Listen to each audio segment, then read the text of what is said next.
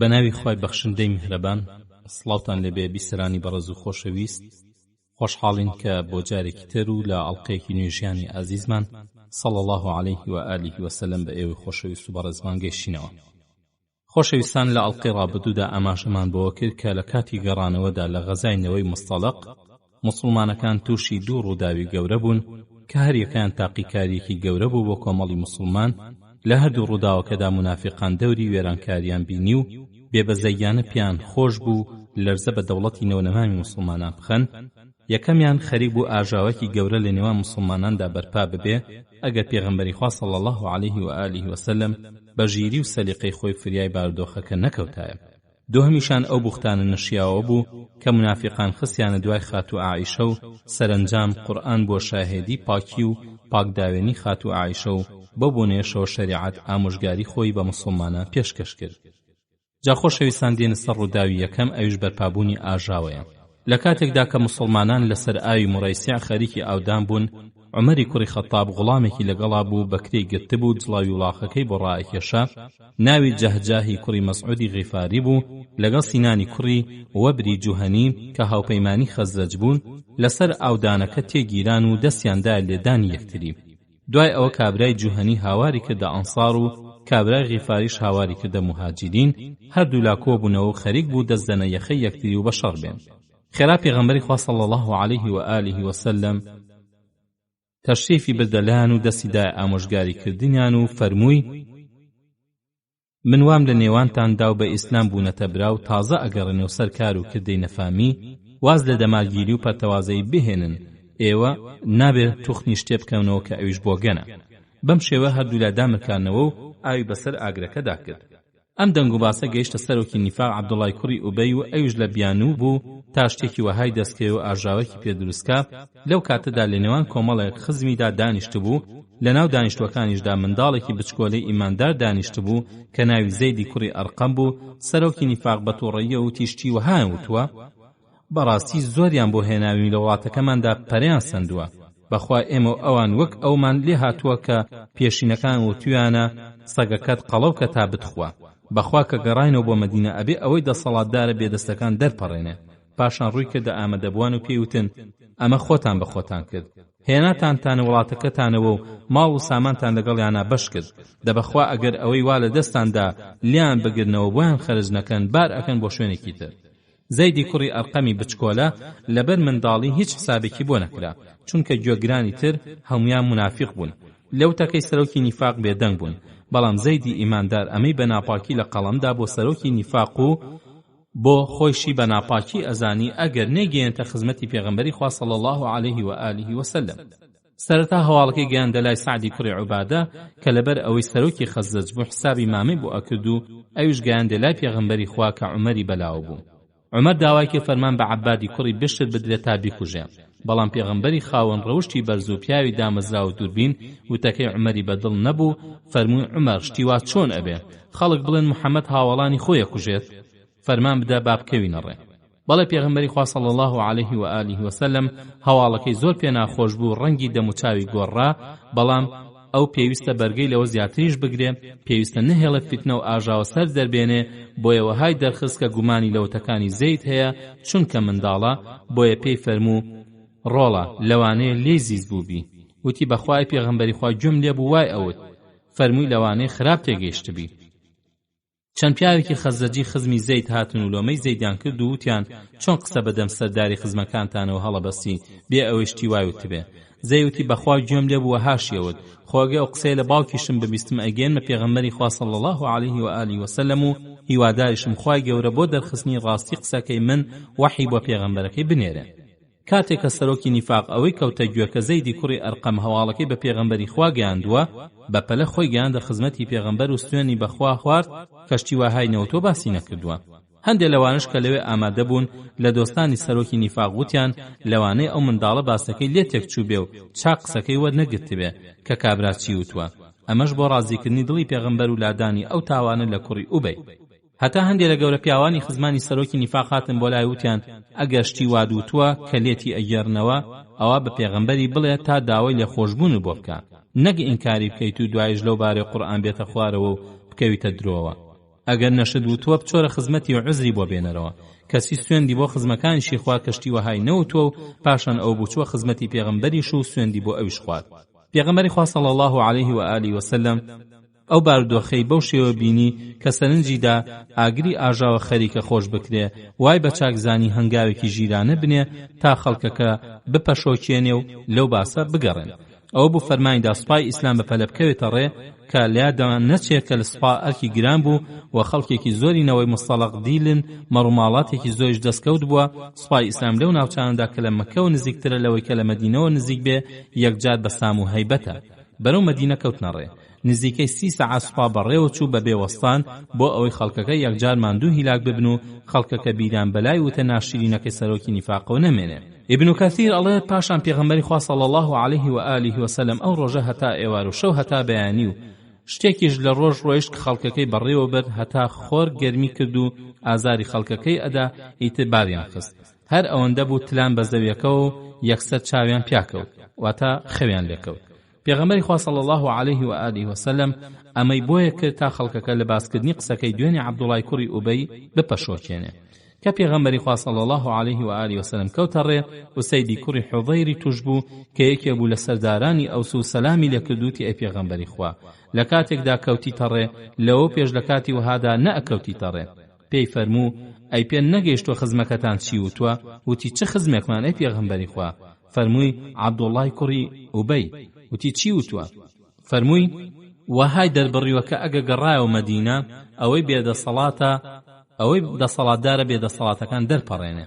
وتی دەی بەخوای پێغەمبەری خوا ئەگە بتەوێ تۆ ئەو دەرئەپەڕێنی بەخوا ئەو بێدەسەڵات و زەلیلە و تۆش دەسەڵاتدار و عەزیزی. پاشان وتی ئەی پێغەمبەری خوا نەرمی لەگەڵا بەکار بێنە بەخوا کاتێک کە خوا تۆی کردە خەڵاتی ئێمە خزمەکانی تاجیان بۆ ئەو هۆنیەوە تا بیکەنە پادشا بۆیە ئەو وەها ئەبینە کە تۆ پادشایەتی لێسەندووە. ئەم باسە ئیسلمێنە کە پێغەمبەری خوا صلی الله علیه و آله و سلم بە تەواوەتی بڕای بە زەیدی کوڕی ئەرقەم کردووە، بەڵام لەبەر پەرەنەسەندنی باسەکە پێی فەرمووە ڕەنگە غەڵەت باسەکەت بیست بێ. جا خۆشەویستان لەم ڕووداوەدا خوای گەورە سوورەتی المنافقینی بە تەواوەتی ناردە خوارەوە کە لە ئاەتی 7 و 8 ئەفەرمێ هم الذين يقولون لا تنفقوا على من عند رسول الله حتى ينفضوا ولله خزائن السماوات والأرض ولكن المنافقين لا يفقهون يقولون لئن رجعنا إلى المدينة ليخرجن الأعز منها الأذل ولله العزة ولرسوله وللمؤمنين ولكن المنافقين لا يعلمون. سورتك هاتخوالتا هەڵوێستی هیچ و پوچی ئەو دڵانەکە لە ئیمان خاڵین دەربخا کە سەرنجامیان هەسەر شۆڕیە. بەتایبەت ئەو دوو ئاەتە 7 و 8 بە جوانی وتەکانی سەرۆکی نیفاقیان سەلمان بۆیە پێغەمبەری خوا صلی الله علیه و آله و سلم دەستی دایگوێی زەیدی ڕازگۆ فەرمووی ئەم گوێیانە خوای گەورە وەفادار بوو بەرامبەریان. بەر لەوەی سوپای ئیسلام بگاتەوە مەدینە ئەم دەنگ و باسی عەبدوڵای کوڕی ئوبەی گەیشتۆ لە عەبدوڵای کوڕی ئوبەی کە نمونەی گەنجێکی ئیماندار بوو قورئان دڵەکەی زاخاودا بوو کە ئەم هەڵە گەورەی باوکی بیست ئیمان و خۆشویستنی ئیسلام هەموو پەیوەندێکی لەبیر بردەوە هەتا پەیوەندی باوک و فرزەندەی. گەنجێکی ئیمانداری وەکو ئەو ڕێنادا هیچ کەس دەستێژی کاتە سەر پێغەمبەرەکەی کە بە دڵ و بە گیان ئیمانی بەڕازگۆیی ئەو هێناوە ئەگەرچی ئەو کەسەش باوکی خۆشەویستی بێ. خۆشویستنی باوک پلەیەکی زۆر نزمە لە چاو خۆشویستنی خوا و پێغەمبەرەکەی کە عەبدوڵای جگەرگۆشە ئەم هەواڵەی بیست بەپەلە هاتە خزمەتی پێغەمبەری ئازیزی تا بۆ هەموو جیهانی بسەلمێنێ چ سەربازێکی گیانفیدای ئیسلامە. هاتە خزمەتی وتی ئەی پێغەمبەری خوا پێم گەیشتووە کە ئەتەوێ عەبدوڵای کوڕی ئوبەی باوکم بکوژی لەسەر ئەوەی کە وتوێتی و پێت گەیشتووە. جا ئەگەر ئەی کوژی ئەوە فەرمان بە خۆم بدا بۆ ئەو کارە من خۆم سەری باوکمت بۆ ئەهێنم. دەبەخوا خەزەج هەمووی ئەزانەی کە لە ناویاندا پیاوێکی تر نەبوو لەگەڵ باوکیدا لە من چاکتر بێ. منە ترسم فەرمان بە کەسێکی تر بدەی و بیکوژی و ئەو کاتە دەروونم ڕێ پێنەدا سێری بکوژی عەبدوڵای کوڕی ئوبەی بکەم لە ناو خەڵکیدا هات و چۆ بکات و بیکوژمەوە. ئەو کاتە من موسڵمانێ لە بری کافرێ ئەکوژم و ئەچمە ئاگرەوە. بەڵام پێغەمبەری سنگفراوان وەها بیر ناکاتەوە. خوای گەورە بەم دینە پاکەی ئەم لاوەی وەها پەروەردە کردووە کە ئامادەیە لەبەرخوا باوکی خۆی سەر ببڕێ. سپاس بۆ خوا. بەڵێ عومەر دڵسۆزی ئیسلامە بەڵام هێشتا قوتابیە و نەبۆتە مامۆستا. پێویستی بەوەیە لە خزمەتی مامۆستا داوانە بخوێنێ تا کاروباری مسلمانان ئەکەوێتە دەستی ئەو کاتە بزانێ کاروباری هەڵبسوڕێنێ. پێغەمبەری خوا صلی الله علیه و آله و سلم وەڵامی گەنجەی ئیمانداری دایە و فەرمووی نەمویستوە بیکوژم و فەرمانیشم بە کوشتنی نەداوە هەتا لە ناوماندا بمێنێتەوە ئێمە بە چاکی هاوڵی ئەکەین. ئەم هەڵوێستە جوانەوای کرد زۆرێک لەو خزمانی عەبدوڵڵا کە پشتیان ئەگەر دڵیان بۆ خۆشەویستی خوا و پێغەمبەر کرایەوە و سەرۆکی نیفاق هەر هەڵەیەکی بکردایە ئەو خزمانەی پێش هەموو کەس لۆمە و سەرزەنشتیانە کرد. عەبدوڵڵای کوڕی عەبدوڵڵا هەر بەوەندەوازی نەهێنا مادام پێغەمبەری خوا باوکی ناکوژێ ئەبێ ئەمی سنوورێک بۆ باوکی دابنێ و لەوە زیاتر پێی لێڕانەکێشێ. ئەگەر ئەو ئێستا وا بزانێ گەورە و بەدەسەڵاتی مەدینە خۆیەتی و هەر کەی بیە پێغەمبەری خوا صلی الله علیه و آله و سلم و موسڵمانە میوانە مەککەیەکان ئەتوانێ دەربکا ئەوە بە هەڵەدا چووە چونکە ئەو عەزیزی شار نییە و پێغەمبەری خوا زەلیل بێ بەڵکو بە پێچەوانەوە. عەبدوڵڵای ئیماندار بۆ ئەوەی سنووری بۆ باوکی دابنێ و تێبگێنە کە حاکمی مەدینە پێغەمبەری خوایە بە پەلە خۆی گەیاندە پێشەوەی سوپا و یەکەم کەس خۆی گەیاندە تەنگەبەرانی مەدینە و لەوێ شمشێرەکەی بەرز کردەوە و موسڵمانان لەژێر شمشێرەکەیەوە ئەچوونە ناو شار هەتا ئەوە بۆ باوکی هات پێوت بۆستە بەخوا ناچیتە ناو شارەوە هەتا پێغەمبەری خوا ماوەت نەدا. هەروە سەرۆکی نیفاق وەستا هەتا پێغەمبەری خوا صلی الله علیه و آله و سلم تەشریفی هات و داوای مۆڵەتی لێ کرد و ئەویش ماوەی دا و ڕێی بۆ چۆڵ کرد بەڵام ڕووی لە باوکی وەرگێڕا هەتا تێپەڕ بوو. ئەم هەڵوێستەی عەبدوڵڵای ئیماندار بەرامبەر بە باوکی منافقی پینەکەری هەڵەکەی باوکی بوو بۆ هەموو کەسێکی سەلما کە سەرۆکی نیفاق ئەوەندە خوار و خێچە کوڕەکەشی پشتی ناگرێ کە ئەم شتانە ڕوویاندا پێغەمبەری خوا صلی الله علیه و آله و سلم بە عومەری فەرموو عمەر ئێستا پێت چۆنە؟ بەخوا ئەگەر ئەو ڕۆژە کە پێت وتم بتکوشتایە کەسانێک ئەبوونە پاڵپشتی ئەوانە ئەگەر ئەمڕۆ فەرمانیان پێ بدەم بۆ کوشتنی ئەوە ئەیکوژن. عمەر فەرمووی بەخوا ئەمزانی کاری پێغەمبەری خوا صلی الله علیه و آله و سلم لە کاری من بەرەکەتی زیاترە. پێغەمبەری خوا صلی الله علیه و آله و سلم لە سەرەتای مانگی ڕەمەزانی ساڵی پێنجەمدا گەیشتەوە مەدینە کە ئەو بوو بۆ غەزاینەوەی مستەڵق 28 ڕۆژی پێچوو کە موسڵمانەکان گەیشتنەوە مەدینە پیاوێکە برای هیشامی کوڕی سەبابە ئەو هاوڵی کە بەدەستی هاوڵە ئەنسارێک کە بە نەزانی شەهید بوو ناوی مەقیسی کوڕی سەبابە بوو لە مەککەوە هات بۆ مەدینە و بە درۆوتی ئەی پێغەمبەری خوا موسڵمان بووم و هاتم بۆ لاتان تا خوێنی ئەو برایە من بدەنێ کە بە هەڵە کوژراوە. پێغەمبەری خوا صلی الله علیه و آله و سلم فەرمانیدا خوێنی هیشامی برای پێ بدرێ و ئەوە بوو ماوەیەکی کەم لە مەدینە مایەوە پاشان هەڵمەتیدا سەر ئەو ئەنساریەی کە بە نەزانی براکەی کوشت بوو کوشتی و پاشان لە دین وەرگەڕا و بەرەو مەککە هەڵات و ڕۆیشتەوە.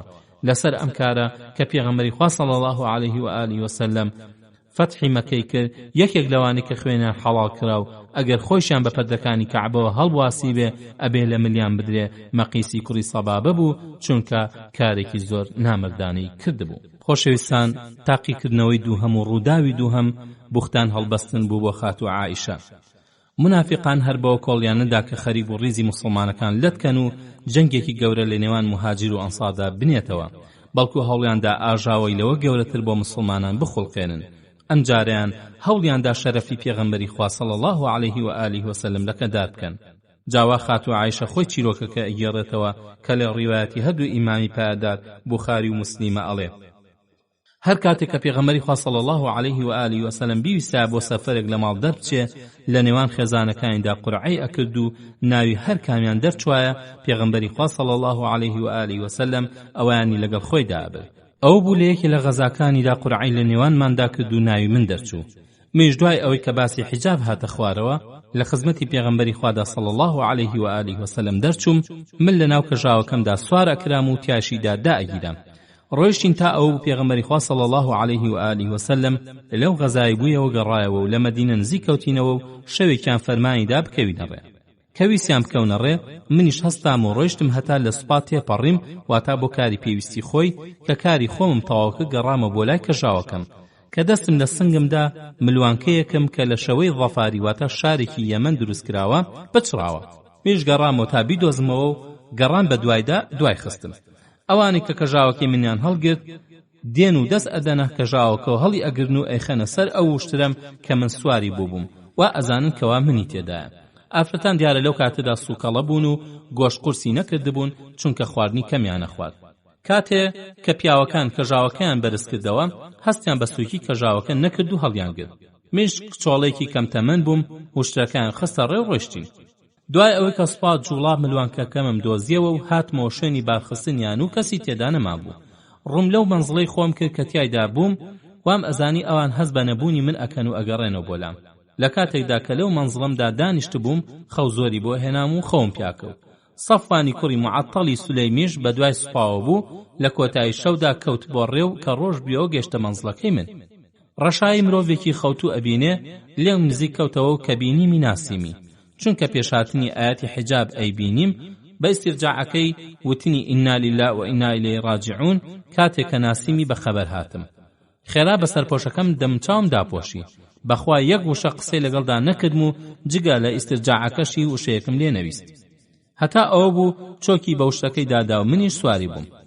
ئیتر کەوتە ڕێو جڵەی وڵاخەکەی ڕائەکێشا هەتا گەیشتن لای سوپا کە ئەوە بوو لە کاتی گەرمای نیوەڕۆدا بۆ حەسانەوە لایەندا بوو. ئیتر ئەوەی تیاچوو بەشی هەرە زۆری تاوانەکەش بەر عەبدوڵای کوڕی ئوبەی کوڕی سەلول کەوت. گەیشتینەوە مەدینە. کە گەیشتم مانگێ نەخۆش بووم و خەڵکیش خەریکی باسکردنی قسەی کۆمەڵی بوختان بوون و میش هەستم بە هیچی لەوە نەکردووە. پێغەمبەری خوا صلی الله علیه و آله و سلم بەو نەخۆشیم گومانی بۆ دروست کردم، چونکە لوتف و سۆزی جاران بە پێغەمبەری خواوە نەئەبینی. کاتێک کە نەخۆش ئەکەوتم هەر ئەوەندە ئەهاتە ژۆر لام و سەلامی ئەکرد و پاشان ئەیفەرموو چۆنن؟ ئیتر ئەڕۆیشت. ئەوە گومانی بۆ دروست کردم، بەڵام هەستم بە هیچ خراپەیەک نەئەکرد. هەتا بەرەو چاکبوونەوە ئەڕۆیشتم. جارێکیان لەگەڵ میستاحدا ئەچین بۆ مەناسیح کە شوێنی دەستنوێژگرتنمان بوو، تەنها شەوا و شەو بۆی دەرەچوین. ئەمەش بەر لەوەی لە ماڵاندا شوێنی دەستنوێژ دروست کرێ ئێمە هەر وەک عەرەبی پێشی نەمانە کرد. من و میستاح دوای تەواوکردنی کاری خۆمان بەرەو ماڵ گەڕاینەوە. ئەوە بوو میستاح کراسەکەی کەوتە ژێر پێی و پێی هەڵکەوتوتی بەدبەخت بێ میستاح. پێم وت شتێکی خراپت وت، ئایا جنێو بە پیاوێک ئەدەی کە بەشداری بەدری کرد بێ؟ تی دادێکیان ئەی نەتبیستۆ چی وتووە؟ تم چی وتووە؟ ئەو بوو قسەکەی بوختانکارانی بۆ گێڕامەوە. نەخۆشیەکەم لێمی هەڵدایەوە. کە گەڕامەوە ماڵەوە پێغەمبەری خوا صلی الله علیه و آله و سلم هاتە ژوورەوە لام سەلامی کرد و پاشان فەرمووی چۆنن؟ ماوەم ئەدەی سەرێک لە باوکم و دایکم بدەم؟ ئەمیز هەواڵەکە لای ئەوان ڕوونکەمەوە. پێغەمبەری خوا صلی الله علیه و آله و سلم ماوەی دام و هاتمە لای دایکم و باوکم و بە دایکم و دایکە. خەڵک چیواسی چی ئەکات؟ تی کچەکەم دان بەخۆ تا بگرە. دەبەخوا هەر ئافرەتێک بەلای پیاوێکەوە جوان بوو بێ و خۆشی ویست بێ و هەوێی بوو بن هەر شتیان بۆ هەڵبەستووە. تم پاک و بێگەردی بۆ خوا. خەڵک باسی ئەمەی کردووە؟ عایشاڵێ ئەو شەوە هەتا بەیانی هەرگریان بێ ئەوەی فرمێسکشم وشک بێتەوە، بێ ئەوەی چاوم بچنەخە و هەتا بەیانی هەرگریان. دوای ئەوە پێغەمبەری خوا صلی الله علیه و آله و سلم بانگی کرد علی کوڕی ئەبو طالب و ئوسامەی کوڕی زەید. ئەمەش کاتێک کە وەحی ماوەیەک وەستا بوو تا بۆ جیابوونەوە لە هاوسەری پرسیان پێ بکە. ئوسامە دەربارەی ئەوەی هەرچی لەبارەی پاکی خێزانی و ئەیزانی و هەرچی لە دڵی خۆشیان ڕێزی بۆیان هەبوو ئاماژەی بۆ کردووتی ئەی پێغەمبەری خوا خێزانەکە جگە لە چاکە هیچی لێوە نازانین. بەڵام علی کوڕی ئەبو طالب فەرمێ ئەی پێغەمبەری خوا دنیای لێ نەهێناوەتەوە یەک و ئافرەتی تریش زۆرن، جا ئەگەر لە کەنیزەکە کەشت پرسیار بکەی ڕاستیت پێڵێ. لێرەدا ئوسامە پاکی خوشکێکی ئیمانی خۆی دەرەخا کە لە ژیانیا گومانی هیچ خراپێکی لێ نەکردووە. بەڵام علی ئەوەی گرنگ بێ بەلایەوە دوورکەوتنەوەی پێغەمبەری خوا لە هەموو کارێک کە گومانی ئەوەی لێ بکرێ کەلەکە بۆ ئیسلام دروستکە. کە ئافرەتێک گومانی ئەکەوێتە سەر با ئەو گومانە نەکەوێتە سەر بانگەواز و دینی خوا. ئیتر ئەو چوزانێ عایشە ئەوەندە پاکە قورئان لە حەوت طەبەقەی ئاسمانودا ئەبەزێت بۆ بە پاک دەرکردنی. بە ئاماژەی ئیمام علی پێغەمبەری خوا صلی الله علیه و آله و سلم بەریرەی کەنیزەکی بانگ کرد و فەرمووی ئایا شتێکت پێوە دیوە کە گومانە بۆ دروستکە؟ بەریرە وتی نە. بەو کەسەی تۆی بە حەق ڕەوانە کردووە هیچ شتێکم پێوەی نەدیوە کە بە عیبەی دابنێم لەسەری، جگە لەوەی کە کچۆڵەیەکی منداڵە و کە هەویر ئەشێلێ خەوی پیا ئەکەوێ و مەڕ و ماڵات یا باڵندە دێن و ئەیخۆن. کە پێغەمبەری خوا صلی الله علیه و آله و سلم پاکی عایشەی ساغ کردە و زانیشی ئەمە فڕوفێڵی کوڕی ئوبەی سەرۆکی نیفاقە هەر ئەو ڕۆژە چوە سەر مینبەر و لە موسڵمانەکان داوای کۆمەکی کرد تا تۆڵەی لەو منافقە بسێنن کە بە تاوانی شەرف و ئابڕووی خاو خێزان ئازاری ئەدا. سوێندیشی خوار کە چاکی و پاکی نەبێ بە هاوسەریەوە هیچی نەدیوە. هەروەها ئەو پیاوەش کە ناوی براوە کە فەرمووی سعدی کوڕی معادی ئەنساری هەستاوتی من تۆڵەی لێ ئەسێنم بۆت، ئەگەر لە ئەوەز بوو ئەدەم لە گەرنی گەر لە خەزرەجی برامان بوو ئەوە فەرمانمان پێ ئەدەیت و ئێمەش فەرمانەکە جێبەجێ ئەکەین. سعدی کوڕی عوبادە کە سەرداری خەزرەج بوو هەستا کە لەوە پێش پیاوێکی ساڵح بوو بەڵام لەو کاتەدا دەمارگیری بەسەری ئازاڵ بوو بە سعدی کوڕی معادی وت بەخوا درۆت کرد نایکوژی و ناشتوانی بیکوژی و سەیدی کوڕی حوضەیریش کە ئامۆزای سعدی کوڕی معاد بوو هەستا و بە سعدی کوڕی عوبادەی وت بەخوا خۆت درۆت کرد ئەی کوژین و ئەم کارەی تۆش کە لەسەر منافقانەکەیتەوە لە کاری منافقانەچێ ئەوە بوو هەر ئەو دوو هۆزەکە ئەو سو خەزرەج هەڵچوون و بەڕادەیەکە ویستیان دەست دەنە کوشتاریەک و پێغەمبەری خوا صلی الله عليه و آله وسلم بەسەر مینبەرەوە وەستا هەروەها بەردەوام هێوریەکردنەوە هەتا ئەوان بێدەنگ بوون و ئەویش لەسەر مینبەرەکەی دابەزین. بەڵێ خۆشەویستان دیارە ئەم باسە درێژە ئەخیانەیە پشتیوان بەخوای گەورە لە ئەڵقەی داهاتوودا. والسلام عليكم ورحمة الله وبركاته. بسم الله الرحمن الرحيم. الحمد لله رب العالمين والصلاة والسلام على رسوله الأمين وعلى آله وصحبه أجمعين. بسرانی بەڕێز و خۆشەویست سڵاوی خوای گەورەتان ئاڕاستە بێت. خۆشحاڵین بە ئێوەی خۆشەویست و بەڕێزمان گەیشتینەوە بۆ پێشکەشکردنی ئەڵقەیەکی نوێی زنجیرە باسی ژیانی ئازیزمان صلی الله عليه و آله وسلم. خۆشەویستان و بەڕێزانم لە ئەڵقەی پێشوودا ئاماژەمان لەو ڕووداوانە کرد کە جێگەی تاقیکردنەوە بوو بۆ مسڵمانان و دوو ڕووداوی ناخۆش بوو. ئەویش ڕووداوی یەکەم بەرپابوونی ئاژاوە بوو و ڕووداوی دووهەمیشمان تایبەت بوو بۆ بوختانی کە بۆ حەزەتی عایشە دایکی ئیمانداران ڕەزای خوای لەسەر بێت هەڵبەسترا و گەیشتینە سەر ئەوەی کە عایشە خوای لە ڕازی بێت زۆر بۆ بێتاقەت بووە زۆر ناڕەحەت بوو هەتا ئەو کاتەی کە ئەڵێت ئەو ڕۆژە هەروەها فرمێسکم وشک نەئەبوویەوە و خەویش نەئەچۆ چاوم و دایک و باوکیشم لەلام بوون. دوو شەو ڕۆژێک بەو شێوە مامەوە لە کاتێکدا کە ئەوان لەلام بوون و منیشە گریام ئافرەتێکی ئەنساری داوای مۆڵەتی کرد و منیش ماوەمدا هات دانیشتو لەگەڵما ئەگریا.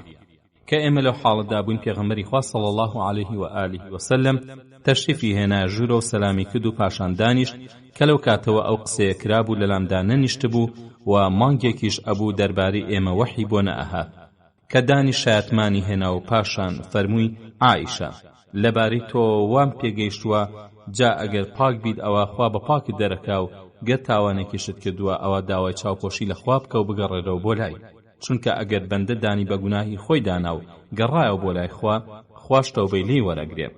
کە فەرمایشتەکەی تەواو بوو لە خەفەتدا فرمێسکەکانی موشک بوونەوە بەڕادەیەکە دڵۆپێک نەئاهاتە خوارەوە.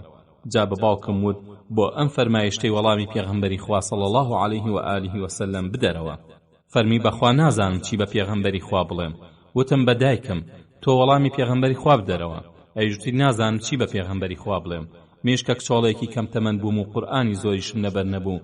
وتم بەخوا من ئەزانم کە ئێوە ئەو باستان بیستووە و چۆتە دڵتانە و بڕواتان پێی کردووە. جا ئەگەر پێتان بڵێم من بێتاوانم خوایش ئەزانێت کە من بێتاوانم ئەوە بڕوان پێ ناکەن، بەڵام ئەگەر دام بنێم بە کارێکدا کە خوا ئەزانێت لە تاوانی وەها دوورم ئەوە بڕوان پێ ئەکەن. بەخوا جگە لە فەرمایشتەکەی باوکی یوسف فصبر جەمیل والله المستعان على ما تصفون هیچ نمونەیەک بۆ ئێوەش و بۆ خۆیشم شک نابم. پاشان هەڵگەڕامەوە لەسەر نوێنەکەم ڕاکشام و لەو کاتەشدا چاک ئەمزانی بێتاوانم و خوش بە بۆنەی بێتاوانیمەوە بە پاک دەرمەکە، بەڵام هەرگیز ئەوە بە دڵمدا نەئەهات کە خوای گەورە دەربارەی من قورئان بنێرە و بخوێنرێتەوە و بەلای خۆمەوە خۆم لەوە زۆر بێنرختر ئەزانی کە خوا دەربارەی من فەرمایش تێ بکە کە بخوێنرێتەوە. بەڵام هیوادار بووم کە پێغەمبەری خوا صلی الله عليه و آله وسلم خەوێک ببینێ و تایە خوای گەورە پاکیم دەربخا. دەبەخوا پێغەمبەری خوا صلی الله عليه و آله وسلم لە شوێنی خۆی نەجوڵا و کەسیش لە ماڵەکەدا نەچوە دەرەوە هەتا وەحی بۆ هات. ئەوە بوو ئەو حاڵەتەی بەسەردا هات کە لە کاتی وەحیدا بەسەریدا ئەهات بەڕادەیەک کە بە وێنەی دەنکە مرواری عەرەق لێیدا ئەچۆڕی بە بۆنەی سەنگینی ئەو وەحیەوە کە ئەهاتە سەری. کە پێغەمبەری خوا صلی الله عليه و آله وسلم لەو حاڵەتە ڕزگاری بوو پێکەنی و یەکەم وشەیە کە فەرمایشتی کرد فەرمووی خوای گەورە پاکی تۆی ئاشکرا کرد. دایکم وتی هەستە بچۆرە خزمەتی. وتم بەخوا هەڵناسم و تەنها سپاسی خوای عەزە وەجەل ئەکەم. ئەو بوو خوای گەورە کۆمەڵە ئایەتی إن الذين جاءوا بالإفك عصبة منكم لا تحسبوه شرا لكم بل هو خير لكم لكل امرئ منهم ما اكتسب من الإثم والذي تولى كبره منهم له عذاب عظيم لولا إذ سمعتموه ظن المؤمنون والمؤمنات بأنفسهم خيرا وقالوا هذا إفك مبين لولا جاءوا عليه ب4 شهداء فإذ لم يأتوا بالشهداء فأولئك عند الله هم الكاذبون ولولا فضل الله عليكم ورحمته في الدنيا والآخرة لمسكم فيما أفضتم فيه عذاب عظيم إذ تلقونه بألسنتكم وتقولون بأفواهكم ما ليس لكم به علم وتحسبونه هينا وهو عند الله عظيم ولولا إذ سمعتموه قلتم ما يكون لنا أن نتكلم بهذا سبحانك هذا بهتان عظيم يعظكم الله أن تعودوا لمثله أبدا إن كنتم مؤمنين ويبين الله لكم الآيات والله عليم حكيم إن الذين يحبون أن تشيع الفاحشة في الذين آمنوا لهم عذاب أليم في الدنيا والآخرة والله يعلم وأنتم لا تعلمون ولولا فضل الله عليكم ورحمته وأن الله رؤوف رحيم بمشيوه أم آياتانا هات نخواروا كاتك خواي گەورە ئەو ئاەتانی دەربارەی پاکی و بێتاوانی من نار نەخوارەوە ئەبوو بەکری سەدیق کە یارمەتی خەرج و مەسرەفی میستەحی کوڕی ئوثاثەی بە بۆنەی خزمایەتی و هەژاریەوە ئەدا فەرمووی بەخوا هەرگیز لە هیچ خەرج و مەسرەفێکدا یارمەتی میستەح نادەم دوای ئەوەی کە دەربارەی عائیشا وەهایوت ئەوە بوو قورئانی پیرۆزیش لەم بارەوە هاتە خوارەوە ولا يأتل أولي الفضل منكم والسعة أن يؤتوا أولي القربى والمساكين والمهاجرين في سبيل الله وليعفوا وليصفحوا ألا تحبون أن يغفر الله لكم والله غفور رحيم آياتك فرماني بسر أبو بكر همو إيمان دارك دادا کە تا سوێندی ئەوە نەخۆن یارمەتی خزم و کەسوکار و هەژاران و کۆچکەرانی پێناوی خوا نەدەن با چاوپۆشیان لێ بکەن ئایا ئیمانداران پێتان خۆش نییە خوا لێتان خۆش ببێ ئەبوو بەکر فەرمی بەڵێ بەخوا پێم خۆشە خوای گەورە لێم خۆش ببێ ئیتر ئەو بوو وەکو جاران یارمەتی خەرج و مەسرەفی میستەحی ئەدا و ئەی فەرموو بەخوا هەرگیز لێ ناگرمەوە عایشە ئەڵێ دەربارەی من پێغەمبەری خوا صلی الله عليه و آله وسلم پرسیاری لە زەینەبی کچی جەحشە کرد و ئەی فەرموو زەینەب چی پێ ئەزانی یا چی دیوە ئەویشەی وت ئەی پێغەمبەری خوا گوێم و چاومە پارێزم جگە لە چاکە هیچم نەدیوە عایشە ئەڵێ لەناو هاوسەرانی پێغەمبەری خوادا صلی الله عليه و آله وسلم ئەم زیاتر بەرابەر کێ ئەکردم کەچی خوای گەورە بەهۆی وەڕعیەوە پاراستی بەڵام حەمنەی خوشکی لەسەری ئەکردەوە ئەوە بووە کۆمەڵی بوختانکاران تیاچوون ئەویش تیاچوو لە ڕیوایەتی تری بوخاری و مسلم و غێری ئەوانیشدا ڕوون کراوەتەوە کە ئەوانەی لەم بوختانە گەورەیەدا دەستیان هەبوو تیایە ڕۆچوو بوون سەرۆکی نیفاق عەبدوڵای کوڕی ئوبەی و حەمنەی کچی جەحش و میستەحی کوڕی ئوثاثە و حەسانی کوڕی ثابت بوون کە سەرۆکی نیفاق ڕۆڵی گرنگی ئەو بوختانەی بینی و دوای ئەویش حەمنە ئەمانە هەمویان جگە لە کوڕی ئوبەی تەوبەیان کرد بە تایبەتی حەسان کە بە شەعرێک ستایشی عایشە ئەکا لە یەکێ لەو ئاەتانی کە هاتنە خوارەوە بۆ بێتاوان دەرکردنی عایشە خوای گەورە نمونەی ژنان و پیاوانی ئیماندارانمان ئەخاتە پێشچاو کە کاتێ ئەو بوختانە نەشیاوەیان بیست هەر یەکە لە ئاستی خۆیەوە شاهێدیدا کە ئەوە بوختانێکی ڕوون و ئاشکرایە کە ئەفەرمێ لولا إذا سمعتموه ظن المؤمنون والمؤمنات بأنفسهم خيرا وقالوا هذا إفك مبين ئەم ئاەتە پیرۆزە مەبەستی لە ئەبوو ئەیوبی ئەنساری و هاوسەرەکەی بوو خوالیان ڕازی بێ ئیمام محەممەدی کوڕی ئیسحاق ڕیواەتی کردووە کە ئەبوو ئەیوب خالیدی کوڕی زەید ئەیوبی خێزانی پێی ئەڵێت ئەبوو ئەیوب نابیستی خەڵکی دەربارەی عایشە چی ئەڵێن وتی بەڵێ بەڵام ئەوە درۆیە دایکی ئەیوب ئایا تۆشتی وهات ئەکرد وتی نەبەخواشتی و هام نەئەکرد وتی دەی عایشە لە تۆ چاکترە لە تەفسیری ئیمام زەمەخشەریدا هاتووە کە ئەبوو ئەیوبی ئەنساری بە ئەیوبی ئەنساری ئەڵێت نابینی چی ئەوترێ ژنەکەی ئەڵێ ئەگەر تۆ لە جێی سەفوان دابوویتایە ئایاشتی خراپت بۆ حرمەتی پێغەمبەری خوا صلی الله عليه و آله وسلم ڕجوا ئەبینی وتی نە ژنەکەی وتی دێ ئەگەر منیش لە جێی عایشە دابوومایە ناپاکیم لەگەڵ پێغەمبەری خوادا صلی الله عليه و آله وسلم نەئەکرد عایشە لە من و سەفوانیش لە تۆ چاکترن ڕاستی ژەکە چونکە سەفوانیش و عایشەش مهاجرن و ئەوان خۆیان ئەنسار بوون دوای ئەوەی کە قورئان هاتە خوارەوە باسی پاکی عایشەیە کرد دەستکرا بە لێکۆڵینەوە دەربارەی ئەوانەی کە ئەم بوختانیان بڵاو کردوتەوە بەم لێکۆڵینەوەیە تەنها 3 کەس پێوە بوون و تاوانبار بوون کە حەسانی کوڕی ثابت و میستەحی کوڕی ئوثاثە و حەمنەی کچی جەحش بوون ئەمانە هەرسێکیان 80 جەڵداری حەدیان لێدرا لەسەر ئەوەی کە قورئان سەلماندی ئەمانە بوختانیان بۆ ئافرەتی پاکداوێن کردووە بێ ئەوەی هیچیان دیبێ بەمەرجێ ئەمسیانە مسلمانی ڕێک و پێک بوون و هیچ کامیشیان منافق نەبوون بەڵکو دوانیشان مهاجری بوون و زۆر خزمی پێغەمبەری خوا بوون. دایکی حەمنە کچی عەبدولموتەڵیبە و دایکی مستەحیش ئامۆزای عەبدوڵڵای باوکی پێغەمبەرە و ئوثاثەیش کوڕی عەبادی کوڕی عەبدولموتەڵیبە و مستەح و ئەبوو بەکریش دایکیان خوشکن.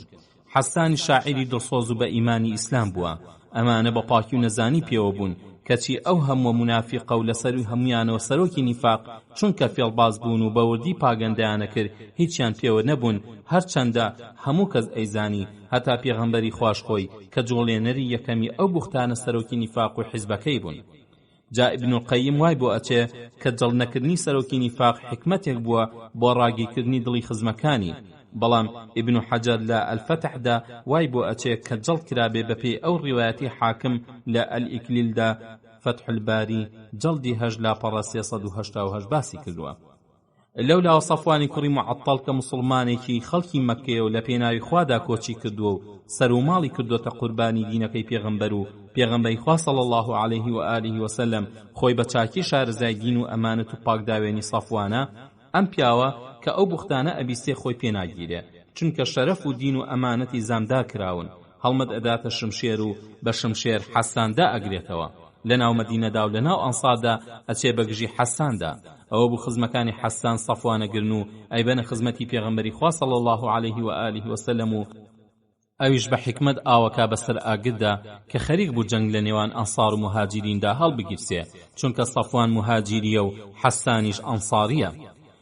خۆشەویستان ئێستا ژوا چاکە لە بەردەم ئەم تاقیکردنەوە گەورەیەدا کەمێک هەڵۆستە بکەین تا هەندێک پند و ئامۆژگاری لێوەرگرین.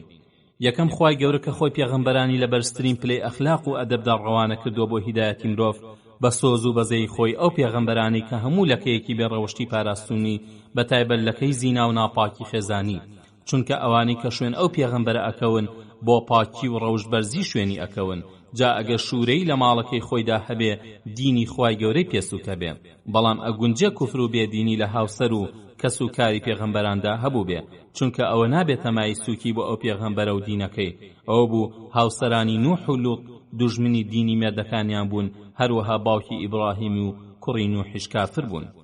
دووهەم لەسەر زەویدا هەر تەنها بوختان بۆ عایشە نەکراوە بەڵکو زۆرێک لە ئافرەتە ئیماندار ڕەوشبەرزە پاکداوێنەکان بوختانیان بۆ کراوە و بوختانیشان بۆ ئەکرێ. جا ئەم چیرۆکەی عایشە دایکی ئیمانداران کە خۆی سەدیقەیە و کچی سەرۆکی سەدیقانی هەمووینەوەی ئادەمە و هاوسەری بە تەقوا و خزمەتکاری قورئانی پێغەمبەرە و لە حەوت طەبەقەی ئاسمانەوە بەرگری لە داوێنی پاکی کراوە ئەبێتە دڵخۆشی دانەوە بۆ ئەو خوشک و دایکە پاکداوێنانەی کە منافقان بوختانیان بۆ ئەکەن ئەوە تا سەدیقینەوەی ئیسرائیلیش حەزرەتی مەریەمەی بەتول کە پەروەردەکراوی بەردەستی زەکەریا پێغەمبەر بووە بە زینا تاوانبارەکرێ کەچی لای خوا زیاتر پایەدار ئەبێت و قوڕ بەسەر ئەوانی کە بە ناڕەوا شەرەفی خەڵکی لەکەدارەکەن. سێهەم خاڵ لەم چیرۆکەدا ئەدەب و ڕەوشتی هاوڵانمان بۆ دەرەکەوێ کە چۆن سەیری ئافرەتە مسلمانەکان بکەن بەتایبەت دایکانی ئیمانداران کە هاوسەرانی پێغەمبەرن صلی الله علیه و آله و سلم بەوەی کە زۆر بەوردی خۆیان و ئەوانیش لە گومان و دوودڵی و تاوانبارکردن بپارێزن.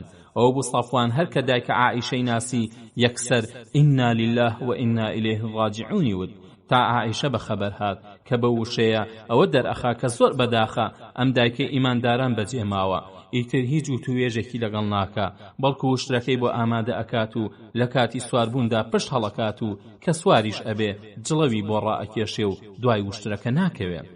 لە مێژووی کۆنیشدا موسای پێغەمبەر سەلامی خوای لەسەر بێ فەرمانیدا بە کچەکەی شوعەیب پێغەمبەری خوا سەلامی لێبێ لە دوایەوە بڕوات و ڕێگای نیشان بدا نەوەکو شەماڵ بدا لە کراسەکەی و شێوەی لاشەی بۆ دەرکەوێ.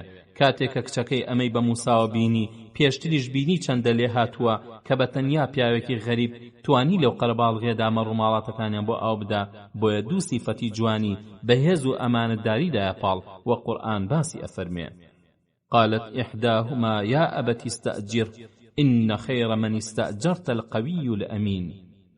خاڵی چوارهەم لەم چیرۆکەدا بە سۆز و شەفقەتێکی بێ ئەندازەوە پێغەمبەری خوا صلی الله عليه و آله و سلم دەرەکەوێ لەو پەڕی غیرەتدا کە نایەوێ بە هیچ شێوێک چاوپۆشی لە هەڵەیە بکە کە ئەگەر خۆشەویستترین هاوسەریشی ئەنجامی دابێ لە هەمان کاتدا ناوێ بە پەلەپەل و هەڵەشەی ستەم لە ئافرەتێکی بێتاوان و پاکداوێن بکە هەتا شتی لەسەر ساغ نەبێتەوە.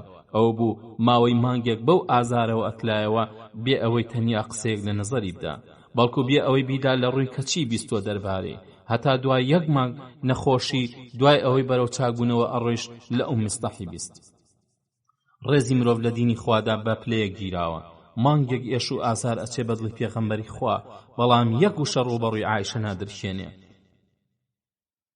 کە عایشە باسەکەی بەلاوە ئاشکرا بوو، ڕۆیشت بۆ سەردانی دایک و باوکی، لەوێ پێغەمبەری خوا صلی الله علیه و آله وسلم بەو پەڕی یەقین و دامەزراوی و عەقیدەی ساغەوە ئامۆژگاری عایشە ئەکا زۆر بە ئاسایی. ئەگەر عایشە پاک بێت ئەو پاکیەی خوا دەری ئەخات و ئەگەر هەڵەیەکیشی کردووە دەباتەوە بۆ پەشیمانی بۆ خوا بنهێنێ.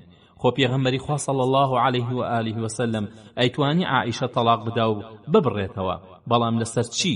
بە پێی شەرع نابێشتێ لەسەر ئەو ئافرەتە ساغ بێتەوە؟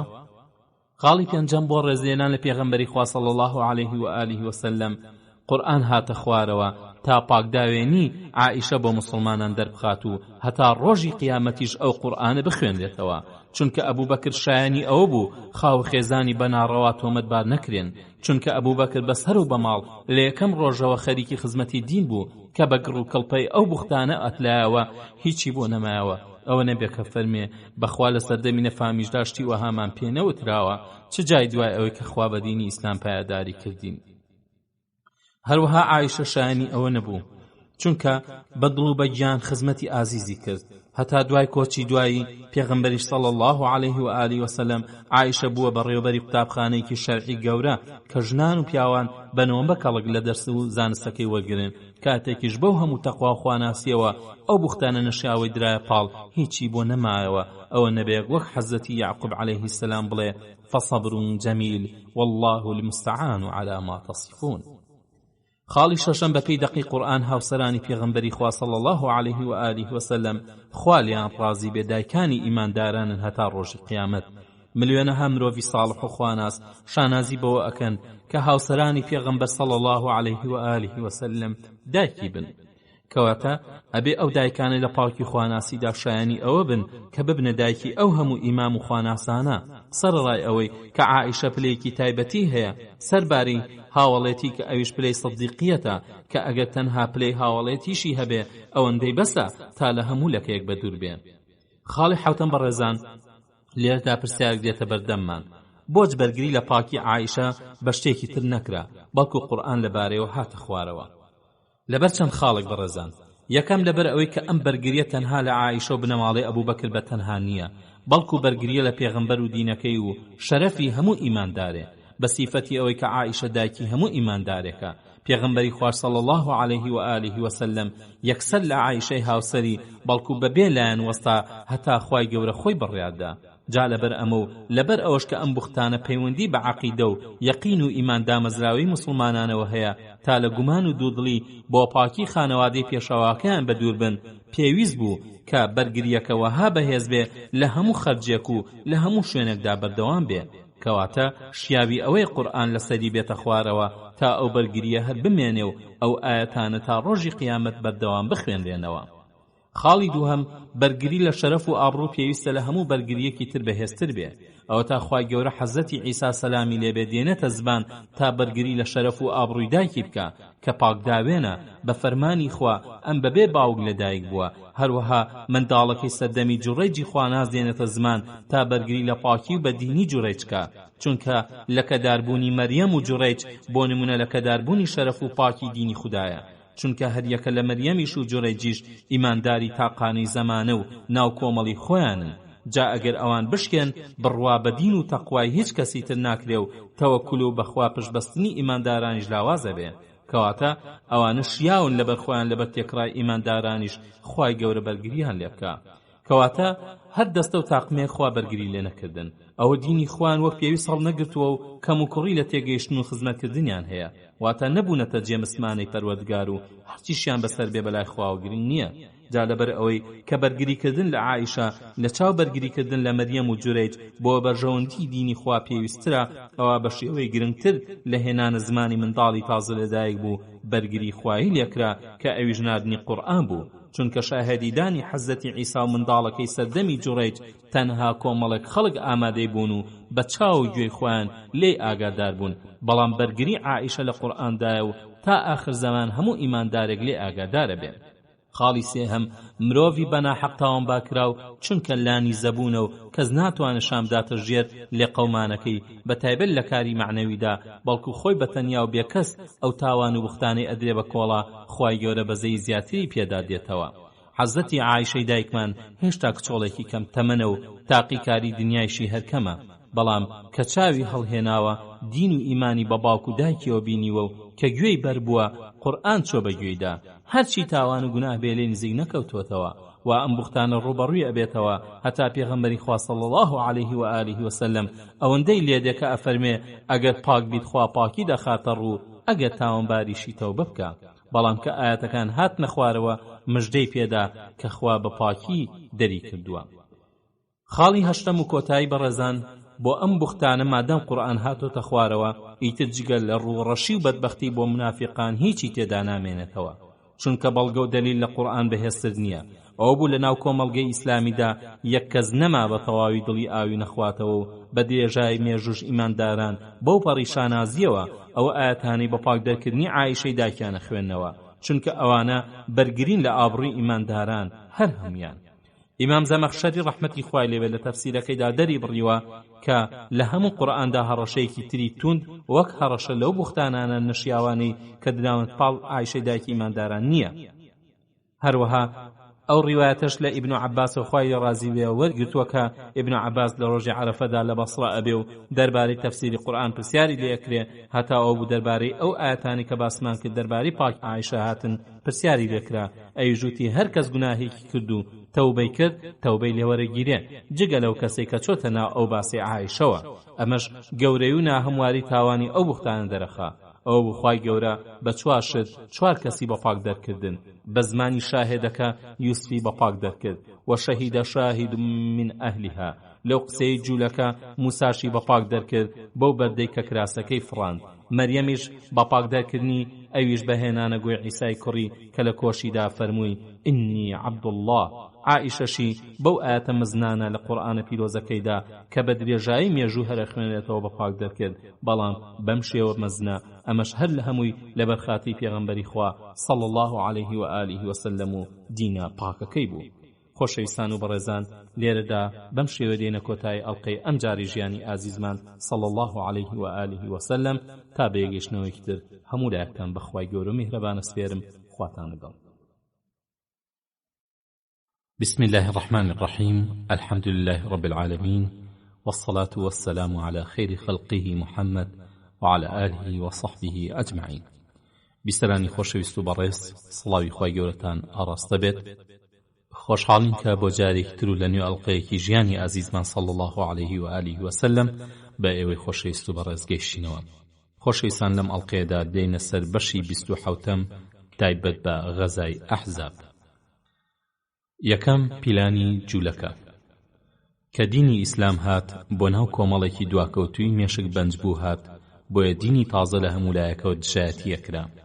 هەرچەندە هەڵوێستی پێغەمبەری خوا صلی الله علیه و آله وسلم و موسڵمانان هەڵوێستێکی نەرمونیان بوو، بە هیچ شێوەیەک دژایەتیان لەگەڵ هیچ کەسدا نەئەکرد، بەڵام لەو دەوروبەرە دواکەوتووەدا بە ناڕەوا دوژمنایەتیان بەرامبەر ئەکرا. ساڵەهای ساڵ قوڕیش ستەمی لێکردن و سزای ناڕەوایدان و سەرنجام لە مەککە دەری پەڕاندن و لە دوایشدا ئەو هەموو جەنگە ناهەموارانەی بەست لەگەڵیانە و ئابڕووی خۆی برد و هەردەم لە هەردا بوو تۆی مسلمانەکان نهێڵێ. لەولاوە مسلمانەکان پەیمانی دۆستایەتیان لەگەڵ جوولەکەدا بەست کە نەک ناپاکی لەگەڵ یەکتردا نەکەن، بەڵکو لە کاتی تنگانشدا کۆمەکی یەکتری بکەن. کەچی جوولەکەی قەینوقاع و نەظیر ناپاکیان کرد و پەیمانیان شکاند و دژایەتی مسلمانانیان کرد. لەگەڵ ئەوەشدا پێغەمبەری خوا صلی الله علیه و آله وسلم چاوپۆشی لێکردن و لە ناوی نەبردن، بەڵکو تەنها لە مەدینە دووری خستنەوە. کەچی لە خەیبەر بۆ خۆیاندا نەنیشتن، بەڵکو کەوتنە دژایەتی و پیلانگێڕان تا سەرنجام جەنگی ئەحزابیان هێنایەکایەوە و بوونە هۆی لەناوبردنی قوڕەیضا. لەلایەکی ترەوە مسلمانەکان پیان خۆش بوو لەگەڵ تێکڕاهۆزەکانی دورگەدا دۆستایەتی بکەن و پەیمانی ئاشتی لە نێوانیاندا بێ. کەچی یەک لە دوای یەکی هەوڵی ئەوان ئەدا کە بێنە سەر مەدینە و لە چەند لایەکیشەوە ناپاکیان لەگەڵ موسڵماناندا کرد و بە کۆمەڵ موسڵمانی بێزەرر و زیانیان شەیدکردن وەک ئەوانەی ڕەجیع و بیری مەعونە تا موسڵمانەکان ناچار ئەبوون دەستیان لێ بکەنەوە و خۆیان لە زیانەکانیان بپارێزن. ئەم سێ هۆزە بێڕەحم و بێبەزەیە هێزی قوڕەیش هۆزە عەرەبەکانی تر جوولەکەی مەدینە و خەیبەر بە جیاجیا هیچ کامیان چاری موسڵمانەکانیان نەئەکرد، لەگەڵ ئەوەشدا نەهاتنە سەر ڕێکەوتن و پێکەوت ژیانی ئاشتیانە، بەڵکو لە حاڵەتی جەنگ و هەرادا مانەوە. بەتایبەت کاتێک کە جوولەکە کەوتنە هەڵنانیان، ئەوە هەر سێ هۆزەکەیەکیان گرت و کەوتنە بیری ئەوەی ڕەگ و ڕیشەی موسڵمانەکان دەربێنن. خۆ ئەگەر جوولەکە نەبوونایە کە هەوڵیان لەگەڵ قوڕەیشیش و هۆزە عەرەبەکانی تریشدادا لەوە ئەچوو کە هەمویان تەمێ بووبن و لە جەنگوازیان هێنابێ، بەتایبەتی کە قوڕەیش نەیتوانی لە کاتی دیاریکراودا سوپا بگەێنێتە بەدر و نەیتوانی لە جەنگی بەدری دووهەمدا بەرامبەر بە موسڵمانەکان بوەستێ. لەو لاشەوە هەر هۆزێکی ئەعراب بەتەنیا بۆ خۆی نەی ئەوێرا بیر لە جەنگی موسڵمانەکان بکاتەوە، چونکە زۆربیان لەلایەن سوپا و سریەکانی ئیسلامەوە گورزی کاریگەری بەرکەوت بوو. جوولەکەش خۆیان نیان ئەوێرا بەرامبەر بە دەست و بازووی هاوڵان شمشێر بەدەستەوە بگرن، ناچار بوون عەرەبە زبر و دواکەوتوەکان هەڵبنێن، بۆ ئەمە دوورگەی عەرەبی لە دژی موسڵمانەکانیان هەڵناو غەزای ئەحزاب یاخود خەندەق ڕوویدا. دووهەم جوولەکە سوپای ئەحزاب ڕێگەخا. بەڵێ غەزای خەندەق بەڕواڵەت و بە سەرباز هەڵمەتێکی قوڕەیشی غەتەفانی بوو، بەڵام لە ڕاستیدا نەخشەیەکی جوولەکانە بوو بۆ لەناوبردنی موسڵمانەکان. ئەم غەزایە بریتی بوو لە پیلانێک بۆ ڕووخاندنی دەوڵەتی نەونەمامی ئیسلام کە بەدەست کیسەی سەرکردە لێزانە ئیسرائیلەکان ئەنجام درابوون و بەشی زۆری مەصرفی ئەو هەڵمەتە هەر لەسەر جوولەکە بوو. ئەو جوولەکانی کە بە درێژایی مێژوو سەرچاوی فیتنە و ئاژاوە هەرابوون، توانیان 10,000 جنگاوەر لە نێو هۆزە عەرەبەکانی دوورگەدا هەڵبنێن و قەناعەتیان پێ بکەن کە هێرش بەرنە سەر مەدینە و موسڵمانەکان لەناوبەرن، چونکە جوولەکە قەومێکی ئەوەندە دڵپیز بوون بە درێژایی مێژوو دژی هەموو مرۆڤێک بوون لە غەیری خۆیان، هیچ کەسیان هەرگیز خۆش نەویستووە. کاتێکیش کە پێغەمبەری خوا صلی الله علیه و آله و سلم کۆچی بۆ مەدینە کرد و بۆیان دەرکەوت کە پێغەمبەری آخر زەمانە و زنجیرەی پێغەمبەرایەتی لە دەستی جوولەکە دەرچووە، کەوتنە دژایەتی خۆی و دینەکەی و شوێنکەوتوانی. بەڵێ قوڕەیش ڕقیان لە پێغەمبەر و ئیسلام بوو، بەڵام نەک وەک جوولەکە ئەوەندە هەبوو جوولەکە ئەو دەسەڵاتیان نەبوو وەک عەرەبەکان توانای چەک هەڵگرتن و دژایەتی و بەرابەرکیان نەبوو، بۆیە ناچار بوون پەنا بەرنەبەر پیلان و نەخشەکێشان و فڕوفێڵ بۆ لەناوبردنی موسڵمانەکان، چونکە کە موسڵمانەکان گەیشتنە مەدینە خێرا بوونە خاوەنی هێزێکی سەربازی یەکجار لێهاتوو کە لە هۆزە قەحطانیەکانی یەثریب ئەوس و خەزەز پێکاتبوو، سەرڕای کۆچکەرانی مەککە کە لەبەر ڕەزامەندی خوا نیشتیمان و کەسوکاریان بەجێ هێشتبوو خۆیان گەیاندبووە سەربازخانەی ئیسلام لە مەدینە. بەم پێغەمبەری خوا صلی الله علیه و آله و سلم بووە خاوەنی سوپایەکی عەقیدەی قیامەتی کە هەردەم هەموو ئەندامێکی خۆی تەرخان کردبوو بۆ پارێزگاری لە ئیسلام و هەردەم لە خوایژە پاڕایەوە کە شەهیدی خەڵات بکە. بەبوونی سوپایەکی وەها بەغیرەت و کۆڵنەدەر و چاونەترس کە سەر و ماڵی بەخوا فرۆشت بێ، جوولەکە چاوەکانیان کوێر بوون و نەشیان ئەوێرا دەست بدەنە شمشێر و ئەشیان زانی ڕۆژ بە ڕۆژ موسڵمانان بەهێزترە بن. بۆیە ئەوەی لیان ئەهات فاتوفیت و ئاژاو و پیلانگێڕان بوو بۆ تێکدانی یەکێتی ڕیزی موسڵمانان، تا ئەو بوو لە دوا هەوڵیاندا نەوەی نەظیرتەکانیاندا و غیرەتیان نایە بەرخۆیان و هەوڵیاندا پێغەمبەری خوا صلی الله علیه و آله و سلم کە میوانیان بوو بکوژن، کە لەوەشدا سەر نەکەوتن ئەوانیش لە مەدینە دەرکران. جوولەکەی خەیبەر و قەینوقاع و نەظیر یەکیان گرت و سەردارانیان کەوتنە تەکبیری ئەوەی کە نەخشەیەک بۆ ڕیشە کێشکردنی موسڵمانان بکێشن، تا لە ئەنجامی ئەم هەوڵ و تەکبیراندا سوپای ئەحزابیان هێنایە سەر مەدینە کە تەنها بەهێز و کۆمەکی خوای گەورە موسڵمانان و دینەکەیان لە تیاچوونێکی حەتمی ڕزگاریان بوو. جوولەکەی نەظیر لە خەیبەر چەندین کۆبوونەوەیان گرێدا تا باسی بارودۆخی خۆیان بکەن کە چۆن لە دوورگەدا شوێنیان پێلێژ بووە، بەتایبەت دوای داڕوخانی بنکەی سەرەکیان لە مەدینە و بەرپابوونی دەوڵەتێکی ئیسلامی وەها بەهێز کە خاوەنی ئازاترین سوابێت لە دوورگەدا. ئەو بوو دوای لێکدانەوە و سەرنج و هەڵسەنگاندنێکی ورد پەرلەمانی ئەو کاتەی جوولەکە لە خەیبەر گەیشتنە ئەو ڕای کە نەخشەیەکی وردا بڕێژێ تا هێرشێکی گشتی و هەمەلایەنە بکرێتە سەر موسڵمانەکان. بەڵام هێرشێک کە زۆرترین هۆزە عەرەبە بەهێزەکان بەتایبەت هۆزەکانی نەجد و کینانە و قوڕەیش بەشداری جەنگی تیا بکەن و شارەزایانی جوولەکە بانگەواز بۆ ئەم هێرشە بکەن و بەشی زۆری خەرج و مەصرەفیش لەسەر جوولەکە بێ. سێهەم نوێنەرانی جوولەکە. بۆ جێبەجێکردنی ئەم بڕیارە دوژمنکاریە سەردارانی جوولەکە لە خەیبەر بڕیاریاندا نوێنەرێک لە جوولەکە زۆرزانەکان بۆ ئەم کارە هەڵبژێرن تا پەیوەندی بە هۆزە عەرەبەکانەوە بکەن بۆ ئەنجامدانی ئەم هێرشە سەرتاسەریە. نوێنەرەکانیش ئەمانە ناودارەکانیان بوون و لە ئەڕەحیق المەختومدا ژمارەیان 20 کەس بووە. یەکەم حویەی کوڕی ئەخطەب سەرۆکی نوێنەران، دووهەم سەلامی کوڕی میشکەم ئەندام، سێهەم کینانی کوڕی ڕەبیعی کوڕی ئەبولحوقەیق ئەندام، چوارهەم هوذەی کوڕی قەیسی وائیلی ئەندام، پێنجەم ئەبوو عامیری فاسق کە خەڵکی مەدینە بوو و لە ئوحوددا دژی موسڵمانەکان ئەجەنگا ئەندام. لە سەرەتای مانگی شەعبانی ساڵی پێنجەمدا کە ئەمە ڕاستترین مێژووی دەستپێکردنە نوێنەرانی جوولەکە خەیبەریان بەجێهێشت. جا هەرچەندە مەئوە و مەنزڵی هۆزەکانی غەتەفان لە نزدا لە خەیبەرەوە نزیکتر بوو، بەڵام نوێنەرە جوولەکەکە ڕاستەوخۆ بەرەو مەککە کەوتنەڕێ. سەرەتا پەیوەندیان بە سەرۆک و فەرماندەکانی قوڕەیشەوە کرد و باسی ئەو نەخشەیان بۆیان کرد کە ئایانەوێ یەکگرتوویەکی سەربازی خێڵەکی گەورە لە هەموو هۆزەکان دروستکەن بۆ هێرشکردنە سەر مەدینە و لە ڕیشە دەرهێنانی موسڵمانەکان. کە فەرماندە و سەرۆکانی مەککە ئەمەیان بیست زۆر پێی شادمان بوون و ڕەزامەندیان لەسەری نواند و سوپاسێکی بێپایانی جوولەکەیان کرد لەسەر ئەو هەموو زەحمەت و ماندووبوونیان بۆ ڕێخستنی ئەم هەڵمەتە، چونکە قوڕەیش خۆیان نیان ئەوێرا جارێکی تر لە بەردەم موسڵمانەکاندا بەتەنیا شمشێر بەرزکەنەوە، بۆیە لە خۆیان ئەویز یەکێک بێت بەهانایانەوە. بۆ ئەمە گەورە پیاوان و فەرماندەکانی مەککە کۆبوونەوەیەکی تایبەتیان ئەنجامدا تا ئەم نەخشە جوولەکانەیە تاوتوێ بکەن و یەکگرتوویەکی عەرەبی یەهودی پێک بهێنن بۆ لەناوبردنی ئیسلام و موسڵمانان. کە پیاوانی دارن لە دوای مەککە لە پرۆژەکە تێگەیشتن و زانیان چاکترین نەخشەیەکە بۆ لەناوبردنی دەوڵەتی مەدینە، پێشوازیەکی چاکیان لێکرد، هەتا ئەبوو سوفیانی فەرماندەی گشتی سوپای مەککە بە ئامادەبوونی نوێنەرە جوولەکە میوانەکان لە پەرلەمانی مەککەدا هەستایە سەر پێ تا وتارێک پێشکەش بە ئامادەبووان بکە.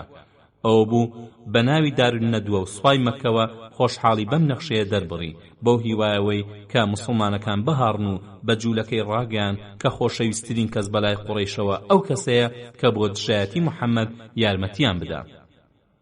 هەر لەو دانیشتنەدا هەندێک لە گەورە پیاوانی مەککە بە هەلیان زانی پرسیار لە زاناکانی جوولەکە بکەن کە ئایا دینی موحەممەد چاکترە یا بتپەرستی قوڕەیش خۆیان. لێرەدا ناپاکی و نامەردی جوولەکە دەرەکەوێت کە هەرچەندە چاک ئەیانزانی ئەو عەرەبە بتپەرستانە چەند سەرگەردان و چاک ئەشیان زانی کە دینی ئیسلام دینی خوایە و موحەممەدیش دوا پێغەمبەرەکە خوا نردوێتی و خۆیان ساڵەهای ساڵ بوو چاوەڕوانی هاتنی بوون، هەموو ناونیشانێکیشان بە جوانی پێوە بینیوە. لەگەڵ ئەمەدا بە پێچەوانەی ڕاستیەوە وەڵامیاندا وتیان دینی ئێوە لە دینی ئەو چاکترە و ئێوە لەسەر حەقن. هەتا جوولەکە بەو بوختانەوە نەوەسان، بەڵکو کە قوڕەیشیەکان بۆ دڵمتمانەی داوایان لە جوولەکە کرد کە سەجدە بۆ بتەکانیان بەرن بە بێشەرمانە سەجدەیان بۆ بردن. بەم بۆنەیەوە قورئانی پیرۆزهات و ئەو کارە نامردانی جوولەکەی بەکارێکی ناشرین لە قەڵەمدا و جوولەکەی خستە بەر لەعنەتی خوا کە ئەفەرمێ: ألم تر إلى الذين أوتوا نصيبا من الكتاب يؤمنون بالجبت والطاغوت ويقولون للذين كفروا هؤلاء أهدى من الذين آمنوا سبيلا أولئك الذين لعنهم الله ومن يلعن الله فلن تجد له نصيرا. ئەوە تا یەکێ لە جوولەکە خوێندەوارەکان ئەو کارەی جوولەکە بەکارێکی هەڵە لە قەڵەمەدا کە ئەویش دکتۆری ئیسرائیل وەلفسۆنە و لە کتێبی تاریخ اليهود في بلاد العربدا ئەوە تۆمار ئەکا کە جوولەکە نەئەبوو هەڵەی وەها بکەن و بڵێن کە بتپەرستی لە تەوحیدی ئیسلامی چاکترە ئەگەرچی قوڕیش نەخشەکەیانیشی بدایەتە دواوە. دوای ئەوەی کە نوێنەرە جوولەکەکان قوڕیشیان ڕازی کرد و کاتی هێرشەکەشیان دیاری کرد بەرەو نەجد بۆ ناو هۆزەکانی غەتەفان کەوتنەڕێ. ئەوە بوو بەناو هۆزی نەوەی مڕە و نەوەی فەزارە و نەوەی ئەشجع و نەوەی سولەیم و نەوەی سەعد و نەوەی ئەسەد و هەر هۆزێکی تریشدا کە داغ لە دڵی موسڵمانەکان بنگەڕان و دەستیاندایە خراپەوتنی موسڵمانەکان و هەڵنانی ئەو عەرەبانە لە دژیان و ئەوەشیان پێگەیاندن کە نەخشەی هەڵمەت بدنە سەر مەدینەیان بەدەستەوەیە و قوڕەیشیش ڕەزامەندی لەسەر ئەم پرۆژەیە نواندووە و ئێستا خەریکی خۆ ئامادەکردنە بۆ هەڵمەت بدنە سەر مەدینە. جا لەبەر ئەوەی کە عوێینەی کوڕی حیسن بەهێزترین کەسایەتی گوێڕایەڵی کراوی نێوان ئەو هۆزانە بوو، نوێنەری جوولەکەکان بە تایبەتی لەگەڵ ئەودا و توێژیان کرد. هەروەها لە نێو سەرۆکی هۆزە غەتەفانیەکاندا حارثی کوڕی عەوفی فەرماندەینەوەی مڕە و ئەبوو مەسعودی کوڕی ڕوخەیلەی فەرماندەینەوەی ئەشجع و سوفیانی کوڕی عەبدشەمسی فەرماندەینەوەی سولەیم و توڵێحەی کوڕی خوەیلیدی فەرماندەینەوەی ئەسەد بەشداری ئەو و توێژیان کرد. سەرۆکانی ئەم هۆزانش شادیمانی خۆیان بۆ ئەم پرۆژە جوولەکانەیە دەربڕی و زۆریان پێخۆش بوو بە هەمویانەوە بستنە سەر دوژمنی هاوبەشی مەدینەیان و لە ناوی بەرن، چونکە سوپای مسڵمانان هەمویانی بە جیاجیا بەگیرهێنا بوو. سەرنجام ئەو سەرۆکانە لەگەڵ نوێنەرە جوولەکەکاندا لەسەر جێبەجێکردنی ئەو نەخشەیە ڕێککەوتن. بەم شێوەیە جوولەکە توانیان ئەو یەکگرتووە عەرەبی و جوولەکانە سەربازیە فەراهەم بێنن. گرنگترین بەندەکانی ئەم ڕێککەوتنە ئەمانە بوون: یەکەم پێویستە هۆزی غەتەفان سوپایەکی 6,000 بۆ ئەم هەڵمەتە پێکەوە بنێ. دووهەم جوولەکەی خەیبەر بەرامبەر بەو کاری غەتەفان بەرهەمی ساڵێکی هەموو دارخورماکانی خەیبەر بدەن بە غەتەفان. دوای ئەم ڕێکەوتنە نوێنەرە جوولەکەکان فەرماندەکانی قوڕەیشیان لەم ڕێکەوتنەش ئاگادار کرد و قوڕەیش یەکجار خۆشحاڵ بوون. چوارهەم جەمکردنی سوپا. بەم شێوەیە بە تەکبیری جوولەکە بەرەیەکی فراوان لە دوژمنی داغ لە دڵ لە دژی مسڵمانەکان یەکی گرت و کەوتنە خۆ ئامادەکردن بۆ هەڵمەتێکی گەورەی چڕوپڕ تا دەوڵەتی مەدینە لەناوبەرن. قوڕەیش بە سەرۆکایەتی ئەبوو سوفیانی کوڕی حەرب توانی 4,000 جەنگاوەر لە قوڕەیش و هۆزە هاوپەیمانەکانی جەم بکە، بەڵام بەو پەڕی ڕێک و پێکی و تفاقی چاکەوە کە ئەوە بوو 1500 وشتریان پێبوو بۆ بار و بۆ سەربڕین 300 ئەسپیش بۆ سواری و هەڵمەتی سەربازی. بۆ ئەمە قوڕەیش لە دارون نەدوەدا کۆبوونەوەیەکیان کرد و ئاڵایاندایە دەست عوثمانی کوڕی تاڵحەی کوڕی ئەبوو تاڵحەی عەبدەری و فەرماندایەتی سوپاش بە ئەبوو سوفیان سپێدرا و خالیدی کوڕی وەلیدی مەخزومیش فەرماندایەتی ئەسب سوارانی پێسپێدرا.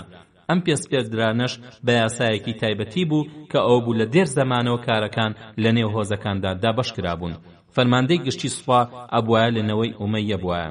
سیقایە و ڕیفادە ئەبوایە لە دەستی نەوەی هاشمدا بوایە. هەڵگرتنی ئاڵای جەنگیش تایبەت بوو بەنەوەی عەبدودارەوە لەگەڵ حیجابە.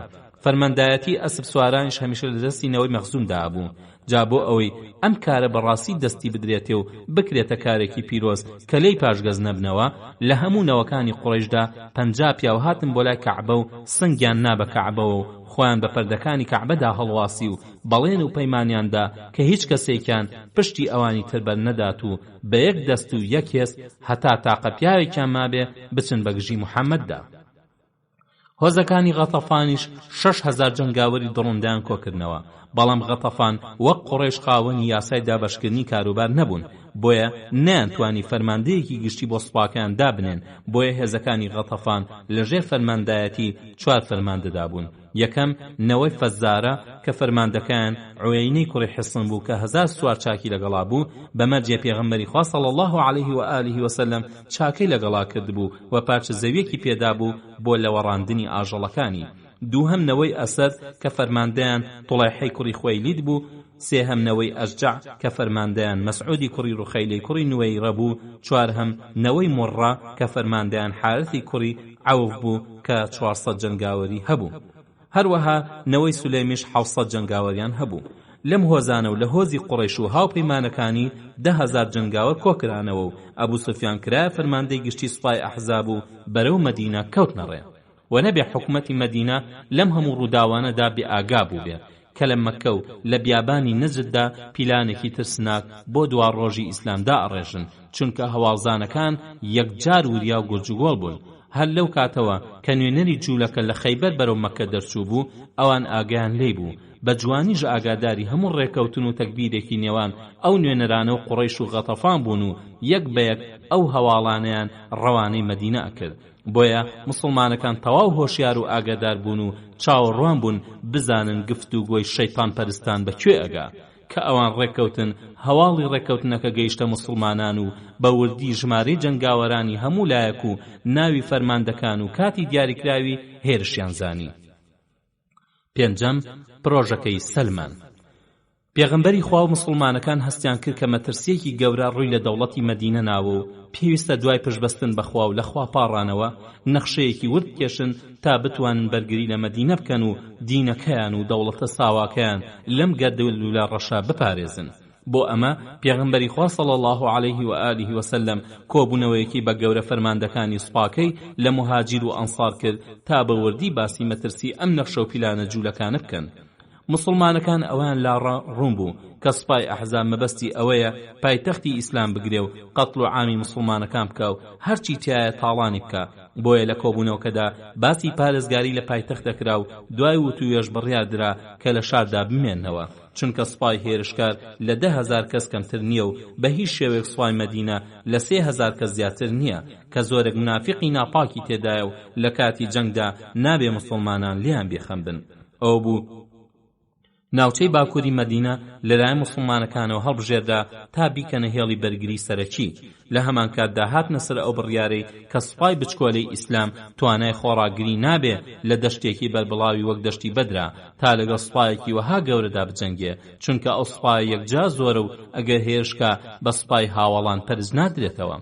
مسلمانەکان خەریکی بیرکردنەوە بوون بۆ دۆزینەوەی هۆیەکی کاریگەر تا لە سوپای ئەحزاب ڕزگا بن و لەگەڵیان نەکەونە جەنگی ڕاستەوخۆوە. خوای گەورەش نەخشەکانی زۆر جوانن. لە وڵاتی فارسەوە پیاوێکی ئەم شار و ئەو شار گەیاندۆتە مەدینە تا دەرمان و چارەی ئەمڕۆی پێوێ.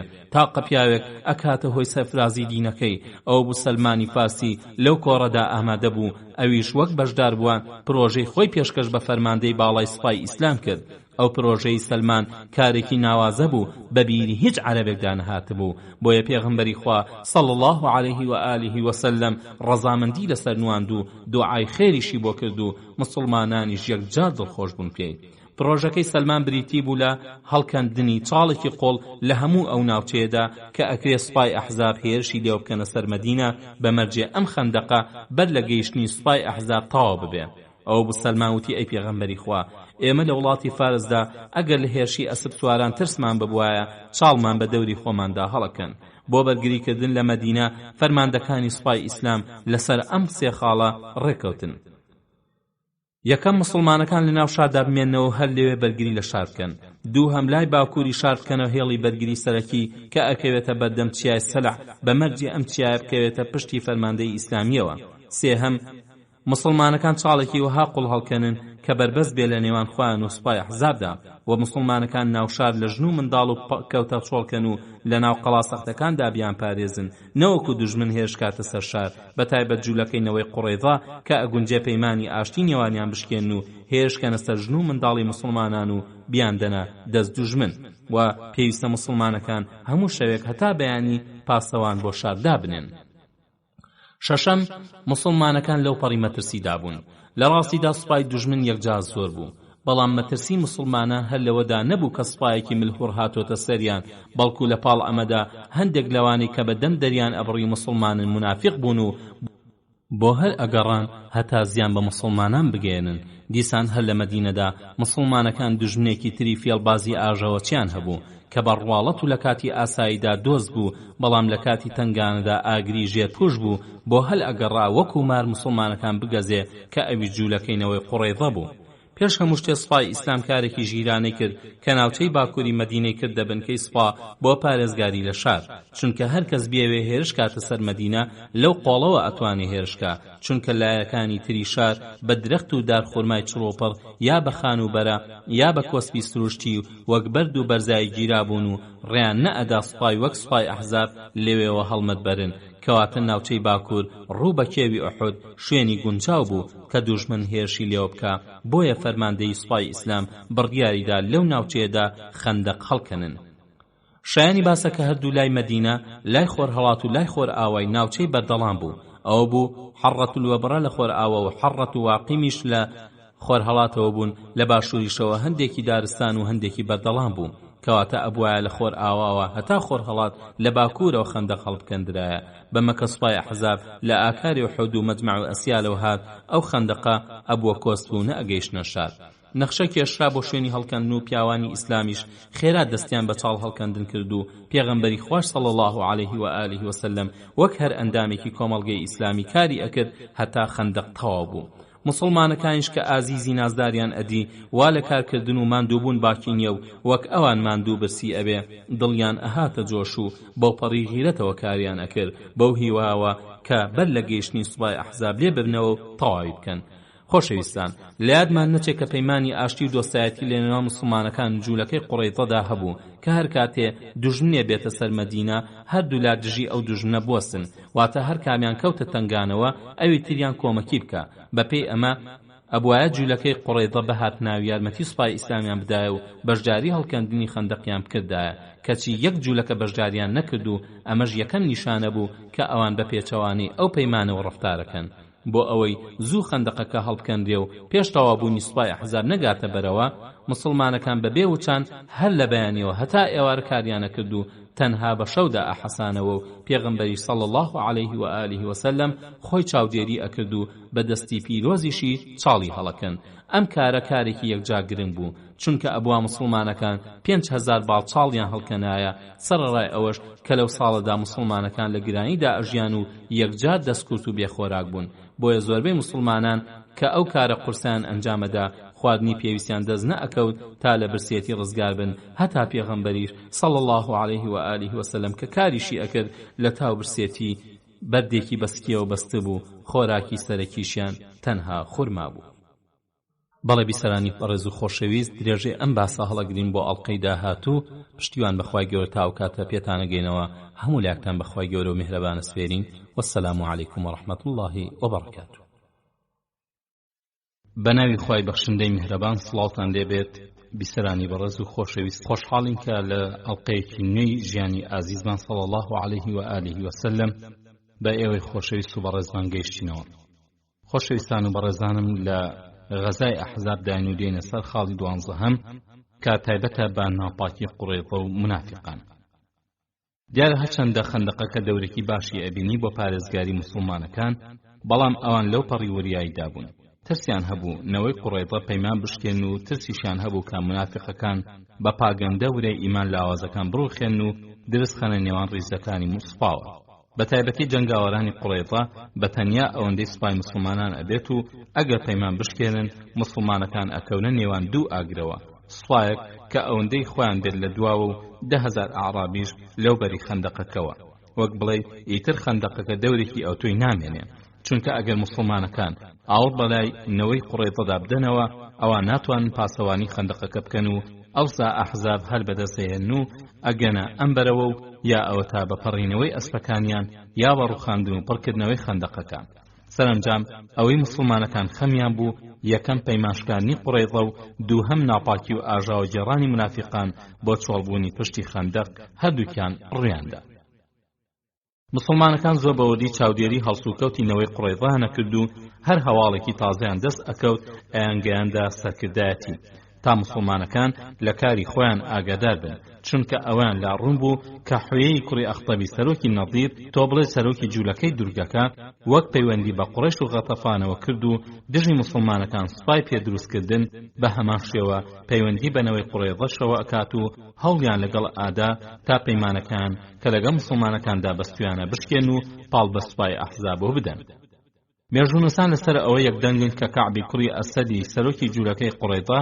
بە هیچ شێوەیەک حەزی نەئەکرد پەیمانی نێوان خۆی مسلمانەکان بشکێنێ و نەشی ئەویست ناپاکیان لەگەڵا بکە نەوەکو جوولەکەینەوەی قوڕێضەش تووشی مەترسی ببن و وەگنەوەی قەینوقاع و نەضیر قڕیان بۆ بگیرێتەوە چونکە سەرکەوتنی سوپای ئەحزابی بەلاوە زۆر دوور بوو بەڵام ئەوە بۆ حوێی نەکبەت وەک نەضیری قوربەسەر کرد بەڵێنیشی بە فەرماندەکانی قوڕیش و غەتەفاندا بوو کە قوڕێضە ڕازی بکات و بۆ بەشداری جەنگ ئەو بچوو بۆ لاینەوەی قوڕێضە تا ئەم هەلە بقۆزنەوە و تا سوپای ئەحزاب ئامادەیە با بە هەمویانە مسلمانەکان ڕیشەکەن بکەن کەعبی کوڕی ئەسەدی سەرۆکی نەوەی قوڕێضە ئەم هەوڵە پڕمەترسیدایە دواوە و بیرەکەی حوێی بەلاوە ناپەسەند بوو چونکە لەوانەیە بەم ناپاکێنەوەی قوڕێضە دووچاری نەکبەتی ببن کەعب ئەوەندە سوور بوو لەسەر هێشتنەوەی پەیمانەکە کە زانی وا کوڕی ئەختەب هاتووە بۆ لای و ئەوێ چاوی پێکەوێ فەرمانیدا دەرگا قەڵاکە دابخەن و بڕیایەدا چاوی پێ نەکەوێ بەگرە داوای کرد لە کوێوە هاتووە بگەڕێتەوە چونکە ئەیزانی بۆ پەیمان شکاندن هاتووە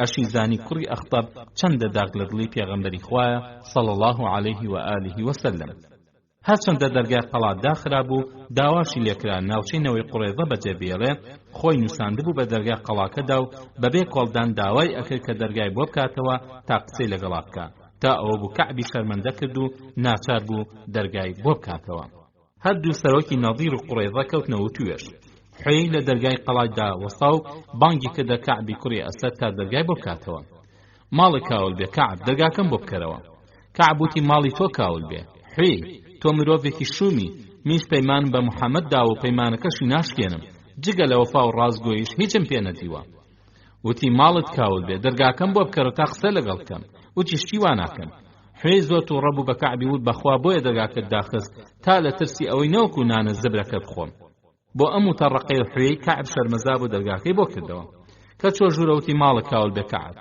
سەربەرزی دنیام بۆ هێناوی قوڕیشم هێناوە و لە مەجمەع لە ئەسیال هەڵیان داوە غەتەفانیشم هێناوە و لە تەنیژ ئوحوددا هەڵیان داوە هەمویان بەڵێن و پەیمانیان پێداوم کە ئەم شوێنە چۆڵ نەکەن هەتا محەممەد و هاوڵانی لە ڕیشەوە دەربێنن کەعب پێوت بەخوا سەرشۆڕی دنیات بۆ هێناوم ئەوەی کە مەترسی لێ ئەکرێ من تەنها ڕازگۆیی وەفام بە محەممەدەوە دیوە ئەی حوێی تۆ کۆمەڵ خەڵکێکت بۆ هێناوم وەک هەوری گەورە وەهان کە گرمەی گوێ کەڕەکات و بریسکەی چاو کوێرەکە بەڵام دڵۆپێک ئاوی پێوە نییە پاشان کەعب وتی ماڵت کاول بێ حوێی وازم لێ بێن و بەرۆکم بەردا من تەنها ڕازگۆیی وەفام بە محەممەدەوە دیوە بەڵام کوڕی ئەختەب هەر کۆڵی نەدا و بە شێوازە خەڵەتێنە دەست بڕەکەی بەردەوام بوو بۆ ئەوەی کات کاتە سەر کەعب سەرنجام کەعب ناچار بوو داوای کرد سەرۆک و فەرماندەکانی قوڕێزە کۆ ببنەوە ئالەم کارەدا ڕاوێش بکەن و بزانن چه بڕیارێک لەسەر ڕاکەی کوڕی ئەختەب بدەن ئایا ڕازیانە پاڵ بەسپای ئەحزابەوە بدەن و پەیمانی نێوان خۆی و محەممەد تێک بدەن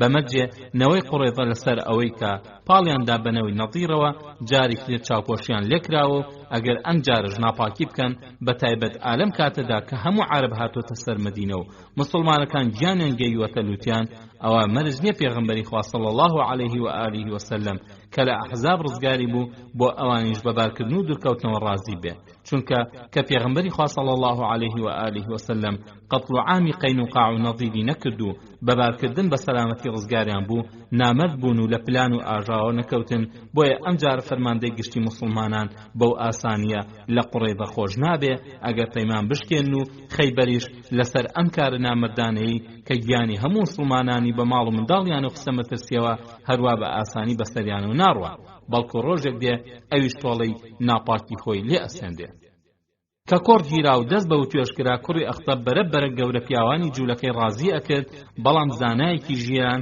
کە ناوی عەمری کوڕی سوعدا بوو هاتە قسە و قوڕێزەی ئاگادار کرد کە کارێکی چاک ناکەن ئەگەر پەیمان بشکێنن چونکە محەممەد هەمیشە لە هەموو هەڵسو کەوتێکیدا وەفا و ڕازگۆیی پێوە بینراوە و پێویستە لەم جەنگەدا کۆمەکی بکەن نەقشم شێری بۆ بەرزکەنەوە و گوێ بۆ کوڕی ئەختەب نەگرن خۆ ئەگەر لەگە مسلمانەکاندا چەک هەڵناگرن و پارێزگای لە مەدینە ناکەن با هیچ نەوێ بێلایەن بوەستن کە ئەیود ئەگەر پشتگیری لە محەممەد ناکەن دەیواز لە خۆی دوژنەکەشی بهێنن بەڵام قسەی لوسی حوێی کوڕی ئەختەب زۆر کاریگەری کرد و یەک بەیەکی جوولەکەکانی قەناعەت پێ کرد تا ئەو بۆ ڕازی بوون و بەگوێی عەمری کوڕی سوعدایان نەکرد و هاتنە سەر ئەو بڕیارە کە پەیمان بشکێن و بچنە پاڵ سوپای ئەحزاب نەوەی قوڕێزە ڕازی بوون پەیمان بشکێنن بەو مەرجەی کە حوێی کوڕی ئەختەب لە قەڵاکانیاندا لەگەڵیاندا بمێنێتەوە تاکە ئەگەر قوڕیش و غەتەفان لە جەنگ کۆڵیاندا و گەڕانەوە و مسلمانەکانیان لەناو نەبردن ئەمان چیان بەسەر دێ حوێیشیان لەگەڵا بێ کە کوڕی ئەختەب ئەو بەڵێنەی بە قوڕێزەدا کەعبی کوڕی ئەسەد سەرۆکی قوڕێزە لە پەیمانەکەی پاشگەز بێەوە و لە هەر ڕێکەوتنێک لەگەڵ پێغەمبەردا بوو بێ خۆی داماڵی پاشان کەعبی کوڕی ئەسەد سەرۆکانی نەوەی قوڕێزەی وەک زوبەیری کوڕی باڵتا و عەزالی کوڕی مەیمون و شاسی کوڕی قەیس و عوقبەی کوڕی زەید و عەمری کوڕی سوعدای بانکردن و ئەو نووسراوەشی ئامادە کرد کە پەیمانی نێوان مسلمانەکان و قوڕێزەی تێدا نووسرا بوو داوای لێکردن کە هەمویان ڕەزامەندی لەسەر ئەو بنوێنن کە بیدڕێن و بچنە پاڵ سوپای ئەحزاب هەر هەمیان ڕەزامەندیان دەربڕی جگە لە سەرۆکی قەڕەضی عەمری کوڕی سوعدا کە بە ئاشکرا دەری بڕی ئەو لە تاوانی ناپاکی ئاوەهادا بەشداری ناکات و وتی بەخوا هەرگیز لەگەڵ محەممەددا ناپاکی ناکەن. ئەم لەسەر پەیمانی خۆی مایەوە ئەوە بوو سێ جوولەکەی تری ناوداریش ئەم هەڵوێستێ عەمریان بەدڵ بوو لەسەر پەیمانشکاندن ڕازی نەبوون. ئەو سیانەش ناویان فەعلەبە و ئوسەیدی کوڕی سەعیە و ئەسەدی کوڕی عوبەید بوو. ئەم هەڵوێستە مەردانەی عەمری کوڕی سوعدا بۆ هۆی ڕزگابوونی لە تیاچوونی کە یەخەی بەنەوەی قوڕێضە گرت و لە کوشتان دەرباز بوو. بەڵام سیانەکەی تر هەستێکیان هاتنە خزمەتی پێغەمبەری خوا صلی الله عليه و آله وسلم و موسڵمان بوون. کەعبی کوڕی ئەسەد جێرانە قوڕی بۆ خۆش و بۆنەوەی قوڕێضەش گرتەوە. ئەو بوو لەگەڵ گەورە پیاوانی جوولەکەدا پەیمان نامەکەیان هێنا و دڕاندیان بە مەشبوونە بەشێک لە سوپای ئەحزاب و کەوتنە جەنگەوە لەگەڵ موسڵمانەکاندا. سیانزەهەم سافکردنەوەی هەواڵەکان. لەبەر ئەوەی کە موسڵمانەکان بەوردی چاودێرینەوەی قوڕێضایانە کرد، ئەوە چاک ئاگیان لەو کارە پڕمەترسیە بوو کە جوولەکە خەریکی بوون. بۆیە خێرا هەواڵەکان گەیاندە پێغەمبەری خوا صلی الله عليه و آله وسلم کە بەنیهێنی هەواڵەکان گەیاندە پێغەمبەری خوا زۆر پێی گران بوو، بەڵام نەیهێش بڵاو بێتەوە. بۆ ئەمە پێغەمبەری خوا صلی الله عليه و آله وسلم سعدی کوڕی معادی سەرداری ئەوسی بان کرد کە گەنجێ بوو تەمەنی نەگەیشتووە 40 ساڵ، هاوپەیمانی هۆزی قوڕێضە بوو. هەروەها سعدی کوڕی عوبادەی سەرداری خەزرەج و عەبدوڵای کوڕی ڕەواحە و ئوسەیدی کوڕی حوضەیری بانکردن و هەمووشیان ئەنسار بوون کە ئامادە بوون فەرمانی بەسەریاندا تا بچن بۆ ناو جوولەکەینەوەی قوڕێضە و بزانن کە ئەو دەنگ و باسی گەیشتووە ڕاستیان نا. پێغەمبەری خوا صلی الله عليه و آله وسلم فەرمانیدا کە ئەگەر ڕاست بوو جوولەکە پەیمانیان شکاند بوو، حاڵەتی جەنگیان ڕاگەیاند بوو، بڵاوی نەکەنەوە هەتا کار نەکاتە سەرورەی سەربازە موسڵمانەکان کە بەر لەوەی ئەوەش بەڕاست دەرچێ لەو پەڕی ناڕەحەتیدان، بەوەی کە بە شەو بە ڕۆژ بەرامبەر بە سوپای ئەحزاب وەسڵان و پاسەوانی خەندەقن. فەرمانیشی پێدان کە ئەگەر ڕاست بێ بە شێوەیەک بیگەێنن کە خۆی تێبگا، خۆ ئەگەر لەسەر شەرت و پەیمانی خۆشیان بوون ئەوە بە ئاشکرا بیدەن بە گوێ خەڵکەکەدا. نوێنەرەکانی پێغەمبەر ڕۆیشتن بۆ ماوە مەنزڵینەوەی قوڕێضە تا ڕاستی بزانن چۆنە و گەر پەیمانیان شکاندووە هەوڵیان لەگەڵا بدەن تا بێنەوە سەر ڕێڕاست. کە گەیشتنە بەرەوە سەرۆکانینەوەی قوڕێضە هاتن بە پیریانەوە و بردیان ناو قەڵاکانیانەوە و لەوێ موسڵمانەکان هاتنە سەر ئەو باسەی کە بە پەیمانەکان بپارێزن یا هیچ نەبێ ئەوان بێلایەن بۆ خۆیان دابنیشن. هەر کە جوولەکە ناوی پێغەمبەری خۆیان صلی الله عليه و آله وسلم و باسی عهد و پەیمانیان بەست، بەو پەڕی بێئەدەبی و پرسیان ئەو پێغەمبەری خوایە کێیە؟ پاشان بە موسڵمانەکانی ئەوت هیچ پەیمانێک لە نێوان ئێمە و محەممەددا نییە. بە غرور و لە خۆبایبوونێکیشەوە ئایانوت ئێستا ئێوە هاتون داوای بەسەربردنی ئەو پەیمانی نێوان ئێمە و محەممەد دەکەن کە ئەو پیاوە بوو باڵی ئێمەشکاند و نەوەی نەظیری برامانی دەرکرد. بڕۆن نەپەیمان و نەبەڵێن لە نێوان ئێمە و محەممەددا نییە. لێرەدا سەرداری هۆزی خەزرەج سعدی کوڕی عوبادە کە کەمێ تووڕەی لە سروشیدا هەبوو تووڕە بوو، دەستی کرد بە قسەوتن بە جوولەکە و ئەوانش دەستیان کرد بە قسەوتن بە سعد و یەکجار تووڕەیان کرد. بەڵام سەرداری ئەوس سعدی کوڕی معاذ کە هاوپەیمانی جوولەکەکان بوو داوای لە سعد کرد کە خۆی بگرێ و پێیون واز لە قسە پێوتنیان بێنە، ئەوەی وا لە نێوانماندا لە قسە پێوتن گەورەترە. سعد دوا هەڵی لەگەڵ جوولەکەکاندا تاواز لەو هەڵێسیان بهێن و ئەنجامی خراپی پەیمانشکاندنیشی خستە بەرچاویان کە پێیوتن ئەینەوەی قوڕێضە، ئێوە چاک ئاگاداری ئەو پەیمانی نێوانمانن، جا من ئەترسم ڕۆژێک وەک ڕۆژەکەینەوەی نەظیر یا سەختتر بێتە ڕێتان. جوولەکان نیان ئەزانی سعد چەندە خەمخۆریانە، بۆیە بە شێوەیەکی ناشرین وەڵامیان دایەوە کەچی سعد کە زۆر لەسەر خۆ بوو پێیوتن ئەینەوەی قوڕێضە، وا چاکتر و جوانتر بوو بۆتان کە ئەم قسانە نەکەن. نەوەی قوڕێضە دەستیان کرد بە قسەوتن بە پێغەمبەری خوا صلی الله عليه و آله وسلم و سعدیش لیان بێزار بوو، دەستی لەوە شۆرد کە بگەڕێنەوە سەر ڕێڕاست، بۆیە گەڕانەوە بۆ سەربازگەی موسڵمانان و چوونە خزمەتی پێغەمبەر و سەلامیان لێ کرد و بەهۆی وتەی نهێنی نێوانیانەوە پیان ڕاگەیان کە جوولەکە پەیمانیان شکاندووە. وتەی نهێنی نێوانیشان کە هیچ کەس تێناگا عەبد و قارە بوو کە ناوی ئەو دوو هۆزە بوو لەسەر ئاوی ڕەجیع ناپاکیان لەگە مسلمانەکاندا ئەنجامدا، هەر کە پێغەمبەری خوا صلی الله عليه و آله وسلم ئەوەی بیست کە جوولەکە ناپاکیان کردووە لە خەفەتی ئەوەدا پێغەمبەری خوا صلی الله عليه و آله وسلم کراسەکەیدا بەسەر خۆیدا و پاڵکەوت و ماوەیەکی زۆر هەڵنەسایەوە بەڕادێک کە خەڵکەکە بێتاقەت بوون. پاشان هیوای سەرکەوتن بەسەریدا زاڵ بۆ و هەستایەوە ئەی فەرموو الله ئەکبەر، مژدەی بە موسڵمانەکاندا کە خوا سەرکەوتنی بۆ نردوون. بەر لەوەی قوڕەیضە پەیمان بشکێنە سوپای ئەحزاب چالاکێکی ئەو تۆی نەبوو، ئەوەندە نەبێکە بە ئەسپەکانیانەوە بە دەوری خەندەقەکەدا ئەسوڕانەوە ئیتر نان ئەتوانی بە کۆمەڵ هێرشکەن و لەگەڵ موسڵمانەکاندا دەست بدەنە یەخەی یەکتری. سوپای ئیسلامیش هەر هەمووی پاسەوانی خەندەقەکە بوو، بەڵام کە ئەحزاب بە ئاشکرا بینیان وانەوەی قوڕەیضە پاڵیان داوە پیانەوە چالاکیان زیاتر بوو، هیوایان بەوە پیا بوو کە بتوانن لە خەندەقەکەدا بپەڕنەوە، چونکە بە هەڵگەڕانەوەی قوڕەیضە لە موسڵمانەکان سوپای ئیسلام ناچار ئەبێ بەشێکی زۆر لە سوپاکەی بگێڕێتە دواوە تا پەرچی هێرشینەوەی قوڕەیضە بدەنەوە کە ئەوان هیچ بربەستێک لە بەردەمیاندا نییە و بە ئاسانی ئەتوانن هێرشکەنە سەر سوپاش و سەر قەڵای ژن و منداڵەکانیش. خاڵی چواردەهەم هەڵوێستی یەکجار سەخت. شانی باسەکە موسڵمانەکان خۆیان زۆر کەم بوون تا لە بەردەم 10,000 جەنگاوەدا خۆڕاگری بکەن، بۆیە زۆر ناڕەحەت بوون، بەڵام کە قوڕەیضەش پاڵیدا بە ئەحزابەوە ئەوەندەی ترباری موسڵمانان قورس بوو. جاران هەر خەرمی ئەویان بوو کە خەندەقەکە پارێزن، کەچی ئێستا خەمی دواوەشیان هەیە کە قوڕەیضە ناپاکی بکا و هێرشکاتە سەریان. بەڕاستی موسڵمانەکان لە بارودۆخێکدا ئەژیان کە هیچ کەس بەرگەی نەئەگرت و چونکە ترس و لەرز لە ڕاددە بە دەربوو، ئیتر با سەرماوسۆڵی زستانی سەخت و برسێتی و ئاتاجی ساڵی گرانی لەولاوە بوەستن. قورئانی پیرۆز باسی ئەو بارودۆخە هەمواری موسڵمانان ئەکا کەوای ئەگەیەنێ چاوەکان زاق ببن و دڵەکانیش خەریک بێ لە قورگیانە و دەرپەڕن. ترسەکە ئەوەندە زۆر بوو ئازارترین کۆمەڵی سەرزەوی تایە حەیران بوو، چونکە لە هەموو لایەکەوە لەسەرەوە لە خوارەوە هێرش کرا بۆ سەر موسڵمانان لە باکوورەوە سوپای ئەحزاب و لە باشووریشەوە سوپای قوڕەیضە، وەک قورئانی پیرۆز ئەفەرمێ: إذ جاءوكم من فوقكم ومن أسفل منكم وإذ زاغت الأبصار وبلغت القلوب الحناجر وتظنون بالله الظنون هنالك ابتلي المؤمنون وزلزلوا زلزالا شديدا. بەڵایەکی یەکجار گەورە و ترسێکی زۆر ڕویان لە دڵی هەموو موسڵمانێک کردبوو، وەک بڵێ ئەم دینە پێویستی بە پیاوی تاقی کراوە هەیە، پێویستی بە پیاو هەیە، بەڵام پیاوی پیاوانە، مرد و قارەمان. ئەم دینە پێویستی بە کۆمەڵێک هەیە کە هیچ هێزێک چاریان نەکا، ئەبێ بخرێنە کوورەی تاقیکردنەوەوە تا لە دوا ڕۆژدا شایەن بندینەکەی خوا پیان بسپێردرێن. سەرنجام ئەم پیاوانە بە پەروەردەی پێغەمبەری خوا صلی الله علیه و آله وسلم پێگەیشتن و بەرگەی ئەو ڕۆژە سەختەشیان گرت. بەڵام ئەوانەی کە خاوەنی ئەو ئیمانە نەبوون و وەک ئەوان دانەمەزرابوون، بەڵکو خۆیان بۆ بەرژەوەندی بە ئیسلامدا هەڵواسی بوو، ئەوانە دەرکەوتن، نانوێرە لەو ڕۆژە سەختانەدا خۆیان تووشی مەترسی بکەن و بەرگێ ئەو تاقیکردنەوەیان نەگرت. ئەوانە دڵیان نەخۆش بوو، هەموو ڕۆژە لە ترسانە ئەمردن، بەڵام بە یەکجاری نە ئەمردن و ڕزگاریان بێ ئەمردن و ئەژیانەوە.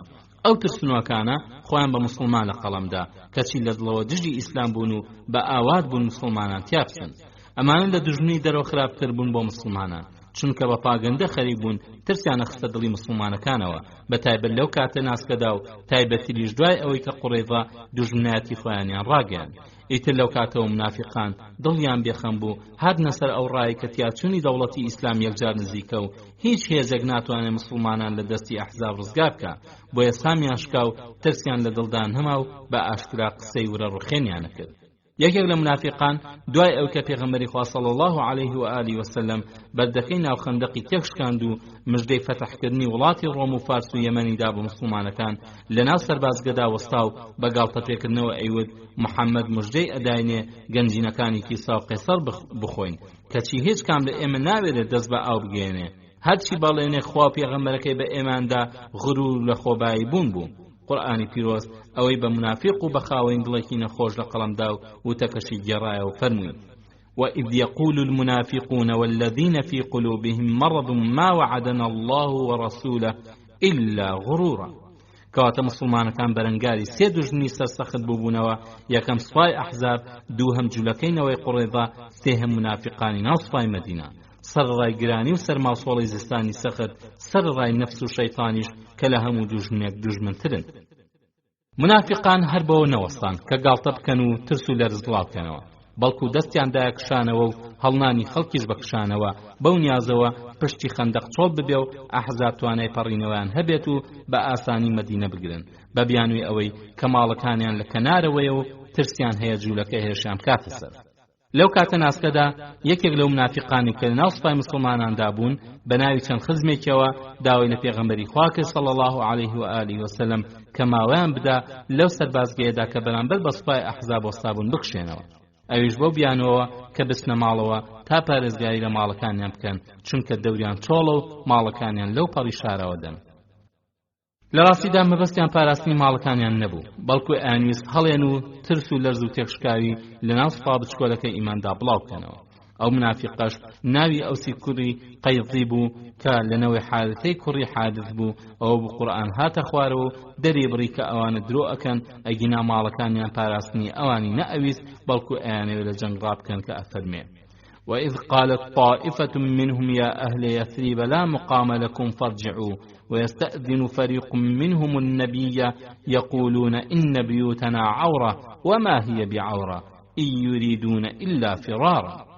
ساد بساد هەڵوێستی مسلمانەکان ناسکترە بوو. پێغەمبەری خوا صلی الله عليه و آله وسلم هەستیە کرد چ پاڵە پەستوێک لەسەر شانی هاوڵەکانێکی بەتایبەتی ئەنسار کە لە خاک و ئاو ماڵ و حاڵی خۆیاندا چۆن گیریان خوارد بوو. هەموو عەرەبی دوورگە ڕژاوەتە سەریان و هەستیە کرد ئەم بەڕێزە پاکانە چەند دڵسۆز و بەغیرەتن بۆ دینەکەی خوای گەورە. بۆیە وای بە چاکزانی بیرەگەم هەڵوێستە بکاتەوە و بادی سەرشانی سوپا بچکۆلەکەی سوب بکات و ئەو پاڵە پەستوێش لە سەرشانی ئەنسار لابەرێ چونکە مەترسی ئەوەش ئەکرێ کە جوولەکە نامەردەکانینەوەی قوڕیضە لە دواوە هێرشکەنە سەر مسلمانان.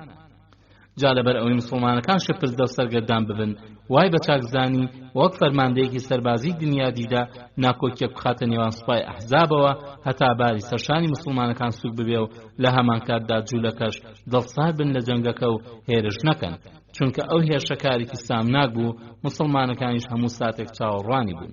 بۆ ئەم مەبەستی تێکدانی یەکێتی ڕیزەکانی ئەحزاب و سوکردنی باری سەرشانی مسلمانان پێغەمبەری خوا صلی الله عليه و آله وسلم بەنیهێنی پەیوەندی کرد بە هەردوو فەرماندەی غەتەفانەوە عوێینەی کوڕی حسنی فەزاری و حارثی کوڕی عەوفی مڕی کە سەرۆکی نەوەی فەزار و نەوەی مڕە بوون. ئەوە بوو لە تاریکایی شەودا یەکێک لە پیاوانە ئەمینە زیرەکەکانی هەوازانانی سوپاکەی نرد بۆ لایەن تاپیان ڕابگێنێ کە پێخۆشە لە مەڵبەندی فەرماندەیەتی خۆیدا لە پشتی خەندەقەوە بەنیهێنی چاوی پیان بکەوێ. پێغەمبەری خوا صلی الله عليه و آله وسلم بە وێنەی فەرماندەی گشتی لێپرسرا و سیاسی لێزان و خاوەن تاقیکاری خەڵکی چاگەناسی. بۆیە ئەیزانی مەبەستی هەرێکە لە سەرۆکانی سوپای ئەحزاب لە هاتنیان چییە؟ ئەیزانی غەتەفان و فەرماندەکانی خاوەن مەبدە و سیاسەت و فکرن نین، بیانەوێ بیر و باوەک سەربخەن و بڵاوی کەنەوە. ئەمانە خاوەنی عەقیدەیەک نین بەرگی لێ بکەن، بەڵکو لەم بەشداریکردنیاندا مەبەستیان ئەوەیە هەندێک تاڵانیان دەستکەوێت. بەڵام قڕیشونەوەی قوڕێضا خاوەنی عەقیدە و سیاسەتن، خاوەنی دین و بیر و باوەڕن، ئەگەر چی بەلاروێری دەستیان پێوە گرت بێ. بۆیە پێغەمبەری خوا صلی الله عليه و آله وسلم نەویست پەیوەندی بە حوێی کوڕی ئەخطەب یا ئەبوو سوفیانەوە بکە، چونکە مەبەستی جەنگکردنی ئەو دوانە بۆ دەستخستنی پارە و سامان نەبووە، بەڵکو مەبەستی سەرەکی ئەمان خستنی ئەو دینەیە کە هاتووە و عەقیدەی ئەوان هەردووکیان لەناوە بە. بۆیە قوڕیش و قوڕێضە پارەیان ناوێ و بە پارەش ڕازی نابن. بەڵام غەتەفان و عەرەبی تری دوورگە مەبەستیان سامان دەستخستنەوە هیچی تر. هەرواش بوو کە پێغەمبەری خوا صلی الله عليه و آله وسلم نادی بەدوایاندا هەردووکیان هاتن و لەگەڵ چەند یارمەتی دەرێکیاندا ئامادە بوون و بێ ئەوەی هیچ کەس پێیان بزانێ لە مەڵبەندی فەرماندایەتی سوپای ئیسلامدا پێکەوە کەوتنەوە توێش. پێغەمبەری خوا صلی الله عليه و آله وسلم پێشنیارێکی خستە بەردەمیان تا غەتەفان و مسلمانەکان ڕێبکەون و جەنگ لە نێوانیاندا هەڵبگرن. دوای و توێش هاتنە سەر ئەوەی کە بڕیار لەسەر ئەم خاڵانە بدەن. یەکەم، هەردوو لە مسلمانەکان و غەتەفان لە نێوان خۆیاندا بە دوولایەنە ڕێبکەون واتە سوڵحکەن. دووەم، غەتەفان بە هیچ شێوەیەک بەچەکەوە بەرامبەر مسلمانەکان نەوەسێ بە تایبەتی لە ماوەیەدا. سێهەم، غەتەفان گەماروی سەر مەدینە هەڵبگرێ و سوپای هەموو هۆزە غەتەفانیەکان بگێڕێتەوە دواوە. چوارهەم، بەرامبەر بەمکارانی غەتەفان مسلمانەکان سێیەکی هەر هەموو بەروبوومی مەدینە بۆ ماوەی ساڵێک بدەن بە غەتەفان. هەردوو فەرماندەی غەتەفان عوێینەی کوڕی حسن و حارثی کوڕی عەوف ئەم پێشنیاریان بەدڵ بوو، زۆریش پێی دڵخۆش بوون، بەڵام داوایان کرد کە لە جیاتی سێیەکی نیوەی دەستهاتی مەدینەیان پێ بدرێ، کەچی پێغەمبەری خوا صلی الله عليه و آله وسلم پێی لەسەر سێیەکی داگرت و سەرنجام ئەوانیش ڕازی بوون و هەردوو لا ئامادەیان دەربڕی و فەرماندرا بە عوسمانی کوڕی عەفان بەندەکانی ئەم ڕێکەوتنە بنووسێ. ئەویش نووسین و جگە لە مۆرکردنی لەلایەن هەردوو لاوە ئاگاداربوونی شاهێر هیچی نەما. دیارە پێغەمبەری خوا صلی الله علیه و آله و سلم مەرجێکی تری داناوە بۆ ئەم ڕێکەوتنە کە ئەویش ڕەزامەندی سەرۆکەکانی ئەوس و خەزرەجە لەسەر ئەم ڕێکەوتنە، چونکە بەروبوومی باخ و باخاتی مەدینە هی ئەنسارە و بێپرسی ئەوان ناکرێ دەستی بۆ ببرێ. لەبەر ئەمە دوای نووسینی ڕێکەوتن نامەکە و پێش ئیمزاکردنی پێغەمبەری خوا صلی الله علیه و آله و سلم سعدی کوڕی معادی سەرۆکی ئەوس و سعدی کوڕی عوبادەی سەرۆکی خەزرەجی بانکردن و بە ئامادەبوونی هەردوو سەرۆکە غەتەفانێکە ڕێکەوتن نامەیەکی بۆ باسکردن کە چۆن لەگەڵ غەتەفاندا ڕێکەوتووە بەو شێوەیەش بۆ مەرجەی 6,000 جەنگاوەری غەتەفان لە مەدینە بکشێنەوە دەست لە جەنگ هەڵگرن بەرامبەر بەستەیەکی بەروبوومی مەدینە. جا پێغەمبەری خوا صلی الله علیه و آله و سلم داوای لێکردن ڕان خۆیان دەربڕن بە تایبەت دەربارەی سەیەکی بەروبوومی مەدینە، چونکە بارودۆخەکە پڕمەترسیە و ئەنسار ئەگاتە هەندێک لە بەروبوومی ساڵێکی باخەکانیان بدەن، ئەوە ئاسانترە کە دوژمنان بنیشنە ملیان و ژن و مناڵیان بەدیل بگرن و ماڵ و سامانیان تاڵان کەن و باخ و باخات و زەوی و زاریان داگیر بکەن. ئەمە لێکدانەوەی پێغەمبەری خوا بوو کە پێی خۆش نەبوو ئەنسار کە بە سەنگی فراوانەوە جێی خۆی و هاوڵانیان کردەوە تووشی ناڕەحەتی لەوە زیاتر ببن. داوای لێکردن ڕای خۆیان بۆ ئەو باسە گرنگە دەربڕن کە هەردوو سەعەت گویان بۆ پێغەمبەری خوا صلی الله علیه و آله و سلم گرت و چاوێکیان بە خاڵەکان ڕێکەوتن نامەکە نەخشاند. ئەو باسییان بەدڵ نەبوو، بە تایبەت ئەو خاڵی کەسەیەکی بەروبوومی مەدینە بدرێ بە غەتەفان دڵیان وەری نەگرت و بەلایەنەوە کارێکی نەگونجاو بوو. بەڵام هەردووکیان وەک دوو سەربازی گوێڕایەڵ کە هەرگیز ماوە بەخۆیان نەدەن لە فەرمانی پێغەمبەری خوا صلی الله علیه و آله و سلم دەرچن ئەگە مردنی هەردووکیانی تێدا بێ ئەو فەرمانە بە ڕێز و احترامەوە بە ناوی هەموو ئەنسارەوە بەم شێوە داوای ڕوونکردنەوە لێکرد. هەردوو سەعدوکیان ئەی پێغەمبەری خوا، ئایا ئەمە کارێکە خۆت حەزی لێ ئەەکەی یا کارێکە خوا فەرمانی بەسەردا داویت و هەر ئەبێ ئەنجامی بدەین، یا شتێکەوە بۆ ئێمە یەکەی؟ ئەگە فەرمانێکە لە ئاسمانەوە هاتووە ئەوە بڕۆ بەدەمیەوە ئەنجامی بدە. ئەگەر کارێکی شەفەرمانت پێ نەدراوە بەڵام حەزی پێەکەی ئەوە گوێڕایەڵ و فەرمانبەردارین. ئەگەر ڕادەربڕنیشە لەلایەن ئێمەوە هیچیان پێ نادرێ شمشێر نەبێت. پێغەمبەری خوا صلی الله علیه و آله و سلم فەرمووی ئەگەر خوا فەرمانی پێم کردایە ڕایێژم پێتان نەئەکرد، بەخوا ئەوە لەبەر ئەوەیە ئەیکەم کە ئەبینم هەموو عەرەب بۆتە دوژمنتان و لە هەموو لایەکەوە هێرشیان کردوتە سەرتان، جاویستم تا ڕادەیەک چ زویان بشکێنم.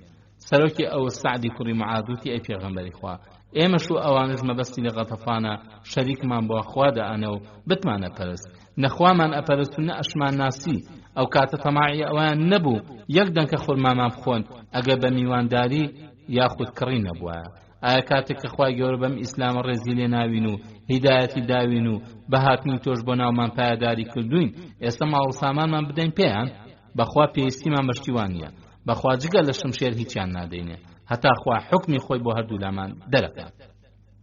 کە پێغەمبەری خوا صلی الله علیه و آله و سلم غیرەتی هەردوو سەرداری ئەنساری بینی کە چۆن بەو ڕێکەوتنە ناڕازین کە نووسرا بوو بەڵام نە ئیمزا کرا بوو نە شاهێدیشی لەسەر گیرا بوو، پێغەمبەری خوا صلی الله علیه و آله و سلم وازی لە ڕاکەی خۆی هێنا و چووە سەر ڕای هەردوو سەعد و بە سەعدی کوڕی معادی فەرموو ئەنتی وەذاک. لێرەدا سەعدی کوڕی معاد دەستیدایە ئەو پەڕەی کە ڕێکەوتن نامەکەی تێدا نووسرا بوو دڕاندی. پاشان ڕووکردا هەردوو سەرکردەی غەتەفان عوەینە و حارث و بە تووڕەبوونەوە ئەینەڕان بەسەریاندا بگەڕێنەوە تەنها شمشێرمان هەیە بۆتان. ئەوانش بێدەنگ گەڕانەوە بۆ بنکەی سەرکردایەتی خۆیان.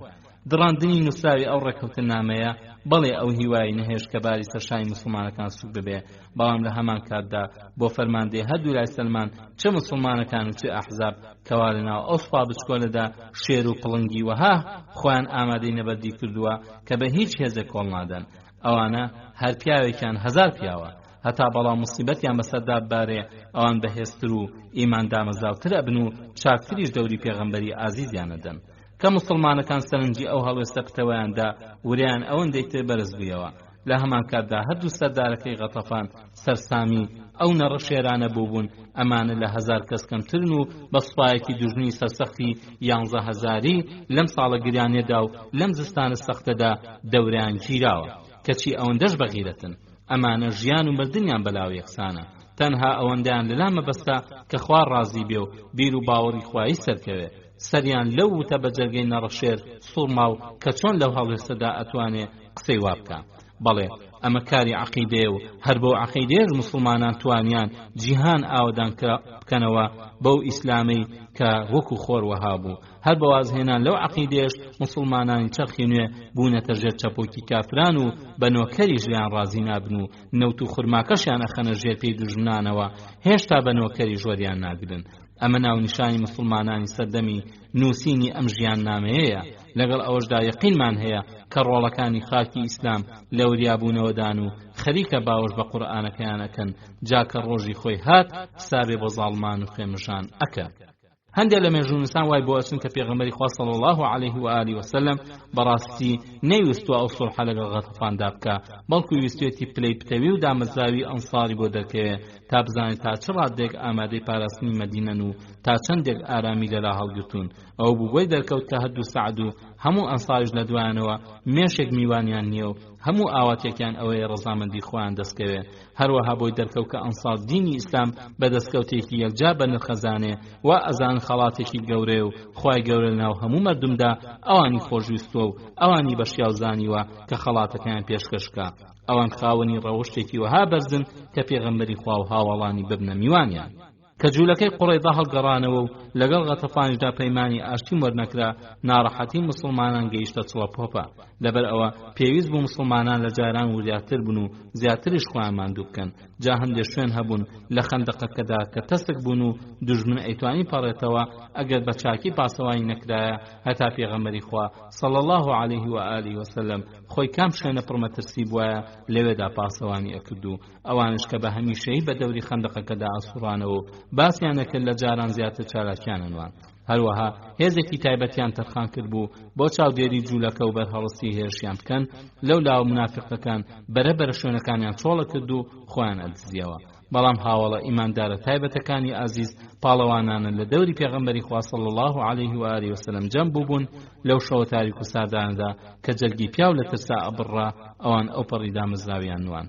خۆمێژوو، ژیان، شارستانی، دەوڵەت، یاسا، ماپ، نرخ، ڕێز، سەربەرزی دنیا و قیامەت بە ئاسانی و بەگاڵتە نایەتە دین. ئەمانە هەر هەموو پیا و غیرەت، فیداکاری لە خۆبردن، خزمەت، ئازایەتی، کۆڵنەدانیان ئەوێ. لە دەوروبەرماندا هەندێک ئەبینین کە بە ناوی ئیسلامەوە یا غەیری ئیسلامەوە بە پێڵاو ماچکردنی خەڵک و بە نۆکەری و بە کۆکردنەوەی مرۆڤی خۆپەرست و پشەباز و زەلیل و ترسنۆک ئەیانەوێ شتێ سەوزکەن، ئەوانە تەنها سووکی و ڕسوایەتیان بۆ ئەمێنێتەوە. هیوادارین دەسۆزانی ئیسلام بەسەراب نەخەڵەتێن، هیوادارین هەوڵ بدەن پیاوی قیامەتی پێبگێنن. ئەوانەی کە هەڵپە ناکەن دنیایان ناوێ، بە زەلیلی و نۆکەری ناچنە پێشەوە، ڕاستیان ئەوێ و لە پێناویدا خۆیان بەختەکەن. خوشک و برانی بەڕێز هاوڵاتیانی ئیماندار، بەم شێوەیە ئەڵقەی ئەمجارەی ژیانی ئازیزمان صلی الله علیه و آله وسلم بە پایان گەیشت تا بە یەگەیشتنەوەیەکی تر و ئەڵقەیەکی نوێ هەموو لایەکتان بەخوای گەورە و میهرەبان سپێرین. خواتان لەگەڵ. بسم الله الرحمن الرحيم. الحمد لله رب العالمين، والصلاة والسلام على رسوله الأمين وعلى آله وصحبه أجمعين. بیسترانی خۆشەویست و بەڕێز، سڵاوی خۆی گەورەتان ئاڕاستە بێت. خۆشحاڵین کە بۆ جارێکی تر و لە نوێ ئەڵقەیەکی زنجیرە باسی ژیانی ئازیزمان صلی الله علیه و آله وسلم بە ئێوەی بەڕێز و خۆشەویستمان گەیشتینەوە. خۆشەویستان و بەڕێزان، لە ئەڵقەی ئەمڕۆماندا هەر سەبارەت بە غەزای ئەحزاب دێینە سەر خاڵی 15هەم ورە ڕووخانی ئەحزاب. بەڵێ سوپای ئەحزاب تا ئاهات لە بێ ئەنجامی هەڵمەتەکان ڕۆژ بە ڕۆژ بێزارە بوون. تەنها خۆشیەک هاتە بەردەمیان، ئەویش پەیمانشکاردنی قوڕەیضە بوو. هەر کە فەرماندەکانی مەککە ئەویان بیست، چالاکیان زیاتر بوو. ئەوە بوو چەند فەرماندەیەکی وەک ئەبوو سوفیان و خالید و عەمری کوڕی عاس و ضیراری کوڕی خەطابی فهری و ئەیکریمەی کوڕی ئەبوو جەهل و هوبەیرەی کوڕی ئەبوو وەهەب و نەوفەلی کوڕی عەبدوڵڵا لەسەر ئەوە ڕێکەوتن کە خۆیان فەرماندەیی ئەو هێزانە بکەن کە تیر ئەگرنە موسڵمانەکان و بێزاریانەکەن. لەسەر ئەوە ڕێکەوتن کە هەر ڕۆژە یەکێکیان فەرماندەیی بکات و ئەو ڕۆژە بۆ ئەو پیاوەکانی دەور و بەری ئەبێ. قوڕەیش هەروە خەریکی ترساندن و ناڕەحەتکردنی موسڵمانەکان بوو تا ئەو بۆ ڕۆژێکیان چەند سوارچاکێکی ئازا و بەجەرگیان هەلیان دەستکەوت و لە شوێنێکی تەنگەبەرەوە کردیانە ئەو بەری خەندەقەکەوە و جەنگیان خستە پشتی خەندەقەوە.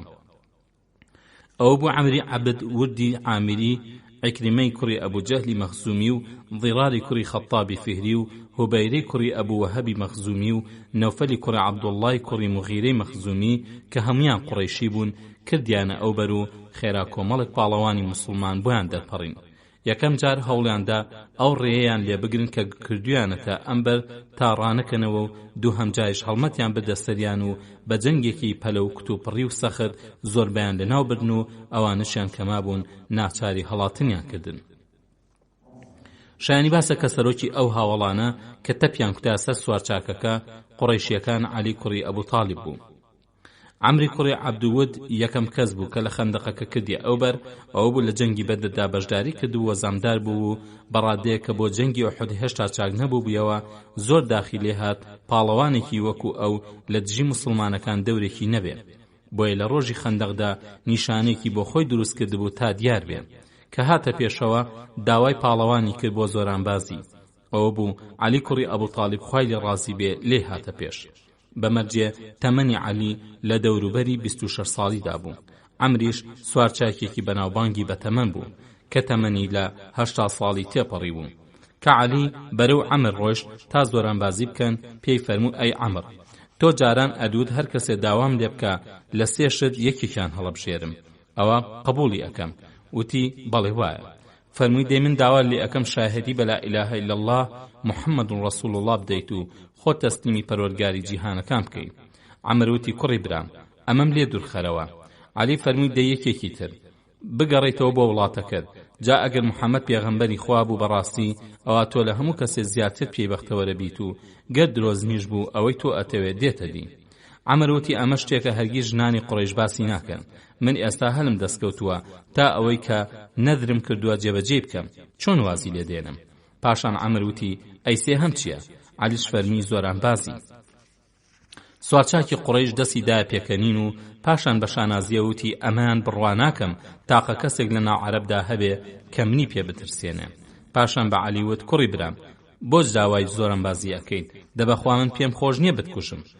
عەلی کەڕەمە الله وەجهە فەرمووی دەبەخوا من پێم خۆشە تۆ بکوشم.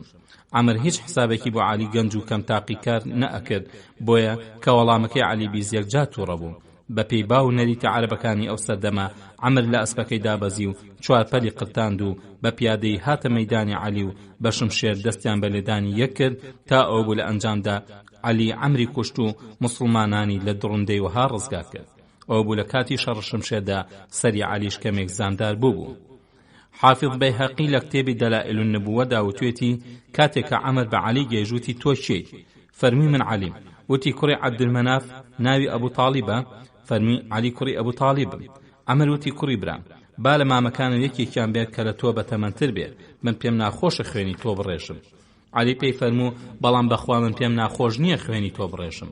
بەمە عەمر تووڕە بوو لە ئەسپەکەی دابەزی و شمشێرەکەی کە وەک بڵێ سێ ئاگر وەها بوون لە کێلانی دەرهێنا و پاشان بە تووڕەیەوە بەرەو عەلی هات و عەلیش بە قەلغانە چەرمەکەیەوە لە ڕووی داوەستا و عەمری شمشێرێکی بۆ قەلغانەکەی داهێنایەوە و لەتی کرد و شمشێرەکە تیای داوەستا و بەرسەری عەلی کەوت و وەکەمێک زامداری کرد. عەلیش کە نۆبەی هات شمشێرێکی بۆ کۆنە سوار داهێنایەوە و دای لە دەماری سەرشانی و کەوتە زەوی و تەپ و تۆزێکی زۆر بەرپا بوو. پێغەمبەری خوا صلی الله علیه و آله و سلم فەرمووی الله ئەکبەر. بەمە موسڵمانەکان زانیان کە عەلی عەمری کوشتووە. عەمر لەم هەڵمەتەدا فەرماندەی ئەو کۆمەڵە فیداکارە بوو کە ئەو کوژرا ئەوانی تروان بە چاکزانی خۆیان بگێننەوە تەنگە بەراییەکەی خەندەق تا خۆیان دەرباسکەن. هەرواش بوو ئەسپەکانیان خەریب و باڵبگرنەوە هەندێک لە سوارچاکە موسڵمانەکانیش دویان کەوتن. ئەوە بوو زوبەیری کوڕی عەوام نیشتە سەر نەوفەلی کوڕی عەبدوڵڵا و بە شمشێر دایگرتەوە و کردی بەدوو کردەوە و شمشێرەکە دوای بڕینی نەوفەل گەیشتە سەر لاشەی ئەسپەکە. کە موسڵمانان ئەمان بینی بە زوبەیریان وت ئەبوو عەبدوڵڵا تا ئێستا وەک ئەم شمشێری تۆمان نەدیوە. وتی بەخوا ئەوە شمشێر نییە بەڵکو بازوەڵەیە. هەروەها زوبەی سوارێکی تری لەو کۆمەڵ فیدائیە قوڕەیشی ڕاونا کە هوبەیرەی کوڕی ئەبوو وەهەبوو دای لە دەمی ئەسپەکەی و بڕی بەڵام هوبەیرە توانی هەڵبێت. ئەو بوو دوان لەو سوارانە هەوڵیاندا تۆڵەی عەمری فەرماندەیان لە عەلی کوڕی ئەبوو تاڵیب بکەنەوە کە ئەو دوانش ضیراری کوڕی خەتاب و هوبەیرەی کوڕی ئەبوو وەهەب بوون بەڵام عەلی پاڵەوانانە لە بەردەمیاندا دامزرا و هەردووکیانی ڕاونا. ئەوانەی پەڕیبوونەوە بۆ ئەم جەنگە بچکۆلەیە تەنها سیانیان دەرچوون کە ضیرار و هوبەیرە و عیکریمە بوون. ئیتر ئەوانی تر هەر هەمویان کوژران، هەتا عیکریمە لە کاتی هەڵاتندا ناچار بوو ڕەمەکەی فڕێ بدا و بەجێ بێڵێ. بەڵام مسلمانەکان هەمویان سەلامەت بوون جگە لە عەلی کوڕی ئەبوو تاڵیب کە کەمێ سەری زامدار بوو. دوای کۆتایی هاتنی ئەم جەنگەلاوەکیە فەرماندەکانی قوڕەیش 10,000 دیرهەمیان لە نرخی جەستەی عەمری کوڕی عەبد وەدنا کە بۆ مسلمانەکان تا لاشەکان پێ بدەنەوە. بەڵام پێغەمبەری خوا صلی الله علیه و آله وسلم پارەکەی وەرنەگرت و فەرمووی بۆ خۆتان ئێمە لەسەر مردووان پارە ناخۆین. لە ڕیوایەتەکەی ئیمام ئەحمەددا وەک لە البیدایە وەنیهایەدا هاتووە پێغەمبەری خوا صلی الله علیه و آله وسلم فەرموویەتی لاشەکەی بدەنەوە پێیان، ئەوە هەم لاشەکەی پیسە و هەم پارەی خوێنەکەشی. لەم کاتانەدا تیرێک بەر قۆڵی سعدی کوڕی معاذ کەوت و دەماری قۆڵی بڕی کە ئەنجامدا دوای غەزای قوڕەیضا کۆچی دوایی کرد هەر بەو شێوەیە. ئەمە هەموو هەڵمەتێکی قوڕەیش و پاڵەوانەکانی بوو، بەڵام لەلایەن هۆزەکانی ترەوە کە لەگەڵ قوڕەیشدا هاتبوون هەر هەموو هۆزەکانی غەتەفانیش هیچ جوڵە و هەڵمەتێکیان نەبوو. دوای هەڵمەتی ئەم کۆمەڵە پاڵەوانی قوڕەیش ئیتر سوپای ئەحزاب هیچ هەڵمەتێکی تری لەو جۆرەی نەدا هەتا کشانەوە لە مەدینە. بەڵام سوپای ئەحزاب ئابلۆقەی سەر مسلمانانی تون کردەوە و ئەو سوپا بچکۆلەی کە پشتی خەندەق تووشی بەڵام ناڕەحەتی زۆر هاتن کە تەنها ئەو بەڕێزانە بەرگیان ئەگرت ئەیش بەهۆی ئیماندا مەزاویانەوە و پشتبەستنیان بەخوای بەدەسەڵات. هەر لە کاتی هەڵکەندنی خەندەقەکەدا بوو مسلمانەکان دادی برسێتی و گرانیان بوو. سەرمای زستانی سەختیش ئازاری ئەدان چونکە ئەو ساڵە مسلمانەکان یەکجار دەستکورت و کەم دەرامەت بوون. لە یەکێک لەو شەوانەدا کە مسلمانەکان یەکجار محتاج بوون خوای گەورە ڕزقێکی بۆ ناردن، ئەوە بوو جوولەکە بیزوشتریان لە خورما و جۆ و کابار کرد و ویستیان شەو بەنهێنی بینێرن بۆ قوڕەیش بۆ یارمەتی و کۆمەکی. خوای گەورە وەهای ڕێخست ئەو شەوە مسلمانێکی ئەنسار کۆچی دوایی کردبوو. ئەو پیاوانەی کە ئەو شەوە پاسەوان بوون ئەو پیاویان بۆ قەبرستانە برد لە ڕێگا تووشی ئەو کاروانە وشترە بوون و دەستیان بەسەرا گرت و هێنایانە خزمەتی پێغەمبەری خوا صلی الله علیه و آله وسلم. ئەو بوو تا ڕادێکباری برسێتی سەرشانی مسلمانانی سوک کرد. کاتێک کە ئەو هەواڵە بە ئەبوو سوفیان گەیشت کە مسلمانەکان دەستیان بەسەر کاروانەکەدا گرتووە، وتی حوێیی کوڕی ئەخطەب ئەوەندە شومە نانی ئێمەی بڕیوە و کە گەڕاینەوە وڵا خوشتمان نییە تا سواری بین. جار لە دوای جار چالاکی ئەسب سوارانی قوڕەی زیادیە کرد و بە کۆمەڵێکی یەکجار زۆر هەموو شەوێ بە دەوری خەندەقەکەدا ئەسوڕانەوە و هەتا بەرەبەیان دەستکۆتا نەئەبوون کە ڕۆژیش ئەبوویەوە دەستەیەکی تر ئەو کاریان هەتا ئێوارە ئەنجامەدا و بە ئاواتەوە بوون مسلمانەکان بێ ئاگا ببن و لە ناخڵۆڤدا بکەنە ئەو بەر. بەمە مسلمانەکان بە تەواوەتی ماندوو ئەبوون چونکە لە شەوەکانی کۆتاییدا ناچار بوون هەتا بەرەبەیان هەر بەخەبەر بن و نەخەون. شانزەهەم غیرەتی ئازیز صلی الله علیه و آله وسلم. کە مسلمانەکان ئەوەندە ناڕەحەتی دەستی کافران بوون پێغەمبەری خوا صلی الله علیه و آله وسلم خۆشی ناچار بوو لە کام شوێنەدا زیاتر مەترسی لێ ئەکرێ ببێتە پاسەوان. لە خاتو عایشە و خوای لە ڕازی بێ ڕیوایەت کراوە کە پێغەمبەری خوا صلی الله علیه و آله وسلم بە شەودا لە کەلێنێکی خەندەقەکەدا پاسەوانی ئەکرد تا نەهێڵە دوژمن لێەوە هێرشکە. ئەوە بوو ئەی فەرموو تەنها لەم کەلێنەوە ئەترسم بێنە سەر مسلمانەکان. جا ئەگە سەرما زۆری بۆ بهێنایە ئاهاتەوە ناو چادرەکەی تا کەمێک گەرمی بێتەوە و کە گەرمە بووەوە ئەگەڕایەوە بۆ کەلێنە پڕمەترسیەکە و خۆی تێیدا پاسەوانی ئەکرد. شەوێکیان کە زۆر سارد بوو پێغەمبەری خوا صلی الله علیه و آله وسلم هاتبووە ناو چادرەکەی کە لە نزیکی کەلێنەکەدا بوو بیریشی هەر بەلای ئەو کەلێنەوە بوو فەرمووی خۆزگا ئەم شۆ پیاوێکی ساڵح ئاهات و ئەبووە پاسەوانی ئەم کەلێنە. ئەو بوو لە ناو تاریکایی شەوەکەدا و لە نزیک چادرەکەیەوە دەنگی چەک هات فەرمی من هادا. سعدی کوڕی ئەبوو وەقاص وتی سعدە ئەی پێغەمبەری خوا هاتووم پاسەوانیت بکەم. ئەیش فەرمانی بەسەر دادا کە ئەو شەو لە جیاتی خۆی لە کەلێنەکە پاسەوان بێن کە پێی فەرموو عەلەیکە هذه الثەلمە فاحرسها. سعدیش گوێڕایەڵی فەرمانی کرد و بەخۆی و ئەو پیاوانەوە کە لەگەڵیا بوون پاسەوانی ئەو شوێنە کرد. کە پێغەمبەری خوا صلی الله علیه و آله وسلم بێخەمی پاسەوانی ئەو خاڵە گرنگە بوو کە پاڵەوانێکی متمانە پێکراو چاودێری ئەکات و لەبەر ئەوەش کە ماوەیەک بوو بێخەم نەخەوت بوو زۆر هیلاک و ماندوو بوو سەری نایەوە بەشێک لە شەوەکە خەوی پیاکەوت بەڕادێک وە خات و عایشە ئەیگەڕێتەوە پەرخەی لێوە هات.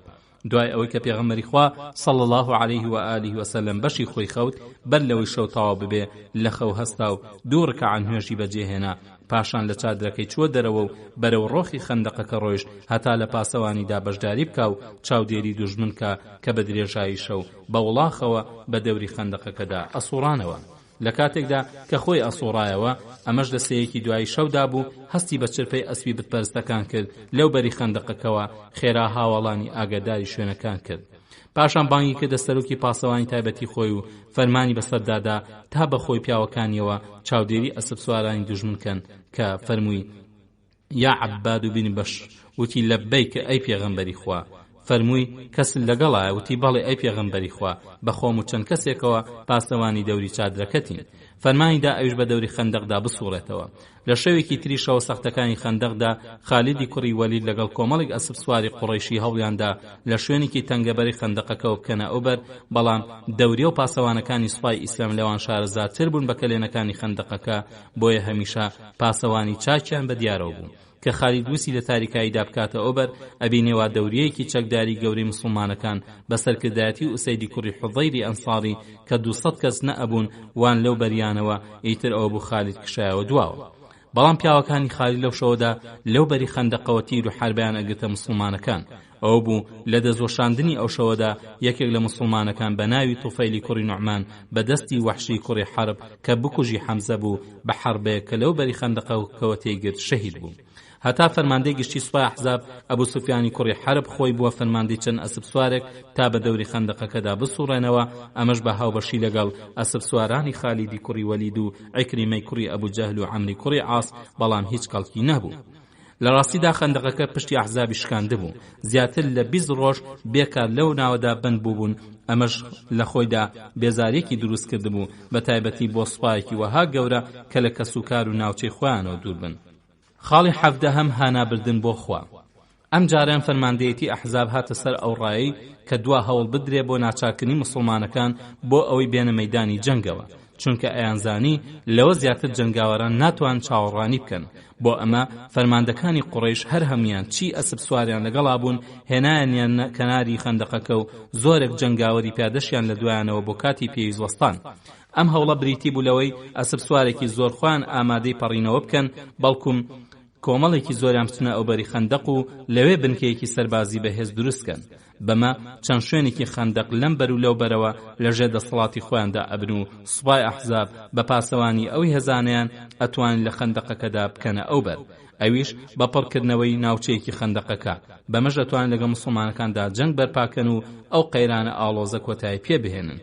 فەرماندەکانی ئەحزاب لایان یەقین بوو کە ئەگەر بچنە مەیدانی مسلمانەکانەوە بەسەریاندا زاڵ ئەبن، بەتایبەت دوای ئەوەی کە قوڕەیضە پەیمانیان شکان، چونکە سوپای مەدینە زۆر بچکۆلێ و بەرگەی شاڵای و سوپاکانی ئەحزاب ناگرێن. بۆ ئەمە ئەحزاب شاری زۆریان خستە سەر سەربازگەی مسلمان کە لەو بەری خەندەقەوە بوو. جاران ئەبوو سوفیان چەند کەسێکی ئەنادە سەر خەندەق کەچی لەم دوایەدا خۆی سەرۆکاری ئەو هەڵمەتانەیە کرد. ئەم هەوڵە بەش بە حاڵی خۆی فشاری خستە سەر سوپای مەدینە و ترس و ناڕەحەتی زیاتری بۆ هێنانە پێش. سەرڕای برسێتی و سەرماوسۆڵی زستانی سەخت و سەرڕای ترسی ئەوەش کە قوڕێضا لە دواوە هێشکەنە سەریان. ئەم فشار و ناڕەحەتیە بۆ هۆی ئەوەی کە هەندێک لە ئیمان لاوازەکان ڕیزەکانی سوپای ئیسلام بەجێبێڵن، تا سەرنجام لەو شەوە تاریکانی کۆتاییدا تەنها کۆمەڵێکی کەم لە هاوڵە یەکجار دڵسۆزەکان لە خزمەتی پێغەمبەری خوادا صلی الله علیه و آله و سلم مانەوە. ئەوانەی کە چارەنووسی خۆیان بەست بوو بە چارەنووسی ئەوە بە وێنەی ئەبوو بەکر و عومەر و عوثمان و عەلی و طەلحە و زوبەیر و سعدی کوڕی معاذ و طەلحەی کوڕی عوبەیدوڵڵاه و ئەوانش کە لە ئازایەتی و یەقین و ئیماندا هاوشانی ئەوان بوون. هەتا ئەم بەڕێزە ئیمان دامەزراوانەش ناڕەحەتی و بەڵاوترس و لەرزکارێکی زۆری کرد بۆ سەریان بەڕاددەیەک لە دواساتەکانی ئەو مەینەت و ترسناکەدا هاتنە خزمەتی پێغەمبەری خوا صلی الله علیه و آله و سلم و ڕاستەوخۆ دەریان بڕی کە لە چه ترس و لەرز و ناڕەحەتی و تەنگانەیەکدان. پیان وت ئەی پێغەمبەری خوا گیانمان گەیوەتە قورگمان، ئایا شتێک بڵێین؟ فەرمووی بەڵێ بیڵێن. خوایە شەرەف و ناموسمان بپارێزە و ترس و لەرزیش لە دڵماندا دەربکە. لەو ساتاندا کە مسلمان بە تەواوی بەڵاو ناڕەحەتی یەخەی پێگرت بوون، جیبریل هاتە لای پێغەمبەری خوا صلی الله علیه و آله و سلم مژدەی ئەوەی دایە کە تێکشکانی سوپای ئەحزاب نزیک بۆتەوە و خوای گەورە لەلایەن خۆیەوە ڕەشەبا و سەربازیان بۆ ئەنێرێ. ئەو هەواڵی کە جیبریل هێنای پێغەمبەری خوا صلی الله علیه و آله و سلم بە مسلمانەکانی گەیاند و هەردوو دەستێشی بەرەو ئاسمان بەرز کردەوە و فەرمووی شکران شکرا. لە صحیحی بوخاریدا هاتووە کە کاتێ مسلمانەکان تەنگیان پێ هەڵچنرا و گەماروی کافران فشاری زۆر خستە سەریان لە شەوەکانی کۆتایی غەزای خەندەقدا و کە پێغەمبەری خوا صلی الله علیه و آله و سلم ترسی زۆری بە هاوڵانیەوە بینی دەستی بە پاڕانەوە کرد و فەرمووی خوایە ئەی نێنەری قورئان ئەی ئەو خوای کە بە زووی حسابی بەندەکان تەواو ئەکەی سوپای ئەحزاب بشکێنە خوایە بیان شکێنە و سەرمان خە بەسەریاندا و لەرزەشیان پێ بخە پاشان بە پێوە وەستا و دەستی بەوتادان کرد و فەرمووی خەڵکینە ئاوات مەخوازن لەگەڵ دوژمندا دەستکەن بە جەنگ بەڵکو بێوەیی لە خوا داوا بکەن خۆ ئەگەر خوا ویستی لەسەر بوو لەگەڵ دوژمندا بە جەنگ هاتن ئاوا ئارام بگرن و ئەوە شاک بزانن کە بە هەژوا لە ژێر سێبەری شمشێرەکاندا. بەڵێ خۆشەویستان، ئیسلام حەزی لە جەنگ و کوشتار نییە، حەزی لە ئاشتیە، بەڵام بەبێ سوپا و هێز و چەک مسلمانانیش و مرۆڤایەتیش ناحەسێنەوە، چونکە بەرەی کوفر زاڵ مستەمکارە و ئەگە مسلمانان بێدەسەڵات بن ئەیان هاڕن، بەڵام ئەگە مسلمانان بەهێز بوون ئەوان خاوی ئەکەنەوە. یەکێکی تر لە دوعاکانی پێغەمبەری خوا صلی الله علیه و آله و سلم لە ڕۆژی خەندەقدا ئەیفەرموو ئەی خوای گەورە، ئەی بەهاناوە هاتووی لێ قەوماوان و گیر خواردووان، خەم و خەفەت و تەنگانم لەسەر لابەرە، خۆت ئەبینی هاوەڵانم چیان بەسەر هاتووە. هەژدەهەم نامەردی جوولەکە. دیارە مسلمانەکان یەکجار ناڕەحەت و گیر خواردە بوون، لەولاوە فەرماندەیەتی سوپاکانی ئەحزابی چاک ئاگادار بوون کە چ ترس و لەرزێک و ناڕەحەتیەک بە بۆنەی ئەم هەڵمەتانی دواوە ڕۆبەڕووی مسلمانەکان بوونەتەوە. بۆیە چالاکی خۆیان زیاتر کرد و ئاماژەشیان بۆ نەوەی قوڕێزە کرد کە لە دواوە هەڵمەت بەرنەسەر مسلمانەکان بەوەی کە دەست لە قەڵای ژن و مناڵەکانیان بۆشێنن تا مسلمانەکان بپەشۆکێنن. هەروەها جوولەکان ئاگادار کرد کە ئامادەی کاتی دیاریکراو بن بۆ هێرشی گشتی و ئەوانیش دەست بەکار بن. هەرواش بوو جوولەکە دەستیان کرد بە هەڕەشە و گوڕەشە لە قەڵای ژن و مناڵە مسلمانەکانیش هیچ شتێک ئەوەندەی ئەو کاری جوولەکە دڵە ڕاوکەی توش نەئەکردن، چونکە بە دیلگیرانی ژن و منداڵ لە هەموو شتێک زەحمەتترە. بەڵام لەبەر ئەوەی کە قەڵاکان لە سوپای مسلمانانەوە زۆر دوور نەبوون، مسلمانەکان هەمیشە چاودێریان ئەکرد و پاسەوانی تایبەتیان بۆ دائەنا، بە تایبەتی لە شەودا. فەرماندەیەتی مسلمانەکان ژن و منداڵی قەڵاکانیشی ئاگادار کردبوون کە هەر کاتێ مەترسی دەورەیدان بە سەربانی قەڵاکان و شمشێر هەڵبسوڕێنن تا مسلمانەکان فریایان کەون. طەبەرانی لە ڕافعی کوڕی خودەیجەوە ڕیواتی کردووە کە وتوێتی هیچ قەڵایەک ئەوەندەی قەڵاینەوەی حادثە محکەم نەبوو، بۆیە پێغەمبەری خوا صلی الله علیه و آله و سلم ژن و مناڵانی لەوێدا ئەنان و ئەشی فەرموو ئەگەر کەستان بەلاوە نەبوو شمشێرەکان هەڵبسۆڕێنن تا ببریسکێنەوە. پیاوێک لەنەوەی قوڕێزە لە تیرەی ثعلەبەی کوڕی سعد کە ناوی نەجدان بوو بەسەر ئەسپێکەوە هات گەیشتە بنی قەڵاکە و بەژنەکانی ئەو دابەزنە خوارەوە لای من ئەوە چاکە بۆتان. ئافرەتەکانی شمشێریان هەڵسوڕاند و هاوەڵان بە چاوە بوون. خێرا کۆمەڵێک مسلمان هەڵمەتیاندا کە یەکێکیان پیاوێکی ئەنساری لەنەوەی حارثە بوو، ناویشی ظەفەری کوڕی ڕافع بوتی نەجدان، وەرە پێشەوە بۆ زۆرانبازی. کە هاتە پێشەوە تەپی کوتای سەری و کوشتی و سەری بڕی و سەرەکەی بر بۆ پێغەمبەری خوا صلی الله علیه و آله و سلم. ئەو بوو پێغەمبەری خوا صلی الله علیه و آله و سلم خێزانەکانی و سەفی پوری لە قەڵاکدا دانابوون کە قەڵای حەسانی کوڕی ثابت بوو، ناوی قەڵاکەش فاریع بوو، حەسان خۆشی لەوێ بووە، ئیتر سا لەبەر نەخۆشی یاخۆ پیری بوو بێ. سەفیە ئەڵێ جوولەکەیەک بەلاماندا تێپەڕی و بە دەوری قەڵاکەدا ئەسوڕایەوە. ئەوە بوونەوەی قوڕێزەش چوو بوو نەحاڵەتی جەنگەوە و پەیوەندی نێوان خۆیان و پێغەمبەری خۆیان صلی الله علیه و آله و سلم ڕیبوو، کەسیش لەوێ نەبوو بەرگریمان لێ بکە، چونکە پێغەمبەری خوا صلی الله علیه و آله و سلم و مسلمانەکان بەرامبەر بە دوژمن وەستا بوون و ئەگەر کەسێک بەهات بایەستەرمان نیان ئەتوانی واز لە دوژمن بێن و بێن بەلای ئێمەوە. سەفیە ئەڵێ پشتێنەکەم تون بەست و دەستمدایە کۆڵەکەیەک و لە قەڵاکەوە بۆی دابەزیم و با کۆڵەکەکە ئەوەندەم لێدا هەتا کوشتم. لە ڕیوایەتەکەی بەزداداوە هاتووە کە ئەو جوولەکەی سەرکەوتوتە سەر قەڵاکە، ئەو قەڵایی کە دایکانی ئیماندارانی تێدا بووە و کە سەفیەی لە کوشتنی ئەبێتەوە سەری ئەبڕێت و سەرەکەی بەسەر قەڵاکە و فڕێ ئەدا بەسەر ئەو جوولەکانەدا کە بە دەوری قەڵاکەدا بوون. ئەوانیش کە ئەویان بینی ترس و لەرزیان لێنیشت و وا هەر بە بیریاندا کە ئەبێ سوپایەک بۆ پاسەوانی ئافرەتەکان تەرخان کرابێ. جوولەکەکان بە هەڵاتنەوە ئەیانوت ئەبوایە هەر بمان زانیایە کە ماڵ و منداڵەکەی بێکەس بەجێ ناهێڵێ، ئیتر بڵاوان لێ کرد. ئەم کارەی جوولەکە هەرچەندە کارێکی پوچەڵ و هیچ و پوچ بوو بەڵام موسڵمانەکانی ئەپەشۆکان بۆیە ئەوانیش ناچار بوون کە پاسەوانی زیاتر بۆ قەڵاکان دابنێن ئەمەش ئەبووە هۆی کەمبوونەوەی پاسەوانەکانی خەندەق بتپەرستەکانیش هەستیان بۆ کەمکردنەوە کرد و بە هەلیان زانی لە هەموو لایەکەوە بیان پەشۆکێن و نهێڵن و چان بدەن و ماوەیان نەبێ بحەسێنەوە بگرێ نەتوانن نوێژیش ئەنجام بدەن چونکە ناچاریان کردبوون کە بە شەو بە ڕۆژ لەسەر قەراغی خەندەق بۆ پەڕی ئامادە باشیەوە بێ ئەوەی چەکدا بنێن هۆشیار و ئاگادار بن بە تایبەتی لە نزیک ئەو شوێنەدا کە مەترسی ئەوەی لێ ئەکرا لەبەر تەسکی خەندەقەکە کافرەکان لێوە پەڕنەوە بەمە موسڵمانەکان لەبەر کەمیان ماوەیان نەبوو پشوو بدەن ئەوە بوو لەو شەوە سامناکە تاریکە سەختانەدا پێغەمبەر و هاوڵەکەمەکانی نەیانتوانی نوێژی نیوەڕۆ عەسر و مەغریب و عیشا لە کاتی خۆیاندا بەجێ بهێنن بەڕادەیە کە هاوڵان دەنگیان لێبەرز بوویەوە کە نوێژیان بەجێ نەهێناوە ئەویش ئەی فەرموو هەتا ئەوە بووە کە خوای گەورە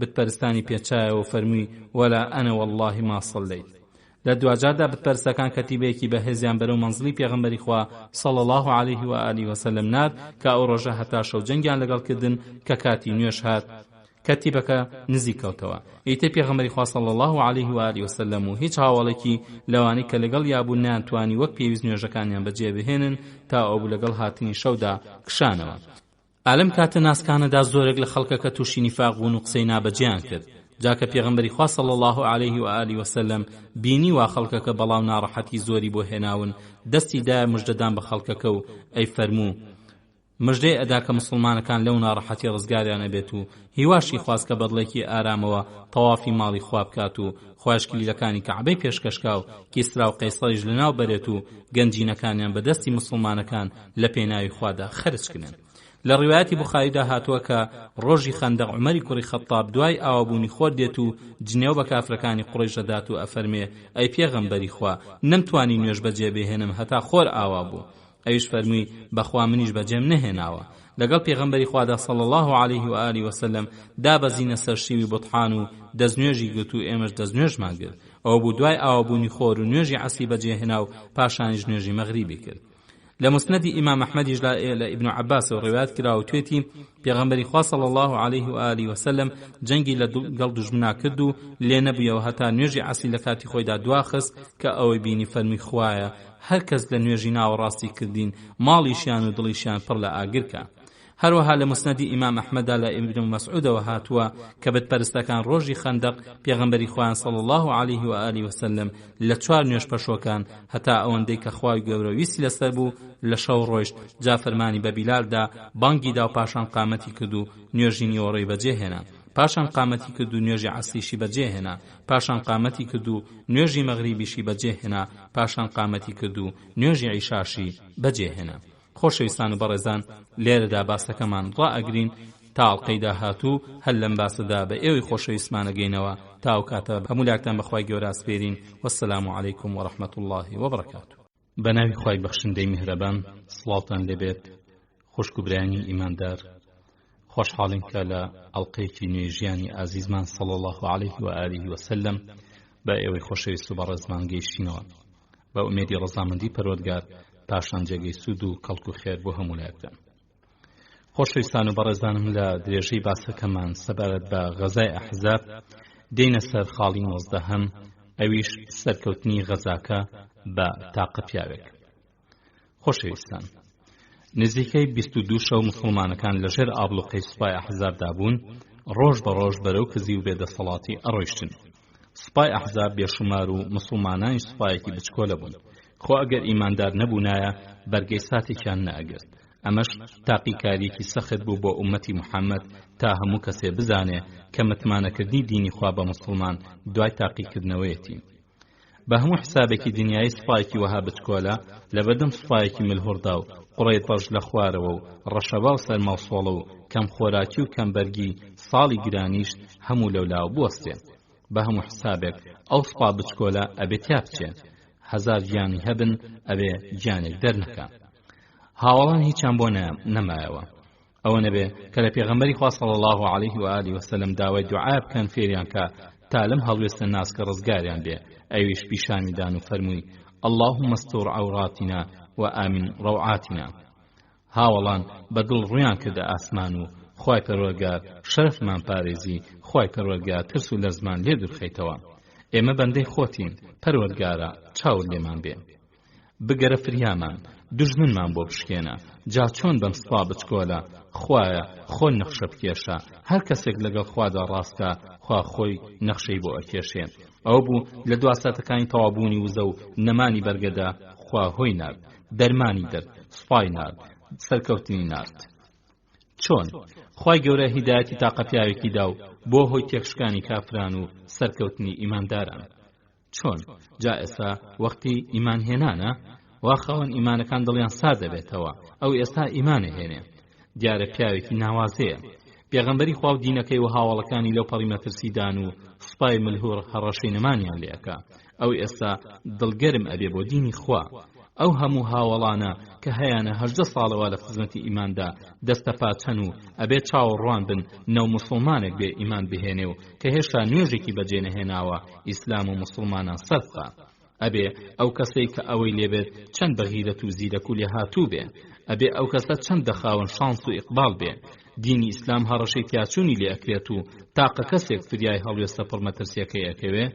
بەڵێ ئەو پیاوێکە گەیشتە فریای پێغەمبەر و هاوڵانی و لەو هەڵوێستە سەختە ڕزگاری کردن دیارە بەویست و دەسەڵاتی خوا پیاوێکە لەنەوەی ئەشجعی هۆزی غەتەفان کە ناوی نوعایمی کوڕی مەسعودە. هۆزی غەتەفان 6,000 جەنگاوەریان هێناوەتە سەر مەدینە کەچی خوای گەورە بەهۆی تاقە پیاوێکیانەوە سوپای ئەحزاب هەمووی تەفروت و ناکا. نوعایمی کوڕی مەسعود پیاوێکی پیاوانە و ناودار و ناسرا و متمانە پێکراوی هەموو دانیشتوانی دورگەی عەرەبی بوو. لەلا عەرەبەکانیش و لەلای جوولەکەش سەنگی تایبەتی خۆی هەبوو.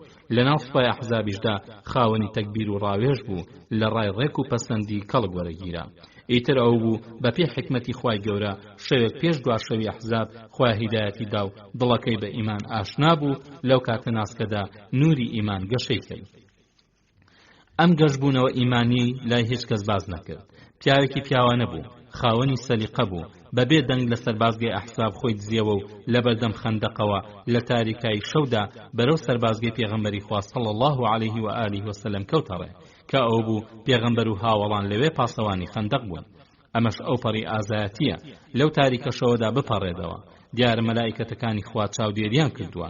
موسڵمانەکان ئەیگەیەنە خزمەتی پێغەمبەری خوا صلی الله علیه و آله وسلم و لەوێ بەنهێنی ڕای ئەگەیەنێ کە خوا هیدایەتی داوە و دڵی چۆتە سەر ئیمان. ئامادێ ببێتە سەربازێکی گوێڕایەڵی بەکەڵک بۆ ئەم هەڵوێستە ناهەموارە. ڕایگەیان موسڵمان بووە و ئێوێ پێغەمبەری فەرماندا فەرمانی بەسەردا بدە. نوعایم وتی ئەی پێغەمبەری خوا من موسڵمان بووم و خزمەکانیشم بەم موسڵمان بوونەمەیان نەزانیوە، چیت پێخۆشە فەرمانم بەسەرا بدە. پێغەمبەری خوا صلی الله علیه و آله وسلم پێی فەرموو تۆ تاقە پیاوێکی ئەگەر توانی دوژمنمان لێ دوورخەرەوە چونکە جەنگ خەڵەتاندن و فڕۆفێڵە. لە ڕوایەتێکی تردا داوا ئەکا کە پێغەمبەری خوا صلی الله علیه و آله وسلم ماوەی بدا کە ئەگەر پێویست بوو شتانێک بڵێ کەوا نەبن. فەرمووی قل ما بدأ لك فأنت في حل. ئەویش ماوەیدا بەمە ماوەیدا کە بە هەر جۆرێک بێ ڕێکەوێ با سوپای ئەحزاب تێک بدات و پەرتەوازیان بکە. نوعایم بەپەلا هەستا و بەرەو ناوچەینەوەی قوڕێزە کەوتەڕێ کە بە بۆنەی هەڵگەڕانەوەی ئەوانەوە باردۆخەکە ئاڵۆزتر بوو. نوعایم لەلای جوولەکەینەوەی قوڕێزە کەسێکی ناسرا بوو. جوولەکە هۆگری بوون و لەسەر دەمی نەفامیدا دۆستایەتی و تێکەڵی لەگەڵا کردبوون.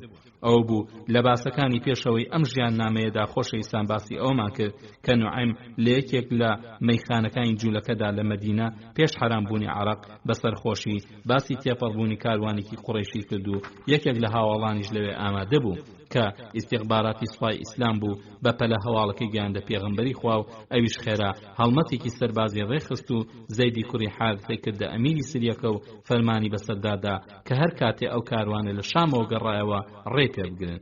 ئەو بوو زەیتوانی دەست بەسەر ئەو کاروانەدا بگرێ و ئەم هەڵمەتەش ناونرا سریەی زەیدی کوڕی حارثە کە پێرجەنگی ئوحود ڕووی داوە. کاتێک کە نوعایمی کوڕی مەسعود گەیشتە قەڵاکانینەوەی قوڕێضا بەڵام موسڵمانبوونی ئاشکرانە بوو دەستی کرد بە هەڵبەستنی ئەو فێڵەی کە بەتەما بوو سوپای ئەحزاب و جوولەکەی پێتێک بدا. ئەو فێڵەی کە بەڕاستی بووە هۆی تێکشکانی ئەحزاب و سەرفرازبوونی سوپا بچکۆلەکەی ئیسلام. نوعایم پێیوتن ئەینەوەی قوڕێضا دۆستایەتی من بۆ جوولەکە و بەتایبەتی بۆ ئێوە هەمووتان چاکەزانن. بەبێ ئینکاری هەمویان پشتگیری قسەکەیان کردووتیان ڕاستەکەی بەلای ئێمە هیچ تاوانباریەکن نییە. نوعیم دەستی بەکارەکەی خۆی کرد کە بریتی بوو لە دروستکردنی گومان و دوودڵی لە نێوان جوولەکە و سوپاکانی ئەحزابدا تا بتوانێت ڕێککەوتنەکان تێک بدا سەرۆکەکانینەوەی قوڕێ کۆبوونەوە چونکە هەمویان ئایانناسی و متمانەیان پێکرد ئەویش خۆی وەها لە قەڵەم ئەدا کە یەکێکە لەوان و بە چاکی خەمیانەخوا بۆیە پێیوتن قوڕەیش و غەتەفان وەکوی ئێوە نین ئێوە وڵاتی خۆتانە ماڵ و سامان و ژن و منداڵتانی تێدایە ناتوانن بەجێ بهێڵن و بچن بۆ شوێنێکی تر قڕیش و غەتەفان هاتوون لەگەڵ محەممەد و هاوڵانیدا بجەنگن ئێوە لە دژی محەممەد پشتی ئەوانتان گرتووە و ئەوان وڵات و خاو خێزان و سامانیان لە شوێنێکی ترا ئەوان وەک ئێوە نین جا ئەوان ئەگەر هەلیان دەستکەوت ئەوە دەستی خۆیان ئەوشێن و گەروایش نەبوو ئەگەڕێنەوە بۆ وڵاتی خۆیان و ئێوە و کابرا لەم وڵاتی خۆتانە بەجێ ئەهێڵن هەروە لەسەر ترساندنیان بەردەوام بوو تاوتی دیارە ئێوەش بەتەنیا چاری ئەو ناکەن واتە بەرگەی موسڵمانەکان ناگرن کەزانی ترسیان لەلا دروست بۆ و ڕاستی شەبەرگەی سوپای ئیسلام ناگرن نوعیم دواگورزی کاریگەری وەشاند ڕێی بۆ دانان وتی جا ئێوە لەگەڵ ئەحزابدا جەنگ نەکەن هەتا حەفتا پیاوتان بەلاوە بە شێوەی بارمتەردا ننێن تا لە مشتاندا بن و بۆ متمانەی ئەوەی کە سوپای ئەحزاب بەبێ کۆڵدان لەگەڵ محەممەددا ئەجەنگن هەتا بیلەن بە زەویدا قسەکەی نوعیم بەڕاستی لە جێگەی خۆیدا بوو جوولەکە نەزانکار بوون خۆیان خستە ئەو گێژاوە خۆ هەتا نەیانتوانی وەکو پیاو بچنە سەر قەڵای ژن و مناڵەکان چ جای بچنە سەر سەنگەری پیاوان خۆیان خستە جەنگەوە بە بێمانە ئەحزابی سوپایەکی دڕۆندەی بێسەر و بەرە و هەر ساعتێک ویستیان ئەدەن لە ئاو زەنگی و بەرەو ماڵەوە ئەکشێن تەنها جوولەکەی قوڕ بەسەر ماوەی هەڵاتنیان نییە لەبەر ئەمە بە چاکی بڕوان بە قسەکانی نوعیم هەبوو هەستیان کرد کە پێویستیان بە بارمتە و زامنبوون هەیە تا لە ناپاکی پارێزراو بن بەمە جوولەکە سوپاسێکی بێپایانی نوعیمیان کرد لەسەر ئەم ئامۆژگارە دۆستانەیە و پیان وت بەڕاستی ڕای چاکت دەستنیشان کرد ئیتر بڕیاریاندا کە لێلا نەدەن نوعیم کە هەستی کردوا قۆناغی یەکەمی نەخشەکەی کە بۆ ڕماندنی یەکگرتووی بتپەرستی و جوولەکەدا ڕێژاب و سەری گرتو لەوەش بێخەم بوو کەنەوەی قوڕێتە بڕوایان بە قسەکانی کردووە و گومانیان لە دۆستایەتی ئەو نییە بۆیان بەپەلە خۆی گەیاندە بنکەی فەرماندەیەتی گشتی ئەحزاب تا بەشەکەی تری نەخشەکەی کە بۆ تێکدانی ئەحزابدای ڕێژاب و ئەنجامی بدا کە گەیشت لە پێشەوە داوای کرد لەگەڵ فەرماندەی گشتی ئەحزاب ئەبوو سوفیانی کوڕی حەرب و دەستەی ئەرکانی جەنگی قوڕەیشیدا کۆبێتەوە کە دانیشتن دیارە نیان ئەزانی کە موسڵمان بووە هەواڵی دانێک کە بۆ کارێکی گرنگ هاتووە بۆ لایەن کە پەیوەندی بە سەلامەتی خۆیان و سوپاکانیانەوە هەیە و لەبەر ئەوەی کە بێوەی بن و ئابڕووی سوپاکانیان نەچێ خۆی بە ناچار زانیوە وەک دۆستێک بێت و لە کارێکی گرنگ کە پەیوەندی بەنەوەی قوڕێتەی هاوپەیمانیانەوە هەیە ئاگاداریان بکە بە ئەبوو سوفیان و دەستەی ئەرکانی جەنگی قوڕەیشی وت خۆشان ئاگادارن کە من دۆستی ئێوە و دوژمنی محەممەدم ئەوانش ئینکاری ئەم قسەیان نەکرد چونکە ئەیانزانی وە خۆیان بتپەرستە و یەکێکە لە پیاوە ناودارەکانی ئەحزاب کە لە ئابڵوقەی مەدینە و دەستوەشاندن لە موسڵمانەکان دەورێکی گرنگی هەبووە کە نوعیم زانی قوڕیش متمانەی پێ ئەکەن وەک ئامۆژگاری کارێکی دڵسۆز لیان هاتە پێش و کەوتە باسی ئەو پیلانەی کە جوولەکە بەدەستیانەوەیە لە دژی قوڕیش و غەتەفان کە ئەنێرن بۆلایەن و داوای حەفتا پیاو لە قوڕیش و غەتەفانەکەن تا بە وێنەی بارمتە لەلایەن بن و دڵنیان متمانە بکە کە سوپای ئەحزاب دەوری مەدینە چۆڵ ناکەن هەتا بە تەواوی موسڵمانەکان لەناوبەر نەبن جا لەلایەن خۆیەوە شتێکی تری بۆ زیاد کرد کە تا هەردوولا چ جوولەکە و چ ئەحزاب متمانەیان بە یەکتری نەمێنن نوعیم بە فەرماندەکانی قوڕیشی وت دەنگ و باسێکم بیستووە کە بە پێویستم زانی وەک ئامۆژگاریەک بۆتان پێتانی ڕابگەێنم بەڵام بڵاوی مەکەنەوە وتیان باشە پێوتن ئەزانن کە جوولەکە پەشیمانی ئەوەن کە نێوان خۆیان و محەممەدیان تێکداوە واتە پەیمانەکان شکاندووە جا نردویانە بۆ لای ئێمە کە ئێمە پەشیمانی ئەو کارەمانین پاشان پیان ڕاگەاندووە کە ئامادەن سەر لەنێ دەستخە لە ناو دەستیەوە و ئامادەشن لەگەڵیا بندژی سوپای ئەحزاب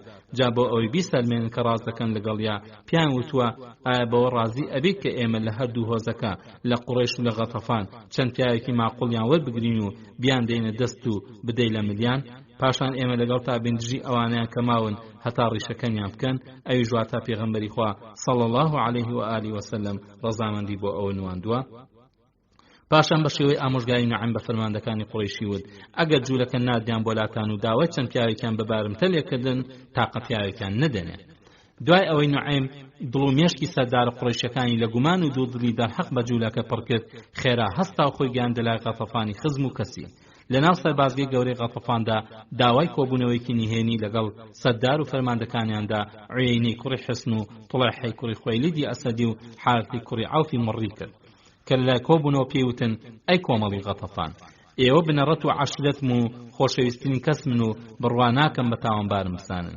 وتیان ڕاست دەکەیت و بەلامان و هیچ تاوانباریەکن نییە.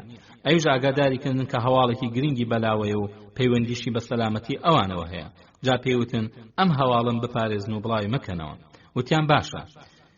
چی بە قوڕەیژ وت و چۆن ئاگاداریکردن کە وریابن و بە جوولەکە نەخەڵەتێن بەوانیشی گەیاند و ئاگاداریکردن کە نەکەن بارمتە بدەنە دەست جوولەکەی ناپاک.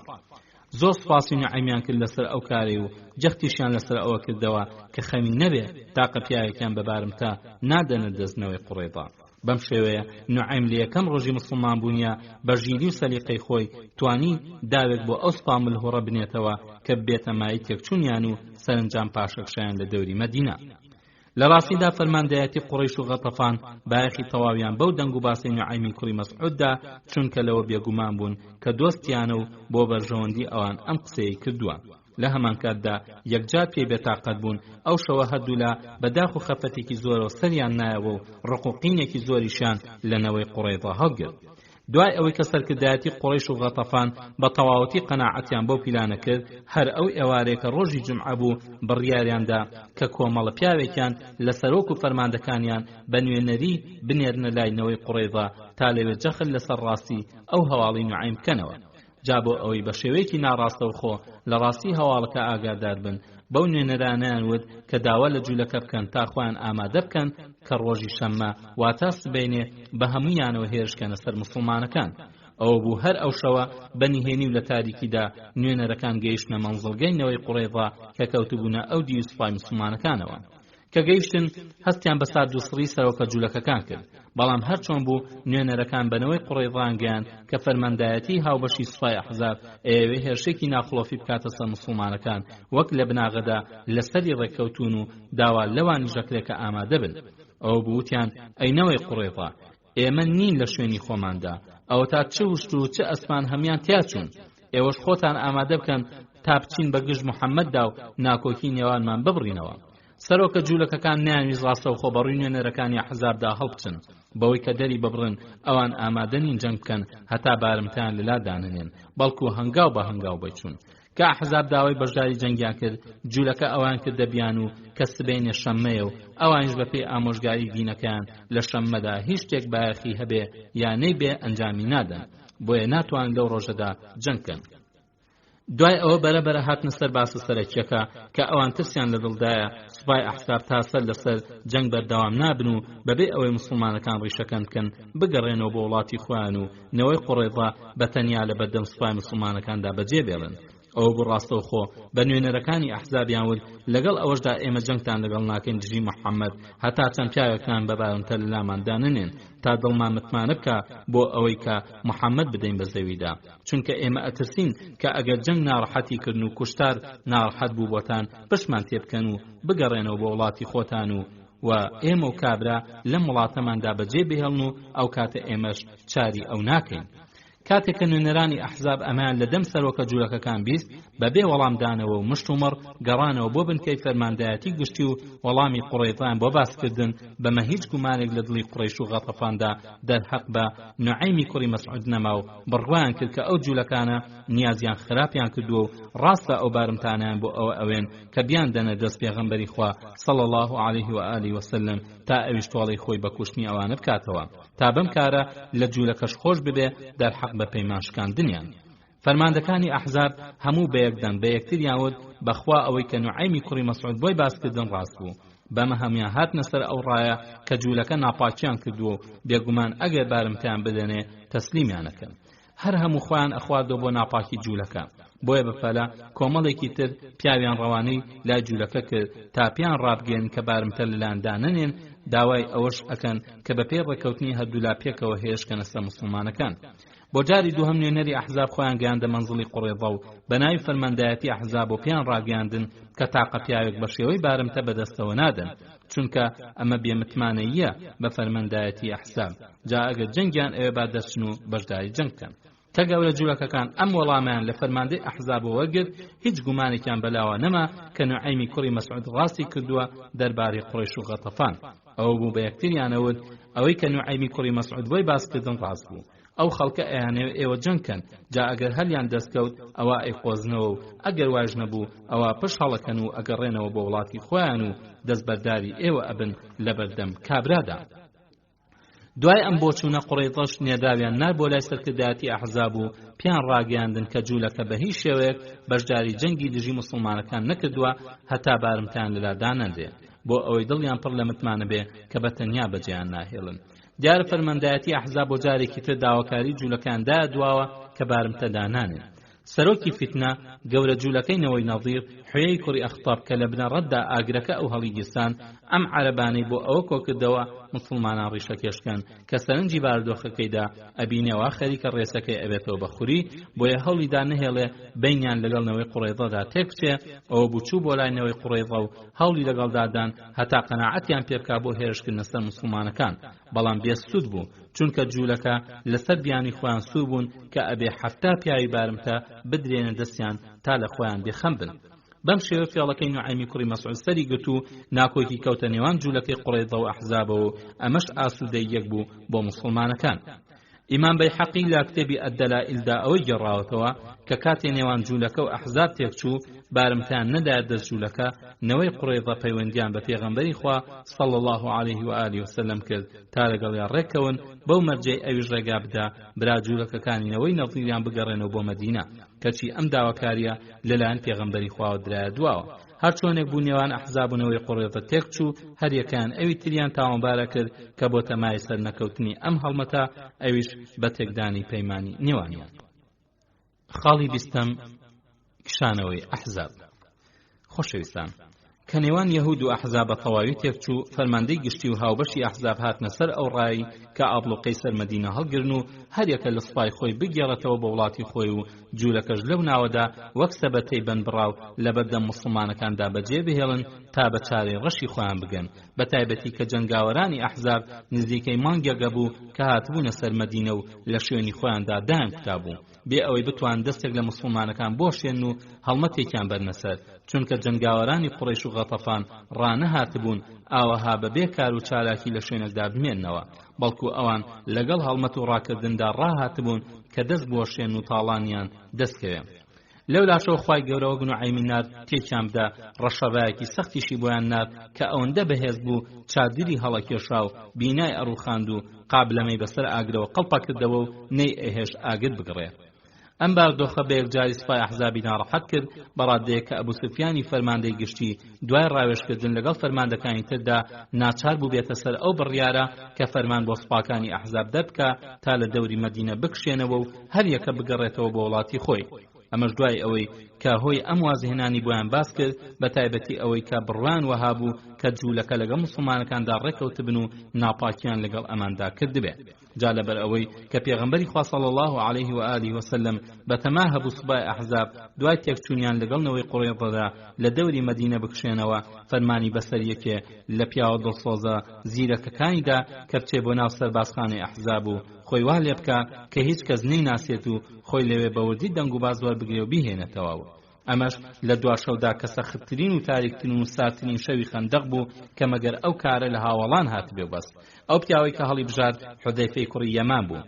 حاکم و بەیهەقی لە ڕوایەتی عەکریمەی کوڕی عەممارەوە ئەگەڕنەوە کەوتوێتی حودەیفەی کوڕی یەمان باسی ئەو ڕووداوانەی ئەگەڕایەوە کە لە خزمەتی پێغەمبەری خوادا بووبوون. هاو کۆڕەکانی پیاوت بەخوا ئەگەر ئێمە لەوێ ئامادە ئەبووین ئەوە وەهامان کرد. حودەیفە ژووتی ئاواتی بۆ مەخوازن. پاشان وتی شەوی ئەحزاب بە دانیشتنانەوە ڕیز بووبووین و ئەبوو سوفیان لە ژوورمانەوە جوولەکەی قوڕەیضەش لە خوارمانەوە بوون ئەترسانی هێرشکەنە سەر ماڵ مناڵمان. شەوێکی تروەها یەکجار تاریک و ڕەشەبای بەهێزمان نەدیوە کە دەنگی ڕەشەباکەی وەک هەورە تریشقەوەها بوو ئەوەندەش تاریک بوو کەسمان پەنجەی خۆی نەئەبینی. ئەوە بوو منافقەکان ماوەیان لە پێغەمبەری خوا صلی الله عليه و آله وسلم خواست و ئەیانوت ماڵەکانمان چۆڵن و وەهاش نەبوو. هەر کەس داوای ڕۆشنەوەی ئەکرد ماوەی ئەدا و ئەوانیش ڕۆیشتن. ئێمەش نزیکەی 300 کەس مابووینەوە کە پێغەمبەری خوا صلی الله علیه و آله وسلم پیاو بە پیاو گەڕا بەسەرماندا هەتا گەیشتە لای من کە بۆ خۆپاراستن لە دوژمن و لەسەرمانە تەنها کۆڵەوانەیەکی ژنەکەم بەلاوە بوو کە تا ئەژنۆمە گەیشت. حذەیفە ئەڵێ پێغەمبەری خوا صلی الله علیه و آله وسلم لێم نزیک کەوتەوە و منیش هەردوو ئەژنۆم لەسەر زەویدا نابوو. فەرمووی من هذا حذەیفە، فەرمووی ئەمە کێیە؟ حذەیفەیە؟ وتم حذەیفە. خۆم نووسان بە زەویەکە و وتم بەڵێ ئەی پێغەمبەری خوا، پێشم خۆش نەبوو هەستم بەڵام هەستم. فەرمووی دوژمن هەواڵێکی لێ ڕووداوە، ئەو هەواڵم بۆ بێنە. لە ڕوایەتەکەی ابن إسحاقدا کە لە محەممەدی کوڕی کەعبی قەڕەضی وەرگرتووە و توێتی پیاوێکی خەڵکی کوفە بە حودەیفەی کوڕی یەمانی وت ئەی باوکی عەبدوڵڵا، ئێستا ئێوە پێغەمبەری خواتان صلی الله علیه و آله وسلم دیوە و هاوڵێتیشتان کردووە. وتی بەڵێ کوڕی برام. وتی دەی چۆنتانە کرد؟ وتی هەرچیمان لە توانادا بووە. پیاوەکە کە تابعی بوو پێغەمبەری نەدیبووتی بەخوا ئەگەر ئێمە لەگەڵیا ئەبووین نەمان ئەهێش بەسەر زەویدا بە پێ بڕوا بەسەر شان هەڵمانەگرت. حذەیفە وتی کوڕی برام، لە خەندەقدا لە خزمەتی پێغەمبەری خوادا صلی الله علیه و آله وسلم بووین کە پێغەمبەری خوا بەشێکی شەو نوێژی کردو پاشان ئاوریدایەوە بۆ لامان و فەرمووی چێ ئەچێ بزانێت دوژمن چیان کردووە پاشان بگەڕێتەوە. مەرجی ئەوەشی دانا کە بگەڕێتەوە. پاشان فەرمووی لەسەر ئەوە داوە لەخوا ئەکەم کە لە بەهەشدا هاوڕێم بێ. حذەیفە وتی لەبەر ترسی زۆر و برسێتی و سەرمای زۆر پیاوێکمان هەڵنەستا. جاکە هیچ کەس هەڵنەستا منی بانگ کرد. منیش چارم نەبوو کە بانگی کردم هەستم. فەرمووی ئەی حودەیفە، بڕۆ خۆت کە بەناو سوپای دوژمندا وسێت کە و هەواڵ بزانە، بەڵام هەتا دێیتەوە لامان هیچ نەکەی. حودەیفەش هەستا و لەگەڵ ئەوەدا ترس و سەرما و برسێتی و تاریکی تەنگیان پێ هەڵچنی بوو فەرمانی پێغەمبەری خوای صلی الله علیه و آله وسلم بەجێهێنا. حذەیفە ئەڵێ ڕۆیشتم واتە لە خەندەق کردمە ئەو بەر و خۆم کرد بەناو دوژمندا، بینیم ڕەشەبا و سەربازەکانی خوا چیان پێ ئەکردن کە نەقاب لەمەوە نە بینایان ڕاگیر نەبوو. ئەبوو سوفیان پیاوێکی ژیر و دنیا دیدە بوو. ترسی ئەوەی لە دڵابوو کە یەکێ بۆ سیخوڕی خۆی بەناو سوپادا کردبێ، بۆیە لە ناو سوپاکەیدا هەستا و بەر لەوەی بیەوێ و تا بداوتی ئەی کۆمەڵی قوڕیش، هەر یەکە لە ئێوە با سەرنج بگرێ بزانێ کێ لە تەنیشتیان دانیشتووە. حذەیفە شۆتە ناویان و ئەگەر دوو قوڕیشەکەی ئەمدی و ئەودی پرسیاری لێ بکەن ئاشکرا ئەبێ و ئەیگرن. خێرا زیرەکانە هەوڵیدا لەو قەیرانە خۆی ڕزگار بکە. نەوەستا بە دیار دوو سەربازەکەی تەنیشتیەوە تا بڵێن تۆچێ، ئەم خێرا پرسیاری لە هەردوو لای خۆی کردوتی تۆچێ. ئەی وەڵامی دایە فڵانی کوڕی فڵان، بەم شێوە هەردووکیانی پەشۆکاند و ئەوان نان پرسی ئەی تۆچێ. بەمە خۆی دەرباز کرد کە خەریک بوو پێی بزان و بیگرن. لە ڕوایەتێک ترداوەها هاتووە کە حودەیفە وتوێتی گوێم لە ئەبوو سوفیان بوو ئەیود ئەی کۆمەڵی قوڕیش، با هەر یەکە لە ئێوە بزانێت کێ لە تەنیشتیان دانیشتووە و ئاگاداری سیخوڕ و جاسوس بن. میش دەستی ئەوەم گرت کە لە لای ڕاستمەوە دانیشت بوو. وتم تۆ کێیت؟ وتی معاویە کوڕی ئەبوو سوفیانم. دەستی ئەویشم گرت کە لای چەپمەوە بوو. وتم تۆ کێ؟ وتی عەمری کوڕی عاسم. ئەمەشم لە ترسی ئەوە کردنەوەکو پێم بزانن.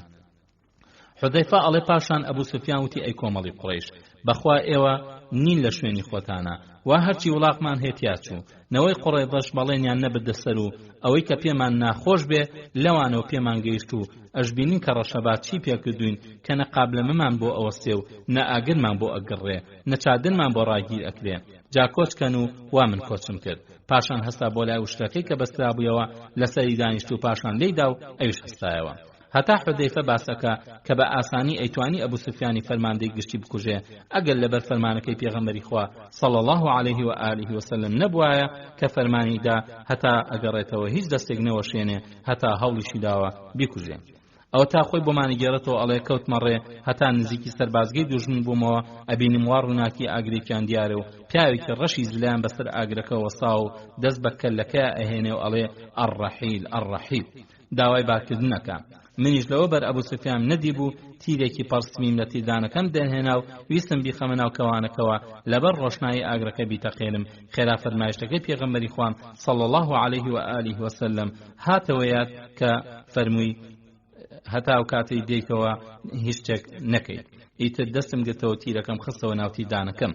حذەیفە خوا لێ ڕازی بێ ئەڵێ پاشان غیرەتم نایە بەرخۆم و چوومە ناو سەربازگەکەوە ئەبینم نزیکترین کەس لێمەوەنەوەی عامیرن ئەڵێن بارکەن دانیشتنتان بۆ نەماوە.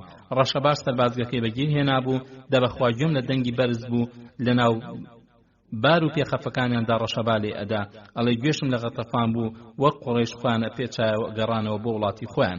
حودەیفە لەسەر باسەکەی ئەڕوا و ئەڵێ پاشان گەڕامەوە هەروەک بەناو حەمامدا بەڕێوە بچم لەبەر گەرما هاتمە بۆ لای پێغەمبەری خوا صلی الله عليه و آله وسلم کە گەیشتمە نیوەی ڕێ ئەبینم نزیکەی 20 سوار دەموچاویان هەڵبەست و وتیان هاوڵەکەت ئاگادار کە خوا سەرفرازی کرد گەڕامەوە خزمەتی پێغەمبەری خوا صلی الله عليه و آله وسلم ئەبینم قماشێکی لە خۆی پێچاو نوێژەکە دەبەخوا هەر ئەوە بوو گەڕامەوە دووە ئیتر سەرماکەم بۆ هاتەوە لە سەرماندا هەڵە لەرزیم پێغەمبەری خوا صلی الله عليه و آله وسلم هەر خەریکی نوێژ بوو بەدەستی ئاماژەی بۆ کردم منیش نزیک کەوتمەوە قماشەکەی دا بەسەر منیشدا هەر کاتێ پێغەمبەری خوا صلی الله عليه و آله وسلم ناڕەحەتیەکی ببووە دەستی بە نوێژە کرد هەواڵم دایە کە من ئەحزابم بەجێهێشتن باریانە کرد سوپای کوفر هەرماندوو بوون و منافقانی سەرشۆڕیان بۆ مایەوە مسلمانە بە غیرەتە دڵسۆزەکانیش بەسەری بەزدەوە ڕۆژانی سەخت و ناهەمواریان تەواو کرد سوپای ئەحزاب دەستیان دایە هەڵگرتنی ئابڵوقە لەسەر مەدینە و کەتیبە لە دوای کەتیبە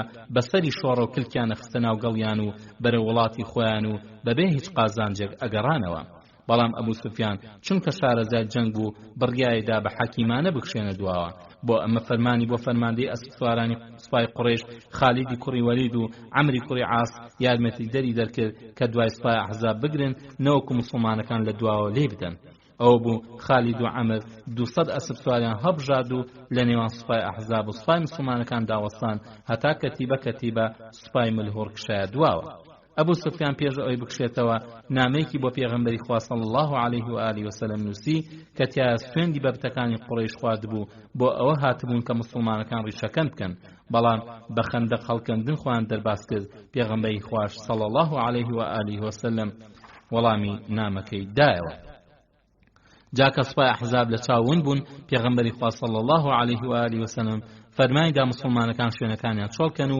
بگەڕێنەوە بۆ مەدینە لە کاتی چۆڵکردندا پێغەمبەری خوا صلی الله عليه و آله وسلم هاوڵانی ئاگادار کرد کە جارێکی تر دوژمنان ناتوانن ئاوەها سوپای بخەنە ڕێو بێنە سەر مەدینە بەڵکو مسلمانەکان هێژ ئەبن کە فرمووی لا يغزونكم بعدها أبدا ولكن أنتم تغزونهم پێغەمبەر مسلمانەکان بەسەری بەرزەوە گەڕانەوە و لە ڕێگادا خەریکی تەکبیر بوون و ئەیانوت لا إله إلا الله وحده لا شريك له الملك وله الحمد وهو على كل شيء قدير آيبون تائبون عابدون ساجدون لربنا حامدون لا إله إلا الله وحده صدق وعده ونصر عبده وهزم الأحزاب وحده فلا شيء بعده لراسیدا جەنگی ئەحزاب مەترسیداترین هێرش بوو کە کرا سەری ئیسلام و مسلمانان بە درێژایی مێژوو دووچاری بوون چونکە لە هیچ هێرشێکدا ئەو زیانە لە مسلمانان نەئەکەوت وەک ئەو زیانی کە لە مسلمانان کەوت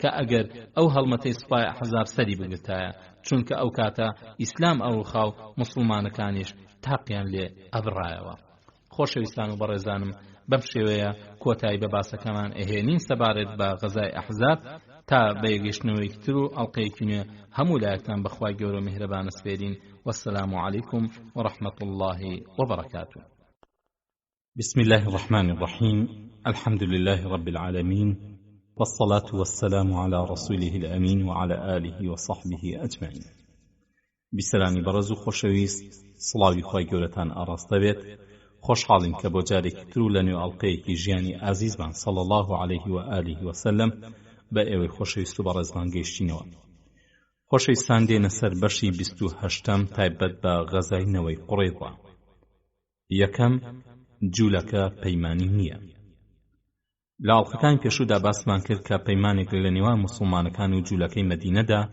لەسەر بناغەی ئاشتی و دۆستایەتی بەسترا خۆ ئەگەر دوژمنێکی شێرشی کردە سەر مەدینە ئەوە بە هەردوو لایەنەوە پەرچی ئەو دەستدرێژیە بدەنەوە و بەرگری لە دانیشتوان بکرێ بەم پێ ئەبوایە جوولەکەی نەوەی قوڕیضە پاڵپشتی مسلمانەکان بوونایە و وەک ئەوان بەرگریان لە مەدینە بکردایە کاتێک کە سوپای ئەحزاب هاتە سەری ئەبوایە جوولەکەش بەشێک بوونایە لە سوپای ئیسلام بۆ دەرکردنی داگیرکاران بەڵام نەوەی قوڕیضە نامەرد بوون و بە وێنەی نەوەی قەینوقاع و نەوەی نەظیری جوولەکە لە جیاتی دۆستایەتی ناپاکیان لێ دەرکەوت لە جیاتی ئەوەی کۆمەکی مسلمانەکان بن لە ناسکترین کاتدا و لە ناڕەحەتترین هەڵوێزدا شکاندنی پەیمانەکان دەربڕی و بە ئاشکرا پاڵیان بە داگیرکارانەوەدا ئەمەش دوای ئەوەی کە لاین یەقین بوو کە ئیتر مسلمانەکان لە دەست ئەم سوپا ملهوڕە دەرچوونیان نییە ئەمە کارێکی یەکجار نامەردانە بوو کە قوڕیضە ئەنجامیاندا ئەو ناپاکیان بەو شێوە دژی مسلمانەکان ئەنجامدا بەمەرجێ سەرۆکەکەیان کەعبی کوڕی ئەسەد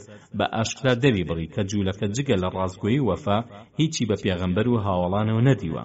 ئەمەش لە کاتێکدا بوو کە حویەی کوڕی ئەختەبی سەرۆکینەوەی نەتیر و هەڵگیرسێنەری ئاگری جەنگی ئەحزاب چوو بووە بەردەم قەڵاکەی کەعبی کوڕی ئەسەد و ئەیویست قەناعەت بەنەوەی قوڕەیضە و سەرۆکەکەیان بکە تا پەیمانی نێوان خۆیان و مسلمانەکان واز لێ بهێن و ببنە کۆمەکی ئەحزاب.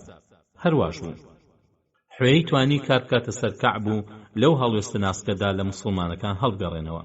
جا پێغەمبەری خوا صلی الله علیه و آله و سلم هەوڵی دا جوولەکە لە پەیمانەکان لا نەدەن و بە جوانی بەگوێ بکەن کە ئەوە بوو چەند پیاوێکی بەسەرکردایەتی سعدی کوڕی معادی سەرۆکی ئەوسی هاوپەیمانیان نات تا ئامۆژگاریان بکەن و لە ئەنجامی خراپی هەڵگەڕانەوە و پەیمانشکاندن ئاگاداریان بکەن چونکە لەوانەیە ببێتە مای تیاچوونیان. بەڵام جوولەکە زۆر بەناشرینی وەڵامی پیاوە ئامۆژگاریکەرەکانیان دایەوە و بەو پەڕی بێئەدەبیەوە دەریان خست کە لەسەر ڕای خۆیان بەردەوام ئەبن و تازە ئەمان بوونەتە کۆمەکی ئەحزاب و دوژمنی مسلمانان. هەتا ئەوەشیان دەربڕی کە نە موحەممەد ئەناسن و نە هیچ بەڵێن و پەیمانێکیش لە نێوانیاندا هەیە، بەڵکو دەستیشیاندایە هێرش بۆ سەر قەڵای ژن و مناڵەکان و بەنهێنیش خۆراکیان بۆ سوپای ئەحزابە نات بۆ یارمەتیدانیان کە ئەو بوو کاروانێکی بیستحۆشتری خۆراکیان کەوتە دەست مسلمانەکان. نەوەی قوڕەیضە لایەن یەقین بوو کە سوپای ئەحزاب ئەتوانن ڕیشەی مسلمانەکان دەربێنن، بۆیە پیان خۆش بوو ئەوانیش بەشداری ئەو هەڵمەتە بکەن تا ئەوە بوو خوای گەورە بە سۆزی بەلێشاوی بەزەیی بە مسلمانەکاندا هاتەوە و ڕەشەبایەکی بەهێزی نادەسەر ئەحزاب و نوعەیمی کوڕی مەسعودیش نێوانی تێکدان و ئەحزاب کشایەوە و نەوەی قوڕەیضەی بەدبەختیش بە تاقی تەنها و بەبێ کەس لە بەردەم سوپای ئیسلامدا مانەوە تا سزای ئەو دەغەڵی و ناپاکیان بچێژن و ببنە پند و ئامۆژگاری تا مرۆڤەکان خۆیان تووشی ناپاکی وەها نەکەن. کەواتە غەزاینەوەی قوڕەیضە بەشێکە لە غەزای ئەحزاب و تەواوکارێتی، چونکە هێرشی ئەحزاب هێرشێکی سێلایەنە بوو کە جوولەکەش لایەنێکی بوون وەک قوڕەیش و غەتەفان هەر یەکە لایەنێکی تری بوون. کەواتە نەوەی قوڕەیضە هەر ئەوەندە تاوانیان لەسەر نەبووە کە پەیمانیان شکاندووە و لە جیاتی ئەوەی داگیرکەران لە مەدینە دوورخەنەوە بوونەتە کۆمەکیان کە ئەمە خۆی لە خۆیدا لە یاسای مرۆڤایەتیدا بە ناپاکی گەورە واتە ئەلخیانەة العوظما لە قەڵەم ئەدرێن، بەڵکو سەرڕای ئەوەش بە دوژمنی چەکەڵگرتوو لە قەڵەم ئەدرێن بە بۆنەی ئەوەوە کە پاڵیان بە ئەحزابەوەدا و بە ئاشکرا دەریان بڕی کە دوژمنی مسلمان و هیچ پەیمانێکیان لە نێواندا نییە. کەواتە ئەوەندەی کە خوێنی سوپای ئەحزاب بە قوڕیش و غەتەفانەوە بۆ مسلمانەکان حەڵاڵە بیڕێژن کە هاتوونەتە سەریان و دەستێژیان ئەکەنە سەر، خوێنی هەموو جوولەکەیەکینەوەی قوڕەیضەش بۆ مسلمانەکان ئەوەندە حەڵاڵە. چەندە ڕشنی خوێنی عەمری کوڕی عەبد و حەڵالبوونی کە عەلی کوشتی، خوێنی هەموو جوولەکەیەکینەوەی قوڕەیضەش ئەوەندە حەڵاڵە. کەواتە کە سوپای ئەحزاب کۆڵیاندا و گەڕانەوە بۆ وڵاتی خۆیان، ئەوە تێکشکانی ئەحزاب و سەرکەوتنی مسلمانەکان بوو. لە هەمان کاتدا کۆتایی جەنگی قوڕەیش و غەتەفان بوو لەگەڵ مسلمانەکاندا، چونکە ئەوان کشانەوە و خۆیان دەرباز کرد. بەڵام نەوەی قوڕەیضە کە باڵی سێهەمی ئەو یەکگرتنەستەم کارانەیە بوون لە بەردەستی مسلمانەکاندا بە کزۆڵەی و دەستە پاچەی مابوونەوە هەتا مسلمانەکان بە جوانی حسابیان بۆ بکەن و بیخەنە مشتیان. خۆجوولەکەی نەوەی قوڕەیضە ئەویان چاکەزانی کە لە بەردەم مسلمانەکاندا بەتەنها ئەمێننەوە و بەسەریشیاندا ناڕوە، چونکە ئەوان تاوانێکی یەکجار گەورەیان دەرحەق بە مسلمانەکان ئەنجامدا بەمەرجێ جگە لە وەفا و ڕازگۆیی و چاکە هیچیان بەسەرکردە و لە سوپای ئیسلامەوە نەدی بوو. هەر ئەو شەوە کە حوێی کوڕی ئەختەب چووە لای کەعبی کوڕی ئەسەدی سەرۆکینەوەی قوڕەیضە تا پەیمان بشکێنێ، مەرجیان لەگەڵا کرد کە بەجێیان نەهێڵێ تا هەر مەترسیەک ڕوو لەمان ئەکات ئەویش بەشدار بێن. دووهەم فەرمانی ئاسمان کە ئەحزاب کشانەوە جوولەکە چوونە ناو قەڵاکانیانەوە و لە ترسی مسلمانەکان هەڵەلەرزین، چونکە ئەیانزانی چ تاوانێکی بێوێنەیان ئەنجامداوە کە بریتیە لە تیاچوونی دوا ئەندامی کۆمەڵگای ئیسلامی و ڕووخانی دینی ئیسلام بۆ هەتایی. ئەیانزانی سزاکەیان لەبەر گەورەی تاوانەکان یەکجار گەورەیە. خۆ پێغەمبەری خوا صلی الله علیه و آله و سلم ئەیزانی کە پێویستە سزای پڕ عەدالەت بخرێتە مشتی ئەو ترسنۆکە تاوانبارانەوە، بەڵام وای بە چاکزانی پشوویەک بە سوپا برسی و ماندوەکەی بدا ئەو ساهێش کاتە سەر قەڵای غەدر و ناپاکی، کەچی خوای گەورە بەوە ڕازی نەبوو. فەرمانی توندی بەپەلە نادە سەری کە پشوو نەدات و بەخۆی و هاوڵانیەوە چەکداننێن هەتا هەڵمەت بەرنە سەر قەڵای ئەو ناپاکە سەپڵانەی کە بەرامبەر بە چاکەی مسلمانان ئەو پیلانە گڵاویان نەخشە کێشا، نەخشەیەک خەریک بوو سوپای ئیسلام بە تەواوی تیا بچێ. بەیهەقی لە خاتو عایشەوە خوای لە ڕازی بە ڕوایەتی کردووە کە پێغەمبەری خوا صلی الله عليه و آله وسلم لەلای ئەو بووە، ئەڵێ لە ماڵەوە بووین پیاوێک سەلامی لێمان کرد و پێغەمبەری خوا صلی الله عليه و آله وسلم هەستایە سەر پێ و منیش بە دوایدا هەستم. ئەبینین پیاوێک وا بەسەر ئەسپێکەوە و پێغەمبەری صلی الله عليه و آله وسلم شانی بەسەر باڵی ئەسپەکەدا داداوە و قسەی لەگەڵا ئەکا. کە پێغەمبەر صلی الله عليه و آله وسلم هاتە ژوورەوە وتم ئەو پیاوە کێ بوو کە قسە لەگەڵا ئەکرد؟ فەرمووی بەلای تۆ لە کێ ئەچوو؟ وتم لە دیحیەی کەلبی ئەچێ. فەرمووی ئەوە جیبریل بوو فەرمانی بەسرم دادا تا بچمە سەرنەوەی قوڕیضە. ابن اسحاقیش ڕیواەتی کردو و توێتی کە پێغەمبەری خوا صلی الله عليه و آله وسلم ڕۆژی لێبوویەوە لە خەندەق بەرەو مەدینە گەڕایەوە و مسلمانەکانی شەکیان دانابوو کە نیوەڕۆ هاتە بەرەوە. جیبریل هاتە خزمەتی پێغەمبەری خوا صلی الله عليه و آله وسلم و مێزەرێکی لە ئێستەبرق دروستکراوی لەسەر نابوو، سواری ئێسرێک بوو کە کەلوپەلەکەی بەسەریەوە بوو، قەدیفەیەکی ئاوریشمیش بەسەر ئەودا درابوو. فەرمووی ئایا چەکت داناوە ئەی پێغەمبەری خوا؟ فەرمووی نەعەم. جیبریل فەرمووی هێشتا مەلائیکە چەکیان دانناوە و هەر ئێستا لە ڕاونانی سوپای ئەحزاب گەڕاونەتەوە. خوای گەورە فەرمان بەسەردا ئەدا کە هێرشکەیتە سەرنەوەی قوڕیضە و من ئەچمە سەریان و دڵیان ئەهێنمە لەرزە. لە هەندێک ڕیوایەتدا وا هاتووە کە پێغەمبەری خوا صلی الله عليه و آله وسلم داوای کردووە ئەو هێرشە چەند ڕۆژێک دوا بخرێ تا لەو ڕۆژانەدا سەربازە ماندووەکانی هەندێک بحەسێنەوە.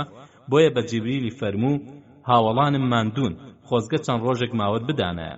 جیبریل سەلامی لێ بە داوای کرد بە پەلە هەستێ و بەرەو جوولەکە بڕوا و خۆیشی بە کۆمەڵێک مەلائیکەتەوە بۆ لەرزە پێخستنیان کەوتە ڕێ. لەبەردەم ئەم فەرمانە بە پەلەیەدا بۆ هێرشبردنە سەر جوولەکەینەوەی قوڕیضە پێغەمبەری خوا صلی الله عليه و آله وسلم چاری نەما و دەستی دایە جێبەجێکردنی ئەو فەرمانەی کە جیبریل بۆی هێنا. ئەو بۆ فەرماندەی باڵای ئیسلام پێغەمبەری خوا صلی الله عليه و آله وسلم بە پەلە فەرمانی بۆ سەربازە گیان فیداکانی ئیسلام دەرکرد تا بەبێ وەستان بەرەو مەنزڵ و مەوای قوڕیضە بکەونە ڕێ تا سزای دادپەروەرانی خۆیان وەرگرن. ئەم فەرمانەی پێغەمبەری پێشەوا صلی الله عليه و آله وسلم لە شێوەی مەرسومێکدا بیلالی کوڕی ڕەباحی بانگبێژی پێغەمبەر صلی الله عليه و آله وسلمی بۆ سەربازانی ئیسلامی خوێندەوە. ئەو بوو بەم شێوەیەدا بەگوێ خەڵکەکەدا هەر کەس گوێڕایەڵ و فەرمان بەردارە با لە ناونەوەی قوڕیضەدا نەبێ و نوێژی عەسر بەجێ نەهێنێ. بەم فەرمانە دوای نوێڕۆی یەکەم ڕۆژی گەڕانەوەی مسلمانەکان لە خەندەق خێرا مسلمانەکان فەرماندەی باڵایان جێبەجێ کرد و بەپەلە هەڵمەتیاندایە چەکەکانیان و مسلمانەکان دەستە لە دوای دەستە خۆیان گەیاندە قەڵاکانی جوولەکە. پێغەمبەری خوا صلی الله عليه و آله وسلم بەپەلە خۆی پێچایەوە و قەڵغان و زیرە و حربەی پۆشی و ڕمی بەدەستەوە گرت. پاشان سواری ئەسپەکەی بوو و فەرمانیشی بۆ ئیبن مەکتوم دەرکرد کە لە ماوەی دەرچوونی خۆیدا ئەو ئەمیری مەدینە بێن. کە پێغەمبەری خوا صلی الله عليه و آله وسلم ویستی بکەوێتە ڕێ، ئاڵای سوپایدایە دەست عەلی کوڕی ئەبوو تاڵیب خوای لێ ڕازی بێ کە ئەم ئاڵایە هەر ئەو ئاڵایە بوو کە لە خەندەقدا مسلمانەکان هەڵیان کردبوو هێشتا دانەگیرا بوو. پێغەمبەر صلی الله عليه و آله وسلم فەرمانی بۆ عەلی دەرکرد کە لە پێشەوەی سوپاوە بڕوات و پێش مسلمانان بگاتە خانوبەرینەوەی قوڕیضە.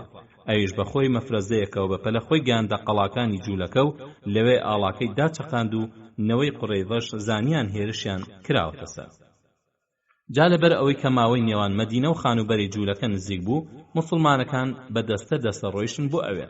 خۆشەویستان، لە پێشوەدا باسمان کرد کە پێغەمبەری خوا صلی الله عليه و آله وسلم ئەوەندە بەپەلە بوو مسلمانەکان بگەنە لاینەوەی قوڕیضە فەرمانیدا نوێژی عەسر بەرنە مەنزڵگای جوولەکان. مسلمانەکان بەپەلە خۆیان پێچاو کەوتنە ڕێ لە ڕێگادا بوون کاتێ کە نوێژی عەسر هاتە بەرەوە. لێردا هاوڵان بۆ گوێڕایەڵی فەرمایشتەکەی پێغەمبەری خوا صلی الله عليه و آله وسلم دوو ڕایان هەبوو. هەندێکان وهای بۆ چوون کە ئەم فەرمانە بۆ ئەوە نییە کە نوێژ دوا بخەن، بەڵکو بۆ ئەوەی کە پەلە بکەن و بەبێ خۆ دواخستن بگەنە ئەوێ. بۆیە ئەمانە لە ڕێگادا نوێژی عەسریان بەجێهێنا کە ئەمە فەرمانی خوایە و فەرمانەکەی تریشان بە چاکی بەجێهێنا کە ئەو بەپێی توانا بۆ گەیشتن بە مەنزڵی جوولەکە پەلەیان کرد. بەشی دوو هەمیان وەها باسەکان لێکدایە و کە هیچ کەس نوێژی عەسر بەجێ نەهێنێ هەتا بگەنە بەرەوە.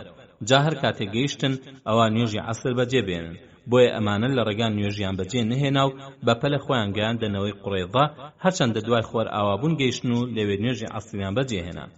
هەردوو دەستە مسلمانەکە ئیجتیهادیان کرد و هەردووکیشان مەبەستیان گوێڕایەڵی بوو بۆ فەرمانی خوا و پێغەمبەرەکەی صلی الله علیه و آله وسلم.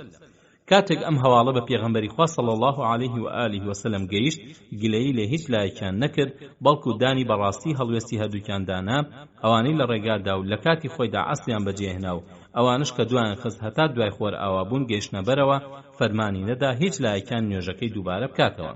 ئەمەش بەڵگەیە لەسەر ئەوەی کە ئیسلام دینێکی نەرمونیانە و ئەوەی بەڕاستی و پاکی شوێنی بکەوێ بێبەش نابێ، هەرچی بکە گرنگەوەیە بۆ خوای بکات و مەبەستی لەگەڵ ئیسلامدا پاک بێ. ئەمەش تا مسلمانەکان ڕێز لە ڕای کەسانی تری دڵسۆز و پاک وەرگرن و هەمویان بیر و زانستیان بخەنە خزمەتی دینی خواوە تا سەرنجام خوایش خزمەتی دینیان بۆ ئاسان بکە. سێهەم، مسلمانەکان ئابلۆقەی جوولەکە ئەدەن. کاتێکە عەلی کوڕی ئەبوو تاڵیب خوای لێ ڕازی بێ نزیکی قەڵاکانی جوولەکە کەوتەوە، جوولەکە بە بێشەرمانە دەستیاندایە هەڕێژانی ئەو پیسی و نزمی و سووکیەی کە لە ناو دەرونیاندا پەنگیان خواردبەوە، دەستیاندایە جنێودان بە پێغەمبەر و هاوسەرانی، بەڕادەیە کە هیچ مێژ و نووسێک نەیتوانیوە ئەو قسە پیسانە بنووسێ. لەگەڵ ئەوەشدا مسلمانەکان بەڕەوشتی بەرزیان بێدەنگ بوون و وەڵامیان نەدانەوە، جگە لە عەلی هەڵگری ئاڵا کە زۆر داخیلێ هات ئەو قسانە دەربارەی ئازیز لە دەمی ئەو پیسان ببیستێ، ئەویش هەر ئەوەندەی فەرموو شمشێر وا لە نێوانماندا. کە عەلی چاوی لێ بووە پێغەمبەری خوا صلی الله علیه و آله وسلم لە دوورەوە تەشریفی هێنا، خێرا بنکەی کەتیبەی ئاڵای بەجێهێشت و کاری فەرماندایەتی کەتیبەی بە ئەبوو قەتادەی ئەنساری سپارد و خۆی بە پەلە گەڕایەوە دووە بە پیری پێغەمبەری خوا صلی الله علیه و آله وسلم تا لە قەڵای جوولەکە زۆر نزیک نەبێتەوە و لە دوورەوە بیوەستێنێ نەکا بە بیستنی جنێوەکانی جوولەکە خەمبار ببێ. عەلی فەرمووی نەکەی ئەی پێغەمبەری خوا، لەو پیسانە نزیک بکەویتەوە. فەرمووی لەوانەی دەربارەی من شتی ناخۆشە بیست بێ؟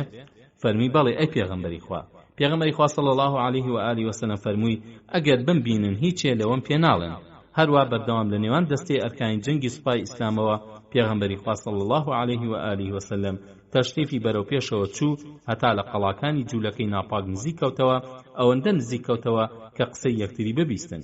بانگی کردە چەند فەرماندەیەکیان کە لەسەر قەڵاکانەوە دەرکەوتن، فەرمووی ئەی براکانی مەیمون و تاغوت پەرستان، ئایا خوای گەورە سەرشۆڕی کردن و غەزەبی خۆی باران بەسەرتاندا؟ کە دییان وا مسلمانەکان بڕیانیان داوە تۆڵیان لێ بسێن و لەسەر ئەو ناپاکیە سزایان بدەن، چاریان نەما ئەوە نەبێت کە دەست بە پاڕانەوە لە پێغەمبەری خوا بکەن. سەرەتا ئینکاری ئەویان کرد کە جنێویان بەخۆی و بە هاوسەرانی دابێ و بە درۆ سوێندیان خوارد کە هیچێ لەوەی کە بەو گەیشتووە بە دەمیاندا نەهاتووە. پاشان دەستیان بە قسەی لوس کرد بۆ دڵنەرمکردنی پێغەمبەری خوا صلی الله علیه و آله وسلم بەو هیوایی کە سزایان لەسەر سووک بکە. دیارە خۆشەویستان، ئەمە سروشتی جوولەکەیە کە دەستی ڕۆیشت یەکجار بێبەزەی و بێویژدانە و کە بێدەستیش کەوت پێڵاو ماچەکە. دەستیان کرد بە پاڕانەوە و ئەویان لە بیری خۆیان بردەوە کە چۆن پەیمانیان شکاند و وەک نەچوونە یارمەتی مسلمانەکان بوشنە کۆمەکی دوژمنەکانیان. هەروەها لە بیریان چوو کە چۆن نوێنەر مسلمانەکانیان بەدەستی خاڵی گێڕایەوە دواوە و وەهیان دەرئەخست کە نە محەممەدە ناسن و نە پەیمانیشیان لە نێواندا بووە. هەروەها لە بیریان چوو کە چۆن لە ژێرەوە بە خۆراک و بەپارە یارمەتی سوپای ئەحزابیان ئەدا تا مسلمانەکان ڕیشەکەن بکەن.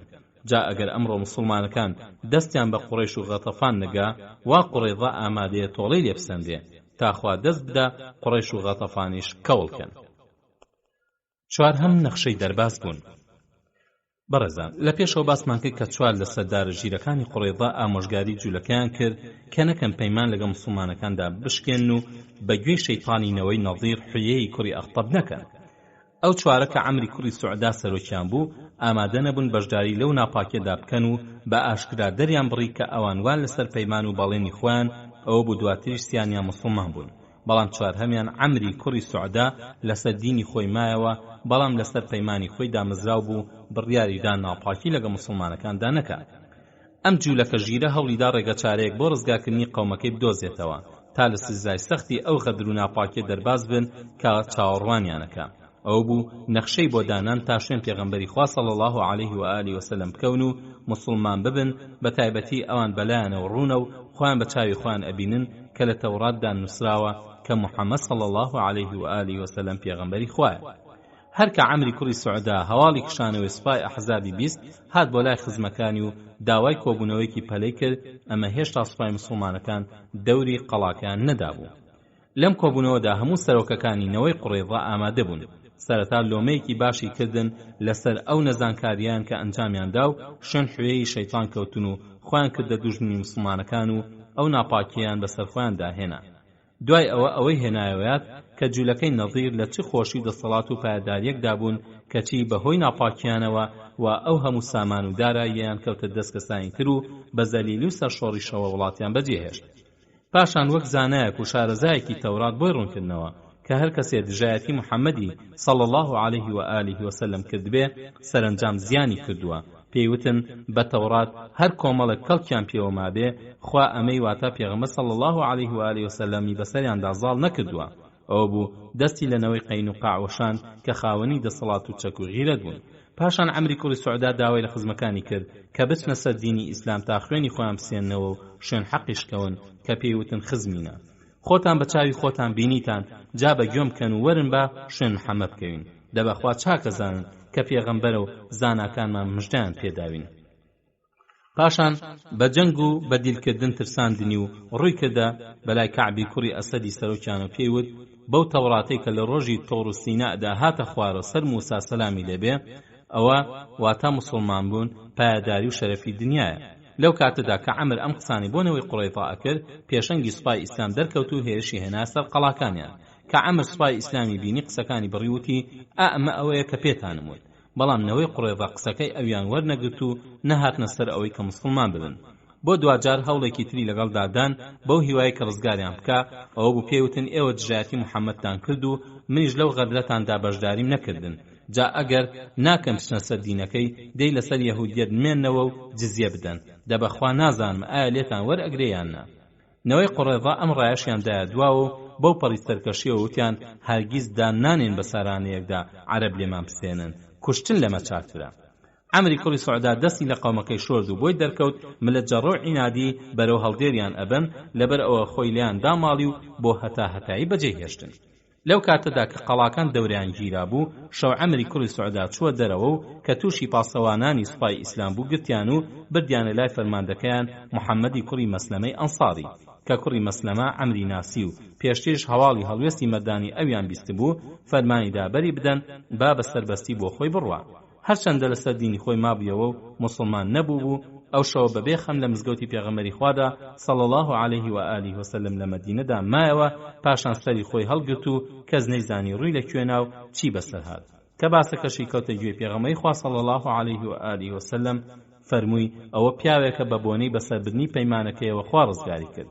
سوپای مسلمانەکان بە چاکی ئابلوقەی قەڵاکانی دا و دەستیشی بەسەر هەموو کشت و کاڵ و دارخورماکانینەوەی قوڕیضادا گرت کە لە دەرەوەی قەڵاکەدا بوون.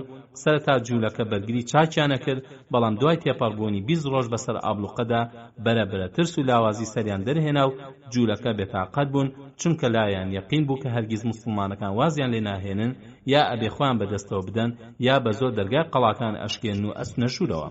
شایانی باسە لەناو قەڵاکاندا چ ئاو و چ خۆراک ئەوەندە زۆر بوون کە بۆ ماوەیەکی زۆر پاکیان نەکەوێت. بەڵام جوولەکە وریان ڕووخاو کەوتنە بیرکردنەوە بۆ ئەوەی کە خۆیان لەسەر بڕین ڕزگار بکەن. پێنجەم سێ ڕێگە. لەم کاتە یەکجار ناسکەدا سەردارینەوەی قوڕیضا کەعبی کوڕی ئەسەد داوای لە سەرۆکەکانی جوولەکە کرد کە کۆ ببنەوە تا تەکبیرێکی ئەم هەڵوێستیان بکەن و بزانن چه هەڵوێستێک وەربگرن چاکە.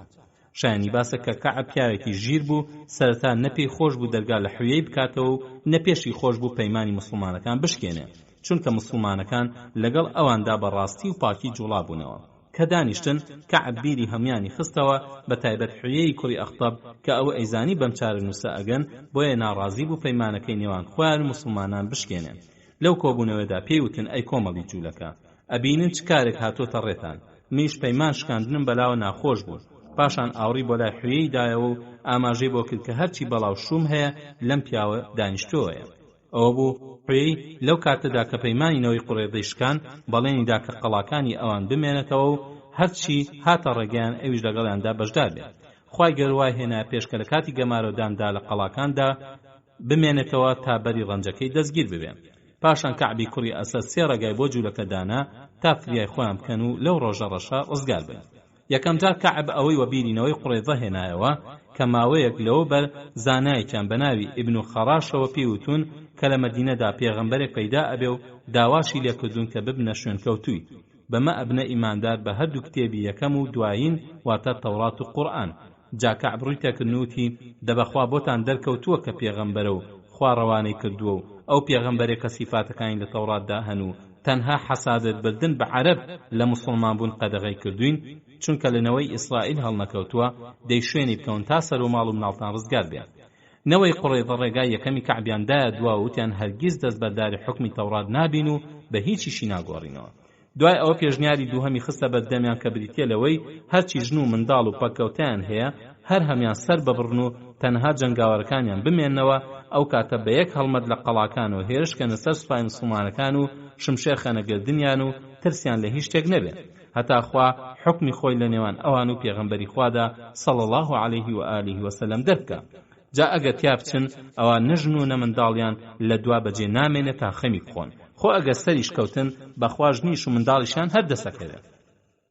نەوەی قوڕێضە ئەمەشیاندایە دواوە و بە ترس و لەرزێکەوتیان ئەو بەستە زمانانە بکوژین جا دوای ئەوانە ژیان بۆچی چاکە.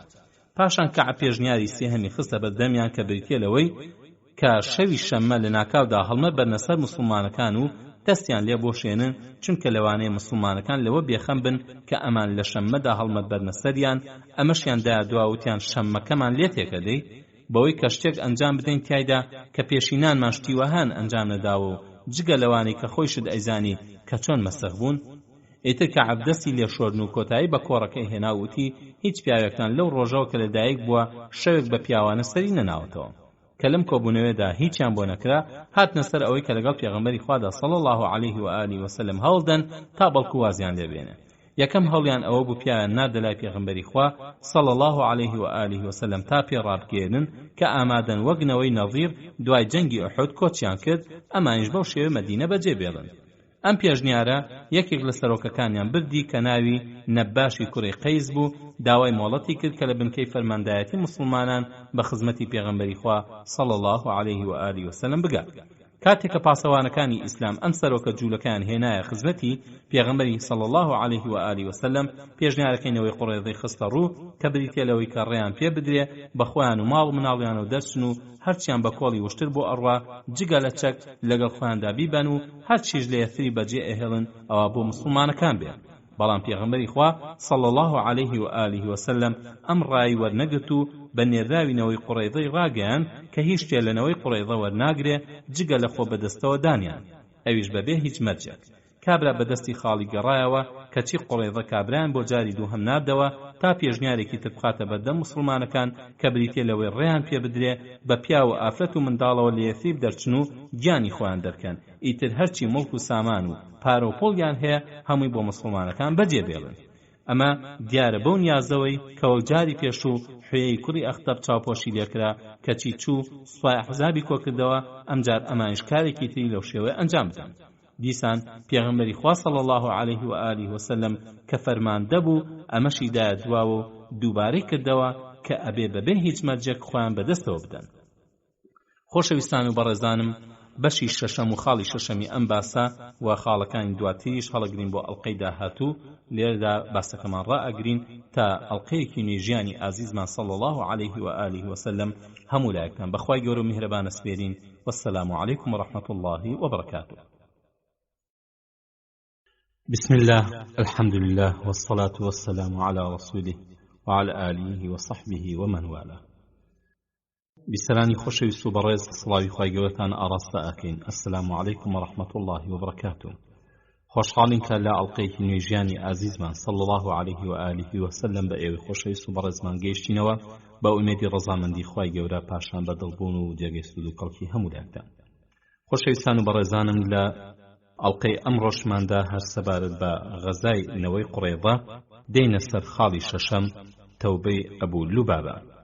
بەڕێزان کاتێک کە نەوەی قوڕێضە کۆمەڵێک پێشنیاریان خستە بەردەم پێغەمبەری خوا صلی الله علیه و آله وسلم و پێغەمبەری خوا صلی الله علیه و آله وسلم هیچ لەو ڕاو پێشنیارانی وەرنەگرت و وەڵامی تەنها پێغەمبەری خوا صلی الله علیه و آله وسلم بە خۆ بەدەستەوەدان بوو.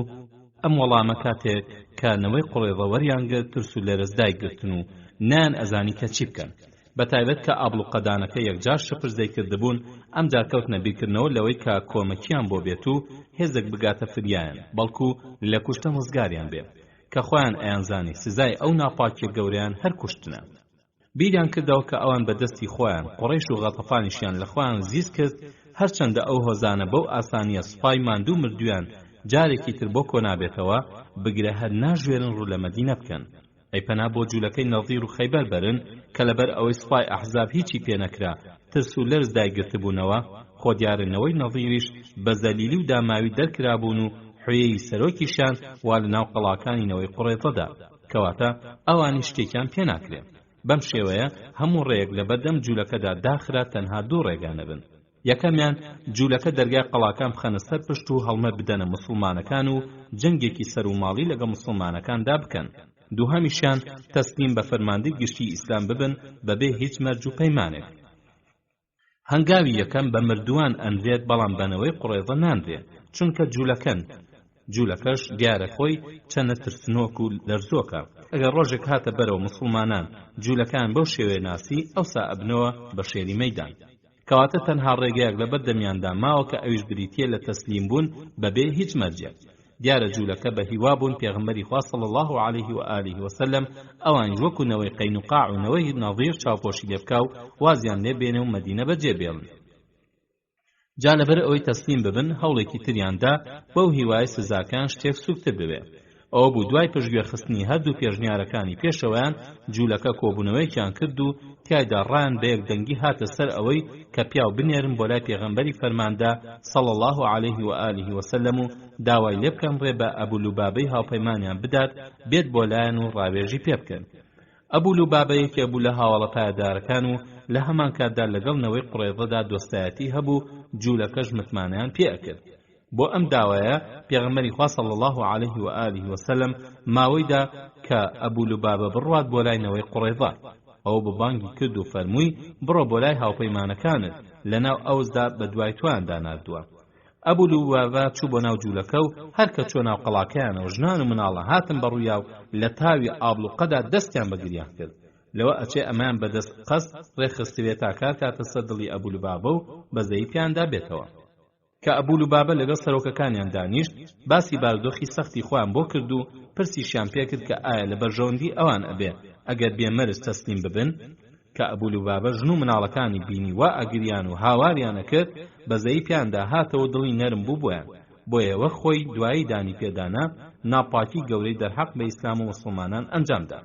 ئەبوایە ئەبو لوبابە خوای لێ ڕازی بێ بە شێوەیەکی تر بەزەیی بەو ژن و مناڵانە بەهات بایەتەوە بوون بە تووشی ئەو مارە ژەهراویانەوە کە بە درێژایی مێژوو هەر خەریکی خیانەت و ناپاکی بوون و ژن و مناڵی بەستە زمانیان بەخۆیانەوە فەوتاندووە ئەو بەستە زمانانە تازوو لە دەستی ئەو بەرازانە ڕزگاریان بێت درەنگە هەتا ئەگەر بەدیر بگیردێن و ببنە کۆیلەی دەستی موسڵمانان گەلێک ژیانی دنیا و قیامەتیان چاکترە بێت هەرواش بوو ئەوانە لە پیسی جوولەکایەتی ڕزگاریان بوو بەرەبەرە موسڵمان بوون و لە دنیاش و لە قیامەتیشدا سەرفراز بوون دوای ئەوە کە کەعبی کوڕی ئەسەد باسەکەی خستە بەردەم ئەبو لوبابە و بەڵێنیشیاندا کە ئەگەر وڵات بەجێ بهێڵن جارێکی تر خەڵک لە دژی موسڵمانەکان کۆناکەنەوە ڕاوێژی بە ئەبو لوبابە کرد کە ئایا ئەو حکمی پێغەمبەری خوا صلی الله علیه و آله وسلم وەری ئەگرن ئایا لە خۆیان بێخەم بن لێرەدا هەڵێکی گەورە لە دەستی ئەبو لوبابە دەرچوو ئەوە بۆ وەڵامی کەعبی دایە و بەڵێ لە هەمان کاتدا دەستی بۆ ملی بردووتی سەربڕینە واتە تەسلیم ببن ئەکوژێن ئەبو لوبابەی ئیماندار هەر ئەوەندە بوو تا دواوشەی لە دەم دەرچوو خێرا هەستی بەخۆی کرد هەستی کرد کە چ تاوانێکی گەورەی لە دەست دەرچوو دەرحەق بە پێغەمبەر و ئیسلام و مسلمانان ئەبو لوبابە شڵەژا پاشان ئینا لله و ئینا ئیلەیه ڕاجعونی وتو لە پەشیمانیدا هەردوو چاوی لە فرمێسک پڕبوون کەس پێی نەزانیوە تەنها کەعبی سەرۆکی جوولەکە ئاگای لێبوو چۆن ئەترسا و چۆن شڵەژا بوو بەسەر سوورمانەوە پرسی ئەبو لوبابە ئەوە چیتە وتی ناپاکیم لەگەڵ خوا و پێغەمبەردا کرد مەبەستی لە ناپاکی ئەو ئاماژەکردنەی بوو کە بە جوولەکەی ڕاگەیان چارەنووسیان مردنە ئەگەر بچنە سەر حکمی پێغەمبەری خوا صلی الله علیه و آله وسلم دنیا لە ئەبو لوبابە هاتەوە یەک ویژدانی سزای ئەدا چ کارێکی ناشرینی کرد خێرا بە خەمباریەوە قەڵای جوولەکەکانی بەجێ هێشت و گەڕایەوە بەڵام لە شەرماندا نەچوو خزمەتی پێغەمبەری خوا صلی الله عليه و آله وسلم بەڵکو بە چاوی فرمێسکاییەوە ڕووی لە مزگەوتی مەدینەنا ئەو شوێنە تاقانە پیرۆزەی کە هەموو جارێک ئەو هەوڵی داوە دڵ و دەرونی تێیدا زاخاو بدا ئێستا ژوای بە چاکزانی خۆی بگەێنێتە ئەوێ لەوێ بڕیاییدا خۆی بە یەکێ لە کۆڵەکەکانی مزگەوتەوە بەستێتەوە تا یا ئەو تا ئەمرێ یا خوای گەورە تەوبەی لێ وەرەگرێ ئەبوو لوبابە خۆی باسەکە ئەگەڵێتەوە ئەڵێ بەخوا هەردوو پێم لە شوێنی خواندا نەجوڵاندبوو زانیم ناپاکیم لەگەڵ خوا پێغەمبەرەکەیدا کردووە هەرواش بوو خۆی بەس بە کۆڵەکەیەکی مزگەوتەوە هەتا سوێندی ژەخوا کە هەرگیز نەچێتە لاینەوەی قوڕێضە و لە وڵاتێکیشدا نەبیندێ کە تیایدا ناپاکی لەگەڵ خوا و پێغەمبەرەکەیدا کردووە بەڕاستی تاقیکردنەوەیەکی یەکجار سەخت بوو بۆ هاوڵێکی وەها بەڕێزی هەستیار خۆی بەس بەو کۆڵەکەوە کە دوای نوێژی بەیانی پێغەمبەری خوا صلی الله عليه و آله وسلم تشریفی ئەهاتە لای پێغەمبەری خوا صلی الله عليه و آله وسلم سەری لە دواکەوتنی ئەبوو لوبابە سوڕەما تا ئەوە بوو هەواڵەکەی پێگەیشت و ئەویش فەرمووی ئەگەر بەهاتایە بۆ لای من داوای لێ خۆشبوونم بۆ ئەکرد بەڵام کە ئاوەهای کردووە ئەوە من ناتوان بەری بدەم مەگەر خوا خۆی تەوبەی لێوەرگرێ ئیتر کاتی دەستنوێژگرتن و نوێشکردن و پێویستی تر ژنەکەی ئەبوو لوبابە و کچەکەی ئاهاتن ئایان کردەوە تا پێویستی جێبەجێ ئەکرد و پاشان ئایان بەستەوە هەروە مایەوە تا 17 شەو کە لەو ماوەیەدا خەریک بوو ئەبوو لوبابە چاو گوێ لە دەست بدا دوای تەواوکردنی ماوەی تاقیکردنەوەی بۆ پەڕی ئارامە خوای گەورە تەوبەی لێوەرگرت و پێغەمبەری خوار صلی الله عليه و آله وسلم بەدەستی مبارەکی کردیەوە ابن اسحاق ئەڵێ تەوبە وەرگرتن لە ئەبوو لوبابە لە کاتی بەرەبەیاندا هاتە خوارەوە سەر پێغەمبەری خوا صلی الله عليه و آله وسلم کە ئەو بوو لە ماڵی سەلەمەی هاوسەری دابوو سەلەمە ئەڵێ لە بەرەبەیاندا گوێم لێ بوو کە پێغەمبەری خوا صلی الله عليه و آله وسلم پێ ئەکەنی ئەڵێ وتم بەچی پێ ئەکەنی خوا هەموو تەمەنت کاتە پێکەنی فەرمووی تەوبە لە ئەبوو لوبابە وەرگیرە ئەڵێ وتم ئەی موژدەی نەدەمێ ئەی پێغەمبەری خوا فەرمووی بەلە ئەڵێت سەلەمە لە دەرگای ژوورەکەی داوەستا ئەمەش پێش ئەوەی ئاەتی حیجاب بێتە خوارەوە وتی ئەبوو لوبابە موژدە بێ خوا تەوبەی لێ وەرگرتی ئەڵێ خەڵکەکە هەڵمەتیاندا تا بیکەنەوە بەری بدەن وتی نا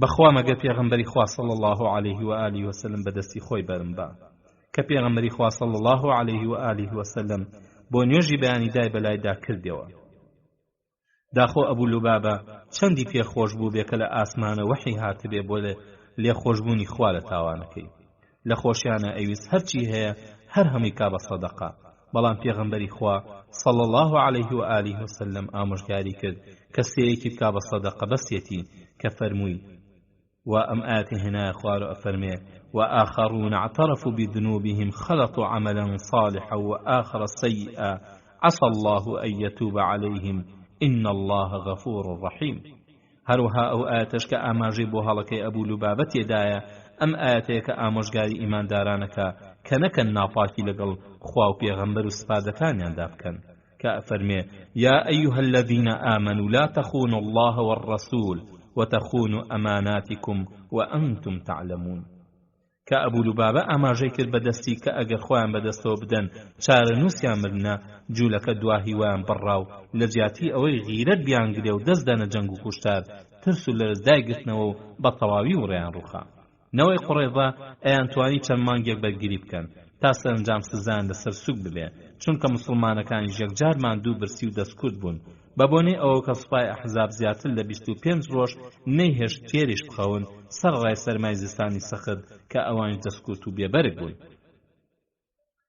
حوتەم هێرشی موسڵمانە کە موسڵمانەکان گەماروی جوولەکان دابوو لە دەشدا بوون و سەرما و برسێتی یەکجار بێزاری کردبوون بەڵام جوولەکە زۆر دەوڵەمەند بوون و لە ناو قەڵای مەحکەمدا هیچ باشیان نەبوو سەرڕای ئەوەی بیری زۆریش لە ناو قەڵاکاندا هەبوون و بۆ ئاویش پەکیان ئەکەوت جوولەکە هەر جوولەکەن بەڵام ئەڵێ چی لەم زمانی ئێمەدا موسڵمانی بەخیرەت کەم بۆتەوە و وا جوولەکە بۆتە شێری مەیان هاکا شێری ئیسلامیش ڕۆژی هاتەوە شێرە بەفرینە شتوایەوە بەو هەموو چەک و تفاقەوە خەریک بوو زیڕەکەن بیریان لە هەموو شتێ ئەکردەوە جگە لە شمشێر و بەرگری موسڵمانەکان ئەیانزانی جوولەکە چەندە ڕووخا و بێورن لەگەڵ ئەوەشدا تەسلیم نەئەبوون و دەستیان ئەکرد بەڵکو شتێکیان بۆ بگات و ڕزگاریان ببێ بۆ ئەمە موسڵمانەکان کەوتنە هەڕەشە لیان کە ئەگەر خۆیان بەدەستەوە نەدەن بە زۆری شمشێر دەرگا قەڵاکانیان پێ ئەکەنەوە چونکە مسلمانەکان یەکجار ماندوو بوون، یەکەم بە بۆنەی کەمی خۆراکەوە و دووهەمیش بە بۆنەی سەرما و سۆڵەوە. بۆ ئەمە عەلی کوڕی ئەبوو تاڵیب کە هەڵگری ئاڵای مسلمانەکان بوو لەگەڵ زوبەیری کوڕی عەوامی کورزایدا هەردووکیان بە دەنگی بەرز هاواریان کرد بەخوا یا ئەوەی کە حەمزە چەشتی ئەیچەژم یا دەرگای قەڵاکەیانەکەمەوە کە جوولەکە ئەم هەڕەشەیان بیست و بە چاویشەوە بوون وا کەتیبەکانی سوپای ئیسلام کەوتنە جم و جۆڵ و خۆیان بۆ هێرشی گشتی ئامادە ئەکەن تا قەڵاکان بگرن. داوایان کرد با مسلمانەکان هێرش بوەستێن و ئامادەن خۆیان بەدەستەوە بدەن و بەبێ هیچ مەرجەک قبوڵی حکمی پێغەمبەری خوا صلی الله علیه و آله و سلم کرد. مسلمانەکان هێرشیان وەستاند و جوولەکە هاتن دەرگای قەڵاکانیان کردەوە و هەموو چەکیان فڕێدا و بۆ خۆ بەدەستەوەدان لە قەڵاکان هاتنە دەرەوە. خێرا سەربازانی خوا دەورەیان لێگرتن و لەلایەکەوە کۆیان کردنەوە هەتا هەمیان هاتنە دەرەوە. پاشان پێغەمبەری خوا صلی الله علیه و آله و سلم فەرمانیدا هەرچی پیاوی باڵغیان بوو بگیرێن و کۆت بخرێتە دەستیانەوە. ئەمەش بە سەرپەرشتی فەرماندەی پاسەوانی ئیسلام محەممەدی کوڕی مەسلەمەی ئەنساری. بەڵام ژن و مناڵ لە پیاوەکان جیاکرانەوە و خرانە لایەکەوە و بە عەبدوڵای کوڕی سەلام سپێدران کە هەموو خەڵکەکە جیاکرانەوە. پێغەمبەری خوا صلی الله علیه و آله و سلم فەرمانیدا پیاوەکان لە بەندیخانەیەکی تایبەتیدا بەندکرێن. ئەوە بوو نزیکەی 800 پیاویان لە ماڵی ئوسامەی کوڕی زەید بەندکران. ژن و مناڵیش لە شوێنێکیاندا دەست بەسەر کران، بەڵام وەک پیاوەکان بەند نەبوون. ئەوان لەیانەی میوانداریدا مانەوە کە ماڵی کچی حرفی نەجاڕی بوو و بە هەمیشە بۆ میوانی مەدینە تەرخان کرا بوو. ئەم ژن و مناڵانش نزیکەی 1000 کەسە بوون. خاڵی هەشتم بڕیاری سەعد. بەڕێزان، لە ئاڵلقەکانی پێشوودا باسی ئەومان کرد کە پێش هاتنی ئیسلام هۆزی ئەوس و نەوەی قوڕەیضە هاوپەیمان بوون و کە ئیسلامیش هات قەدەغی ئەو دۆستایەتی نەکرد کە ئەوس بینیان وا هاوپەیمانەکانیان دەستگیر کران. چەند پیاوێکی ناوداریان چون بۆ خزمەتی پێغەمبەری خوا تا قسەیەکی بەسوود بۆ جوولەکە هاوپەیمانەکانیان بکەن. دیارە ئەمەش لە وەفای خۆیانەوە. کە نوێنەرەکان بە خزمەتی گەیشتن داوایان کرد کە سزای ئەو جوولەکانە سووب بکە. ئەو بوو ئەوان هێناوە یادی پێغەمبەری خوا صلی الله علیه و آله و سلم کە چۆن تکای عەبدوڵای کوڕی ئوبەی وەرگرت کاتێک کە تکای بۆنەوەی قەینوقاع کرد تا سزایان سووب بکە، چونکە ئەو جوولەکانە ئەو کاتە هاوپەیمانی هۆزی خەزرەج بوون. داوایان ئەکرد کە هیچ نەبێ بانەوەی قوڕەیضەش لە مەدینە دەربکرێن و نەکوژرێن. بەڵێ نەوەی قوڕەیضە ناپاکی گەوریان ئەنجامدا بوو، بەڵام پێغەمبەری خوا صلی الله علیه و آله و سلم بە بۆنەی سۆز و بەزەی دڵیەوە و بۆ ڕاگیرکردنی دڵی ئەو هاوڵانی کە باوەشی خزمەتیان بۆ ئیسلام کردەوە نەیویست پاڕانەوەکان بداتە دواوە، چونکە بە دڵسۆزی هاوڵان بوون واب ئیسلام بنکەی بەهێزی وەک مەدینەی دەستکەوتووە و هاوڵان بە تەواوی خۆیان کردووە فیداکاری ئیسلام. بۆ ئەمە پێغەمبەری خوا صلی الله علیه و آله و سلم چارەنووسی ئەو جوولەکانیدا دەست هۆزی ئەوس ئەوە بوو کارینەوەی قوڕێضەی خستە دەستی سەرداری ئەوس سعدی کوڕی معاد و ئەویش دواتە ئەوسیش زۆریان پێخۆش بوو. هیوان هەبوو سعدی سەرداریان سزای هاوپەیمانەکانیان کەم کاتەوە کەچی بە پێچەوانەوە بڕیاری سعد بەو شێوە نەبوو کە ئەوس بەتەمای بوو. هەرکە ئەوس بیستیان وا کارینەوەی قوڕێضە لەلایەن پێغەمبەری خوا صلی الله علیه و آله و سلم درایە دەست سعدی سەرداریان، کۆمەڵک لە سەرۆکانی ئەوس گەڕانەوە بۆ مەدینە تا بچنە لای سعد و داوای لێ بکەن کە بڕیارێکی بەڕەحمانە بۆ جوولەکە دەرکە. سعد بەشداری ئابڵوقینەوەی قوڕێضەی نەکردبوو، چونکە لە مەدینە بوو. خەریکی چارەسەرکردنی برینە سەختەکەی بوو کە لە غەزای خەندەقدا زامدار بوو دەماری خوێنبەری پچڕا بوو. لە مزگەوتی مەدینەدا بە فەرمانی پێغەمبەری خوا صلی الله علیه و آله و سلم چادرێک بۆ ئافرەتێکی ئیمانداری ساڵحە هەڵدرا بوو کە ناوی ڕوفەیدە بوو تا لە پێناوی خوادا دەرمانی ئەو زامدارانە بکە کە کەسیان نەبوو چارەسەریان بکە. کە سعد زامدار بوو کە سوکاری زۆر بوون و دەسەڵاتیان هەبوو دەرمانی سعدکەن، بەڵام لەبەر خۆشویستنی سعد پێغەمبەری خوا صلی الله علیه و آله و سلم فەرمانیدا بە خزمەکانی تا سعد لە مزگەوت لای ئەو ئافرەتە شارەزایە بهێڵنەوە تا سعد لە خۆیەوە نزیک بێت و زوو هەواڵی بزانێت. بەڵێ ئەو پیاوانە هاتنە لای سەرداری گەنجی زامداریان و بڕیارەکەی پێغەمبەریان پێڕاگەیان تا ئەو بڕیارێک بۆ چارەنووسینەوەی قوڕێضە دەربکە.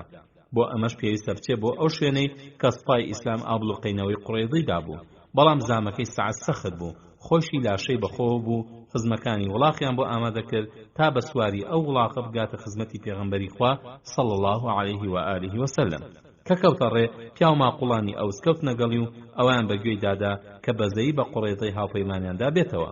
کە ئەو باسییان زۆر دووبارە کردەوە پێی ڕاگەیاندن کە ئەوەی شیاو بن ئەوان بۆ بڕیارەدات و هاوپەیمانێتی سزای شیاوی خۆیانیان لەبیر باتەوە. پێوتن ئێستا کاتی ئەوە هاتووە کە سەعەد لەبەر ڕەزامەندی خوا گوێ بە گلەی هیچ گلەی کارێک نەدا. جا لەبەر ئەوەی کە سەعەد خاوەنی پلەپایەکی تایبەتی بوو بەلای پێغەمبەری خوا صلی الله عليه و آله وسلم و بەلای موسڵمانەکانیشەوە کە لە بنکەی پێغەمبەری خوادا صلی الله عليه و آله وسلم نزیک کەوتەوە، پێغەمبەر فەرمانی بەسەر ئەو موسڵمانانەدا کە لە دەوروبەریدا بوون تا لەبەر سەعەد هەڵسنەوە و بچن بە پیرەوە کە فەرمووی قوموا إلى سيدكم. ئەوانش هەڵسان و دوو ڕیزوەستان و بەخێرهاتنیان کرد هەتا گەیشتە لای پێغەمبەری خوا صلی الله عليه و آله وسلم فەرمووی حکم بدە بەسەریاندا ئەی سەعەد. ئەی ژووتی خوا و پێغەمبەرەکەی بە حکم دەرکردن شایانترن. فەرمووی خوای گەورە فەرمانی پێکردووی کەوا حکم بدەی بەسەریاندا. فەرمووی خوا فەرمانی داوە تۆ حکمیان بۆ دەربکەی. سەعەدەی زانی خزمەکانی ئەوان پێخۆشە کە بۆنەوەی قوڕەیضە دەست نەگرێ، لەبەرەوە پێی خۆش بوو کە هەموو لایە پێغەمبەر و هۆزی ئەو سوونەوەی قوڕەیضە دەری ببڕن ڕەزامەندیان لەسەرە ئەو حکم دەرکات و هەر بڕیارێکی دەرکرد هەمویان پێ ڕازی ئەبن. بۆ ئەمە لە ناو سوپای موسڵماناندا وەستا و بە تایبەتی ڕووی لە هۆزی ئەوسی کە سوکاری و بەرگشتیش لە هەموو سەربازە موسڵمانەکان کرد و پێیوتن بەڵێن و پەیمان بەخوا ئەدەن کە حکم و بڕیار بەو شێوەیە ئەبێ کە من دەری ئەکەم. وتیان بەڵێ. پاشان وەک پرس بە پێغەمبەری خوا صلی الله عليه و آله وسلم بکە ڕووی لەویش کرد و ئاماژەی بۆ لای ئەو کرد. پاشان لەبەر ڕێزلێنانی ڕووی لەوە گێڕاوتی ئەو کەسەش کەوا لێرەدا ئاماژەی بۆ ناوچادرەکە کرد و فەرمووی بەڵێ. پاشان ئاماژەیشی بۆ نەوەی قوڕێضە کرد کە لەلایەکی سەربازگەکەەوە بەندکرابوون و پێیوتن ئایا ئێوەش بە حکمی من ڕازین؟ وتیان بەڵێ. دوای ئەم و توێژانە سەرەی سەعەد هات کە بڕیاری کۆتایی بۆ چارە نووسی جوولەکەینەوەی قوڕێضە بدا. جوولەکە چای گوێیان هەڵۆ کردبوو تا جوانتر بڕیارەکەی سەعەد ببیستن و چاویشان زاق بوو تەپەی دڵیانە هاو. سوپای ئیسلامیش هەر هەموو چرکیان لە خۆیان بڕی بوو هەتا بزانن سەعەد چه حکمێک دەرەکە. دەرحەق ئەو پێڕە پیسەی کە مرۆڤایەتی بەدەست پیلانیانەوە گیری خواردووە.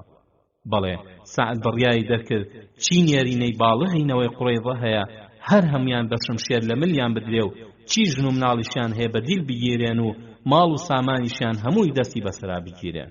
دوای ئەوە بە ئیجتیهادی خۆی بڕیاریدا خانوەکانی نەوەی قوڕەیضە بدرێن بە موهاجران، چونکە ئەوان ماڵ و سامان و خانوبەران لە مەککە بۆ کافرەکان بەجێهێشتووە و لە دەست ئازاری قوڕەیش بە خۆیان و دینەکەیانەوە هاڵاتون. ئەمەش تا باری سەرشانی ئەنساریش سوک ببێن. کە سەعەد ئەم بڕیاری دەرکرد هۆزی ئەوس هیچ ناڕەزاییەکیان دەرنەبڕی، چونکە لە پێشەوە بەڵێنیان پێدا بوو کە ڕازی بن. بەڵام جوولەکە کە ئەو بڕیاریان بیست وەک هەورەتریش قەلیان بدا واقیان وڕما و بێدەنگ دەمیان دادڕی. بەڵام هیچ ناڕەزاییەکیان دەرنەبڕی، چونکە بەبێ هیچ مەرجێک تەسلیم بە سوپای ئیسلام بوون و دوای ئەوەش دوای تەسلیم بوونیان بە حکمی سەعەد ڕازی بوون. بەڵام پێغەمبەری خوا صلی الله عليه و آله وسلم کە گوێی لە حکمەکەی سەعەد بوو فەرمووی ئەو حکمەی دەرت کرد بۆیان حکمی خوا بوو لە سەروی حەوت تەبەقەی ئاسمانەوە دەرچووە. کە سەرنجی هەڵوێستی سەعدی کوڕی معاذە دەین کە کارینەوەی قوڕەیضەی دراوەتە دەستی و خزمەکانی داوای لێ ئەکەن کە ڕەحم و سۆز بەرامبەر بە هاوپەیمانەکانیان بەکاربێنێ و لەو لاشەوە جوولەکە بە تەمای دۆستایەتی کۆن بوون کە دڵی سەعد نەرم کا بەرامبەریان و حکمێکی ئاسانیان بۆ بدا. سەعد وەک پیاوێکی لێپەسرا و لە چارەنووسی ئیسلام و موسڵمانان وەک فەرماندەیە کە خەمی دینەکەیان بخوا ئەوەی لار نەچوو بوو کە کاتێک سوپای ئەحزاب ئاهاتنە قەراغی خەندەقەکە و جوولەکەینەوەی قوڕەیضە لە جیاتی ئەوەی کە بێنە کۆمەکی موسڵمانەکان پەیمانیان شکاند و ناپاکییان لەگە موسڵماناندا ئەنجامدا. لە یادی نەئەچوو چۆن ئیسلام و موسڵمانەکان و مەدینە و هەرچی باخ و بەرەوبووم و ماڵ و سامانیان هەبوو هەر هەموو چاوەڕوانی تیاچوونی لێ ئەکرا ئەگەر خوای گەورە خۆی بەو دەسەڵاتەیەوە موسڵمانەکانی ڕزگار نەکردایە. لە یادی بوو ئەگەر سوپای ئەحزاب سەرکەوتایە شەرەف و ناموسی موسڵمانان ئەکەوتە دەست دوژمن. نەوەی قوڕەیضەش بێ شەرمانە پاڵیاندا بەو سوپا ملهوڕەوە تا ئەوە بوو کە کاتی خزمەکانی سەعد بۆ جوولەکە پاڕانەوە سەعد وتی ئێستا کاتی ئەوە هاتووە کە سەعد لە بەڕەزامەندی خوا گوێ بە گلەی هیچ گلەی کارێک نەدا تا ئەوە بوو ئەو حکمەی دەرکرد بۆیان. کاتێک کەنەوەی قوڕەیضە هەڵگەڕانەوە سەعد یەکێ بوو لەو نوێنەرانی کە چوون بۆ لای جوولەکە تا ئەمەش گاریان بکەن و داوایان لێ بکەن کە پارێزگاری لە پەیمانەکان بکەن و لە جیاتی ئەوەی کۆمەکی موسڵمانەکان بکەن نەبنە دوژمنیان. سعد لەوێ بوو ئەو ناپاکانە چۆن جنێویان بە پێغەمبەری خوا صلی الله عليه و آله وسلم ئەداب لەو ساتە ناسکەدا بەبێ شەرمانە پەیمانیان شکاندووە و بە شانازیەوە بۆ ڕیشەکەنکردنی مسلمانەکان بەشداریانە کرد. ئەو ڕۆژە سعد دڵی لە خۆی داما کە ئەو ناپاکە بێ شەرمانە چەند نامردانە هاتن بەدەمیەوە و بۆی دەرکەو کە جوولەکە چەند سووک و بێنرخە و بۆ هیچ پیاوەتیەک ناشێ لەگەڵ یا بکرێ هەتا زوو تۆیان ببڕێتەوە درەنگە.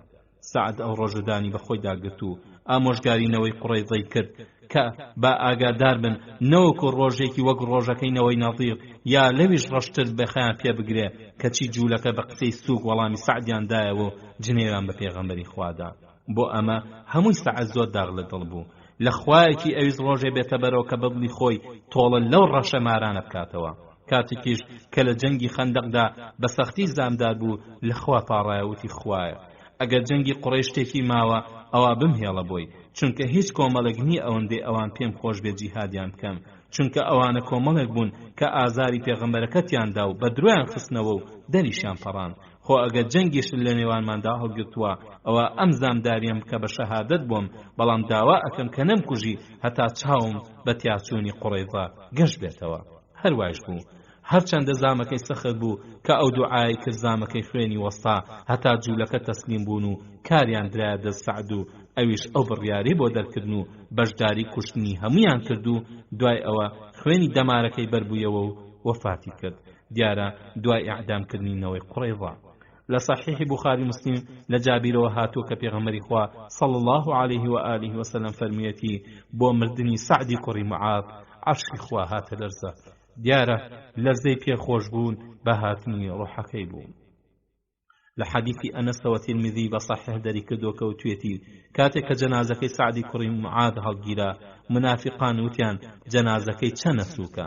پێغەمبەری خوا صلی الله عليه و آله وسلم فەرمووی ئەوە مەلائکە هەڵیان گرتووە.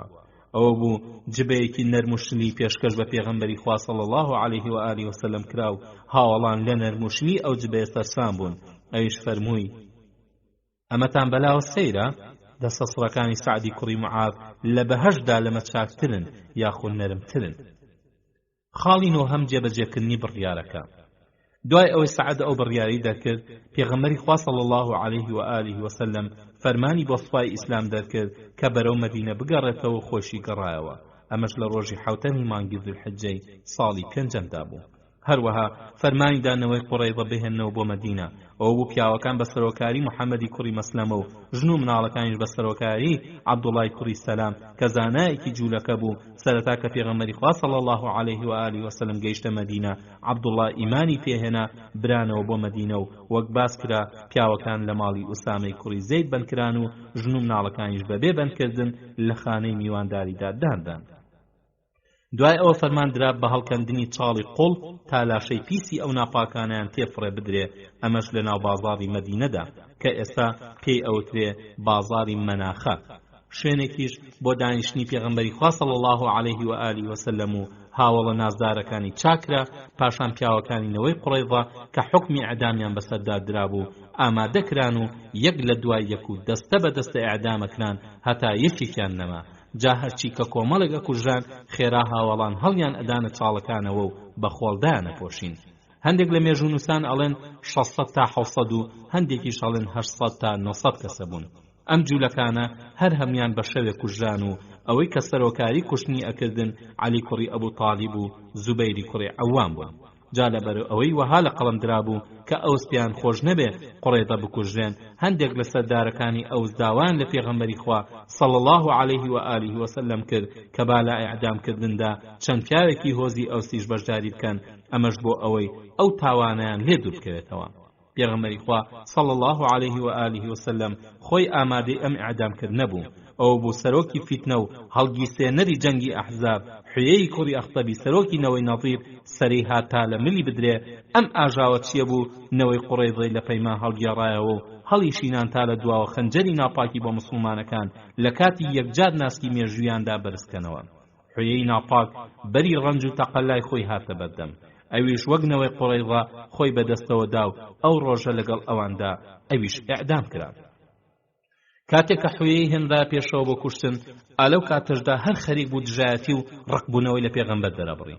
کە هێندایە پێشەوە هەردوو دەستی بە ملیەوە بەسترا بوون کە پێغەمبەری خوا صلی الله عليه و آله وسلم سەیری کردوتی بەخوا لۆمەی خۆمم نەکردووە لەسەر دژایەتی بەڵام هەر کەس پشتی ڕێخوا بەبدا خوایش پشتی ئەو کەسە بەرئەدا لە ئەڕەودی سوهەیلیدا وەها هاتووە کە پێغەمبەری خوا صلی الله عليه و آله وسلم کاتێک کە بە باڵبەستراوی حوێی کوڕی ئەخطەب ئەبینێ پێ ئەفەرمێ ئایا خوا چاری نەکردی وتی بەڵێ هەر کەس پشتی تۆ بەربدا خوایش پشتی ئەو بەرەدا لەگەڵ ئەوەشدا حوێی هیچ ترس و بیمێکی دەرنە ئەبڕی بەڵکو لەو پەڕی ئازایەتیدا لە ئەعدام چووە پێشەوە کاتێک کە هێنان بۆ مەیدانی کوشتن داوای کرد مۆڵەتی بدرێت تا قسە بکە کە مۆڵەتی وەرگرت وتی خەڵکینە فەرمان فەرمانی خوایە ئەمە کتێب و قەدەرێکە خوا لە چارەینەوەی ئیسرائیلی نووسیوە دوای ئەوە دانیشت و لە ملی درا و موسڵمانان لاشەکان هەڵدایان ناو چاڵەکەوە شایانی باسە کە لەم پیاوە خراپە سەفیەی کچی حوێیی کەوتۆتەوە کە دوای فەتحی خەیبەر و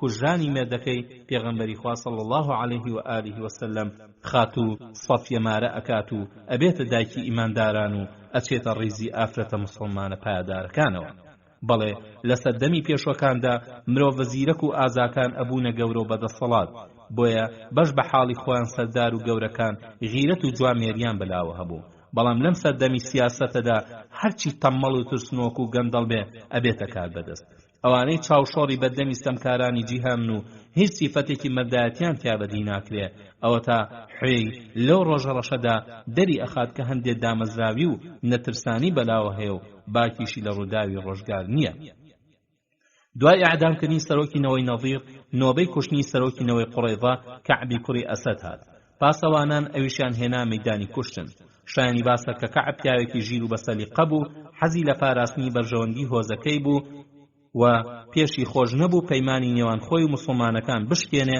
هەتا حەزی لە موسڵمان بوونیش بوو بۆیە داوای لە جوولەکەکان کرد کە با ئیمان بهێنن کەچی ئەوان بەگویان نەکرد و موسڵمان نەبوون سەرنجام بەدبەختی یەخەی بە هەمویان گرت و شەیطانی نەوەی نەظیر هەڵی خەڵەتاندن و قوربەسەری کردن کەعب پیاوێکی هێمن و لەسەر خۆ بە ئەدەب بوو کاتێک کە سەربازە پاسەوانەکان هێنان تا ئیعدام بکرێ پێغەمبەری خوا صلی الله عليه و آله وسلم پێی فەرموو یا کەعب وتی بەڵێ ئەی ئەبوو قاسم فەرمایشتت بەس چییە فەرمووی کەڵکتان لە ئامۆژگاریەکانی ئیبن خەڕاژ وەرنەگرت کە ئەو تەصدیقی منی کردبوو ئەی فەرمانی پێ نەدان کە شوێنم کەون و گەرمنتان دی سەلامم لێ بکەن کەعب وتی بەڵێ ئەی ئەبا قاسم بە تەورات وەهایە گەر جوولەکەش بەوایان دانەبا کە من لە شمشێ ترساوم شوێن تەکەوتم بەڵێ کەعبی جوولەکەش بەش بە حاڵی خۆی غیرەت و وەفای لەلا بوو چونکە دەستی سیاسەتی ئەم زمانی پێ نەگەیشتووە پێغەمبەری خوا صلی الله عليه و آله وسلم فەرمانی دا و هێنایانە پێش و بە شمشێر ملیان پەڕان هەموو پیاوەکانی هۆزی قوڕەیضا لەسەر ناپاکیان کوژان بەڵام ژنان شیاوی کوژان نەبوون چونکە نەحەدیان لەسەر بوو نەقیساس و نەبەشداری جەنگیان کردبوو جگە لە تاقا ئافرەتێکیان کە پێغەمبەری خوا صلی الله عليه و آله وسلم فەرمانیدا لە بری خوێنی پیاوێکی مسلمان بکوژێتەوە ئەم ئافرەتە ناوی مەزینە بوو لە کاتی کوشتنی پیاوەکاندا لە ماڵی خاتو عایشە بوو پاسەوانان هاتن و لەناو ئافرەتەکاندا تەنها داوای ئەویان کرد کە بانگیان کرد مەزینە لەکوێیە وتی بەخوا منیانەوێ عایشە پێوت ئەوە چیتە وتی ئەکوژرێم پیاوەکەم کوشتمی عایشە پرسی مێردەکە چۆنی کوشتی وتی فەرمانی بەسرم دادا کە دەستهاڕێک بەسەر کۆمەڵی لە هاوڵانی محەممەددا بەردەمەوە کە لە سێبەری قەڵاکەدا دانیشت بوون ئەوە بوو خەلادی کوڕی سوەیدی پێکا و سەری لەت کرد و پێی مرد وا منیش لەسەری ئەکوژێمەوە شانی باسە کە مێردی ئەم ئافرەتە ناوی حەسەنی قەڕەضی بووە هەروەها لە ناو پیاوەکانینەوەی قوڕەیضەشدا تاقە پیاوێک لە کوشتن وزگاری بوو کە ناوی ڕیفاعی کوڕی سەمە و ئەلی قەڕەضی بوو پێغەمبەری خوا صلی الله عليه و آله وسلم کردوێتی بە خاتری ئافرەتێکی نەوەی نەجار کە ناوی سەلمای کچی قەیس بووە ئەو پیاوە باڵغ بوو بەڵام پەنای بردە لای سەلما و ئەویش چووە خزمەتی پێغەمبەری خوا صلی الله عليه و آله وسلم وتی ئەی پێغەمبەری خوا دایک و باوکم بە قوربانت بن ڕیفاعە بە من ببەخشە چونکە وای دەرئەبڕێکە نوێژەکە و گۆشتی وشتر ئەخوا ئەویش بەخشی بەو خۆشەویستان و بەڕێزان درێژەی ئەم باسە هەڵەگرین بۆ ئەڵقەی داهاتوو تا ئەو کاتە هەموو لایەکتان بەخوای گەورە و میهرەبان ئەسپێرین وصلی اللهم على محمد وعلى آل محمد والسلام عليكم ورحمة الله وبركاته بسم الله الرحمن الرحيم الحمد لله رب العالمين والصلاة والسلام على رسول الصادق الأمين. بسرانی خۆشەویست و بەڕێز، سڵاوی خۆی گەورەتان لێبێت. خۆشحاڵین کە لە ئەڵقەیەکی نوێی ژیانی ئازیزمان صلی الله عليه و آله وسلم بە ئێوەی خۆشەویست و بەڕێزمان گەیشتینەوە. خۆشەویستان و بەڕێزانم، لە غەزای نەوەی قوڕەیضا دێنا سەرخاڵی دەهەم وەفای موسڵمان. لە کاتی ئاعدامکردنی نەوەی قوڕەیضەدا ڕووداوێکی تری سەیر ڕوویدا. جەنگاوەرێکی جوولەکە ناوی زوبەیری کوڕی باڵتا بوو، لە سەردەمی نەفامیدا چاکەی لەگەڵ یەکێک لە هاوڵاندا کردبوو کە ناوی ثابتی کوڕی قەیسی کوڕی شەماسی خەزەرجی بوو. جا ئەم هاوڵە پێی خۆش بوو پاداشتی چاکەی ئەو جوولەکەی بداتەوە. بۆ ئەمە ثابت چوە خزمەتی پێغەمبەری خوا صلی الله عليه و آله وسلم و باسی چاکەی ئەو جوولەکەی کرد و داوای لەکە چاوپۆشی لەو جوولەکەی بکات کە فەرمانی کوشتنی دەرچووە تا پاداشتی چاکەکەی بداتەوە. پێغەمبەری خوار صلی الله عليه و آله وسلم ڕەزامەندی لەسەر ئەم پێشنیارە دەربڕی، بەڵام دوای دەرچوونی ئەم بڕیارە زوبەیری جوولەکە پێی ڕازی نەبوو، بەڵکو داوای ئەکرد ئەمیش وەک جوولەکەکانی تر بکوژرێ. ئەو چاکەیە کە زوبەیر لەگەڵ ثابتدا کردبووی ئەگەڕێتەوە بۆ سەردەمی نەفامی پێش هاتنی ئیسلام. کاتێک کە نەوەی قوڕێضە و هۆزی ئەوس لەلایەکەوە و نەوەی قەینوقاع و نەوەی نەضیر و خەزرەج لەلایەکی ترەوە هاوپەیمانی یەکتر بوون، کاتێک کە جەنگی بۆ عاف ڕوویدا، ثابتی کوڕی قەیس کە خەزرەجی بوو بەدیلی کەوتە دەست فەرماندەی جوولەکە زوبەیری کوڕی باڵتا. زوبەیر دوای ئەوەی قژی پێشەوەی ثابتی بڕی، ثابتی ئازار کرد و ثابتیش هەر لە یادی بوو. بۆیە کە قوڕێضە خۆیان بەدەستەوەدا، ثابت پێی خۆش بوو چاکەی زوبەیر بداتەوە. ثابت هات بۆ لای زوبەیر و پرسیاری لێکرد کە ئایا ئەیناسێتەوە؟ وتی جا پیاوی وەکو من ئەگونجێ پیاوی وەکو تۆ نەناسێ؟ ثابت وتی پێم خۆشە پاداشتی ئەو چاکەیە بدەمەوە. وتی پیاوی بەخشندە پاداشتی پیاوی بەخشندە ئەداتەوە. کاتێک کە ثابت مژدەی چاوپۆشی لێکردنی بە زوبەیردا، زوبەیر وتی پیاوێکی پیری بە ساڵات چوو بێماڵ و مناڵ ژیانی بۆ چییە؟ بۆ ئەمە ثابت دێتە خزمەتی پێغەمبەری خوا صلی الله عليه و آله وسلم و داوای ژن و مناڵەکەی زوبەیر ئەکات تا بیان بەخشێ، کە پێی ئەبەخشێ دێتەوە بۆ لای زوبەیر تا مژدەی بداتێ، ئەڵێ خاو خێزانێک لە حیجازدا ماڵ و سامانێکی نەبێ مانیان بۆچی چاکە. دیسان ثابت هەوڵیدا ماڵ و سامانەکەشی بۆ وەربگرێتەوە و کە مژدەی ئەوەشی پێدا کابرای جوولەکە پرسی: ئەی ثابت، ئەو کەسەی کە دەموچاوی وەک ئاوێنەی چینی وەها بوو، کچانی گەڕێکی تێدا دیار بوون، واتا کەعبی کوڕی ئەسەد چی بەسەر هات؟ وتی کوژرا. پرسی: ئەی سەرداری شار و بیابان حوێی کوڕی ئەخطەب چی بەسەر هات؟ وتی کوژرا. پرسی: ئەی ئەو پیاوەی لە کاتی هێرشماندا پێشەکەوت و لە کاتی هەڵاتنماندا ئەی پاراستین، غەزالی کوڕی سەمەوئەل چی بەسەر هات؟ وتی ئەویش کوژرا. پرسی: ئەی هەردوونەوەی کەعبی کوڕی قوڕێضە و نەوەی عەمری کوڕی قوڕێضە چیان بەسەر هات؟ وتی ڕۆیشتن کوژران. وتی ئەی ثابت، لەبەر خاتری ئەو چاکەی کە لەگەڵتم کردووە بمگەێنە بە کەسوکارەکەم، دەبەخوا دوای ئەوانە ژیان خۆشی تێدا نییە، هەموو ئاواتێکی ئەوە بوو بە خۆشەویستانی بگاتەوە. ثابت بردیە پێشەوە و ئەویش لە ملی درا. کە باسی گەیشتنەوە بە خۆشەویستانی گەیشتە لای ئەبوبەکر، فەرمووی لەناو ئاگری دۆزەخدا بە نەمری و هەتایی پیانەداتەوە. شایانی باسە کە ثابت هەوڵیدا لە مناڵانی زوبەیر عەبدوڕەحمانی کوڕی زوبەیر لە کوشتن ڕزگار بکات و ئەویش موسڵمان بوو و بووە هاوڵ. 11 دەستکەوتەکان. دوای کشتنی پیاوانی نەوەی قوڕێضە، پێغەمبەری خوا صلی الله عليه و آله وسلم فەرمانیدا لە گەورە هاوڵان دەستەیەک هەڵببژێرن بۆ ئامادەکردنی ماڵ و سامانی نەوەی قوڕێضە لە چەک و کەلوپەل و کێڵگە و ئەسپ و مەڕووماڵات، ژن و مناڵیش 1000 دانە ئەبوون. لە قەڵاکانی جوولەکەدا ئەم چەکانە بوونە دەستکەوتی مسلمانەکان: 1500 شمشێر، 2000 ڕم، 300 درع، 500 قەڵغان. هەروەها کوپەیەکی زۆریان دۆزیەوە کە پڕ لە عەرەق بوون، هەمویان ڕێژرا و بەشیان نەکرد. کە ئەو شانە سەرژمێری کران بە فەرمانی پێغەمبەری خوا صلی الله عليه و آله وسلم بەسەر جەنگاوەراندا بە پێی حکمی شەریعەتدا بەشکران. پێش هەموو شتێک قورئان فەرمانی ئەدا کە پێنجێکی دەستکەوتەکان جیا بکرێتەوە تا پێغەمبەری خوا صلی الله عليه و آله وسلم بۆ بەرژەوەندی گشتی بەکاری بێنێ. 4 بەشەکەی تریش بەسەر جەنگاوەراندا دابەشکرا کە سوار 3 بەش و پیادە 1 بەشی وەرەگرت. سەرڕای ئەمانە 6 ئافر بەشداری جەنگیان کردبوو. ئەمانە شتێکیان پێدرا، بەڵام نەک وەک بەشی پیاوەکان کە ئەمانە بوون. عمارە نوسەیبەی کچی کەعب کە بەشداری جەنگی ئوحودوشی کرد و سەفی کچی عەبدولموتەڵیب پوری پێغەمبەری خوا صلی الله عليه و آله وسلم کە دەوری کاریگەری هەبوو لە پاراستنی قەڵای ژن و مناڵەکان لە جەنگی ئەحزابدا. سوڵەیت کە یەکێکە لە ئافرەتە بەیعەتدارەکان و بەشداری ئوحودیشی کردووە کە عومەر ئەیفەرموو ئەمە یەکێکە لەو ئافرەتانی کە لە ڕۆژی ئوحوددا کوندە ئاوی بۆ ئەهێناین. دایکی هاوڵی پایدار ئەبوو سەعیدی خودریە. چوارهەم عەلا کچی حارثی کوڕی ثابت کە دایکی خاریجەی کوڕی زەید بووە و هاوڵێکی پایدار بووە. پێنجەم سومەیڕای کچی قەیس. شەشەم دایکی سەعدی کوڕی موعاذ تا دوای کۆچی دوای سەعد ژیاوە. هەروەها بەشی خەلادی کوڕی سوەید کە بەدەستی مەزینەی جوولەکە شەهید کرا درا بە کەسوکاری و پێغەمبەری خوا صلی الله عليه و آله وسلم ئاگاداری کردن کە پاداشتی دوو شەهیدی هەیە. هەروەها ئەبوو سینانی کوڕی محسن کە برای عوکاشە بوو بە مەرگی خۆی لە ڕۆژانی ئابڵقەدا کۆچی دوایی کرد و کەسوکاری بەشە دەستکەوتەکەیان وەرگرت و ژن و مناڵەکانیشدا بەشکران بەسەر مسلماناندا.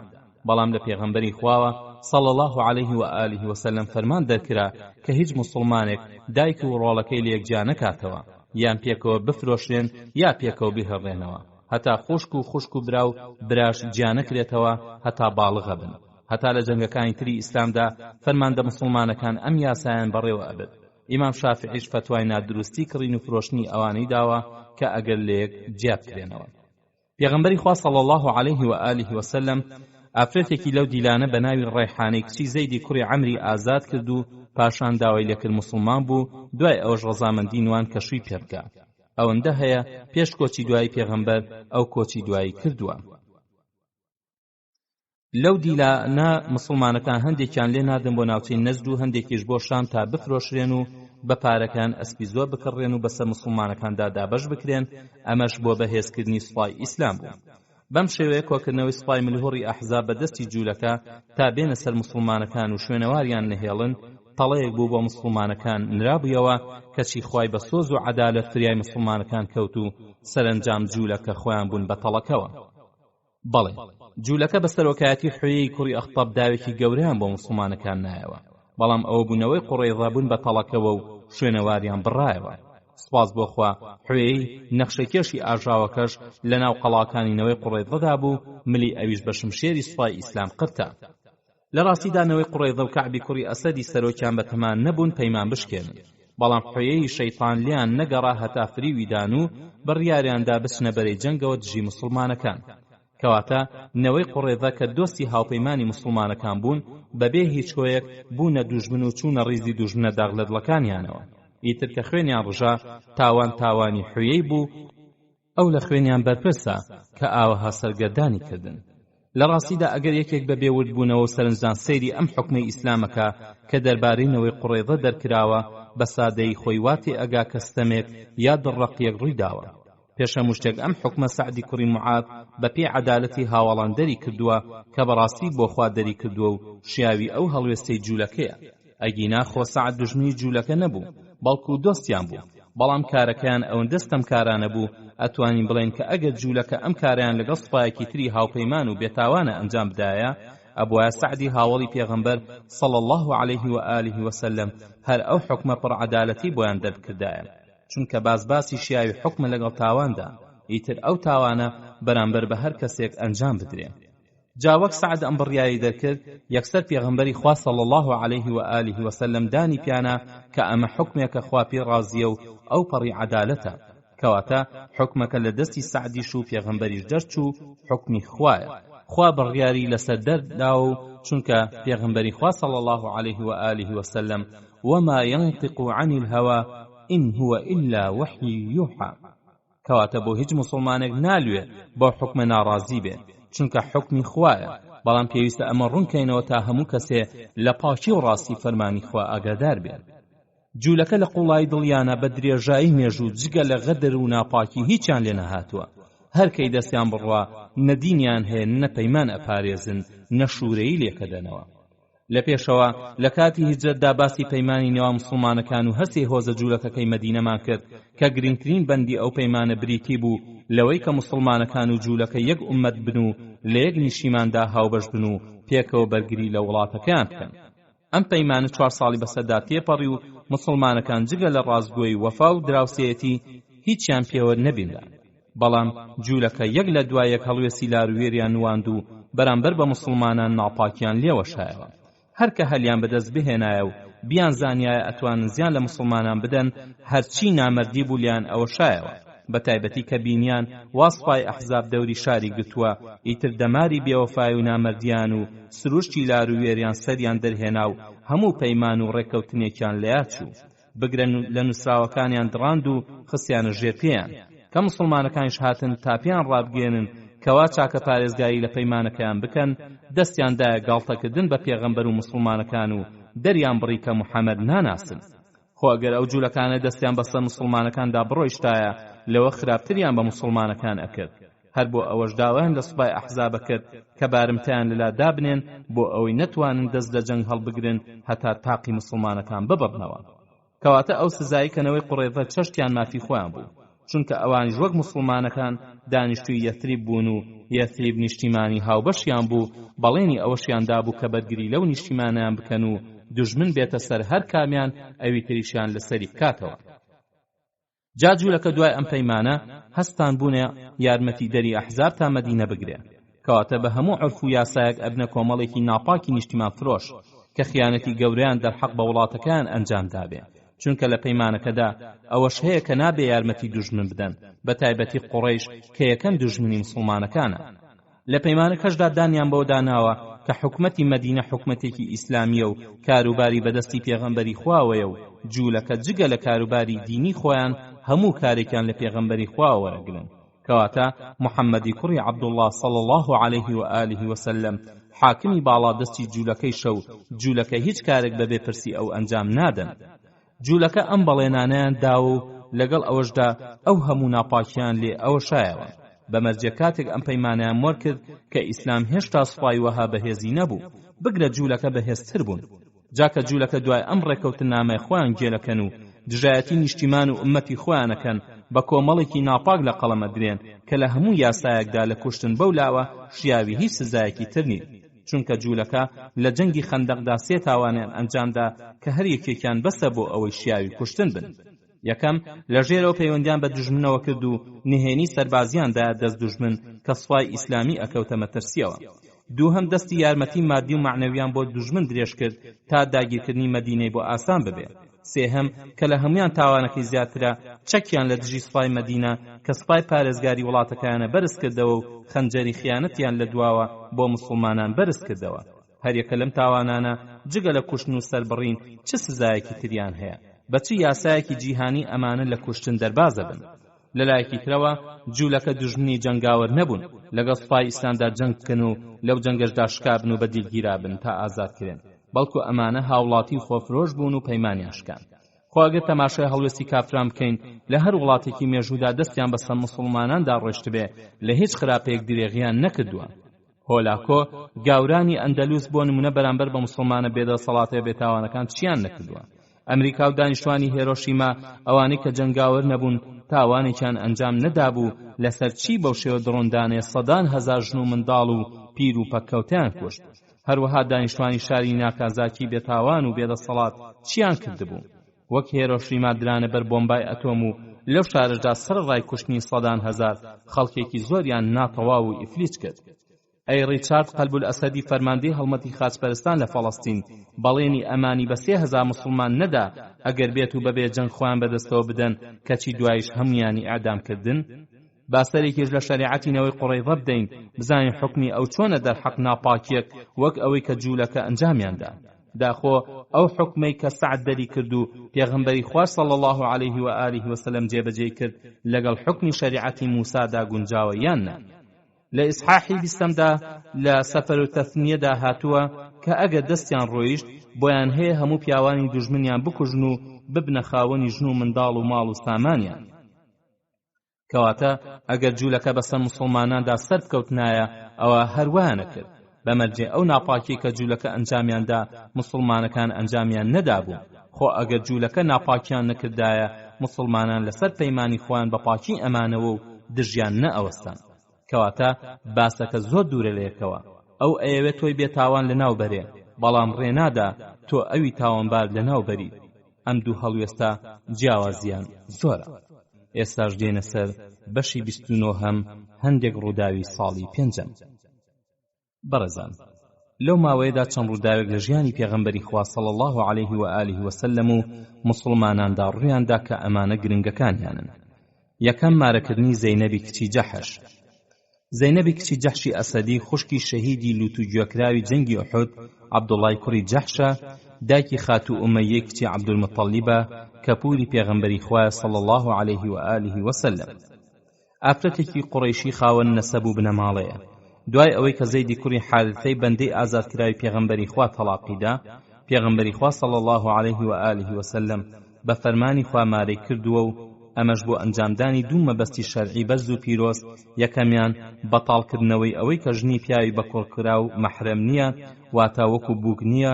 دوو هەمیش لە ناوبردنی فیز و دەمار و خۆ بە گەورەزانینی سەردەمی نەفامی، چونکە عەرەبەکان بە کوڕکردنیان لە ناودا باو بوو، ئەو کوڕیان وەک کوڕی ڕاستەقینە سیر ئەکرد و لە میلاددا مافی ئەبوو ژنەکەشی بۆ ئەو کەسە مەحرەم بوو کە کردبوویە کوڕی خۆی. ئەم باوە لە ناویانە ڕەگی داکوتا بوو. هەروەها بەلایەنە زۆر گران بوو کە کچی پیا و ماقوڵان شوو بە هەژار و بەندەکان بکەن ئەگەر چی ئازادیش کرابن. بەڵام ئیسلام کە هات و نوری پەخشانی سەرزەوی کرد، یەکێک لە مەبەستەکانی نەهێشتنی جیاوازی نێوان چینەکان بوو. بەو مانایە کە هەموو لە ئادەبن و ئادەمیش لەگەڵە و هیچ هۆز و زمان و گەلێک لە یەکێکی تر گەورەتر نییە و جیاوازیان تەنها بە تەقوا ئەکرێ.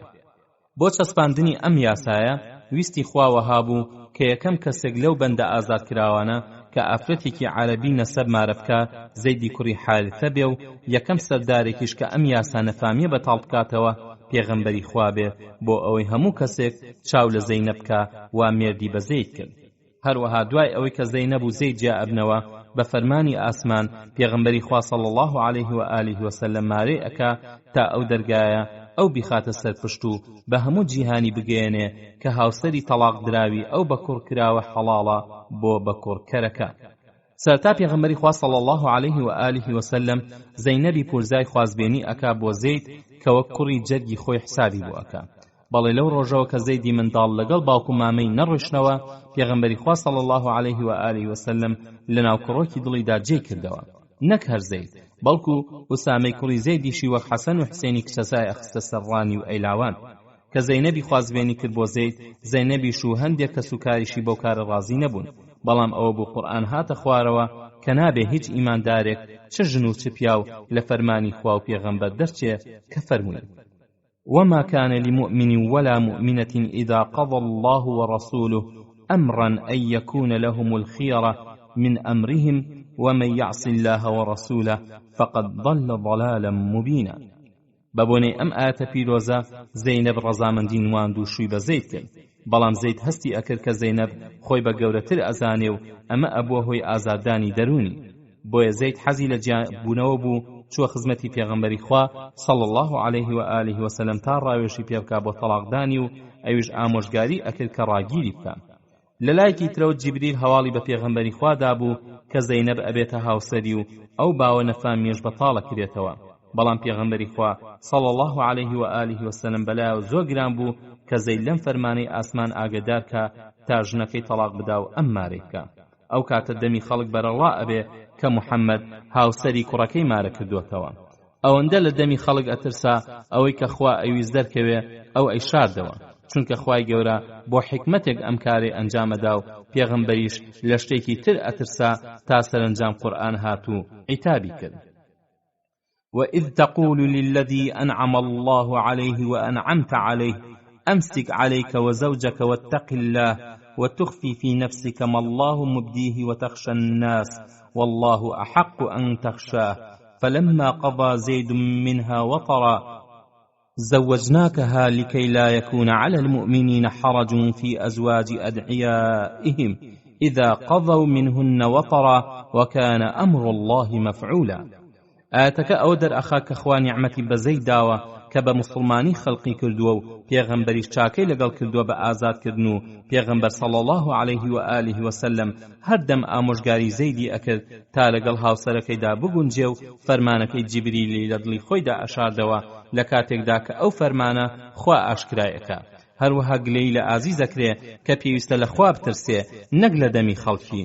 هەروەها ئاەتەکە دەری ئەخا کە خوا بڕیاری داوە زەینەب بکاتە هاوسەری خوا بۆی مارە کردووە هەتا ئەو یاسانە فامیلە تاڵ بێتەوە خۆر کارێکیش خوا بیکار ڕخنەی لێ ناگیرێ ما كان على النبي من حرج فيما فرض الله له پێغەمبەرە پێشینەکان هاوسەری زۆریان بوون سەر ڕای کەنیزەکەکانیان لە هەمان کاتدا یاسای بەکوڕکردن بەتاڵ کرایەوە ما كان محمد أبا أحد من رجالكم ولكن رسول الله وخاتم النبيين وكان الله بكل شيء عليما هەروەها قورئان فەرمایدا کە بە کوڕکردن بەتاڵە و با بە ناوی باوکیان و بانگ بکرێن بۆ ئەمە کە زەیدی کوڕی حارثە پێی ئەوتا زەیدی کوڕی محەممەد خەڵکی بە زەیدی کوڕی حارثە ناویان ئەبن هەروەها هەموو بەندەیەکی تریش لە صحیحی بوخاریدا لە ئەنەسەوە خوای لێ ڕازی بێ هاتووە کە ئەم ئاەتە وتخفي في نفسك ما الله مبديه دەربارەی زەینەبی کچی جەحش و زەیدی کوڕی حارثە هاتوتە خوارەوە لە ڕوایەتێکی تردا هەلەوە توێتی زەیدی کوڕی حارثە هاتوو شکاتی ئەکرد پێغەمبەر صلی الله عليه و آله وسلم ئەی فەرموو تەقوای خوا لە دڵا بێ و ژنەکەت ڕاگیر کە ئەنەس ئەڵێ ئەگەر پێغەمبەری خوا صلی الله عليه و آله وسلم شتێکی لە وحی بشاردایەتەوە ئەوە ئەم ئاەتەی ئەشاردەوە واتە ئەوەندە گلەی تێدایە ئەمەش گەورەترین بەڵگەیە کە ئەو پێغەمبەرە وحی بۆ دێت حافظی پایەبەرز ئیبن حەجەر لە فتح الباریدا شتێکی جوانی لەسەر ڕیوایەتەکەی بوخاری نووسیوە ابن ئەبی حاتەم لە ڕێی ئەسفەدیەوە ئەم چیرۆکەی تەخریج کردووە و بە شێوەیەکی ڕوون و جوان بەم لەفزە هێناوێتی پێمان گەیشتۆ کە ئەم ئاەتە دەربارەی زەینەبی کچی جەحش هاتوۆتە خوارەوە کە دایکی ئومەیە کچی عەبدولموتەڵیبی کوڕی پێغەمبەری خوا بووە ئەوە بوو پێغەمبەری خوا صلی الله عليه و آله وسلم ویستی لە زەیدی کوڕی حارثەی بەندەی ئازادکراوی خۆی مارە بکات و زەینەب ئەوەی بەدڵ نەبوو پاشان بەکردار پێغەمبەری خوا صلی الله عليه و آله وسلم ڕازی بوو لێی مارە کرد پاشان خوای گەورە عەزە وەجەل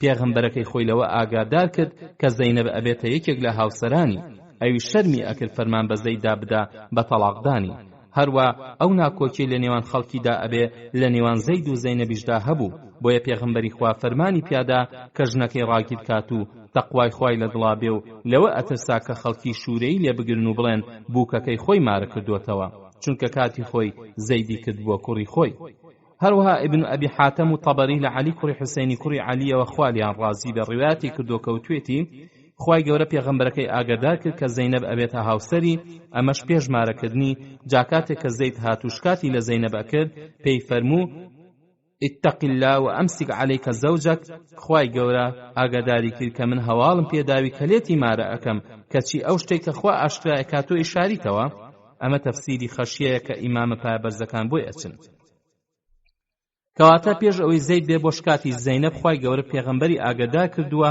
کە زەینەب مارە ئەکا بەڵام ئەم فەرمانی خوا لە شەرمانە ئەشارێتەوە و دوایش گلەی دێتە سەری بەو شێوەی کە خوا ویستی زەید و زەینەب جیابوونەوە و هەرچەندە پێغەمبەری خوا صلی الله عليه و آله وسلم فەرمانی بەسەر زەیددا ئەدا کە لەگەڵ هاوسەریدا بگونجێ کە ئاەتەکان هاتنە خوارەوە پێغەمبەری خوا ناچار بوو فەرمانی خوا جێبەجێ بکات ئیمام ئەحمەد و مسلم بە سەنەدی خۆیان لە ئەنەسەوە ڕیوایەتیان کردووە کە وتوێتی کاتێک کە عیدەی زەینەب تەواو بوو پێغەمبەر صلی الله عليه و آله وسلم فەرمانی بە زەیددا بچێ بۆ لای زەینەب تا بیخوازێ بۆ پێغەمبەر ڕۆژ بۆ لای کە لەو کاتەدا هەویری ئەشێلا زەید دەڵێ کە چاوم پێکەوت لە دڵمدا ئەوەندە گەورە بوو کە نەمتوانی سێری بکەم بە بۆنەی ئەوە کە پێغەمبەری خوا صلی الله عليه و آله وسلم بۆ خۆی باسی کردبوو بۆیە پشتم تێکرد چونکە ئەزانێ کە ئەبێتە دایکی ئیمانداران پاشان وتم زەینەب مژدە بێ پێغەمبەری خوا صلی الله عليه و آله وسلم نردومی بۆ خوازبێنیت بۆ خۆی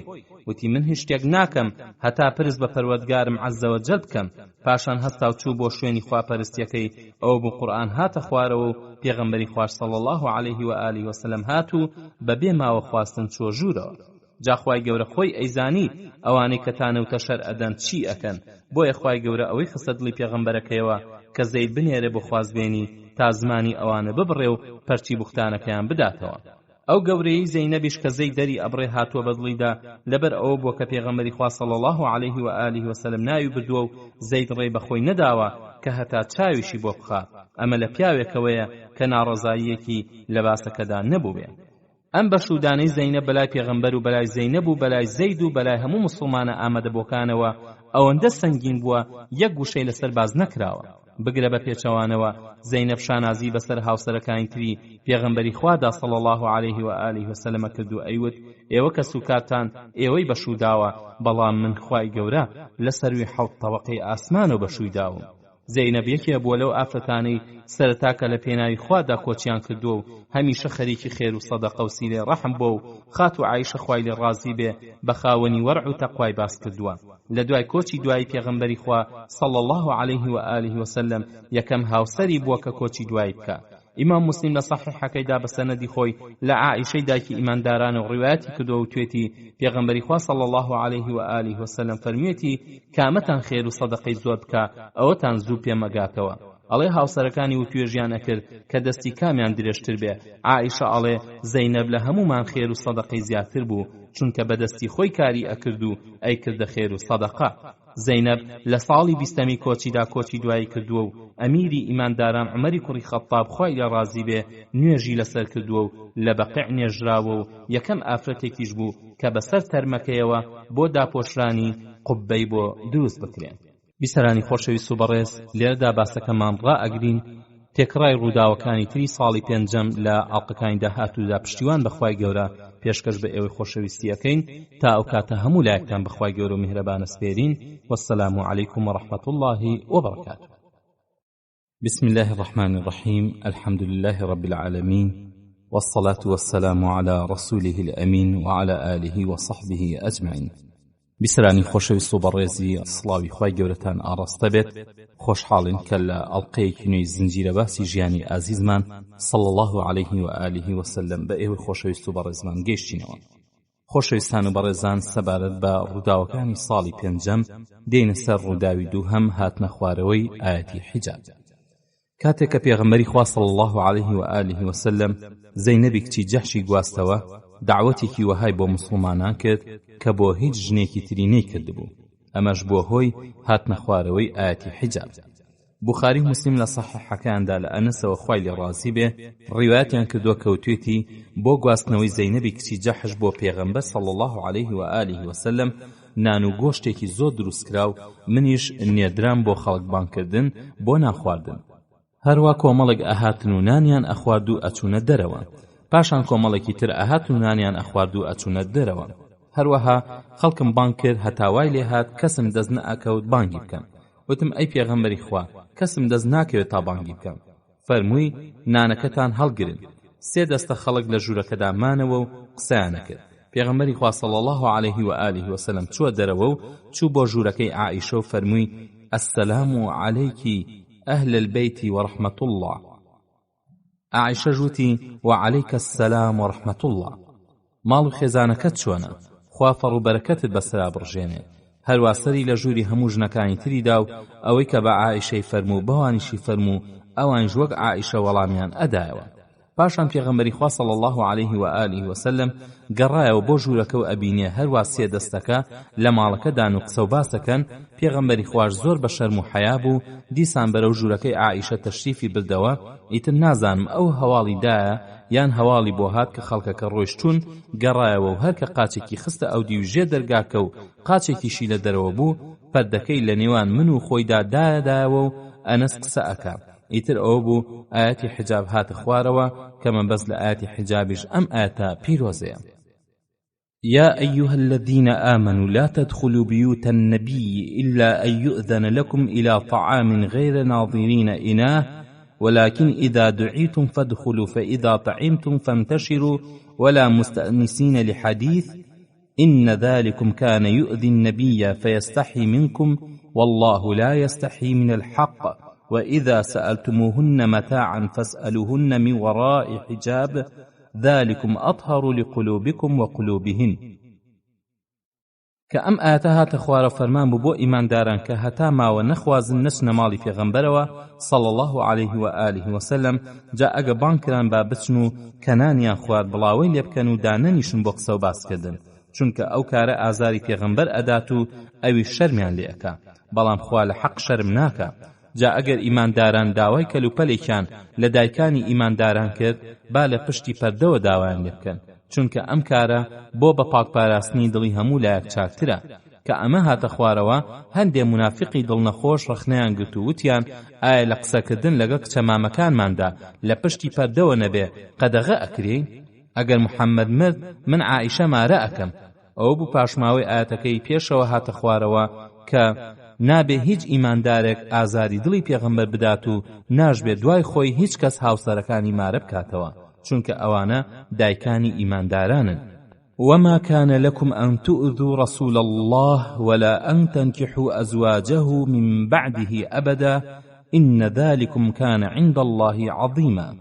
بل لەوەی کە ئەم ئاەتە پیرۆزە بێتە خوارەوە عومەری کوڕی خەتاب خوای لێ ڕازی بێ بە فیتڕەتی پاک و هەستیاری خۆی دەرکی بەوە کرد و بۆ دایکانی ئیمانداران غیرەت گرتی کە نابێ خەڵک بیان بینێ.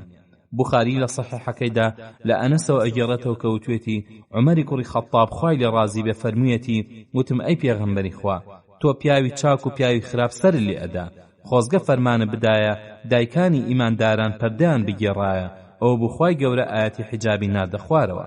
ئەمەش یەکێکە لە بۆ چوونە جوانەکانی عومەر کە پێش دەرچوونی حکمی شەرع دڵە پاکە نورانیەکەی ئەو فەرمانی بۆ دەرەکرد. ئەم فەرمانی قورئان بۆ دایکانی ئیمانداران بوو لەبەر ئەوەی کە ئەوان پایدارترن، بۆیە باوکان و کوڕان و خزمان بە پێغەمبەری خوایان صلی الله علیه و آله وسلم وت ئێمەش لە پشتی پەردەوە قسەیان لەگەڵ بکەین. ئەوە بوو ئەم ئاەتەش هاتە خوارەوە. لا جناح عليهن في آبائهن ولا أبنائهن ولا إخوانهن ولا أبناء إخوانهن ولا أبناء أخواتهن ولا نسائهن ولا ما ملكت أيمانهن واتقين الله إن الله كان على كل شيء شهيدا. بەم پێ ماوەدرا باوک و برا و برازا و خوشکەزا و ئافرەتانی خزمیان و بەندەکانیان بەبێ پەردە بیان بینن. هەروەها قورئان هاتە خوارەوە کە هاوسەرانی پێغەمبەر وەک ئافرەتانی تر نین، پێویستە لە هەموو کەم و کوڕێ خۆیان بپارێزن و لە ماڵەوە دانیشن و خۆیان داپۆشن و نوێژ و زەکات جێبەجێ بکەن و گوێڕایەڵی فەرمانی خوا و پێغەمبەرەکەی بن کە ئەیفەرموو يا نساء النبي لستن كأحد من النساء إن اتقيتن فلا تخضعن بالقول فيطمع الذي في قلبه مرض وقلن قولا معروفا وقرن في بيوتكن ولا تبرجن تبرج الجاهلية الأولى وأقمن الصلاة وآتينا الزكاة وأطعنا الله ورسوله إنما يريد الله ليذهب عنكم الرجس أهل البيت ويطهركم تطهيرا. شانی باسە کە جمهوری ئەهلی تەفسیر لەسەر ئەو ڕایان کە حکمی ئەم ئاەتانە دوای دایکانی ئیمانداران فەرمانە بۆ هەموو ئافرەتێکی موسڵمان. فەرماندان بە ئافرەتان تا لە ماڵەوە بمێننەوە کارێکی پێویستە مەگەر بۆ ناچاری لە ماڵ دەرچن. ترمذی و بەزار لە عەبدوڵڵای کوڕی مەسعودەوە تەخریجیان کردووە کە پێغەمبەری خوا صلی الله علیه و آله وسلم فەرمیەتی ئافرەت عەوڕەتە کە لە ماڵ دەرئەچێ شەیطان دەری ئەخات و ئێڕازێنێتەوە و نزیکترین کاتیشی کە لە ڕەحمەتی خواوە نزیک بێ ئەو کاتەیە کە لە ناوجەرگەی ماڵەکەی دابێ. هەروەها بەزار لە ئەنەسەوە تەخریجی کردووە کە وتوێتی ئافرەتان هاتنە خزمەتی پێغەمبەری خوا صلی الله علیه و آله وسلم وتیان ئەی پێغەمبەری خوا پیاوان بە جیهاد لە پێناوی خوادا پێشی ئێمەیاندایەوە، ئایا کردەوەیەکیش هەیە کە ئێمە ئەنجامی بدەین تا بگەینە پایە و پلەی ئەوانەی کە لە پێناوی خوادا جیهاد دەکەن؟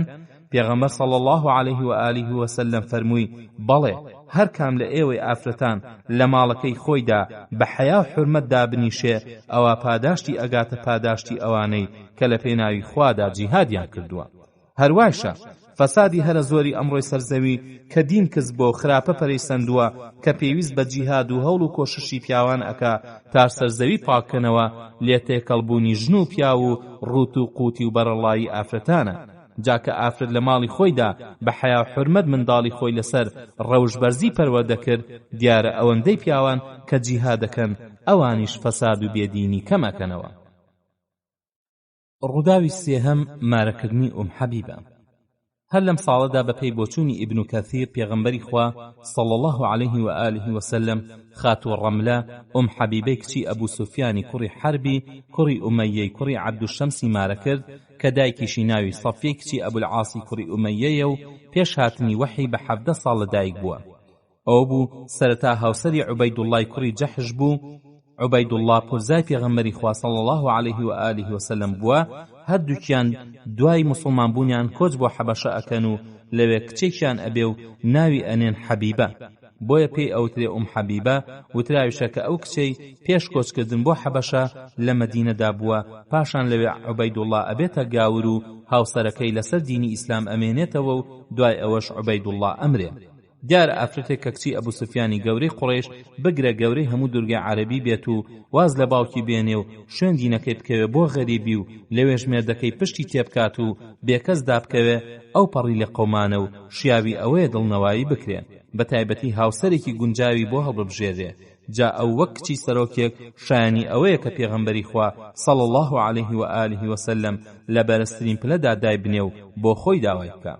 جاکە عیدەی تەواو بوو، پێغەمبەری خوا صلی الله علیه و آله وسلم نامەی بۆ نەجاشی پادشای حەبەشە نووسی تا لێی مارە ببڕێ، وتراوە کە بۆ ئەم کارە عەمری کوڕی ئومەیەی ضەمری ناردووە، نەجاشیش کارەکەی ئەنجام داوە و لەبری پێغەمبەری خوا صلی الله علیه و آله وسلم 400 دینار مارەی داوە و خالیدی کوڕی سعیدی کوڕی عاسیش کە ئامۆزای حەبیبە بووە بۆی مارە بڕیوە.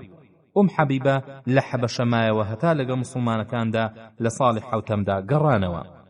ئەم کارەی پێغەمبەری خوا صلی الله علیه و آله وسلم کارێکی بەرزی مرۆڤانە بوو، بە تەواوی بووە مایلا برنی خەم و خەفەتی ئەو ئافرەتە بەڕێزەی کە لەسەر دینەکەی ئەو دوو جار لێ قەوما بوو. جارێکیان باوکی دەستی لێبەردا بوو لەسەر ئەوەی کە دەستبەرداری دینی قوڕێش بوو، جاری دوو هەمیش مێردەکەی دەستی لێبەردا بوو چونکە نەئەچوە سەر دینی گاوران. حەبیبە لە مەدینەدا و لە ساڵی 44مینی کۆچیدا کۆچی دوایی کردووە. ڕووداوی چوارهەم فەڕزکردنی حەج.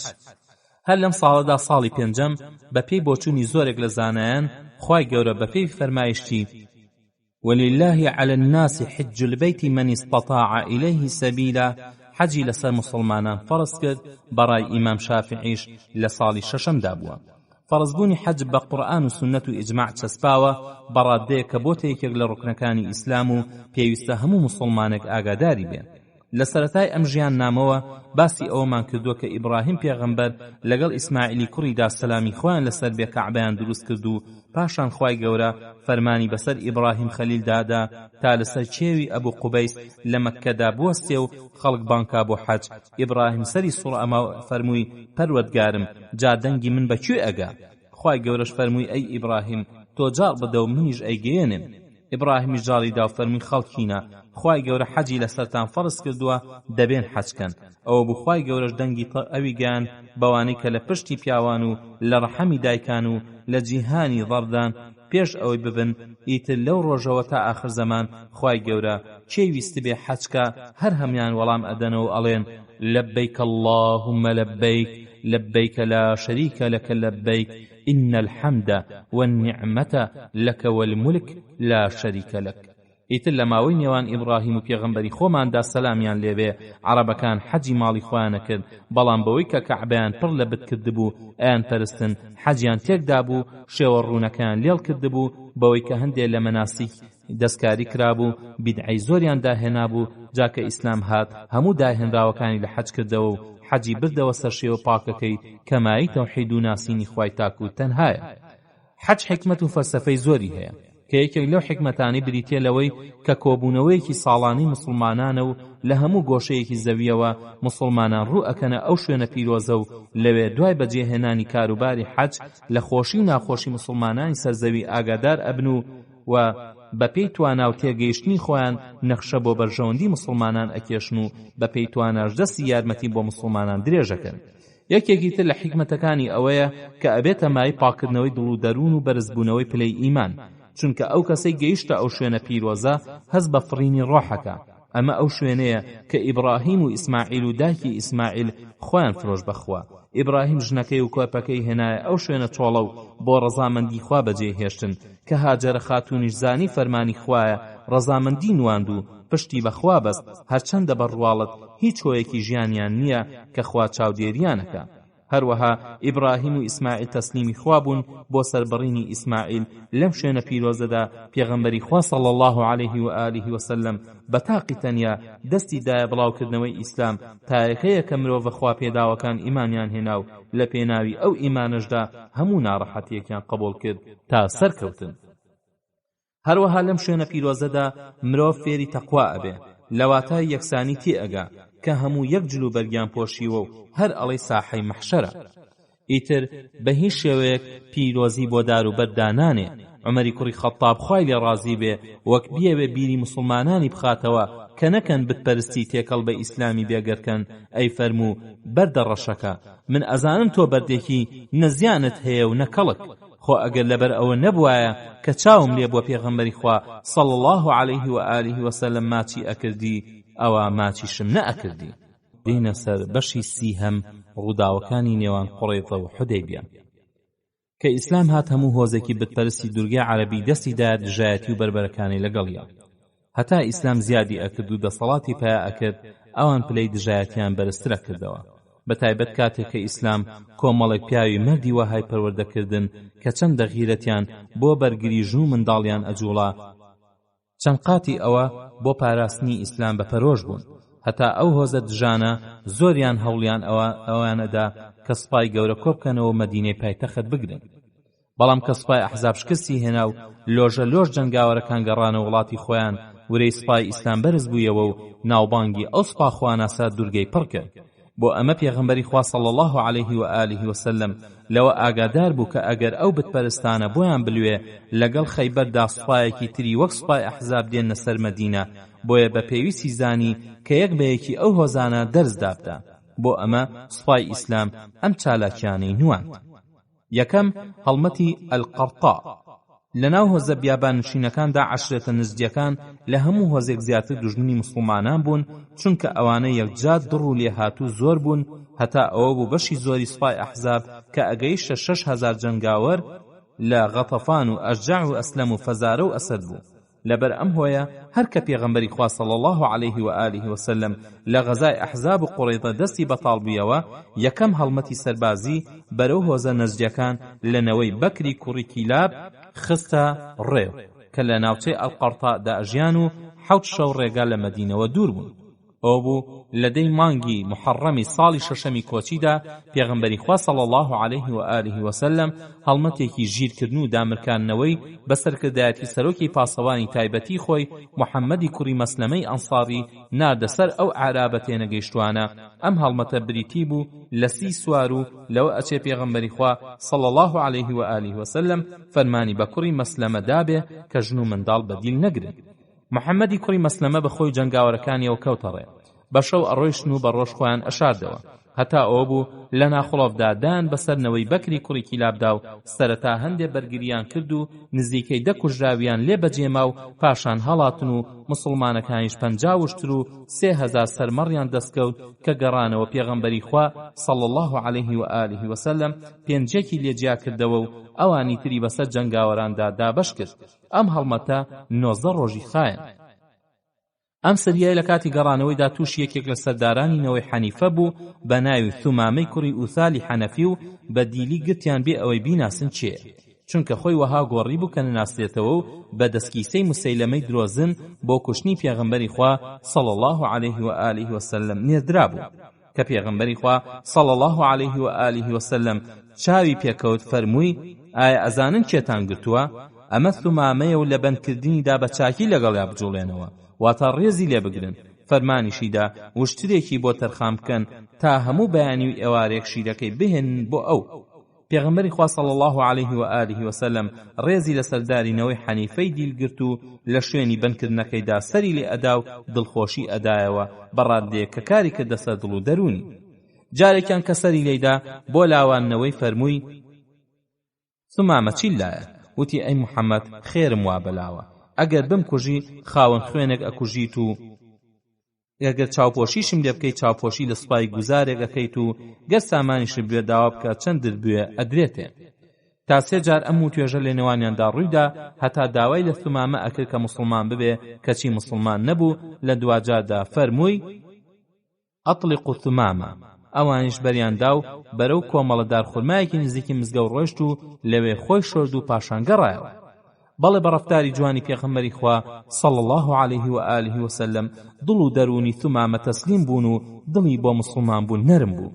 کە گەڕایەوە هاتەوە خزمەتی پێغەمبەری خوا صلی الله علیه و آله و سلم وتی ئەی محەممەد بەخوا لەسەر زەویدا دەموچاوێکی تر نەبووە ئەوەندەی دەموچاوی تۆ ڕقم لێبێ کەچی ئێستا دەموچاو لە هەموو دەموچاوەکان لەلام خۆشەویستترە. بەخوا لەسەر زەویدا دینێکی تر نەبووە ئەوەندەی دینەکەی تۆ ڕقم لێ بێ، کەچی ئێستا دینەکەت لە هەموو دینەکان لەلام خۆشەویستترە. بەخوا وڵاتێکی تر نەبووە ئەوەندەی وڵاتەکەی تۆ ڕقم لێ بێ، کەچی ئێستا وڵاتەکەت لە هەموو وڵاتەکان لەلام خۆشەویستترە. پاشان شایەتمانی حەقی هێنا و مسلمان بوونی خۆی ئاشکرا کرد و بووە هاوڵێکی زۆر چاک و دامەزراوترین پیاوینەوەی حەنیفە بوو کە لەسەر ئیسلام مایەوە و لە کاتی فیتنەی موسەیلەمەدا دایە پاسپای ئیسلام و دژی موسەیلەمە ئەجەنگا. کە لە صحیح بوخاریدا هاتووە ثمامە دوای مسلمان بوونی بە پێغەمبەری خوا صلی الله عليه و آله وسلم ئەڵێ کاتێک کە ئەسب سوارەکانت گرتمیان ئەمویست بۆ عومرە بچم، ئێستا چی ئەفەرمووی؟ ئەویش ماوەیدا بچێ بۆ عومرە. ثمامە وەک سەردارێکی چاونەترسی دوورگە وای بە چاکزانی کە بۆ عومرە ئەچێتە کەعبەوە بە دەنگی بەرز تەلبیە بکە، بۆیە کە گەیشتە شیوی مەککە دەنگی تەلبیەی بەرز کردەوە. کە قوڕیش ئەمەیان بینی پێیان ناخۆش بوون، بە دەست درێژیان لە قەڵەمدا، بۆیە ثمامەیان گرت و بەندیان کرد و بە وەرگەڕان لە دینیش تاوانباریان کرد. کەچی ثمامە وەڵامی دانەوە کە لە دین وەرنەگەڕاوە، بەڵکو شوێن چاکترین دین کەوتووە دینی موحەممەد. بەمە قوڕیش زۆر ناڕەحەت بوون، بەندکردنەکەیان تونتر کرد. ئەوی سوێندی خوارد دەنکە گەنمێکی یەمامەیان بۆ نانێرێ هەتا پێغەمبەری خوا صلی الله عليه و آله وسلم ماوە نەدا، چونکە دانیشتوانی مەککە بۆ خۆراک پشتیان بە ناوێڵەی یەمامە ئەبەست. کافرانی مەککە ویستیان ثمامە بکوژن لەسەر ئەوەی کە شوێن ئیسلام کەوتووە، بەڵام پیاوێکی ژیریان لەوە قەدەغەی کردن کەوتی لێی گەڕێن، ئێوە پێویستان بە یەمامە ئەبێ. ئەوانش لە ترسی ئەوەی خزمەکانی خۆراکی یەمامیان لێ بگرنەوە بەریاندا. ثمامە کە گەڕایەوە ناو خزمەکانی سوێندەکەی خۆی بەسەر برد و خۆراک و دانەوێڵەی لە قوڕیش قەدەغە کرد و ئەوانش پێی ناڕەحەت بوون و لە ناو مەککەدا گرانی و برسێتی بڵاو بوویەوە. قوڕیش کە تەنگیان پێ هەڵچندرا ناچار بوون پەنا بەرنەبەر پێغەمبەری خوا صلی الله عليه و آله وسلم و فەرمان بدا بە سەردارینەوەی حەنیفە ئابڵوقەی ئابووریان لەسەر هەڵبگرێ، ئەمەش بە بۆنەی سیلێ ڕەحمەوە. هەرچەندە مسلمانەکان و قوڕیش لە حاڵەتی جەنگدا بوون، بەڵام پێغەمبەری خوا صلی الله عليه و آله وسلم دڵی بۆیان جۆشا و فەرمانیدا ثمامە ڕێ بدا دانەوێڵیان بۆ بڕوا تا دانیشتوانی مەککە لە گرانی ڕزگار ببن. ڕووداوی دووهەم هەڵمەتی ئەلغەمر. نەوەی ئەسەد ئازاترین هۆزەکانی نەجد بوون کە بەشداری جەنگی ئەحزابیان کرد بە سەرکردایەتی توڵەحی کوڕی خوەیلیدی ئەسەدی. بەمە ئەمانیش بوونە دوژمنی مسلمانەکان، بۆیە ئەمانیش ئەبوایە ترس و بین بخرایەتە دڵیانەوە هەتا بیر لەوە نەکەنەوە جارێکی تر بێنە سەر مەدینە و مسلمانەکانیش بە خاوەنی هێزێکی وەها سەنگین بزانن کە ئەتوانن تا ناو جەرگەی خاکینەوەی ئەسەد هەڵبەت بەرن. بۆ ئەمە پێغەمبەری خوا صلی الله عليه و آله وسلم هەڵمەتێکی ژیرکردنی کردە سەر ناوچەینەوەی ئەسەد، ئەگەرچی سەربازەکانی ئەو هەڵمەتەکەم بوون، بەڵام کاریگەری گەورەیان هەبوو. فەرماندایەتی ئەم سریایە بە هاوڵی پایدار عوکاشەی کوڕی مەحسەنی ئەسەدی سپێررا کە لەنەوەی ئەسەد خۆیان بوو، ژمارەی جەنگاوەرەکانیش 40 سوار بوون. عوکاشە پێی خۆش بوو لە ناخڵۆفدا بزا بەسەر نەوەی ئەسەددا، کەچی بەر لەوەی بگاتە لایەن هەواڵیان زانی و خەڵکەکە بە پەلە خۆیان گەیاندا کێوە بەرزەکان و کە عوکاشە گەیشت ناوچەکە چۆڵک بوو. خێرا شوجاعی کوڕی وەهبی ناردە تا هەواڵ بزانێ کە گەڕایەوە هەواڵی دایە کە شوێنەواری وشتری لەم نزیکانە دیوە. عوکاشە بە خۆی و جەنگاوەرەکانەوە دوای شوێنەوارەکە کەوتن و بینیان وا پیاوێک لەوێ خەوتووە. دەربارەی نەوەی ئەسەد پرسیاریان لێکرد، ئەیژوتی کە هەواڵی ئێوەیان بیست خۆیان گەیاندە بەرزاییەکان. دەربارەی وشترگەلینەوەی ئەسەد پرسیاریان لێکرد، وتی بردویانە لەگەڵ خۆیانە. کە مسلمانەکان ترساندیان، وتی ئایا لە کوشتنم بێخەمم ئەکەن تا شوێنی هەندێ وشترتان نیشان بدەم کە لە هاتنتان ئاگادار نین؟ وتیان بەڵێ. کابرا ئەویست چاواشەیان بکە، بۆیە کە عوکاشە هەستی بەوە کرد بە کابرای وت بەخوا یا ڕاستمان پێ ئەڵێ یا لە ملت ئەدەین. کە دەستنیشانی بۆ کردن، مسلمانەکان هێرشیان برد و دەستیان بەسەر 200 وشتردا گرت و خەڵکەکەش هەڵاتن. پاشا مسلمانەکان بەرەو مەدینە بە سەلامەتی گەڕانەوە. ئەم هەڵمەتە لە ڕەبیعی یەکەم یا دووهەمی ساڵی شەشەمدا بووە. خۆشەویستان و بەڕێزانم، باسەکەمان لێرەدا ڕائەگرین. پاشماوەی ڕووداوەکانی تری نێوان قوڕەیضە و حودەیبیە هەڵەگرین بۆ ئەڵلقەکانی داهاتوو. تا ئەو کاتە هەموو لایەکتان بەخوای گەورە و میهرەبانە سپێرین. خواتان لەگەڵ. بسم الله الرحمن الرحيم. الحمد لله رب العالمين، والصلاة والسلام على حبيبنا وسيدنا محمد وعلى آله وصحبه أجمعين. بیسەرانی خۆشەویست و بەڕێز، سڵاوی خوای گەورەتان ئاڕاستە بێت خۆشحاڵین کە لە ئەڵقەیەکی نوێژیانی ئازیزمان صلی الله عليه و آله وسلم بە ئێوەی خۆشەویست و بەڕێزمان گەیشتینەوە. خۆشەویستان و بەڕێزان، لە درێژەی ڕووداوەکانی نێوان قوڕەیضە و حودەیبیە دێینە سەر ڕووداوی سێهەم، غەزای نەوەی لیحیان. هۆزەکانی نەوەی لیحیان کە لە ناوچەی حیجازدا بوون لەگەڵ کۆمەڵێک موسڵماندا ناپاکیان کرد کە لە هاوڵە چاکەکانی پێغەمبەری خوا بوون. ئەو بوو هاتنە مەدینە و داوایان کرد پێغەمبەری خوا صلی الله عليه و آله وسلم چەند شارەزایەکیان لەگەڵدا بنێرێ تا نەوەی لیحیان لە شەریعەت شارەزا بکەن. ئەو بوو دە هاوڵی قورئان شارەزا بەسەرکردایەتی عاصمی کوڕی ثابت ڕۆیشتن و لەوێ غەدریان لێکردن و شەهیدیان کردن، هەروەک لە ئەڵقەکانی پێشوودا ئاماژەمان پێکرد. پێغەمبەری خوا صلی الله عليه و آله وسلم ئازاری زۆر بەدڵی گەیشت بۆ ئەو نامردیە، بۆیە بۆ هەلێک ئەگەڕا کە تۆڵە لەو هۆزە ناپاکانە بستێنێ و خوێنی ئەو شەهیدانە هەروە نەفەوتێ. بەڵام لەو کاتەدا بۆ موسڵمانان نەئەگونجا سوپا ئەوەندە لە مەدینە دوورخەنەوە و نزیک دوژمنی گەورە واتا قوڕیش بکەونەوە. لەلایەکی تریشەوە موسڵمانان بە دوژمنی زۆرەوە چ ناوەکی و چ دەرەکی پەشۆکا بوون، بە تایبەت پیلانە پڕ مەترسیەکانی جوولەکە کە ئەو بوو سوپای ئەحزابیان هێنایە سەر مەدینە. هەر بەلاچوونی مەترسی ئەحزاب و دەستهێنان بەسەر قوڕەیضەدا مەترسی لە موسڵمانان دوورکەوتەوە و پێغەمبەری خوا صلی الله عليه و آله وسلم کەوتە ڕێخستنی هەڵمەتێک بۆ تەمێکردنی ئەعرابی نەوەی لیحیان لە هۆزی هوذەیلی ناپاک. خۆی بۆ فەرماندەی 200 جەنگاوەری موسڵمان کە 20 ئەسب سواریان لەگەڵا بوو بەرەو ناوچەی نەوەی لیحیان کەوتنە ڕێ. ئەمەش 2 مانگ دوای تیاچوونی نەوەی قوڕەیضە کە ئەمە یەکەم هەڵمەتی موسڵمانان بوو کە پێغەمبەری خوا صلی الله عليه و آله وسلم خۆی فەرماندایەتی بکە. ئەو ناوچەی کە نەوەی لیحیانی لێ ئەژیان زیاتر لە 200 میل لە مەدینەوە دوور بوو، بۆیە ئەم ڕێگایە بۆ یەکێک کە بە سوپاوە بیبڕێ زۆر ناڕەحەت بوو.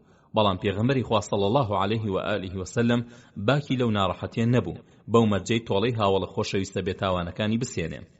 سەرەتا بۆ ئەوەی دوژمن چاواشە بکە، پێغەمبەری خوا صلی الله عليه و آله وسلم بە سوپاکەیەوە بەرەو باکوور کەوتە ڕێ. بەمەرجێ هۆزەستەمکارەکەی نەوەی لیحیان لەو پەڕی باشوورەوە بوون، بەر لەوەش کە بەرەو باکوور بکەوێتە ڕێ وهای بڵاو کردەوە کە ئەوێ بەرەو شام هێرشکە، چونکە وای دانابوو کە لە ناو دەوروبەری مەدینەدا سیخوڕی دوژمن هەبن و هەواڵی سوپاکەی بگێنن پێی. جا کە بەرەو باکوور کەوتنە ڕێو وهای ئەگەێنێ کە بەرەو شام هێرش ئەبات و ئەو سیخوڕانە ئەو دەنگ و باسە چەواشەی بە هۆزەکانیان ئەگەێنن، هەتا هاوڵانیش کە لەناو سوپاکەدا بوون گومانیان نەبوو کە بەرەو شامە ڕۆن، تا ئەوە بوو بەرەو باکوور نزیکەی 20 میلێک ڕۆیشت، پاشان بەرەو باشوور هەڵگەڕایەوە.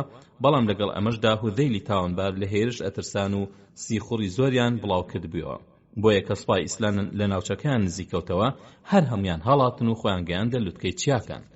کە سوپای ئیسلام گەیشت و هەواڵی هەڵاتنی تاوانبارانی زانی لە ناوچەکەیاندا، سەربازگەی دروست کرد و سریەی بە هەموو لایەکدا ڕەوانە کرد تا چەندێ لەو پیاو خراپانیان دەستگیر ئەبێ بیانهێنن، کەچی دوای 2 ڕۆژ لە هەوڵ و کۆشش کەسیان دەست نەکەوت. دوای ئەوەی کە ناوچەی دوژمنان 2 ڕۆژ لەژێر دەستی سوپای ئیسلامدا بوو، پێغەمبەری خوا صلی الله عليه و آله وسلم وای بە چاکزانی ترسێ بخاتە دڵی قوڕەیشەوە، چونکە سوپاکەی یەکجار لە مەککە نزیک کەوتبوویەوە.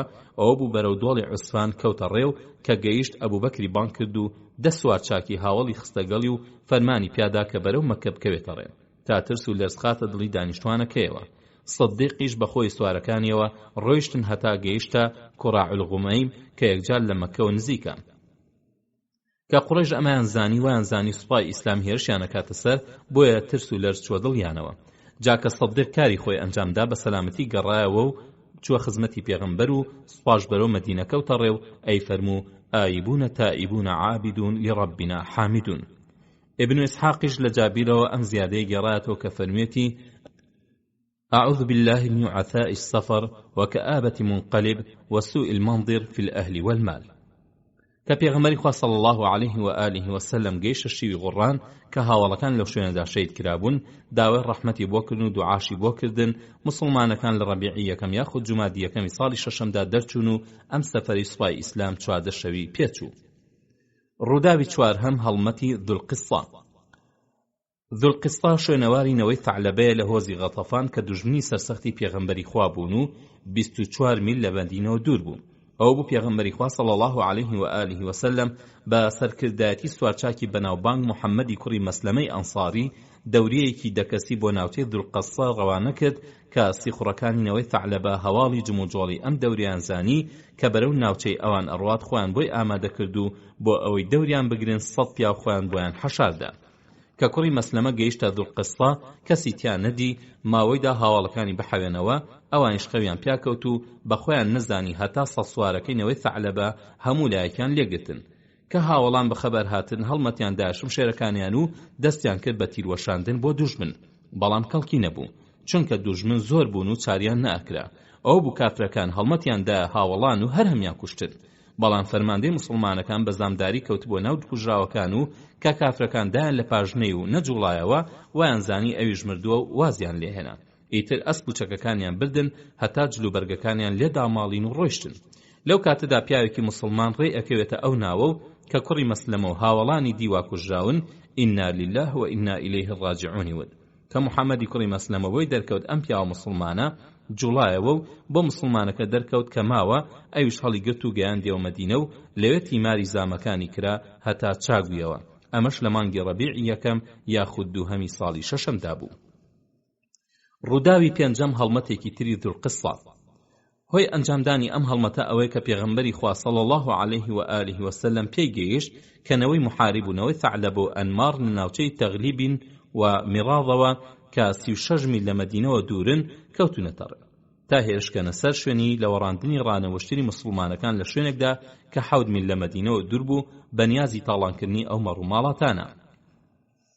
بۆ ئەمە پێغەمبەری خوا صلی الله عليه و آله وسلم بەپەلە کۆمەڵێک سوارچاکی لە هاوڵانی هەڵبژات کە 40 کەس ئەبوون و بەپەلە و بەسەرکردایەتی ئەبوو عوبەیدە عامیری کوڕی جەڕاح ناردنی بۆ پارێزگاری ئەو ماڵیاتانە و دەرکردنی کافران. ئەبوو عوبەیدە بەخۆی سوارەکانیەوە دوای نوێژی مەغریب مەدینەیان بەجێهێشت و لەگەڵ تاریکی و لێڵی بەرەبەیاندا گەیشتنە دوڵقەسە و ئەبینن وا ڕاستە بتپەرستەکان خۆیان ئامادە کردووە کە هەڵمەت بەرنە سەر ئاژەڵەکانیان. ئەبوو عوبەیدە بە شێوەیەکی ناخڵۆف و چاوەڕوان نەکرا و هەڵمەتی دانێ و ئەوانش لە ترساندا بەرەو چیاکان هەڵاتن و خۆیان دەرباز کرد، بەڵام توانیان پیاوێکیان لێ بەدیل بگرن و دەستیش بەسەر چەند وشتر و کەلوپەلێکیاندا بگرن کە بەجێیان هێشت بوون. ئەبوو عوبەیدە و سریەکەی بە سەلامەتی گەڕانەوە مەدینە و لەوێ دیلەکە مسلمان بوو و بەریاندا. دەستکەوتەکانیش دوای دەرکردنی پێنجەک لە بۆ بەرژەوەندی گشتی بەسەر جەنگاوەرەکاندا دابەشکران. ئەم هەڵمەتەش لە مانگی ڕەبیعی دووهەمی ساڵی شەشەمدا بوو. ڕووداوی شەشەم هەڵمەتی جەموم. نەوەی سولەیمیش کە دانیشتووی جەموم بوون و ئێستا پێی ئەوتێ وادی فاتیمە لە کاتی جەنگی ئەحزابدا بەشداریان لەگەڵ قوڕەیشدا کرد دژی مسلمانەکان. ئەوە بوو نزیکەی 700 جەنگاوەریان بەشداری ئەو جەنگیان کرد و لە مڕبەهران گەیشتن بە سوپای ئەبوو سوفیان کە بەرەو مەدینە کەوت بەڕێ. بەمەنەوەی سولەیمیش بە وێنەی ئەعرابەکانی تر کە بەشداریان کردبوو بوونە دوژمنی مسلمانان. جامافی خۆیان بوو. دوای تێکشکانی ئەحزاب پێغەمبەری خوا صلی الله عليه و آله وسلم ئەو هۆزانە تەمێ بکە تا بیر لە هێرشکردنە سەر مەدینە نەکەنەوە، بەوەی کە وڵاتی ئەو هۆزانە بکاتە مەیدانی جەنگ و هێرش. هەرچەندە ناوچینەوەی سولەیم زۆر لە مەککەوە نزیک بوو، ئەمەش ئەوەی ئەبردە دڵی دانیشتوانی دوورگەوە کە مسلمانەکان خاوەنی سوپایەکی وەهان کە بتوانن هەڵمەت بەرنە سەر هەر ناوچەیە کە بیانەوێ، کەواتە دەستیان ئەگاتە هەموو تاوانبارێک و وا چاکە خۆیان لە قەرەی مسلمانەکان نەدەن. ئەوە بوو پێغەمبەری خوا صلی الله عليه و آله وسلم سریەیەکی بە فەرماندایەتی زەیدی کوڕی حارثە ناردە سەر نەوەی سولەیم تا هێرشکەنە سەریان و لە جەموم بیانترسێنن. کاتێک کە زەید هێرشی کردە سەریان لە ڕێگادا تووشی ئافرەتێکی موزەینە بوو بە ناوی حەلیمە کە شوێنێکی نەوەی سولەیمی بۆ دەستنیشانکردن و ئەوانش هەڵمەتیان بردە سەریان و دەستیان لێوە شاندن. ئەوەی توانی هەڵات و ئەوەش بۆی نەکرا بە دیلی کەوتە دەست سریەی مسلمانەکان. هەروەها پیاوانی زەید دەستیان بەسەر کۆمەڵێک مەڕ و وشتری نەوەی سولەیمدا گرت و بەرەو مەدینە گەڕانەوە و حەلیمەی موزەنی و مێردەکەشی بە دیلی لەگەڵیانە بوون. کە گەیشتنە مەدینە پێغەمبەری خوا صلی الله عليه و آله وسلم حەلیمە و مێردەکەی لە بری ڕێنیشاندانی سریەکە ئازادکردن. ئەم هەڵمەتەش لە ڕەبیعی دووهەمی ساڵی شەشەمی کۆچیدا بوو. ڕووداوی حەوتەم هەڵمەتی عیس. هۆی ئەم هەڵمەتە ئەوەیە کە دەنگ و باز گەیشتە لای پێغەمبەری خوا صلی الله عليه و آله وسلم کە کاروانێکی قوڕیش لە شامەوە بەرەو مەکە گەڕاوەتەوە و کەلوپەلێکی زۆری پێیە. لەو ماوەیەدا هیچ سڵح و ڕێکەوتنێک لە نێوان مسلمانەکان و قوڕیشدا نەبوو، بەڵکو جەنگ و دژایەتی لە نێوانیاندا بوو. چونکە قڕیش لە هەڵ ئەگەڕا تا موسڵمانەکان لەناو بەرێت و موسڵمانەکانیش ئەو ستەمە گەورەیان لە یاد نەئەچوو کە قڕیش و هاوپەیمانانی ئەنجامیاندا بەهێنانی سوپای ئەحزاب بۆ سەر مەدینە بەنیازی ڕێشەکەنکردنی ئیسلام و موسڵمانان. بۆیە موسڵمانەکانیش لە هەل ئەگەڕان هەتا پشتی قڕیش بدەن بە زەویدا، جاکە هەواڵ گەیشتە پێغەمبەری خوا صلی الله علیه و آله و سلم کە کاروانەکەی قڕیش گەیشتۆتە خاکی حیجاز. خێرا کەتیبەیەکی سوارچاکی ئامادە کرد کە بریتی بوو لە 170 ئەسپ سوار و فەرماندایەتی ئەو کەتیبەیدا دەست زەیدی کوڕی حارثە و فەرمانیدا ڕێبە و کاروانە بگرن و هەرچی پێ دەستی بەسەردا بگرن، چونکە ماڵ و سامانی دوژمنێکی دەست بەچەکە. زەید و کەتیبەکەی لە مەدینەوە دەرچوون هەتا گەیشتنە ناوچەی عیس و لەوێ بە کاروانەکەی قڕیش گەیشتن و دەستیان بەسەردا گرت و پیاوەکانیشیان هەر هەمووی بەدیل گیران. لەوەش ناچێت کە دەستیان لێیە کرد بێتەوە، چونکە نەکوژرا و نەزاندار لە هیچ لایەک باز نەکراوە. شایانی باسە کە کاروانەکە زیوێکی زۆری بازرگانی گەورەی قڕیش سەفوانی کوڕی ئومەیەی پێبوو. زەید بەخۆی و کاروان و دی لە قڕیشەکانەوە گەڕایەوە مەدینە. شایانی باسە کە ئەبول عاسی کوڕی ڕەبیعی مێردی زەینەبی کچی پێغەمبەری خوا صلی الله علیه و آله و سلم یەکێک بوو لەو دیلانە. جا لەبەر ئەوەی کە موسڵمان نەبوو بوو، پێغەمبەری خوا صلی الله علیه و آله و سلم زەینەبی لێسەندبووەوە و هێنابیەوە مەدینە. کە ئەبول عاس لەگەڵ دیلەکان داگەیشتە مەدینە، خۆی خستە پەنای زەینەبی هاوسەریەوە، بۆیە کە پێغەمبەری خوا صلی الله علیه و آله و سلم نوێژی فەجری تەواو کرد. زەینەب لەناو مزگەوت و لە ڕیزی ئافرەتەکاندا بەدەنگی بەرزوتی من پەنای ئەبول عاسم داوە. پێغەمبەری خوا صلی الله علیه و آله و سلم فەرمووی ئایا ئەوەی کە من بیستم ئێوەش بیستان؟ وتیان بەڵێ. فەرمووی بەو خوایە کە گیانمی بەدەستە، ئاگاداری هیچێ لەوە نەبووم. پاشان ڕێی بەکردەوەی زەینەبدا کە فەرمووی وا دەرەکرد کە ئەبول عاس فەرماندەی ئەو کاروانی قڕیش بوو بێ و بە بۆنەی ئەوە کە زەینەب دوای ئەوەی پەنای مێردەکەیدا چووە خزمەتی پێغەمبەری خوا صلی الله علیه و آله و سلم تا کەتیبەکەی زەید چی ماڵ و سامانی ئەو کاروانیان دەست بەسەرا گرتووە بیگەڕنەوە بۆ ئەبول عاس. پێغەمبەری صلی الله علیه و آله و سلم زەید و پیاوانی کەتیبەکەی بانگ کردن تا پرسیان پێ بکا کە ئەبول عاس خزمی ئەوە و ئەو ماڵ و سامانەشی کە دەستی بەسەرا گیراوە سپادەی کافرانی مەککەیە بەلایەوە هەتا لە شام کەلوپەلیان بۆ بکڕێ. جا ئەگەر پیان خۆش بوو بۆی بگەڕنەوە و گەر دڵیشیان پێوە نەبێ ئەوە دەستکەوتێکە و خوا بۆی ناردوون. هەموو بەجارێ ڕەزامەندیان لەسەر نواند و کەلوپەلەکان گێڕایەوە بۆی و هەموو دیلەکانیشیان بەردان. دوای ئەمە هەندێک لە موسڵمانان بە ئەبول عاس هەڵێن ئەبول عاس تۆ پیاوێکی پایداری لە قڕیش و ئامۆزای پێغەمبەری خوای، چونکە لە عەبدولمەنافدا بەیەکەگەن، ناتوانی موسڵمان ببی و چی سامانی ئەهلی مەکە لە ببێتە دەستکەوتی خۆت. پیاوی ئەو ڕۆژە پیاو بوون، خۆی ئامۆزای پێغەمبەری خوای و خوشکەزای خەدیجە و مێردی زەینەبە، هەتا لە قوڵای دڵیەوە قەناعەت بە ئیسلام نەکا شوێنی ناکەوێت. بەمەر جێژنەکەشی کە زۆری خۆش ئەویست لەسەر موسڵمان نەبوونی لێ سەندراوەتەوە. بەڵام زۆربەی ئەوانەی کە ئەمڕۆ بۆ ئیسلام کار ئەکەن خزمەکانیان هەر ڕێبازێکیان بەدڵ بوو، ئەوانیش ئەوە بەڕاست دەزانن لەکوێ بەرژەوەندی خۆیان و ماڵ و مناڵیان پارێزرا لەوێ کارەکەن. ئەمانە پیاوێک نین کە ئیسلام پشتیان پێ ببەستێ و هەرگیز ئەوانە توانای کۆڵهەڵگرتنیان نییە. هەتا زووتر خوا ئەو جۆرانە لە کۆڵی ئیسلام کاتەوە چاکترە. بە چاوی خۆمان زۆرێک لەوانەمان بینی کە بەکاری ئیسلامیەوە داوەرین. ئەبول عاس ئەو بەرژەوەندی بازیەی بەدڵ نەبوو، بۆیە بۆ موسڵمانەی وت سەرەتای دینەکەم بە ناپاکی دەست پێ بکەم، نابەخوا. ئەبول عاس لە دڵەوە موسڵمان بوو بەڵام ویستی مەردانە موسڵمان ببێ.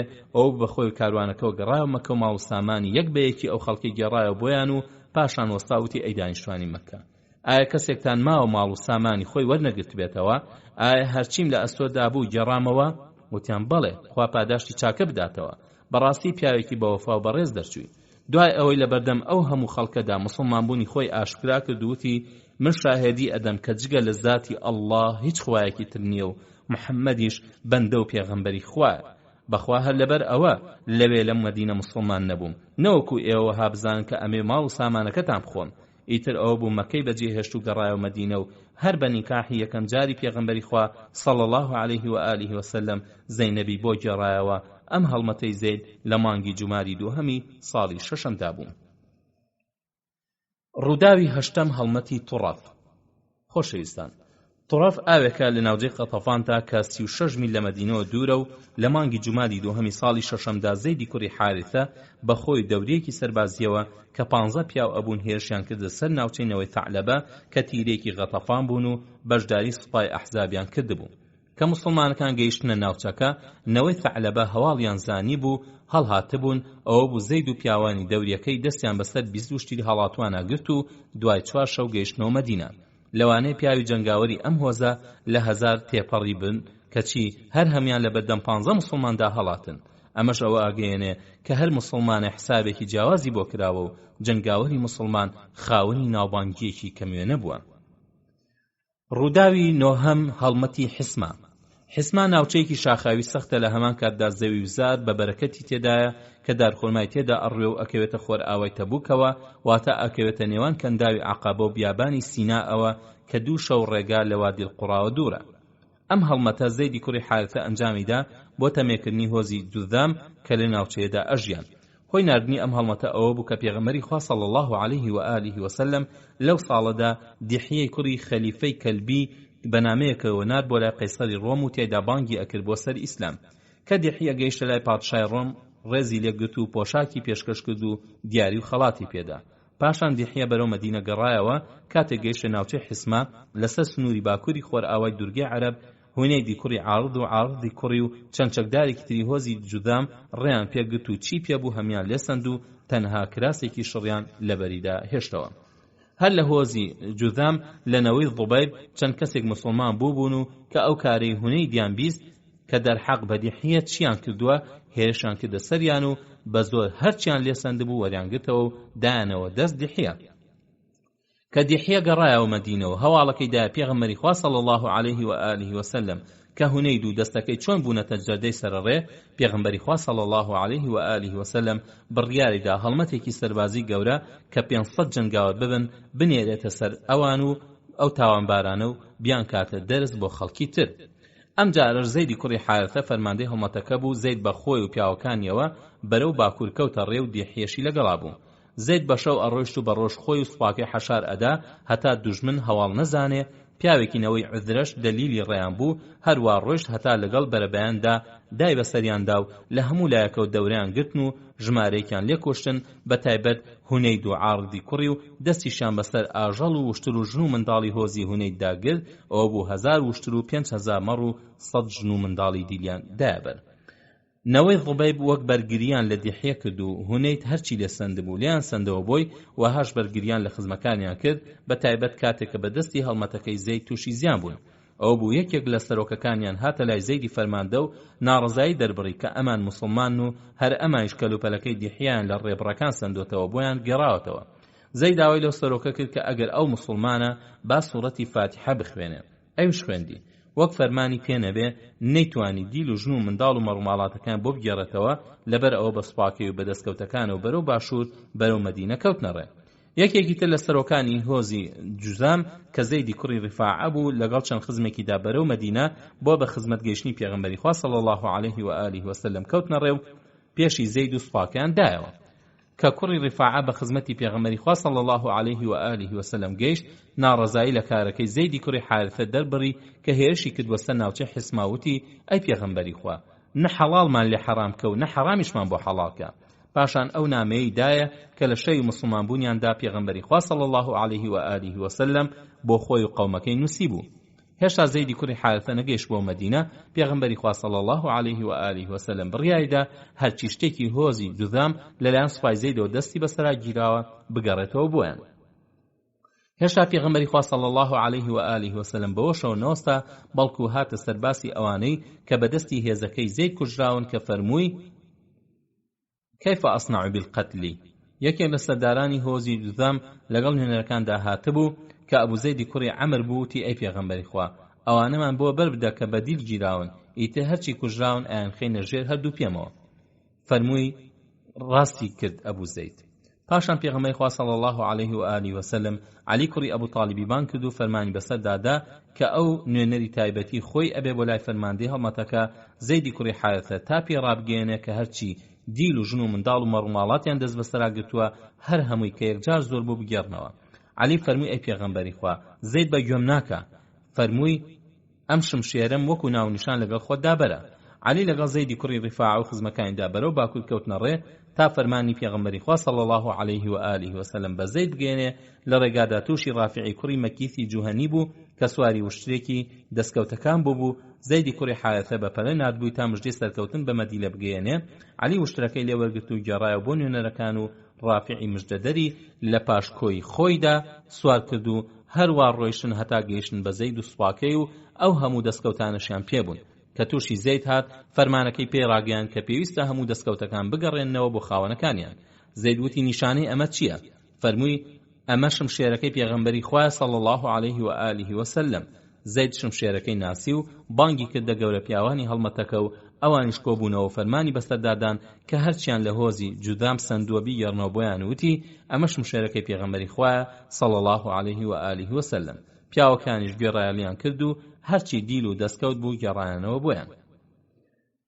ڕووداوی دەهەم هەڵمەتی وادی القوڕا. ئەم سریای لە 12 پیاو پێک هاتبوو کە لە مانگی ڕەجەبی ساڵی شەشەمدا بەرەو وادی القوڕا بە فەرماندایەتی زەیدی کوڕی حارثە لە مەدینە دەرچوون. کاری ئەم دەوریە ئەوە بوو هەردوو ژنێک لەو ناوچانەدا جم و جۆڵی هەبێ ئەوان لێ ئاگادار بن. بەڵام خەڵکی وادی القوڕا کەوت نەخۆ و زانیان موسڵمانەکان کە من هێرشیان کردە سەریان و نۆیان لێ کوشتن و سییانیان دەرباز بوون کە یەکێکیان زەیدی کوڕی حارثە بوو. ڕووداوی 11 هەڵمەتی دەومەتولجەندەل. ئەم هەڵمەتە لە مانگی شەعبانی ساڵی شەشەمی کۆچیدا بوو و عەبدوڕەحمانی کوڕی عەوفیش فەرماندەی بووە.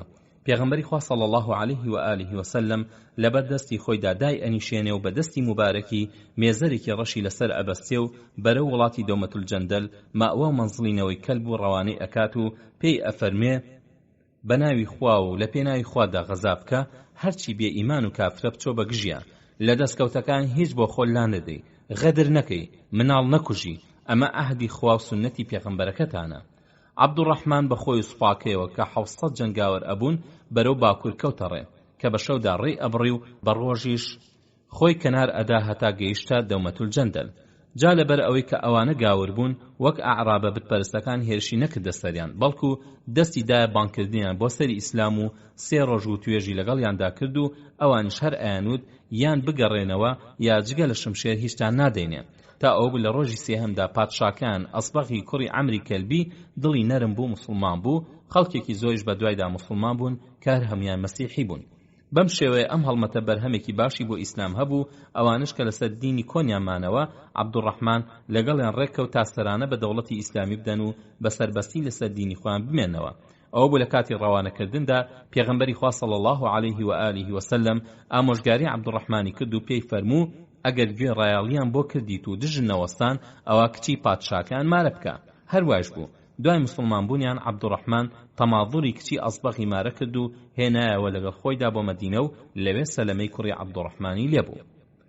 ڕووداوی 12 هەڵمەتی ترساندنینەوەی سەعد لە فەدەک. ئەم هەڵمەتە بریتی بوو لە دەوریەکی گەورە کە 100 سوار ئەبوون و بە فەرماندایەتی عەلی کوڕی ئەبوو تاڵیب هەڵمەتیان بردە سەر هۆزەکانینەوەی سەعدی کوڕی بەکر لە فەدەک. ئەمەش دوای ئەوەی کە هەواڵ گەیشتە پێغەمبەری خوا صلی الله علیه و آله و سلم کەنەوەی سەعد بڕیاریان داوە کۆمەکی جوولەکەی خەیبەر بکەن و پیاویان جەنگیان بۆ بکەن دژی موسڵمانەکان بەرامبەر بەوەی کە جوولەکەش بەشێکی زۆری خورمای خەیبەریان بدەنێ. دیارە جوولەکەی خەیبەر دەمێک بوو چاوەڕوان بوون کە پێغەمبەری خوا صلی الله علیه و آله و سلم چێتە سەریان بۆیە هەوڵیان ئەدا بە هەر ڕێگەیەک بۆ خۆیان بەهێزکەن. عەلی کوڕی ئەبوو تاڵیب بەخۆی سریەکەیەوە 6 شەو ڕێگای بڕی و بە ڕۆژدا خۆیان حەشار ئەدا. لە ڕۆژی حەوتەمدا موسڵمانەکان گەیشتنە دەوروبەری فەدەک و لەوێ پیاوێکیان دەستگیر کرد کە دیار بوو سیخوڕینەوەی سەعدە زۆر ترسا. بەڵام موسڵمانەکان دڵخۆشیان دایەوە کە نیازی خراپیان لەگەڵ ئەودا نییە. ئەویش داوای لێکردن کە بەڵێنی سەلامەتی بدەنێ تا شوێنی دوژمنیان نیشان بدە. ئەوانیش بێخەمیان کرد و ئەو شیوەی نیشاندان کەنەوەی سەعد تیایدا کۆ ئەبنەوە. هەروەها دانیشی بۆ داناکەنەوەی سەعد نردویانە بۆ لای جوولەکەی خەیبەر هەتا کۆمەکیان بکەن و ئەوانش لە خورمای خەیبەر بەشیان بدەن. ئیمام عەلی هێرشی کردە سەر دوژمن کە سەرۆکیان وەبرەی کوڕی عەلیم بوو. جا هەرچەندە دوژمن زۆر بوون بەڵام بەرهەڵستیان نەکرد و بە خۆیان و ماڵ و مناڵەوە هەڵاتن و مەڕ و ماڵاتەکەیان بەجێ هێشت کە 500 وشتر و 2000 مەڕ بوون و موسڵمانەکان دەستیان بەسەرا گرت و ئیمام عەلی دوای ئەوەی کە پێنجێکی بۆ پێغەمبەری خوا صلی الله علیه و آله و سلم جا کردەوە تا لە بەرژەوەندی گشتی موسڵماناندا خەرجی بکە ئەوی تری بەسەر جەنگاوەراندا دابەش کرد ئیتر بەبێ هیچ جەنگ و ئاژاوەیەک موسڵمانەکان گەڕانەوە مەدینە. ڕووداوی 13 هەڵمەتی تەمێکردنینەوەی فەزارە. نەوەی فەزارە ئەگەڕێنەوە سەر فەزاری کوڕی ذیبانی کوڕی بەغیضی کوڕی ڕەیسی کوڕی غەطەفان واتە تیرێکی گەورەی غەطەفانن لە سەردەمی نەفامیدا سەرۆک و فەرماندەیان عوێینەی کوڕی حسن بوو کە لە جەنگی ئەحزابدا سوپای عوێینە لە 4 قۆڵێکی سوپای غەطەفان بوون. لەگەڵ ئەوەشدانەوەی فەزارە هۆزێکی دڕ و چاونەترس بوون. ئەم هۆزە زۆر دوژمنی مسلمانەکان بوون و لە هەموو هۆزەکانی تریش زیاتر گێچەڵیان پیانەگەڕا، ئەویش بە بۆنەی ئەوەوە کە لە مەدینەوە نزیک بوون. ئەم هۆزە چەندین جار شەڕیان بە مسلمانان گێڕاوە و زۆر جاری جوولەکە بەکرێ ئەگرتن تا بێن بە گژی مسلمانەکاندا. جا بۆ ئەوەی ئەوان ئاژاوەکان نەگوێزنەوە دەوروبەری مەدینە، مسلمانەکان هەمیشە بۆ هەل ئەگەڕان کە دەرفەت بۆ ئەم هۆزە بەدەست بێن و جەنگ و هەرا بخەنە ناوچەکەی ئەوان و چاوترسێنیان بکەن، بە تایبەت کە مسلمانەکان سەرنجیان ئەدا کە کاتی هاتووە دەستێک لە جوولەکەی خەیبەر بۆشێن و وەکداری زەق نەبوون لەسەر خاکی دورگا هەڵی بکێشن و فڕێ بدەن، چونکە هەرچی ئاژاوە بۆ مسلمانان دروست ئەبوو دەستێکی ئەوانی تێدا بوو. جا لەبەر ئەوەی کەنەوەی فەزارە لەسەر ڕێنێوان مەدینە و خەیبەردا بوون، ئەبوایە ئەمانە تەمێ بکرانە بۆ ئەوەی دەستی یارمەتی و کۆمەکی بۆ خەیبەر درێژ نەکەن کاتێک کە مسلمانەکان بیانەوێ هێرشکەنە سەر خەیبەر. پێغەمبەری خوا صلی الله علیه و آله و سلم هەڵمەتێکی سەربازی بەهێزی پێکەوە ناو ئەبوبەکری سدیقی بە پێ ڕیوایەتی ئیمام موسلیم کردە فەرماندەی ئەو بوو لە مانگی ڕەمەزانی ساڵی شەشەمدا ئەم هێزە مسلمانە کە لە مهاجیر و ئەنسار پێکاتبوو مەدینەی بەجێ هێشت و بەرەو ناوچەینەوەی فەزارە کەوتە ڕێ. ئەم هەڵمەتە کاریگەریەکی چاکی هەبوو چونکە ترس و لەرزی خستە دڵینەوەی بەدرەوە کە تیرێکی فەزارە بوون، چونکە هەر بە هەزکردنیان بە گەیشتنی ئەبوبەکری سدیق ئەوەندە ترسیان لێنیش کە نەیانتوانی بەرگری بکەن بەڵکو کۆمەڵ هەڵاتن. بەڵام مسلمانەکان دەرفەتی هەڵاتنیان نەدان، بەڵکو توانیان ژمارێکیان لێ بکوژن و ژمارێکی تریشیان لێ بەدیل بگرن کە یەکێک لەو دیلانە ئافرەتێک بوو کە پێی ئەوترا قەرفە و ناویشی فاتیمەی کچی ڕەبیعەی کوڕی بەدر لەگەڵ کچەکەی کە ناوی جارێ کچی مالکی کوڕی حودەیفەی کوڕی بەدر بوو کە لە جوانترینی کچانی عەرەب بوو. قەرفە ئافرەتێکی شەیتان و فێڵباز بوو، لەناو کەسوکارەکەیدا زۆر پایدار بوو، لە ناویانە وەک سەرۆکی هۆز وەها بوو. لە ماڵەکەیدا 50 شمشێر بەڕیز هەڵ ئەوەسران و خاوەنی هەر هەمووشیان بەو ئافرەتە شەیتانە مەحرەم بوون، 12 کوڕی چەک بەدەستیشی هەبوون. لە دەسەڵات لەناو عەرەبدا نمونەی پێ ئەهێنرایەوە. ئەم ئافرەتە بەڵایە زۆر ڕقی لە پێغەمبەری خوا بوو صلی الله علیه و آله و سلم، بۆیە نەخشەی کێشا کە لە ناوی بەرێ. بۆ ئەمە لە کوڕ و کوڕازاکانی 30 ئەسپ سواری هەڵبژارد و فەرمانی بەسەر دادان کە بچن بۆ مەدینە و پێغەمبەری خوا صلی الله علیه و آله و سلم بکوژن، کەچی بۆیان نەکرا و هەر سیەکەیان کوژران. وا دەرەکەوێت کە ئەم قەرفەیە سەرۆکی تیرەی بەدرینەوەی فەزارە بوو بێ، چونکە هەندێک لە مێژوونووسان ئەم هەڵمەتیان بەسەریەی قەرفە ناوبردووە. شێوەی هەڵمەتبرنەکەش سەلەمەی کوڕی ئەکوعی گێڕێتەوە کە ئەویش لەگەڵ ئەو سوپایەدا بووە و دوای نوێژی بەیانی لە تاریک و لێڵیدا هەڵمەتیان بردووەتە سەر دوژمن و هەندێکیان لێ کوژراوە. سەلەمەش کۆمەڵێک ژن و منداڵ ئەبینێ کە نیازیان بووە خۆیان بگەێنە شاخەکە، ئەمیش تیرەگەگرێتە نێوانیان و شاخەکە و ئەوەستن و فریان ئەکەوێ و قەرفە و کچەکەی لەگەڵیانە ئەبن و هەمویان بەدیلی ئەبا بۆ لای ئەبوبەکر و کچی ژنەکە ئەدا بەخۆی. کە ئەگەڕێنەوە مەدینە پێغەمبەری خوا صلی الله علیه و آله و سلم داوا لە سەلەمە ئەکا کە ئەو کچەی پێبەخشێ کە فەرمووی سەلەمە ئەو ئافرەتەم پێشکەشکە. سەلەمەش ئەڵێ بۆ تۆ ئەی پێغەمبەری خوا، خێرا پێغەمبەری خوا صلی الله علیه و آله و سلم ئافرەتەکە ئەنێرێ بۆ مەککە تا چەندیلێکی مسلمانی پێبەر بدا. ئالێرەدا سەرنجەگرین کە پێغەمبەری خوا صلی الله علیه و آله و سلم هەمیشە خەمی ئیسلام و مسلمانانی خواردووە، ئەگەر بیویستایە ئەو ئافرەتەی بۆ خۆی ئەهێشتەوە کە جوانێکی ناوداری ئەو ڕۆژەی دورگەی عەرەبی بووە. خۆشەویستان و بەڕێزانم، پاشماوەی ڕووداوەکانی نێوان قوڕەیزە و حودەیبیە لە ئەڵقەی داهاتوودا پشتیوان بەخوای گەورە تەواوەکەین. تا ئەو کاتە هەموو لایەکتان بەخوای گەورە ئەسپێرین. خواتان لەگەڵ. بەناوی خوای بەخشندەی میهرەبان، سوپاس و ستایشی بێپایان بۆ خوای گەورە و میهرەبان، درود و سڵاو و ڕەحمەت بۆ گیانی ئازیزمان محەممەد صلی الله علیه و آله و سلم. بیسەرانی خۆشەویست و بەڕێز، سڵاوی خوای گەورەتان ئاڕاستە بێت. خۆشحاڵین کە لە ئەڵقەیەکی نوێی ژیانی ئازیزمان بە ئێوەی خۆشەویست و بەڕێزمان گەیشتینەوە. خۆشەویستان و بەڕێزان، لە ئەڵقەی ئەمڕۆماندا پاشماوەی ڕووداوەکانی نێوان جەنگی قوڕەیزە و ڕێکەوتنامەی حودەیبیە باس ئەکەین و دێینە سەر ڕووداوی 14هەم سریەی کەرزی فەهری. لە مانگی شەوالی ساڵی شەشەمی کۆچیدا 8 پیاوی عوکەل و عورەینا هاتنە مەدینە و مسلمانبوونی خۆیان ڕاگەیان. بە ماوەیەکی کەم ئاو و هەوای مەدینەیان پێنەکەوت و نەخۆشکەوتن. بۆ ئەمە پێغەمبەری خوا صلی الله علیه و آله و سلم فەرمانیدا ببرێن بۆ ناوچەی جودر لە لای قوبا و کە نزیکەی چیای عیرە و 6 میل لە مەدینەوە دوورە تا لەوێ شیری ئەو شترانیان دەرخوارد بدرێ کە لەوێ بەخێو ئەکران و ناوچەیەکی سازگاریش بوو. ئەو میوانانە ماوەیەک لەوێ مانەوە، لەلایەکەوە هەوای سازگار و لەلایەکیشەوە خواردنەوەی شیری وشترەکان بوونە هۆی چاکبوونەوە و قەڵاوبوونیان. ئەوانە لە بەرامبەر ئەم خزمەتەدا نامەردیان لێوەشایەوە. هەستان ئەو شترانەی کە بە شیرەکان قەڵاو بووبوون دایان نەبەر و ویستیان بیان دزن و بیان بنەوە بە وڵاتی خۆیان. کە ئێساری بەندەی ئازادکراوی پێغەمبەری خوا صلی الله علیه و آله وسلم لەمە ئاگادار بوو، لەگەڵ چەند کەسێکی کەمدا کەوتنە دوایان هەتا وشترەکانیان لێبسێننەوە. کە گەیشتە لایەن دەستیاندایە کوشتار و یەساریان کوشت و دەست و پێیان بڕی و دڕکیان چەقان بە زمان و هەردوو چاویدا. کە ئەم دەنگ و باسە گەیشتە لای پێغەمبەری خوا صلی الله علیه و آله وسلم 20 ئەسپ سواری لە هاوڵانی هەڵبژاد و فەرماندایەتی دانە دەست کەرزی کوڕی جابیری فەهری و فەرمانیدا بکەونە دوای عورەینەکان و بیانکردن. دوای ناردنیان دوعاشی لە ئەو نامەردانە کرد و فەرمووی خوایە ڕێیان لێون کەی. هەرواش بوو خوای گەورە ڕێی لێون کردن و سریە موسڵمانەکە بە پەلە ڕۆیشتن و فریایان کەوتن و دەورەیان لێدان و دەست و پەلیان بەستن و هێنانیانەوە بۆ مەدینە. ئەو نمەک بە حرامانەیان برنە خزمەتی پێغەمبەری خوا صلی الله علیه و آله وسلم تا بڕیاریان بۆ دەکا. دوای لێکۆڵینەوە دەرکەوت کە تاوانبارن، بۆیە پێغەمبەری خوا صلی الله علیه و آله وسلم حکمێکی توندی بۆ دەرکردن تا برنە پەند و ئامۆژگاری بۆ هەموو نمەک بە حرامێکی نامەرد. فەرمانیدا دەست و پیان ببڕێت و چاویان دەربهێندێ یا چاویان بە بزمار بتەقێندێ، چونکە ئەوان بە دڕک چاوی یەساری شوانیان تەقاندبوو. پاشان فڕێدرانە سەر ناوچە بەرداویەکە و داوای ئاویان ئەکرد، هیچ کەس پێی نەئەدان هەتا ئەو کاتەی مردن.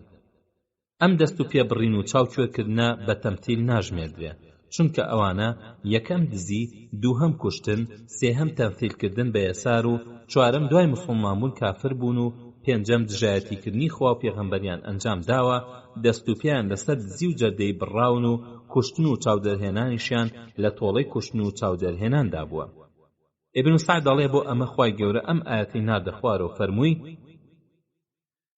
إنما جزاء الذين يحاربون الله ورسوله ويسعون في الأرض فسادا أن يقتلوا أو يصلبوا أو تقطع أيديهم وأرجلهم من خلاف أو ينفوا من الأرض ذلك لهم خزي في الدنيا ولهم في الآخرة عذاب عظيم.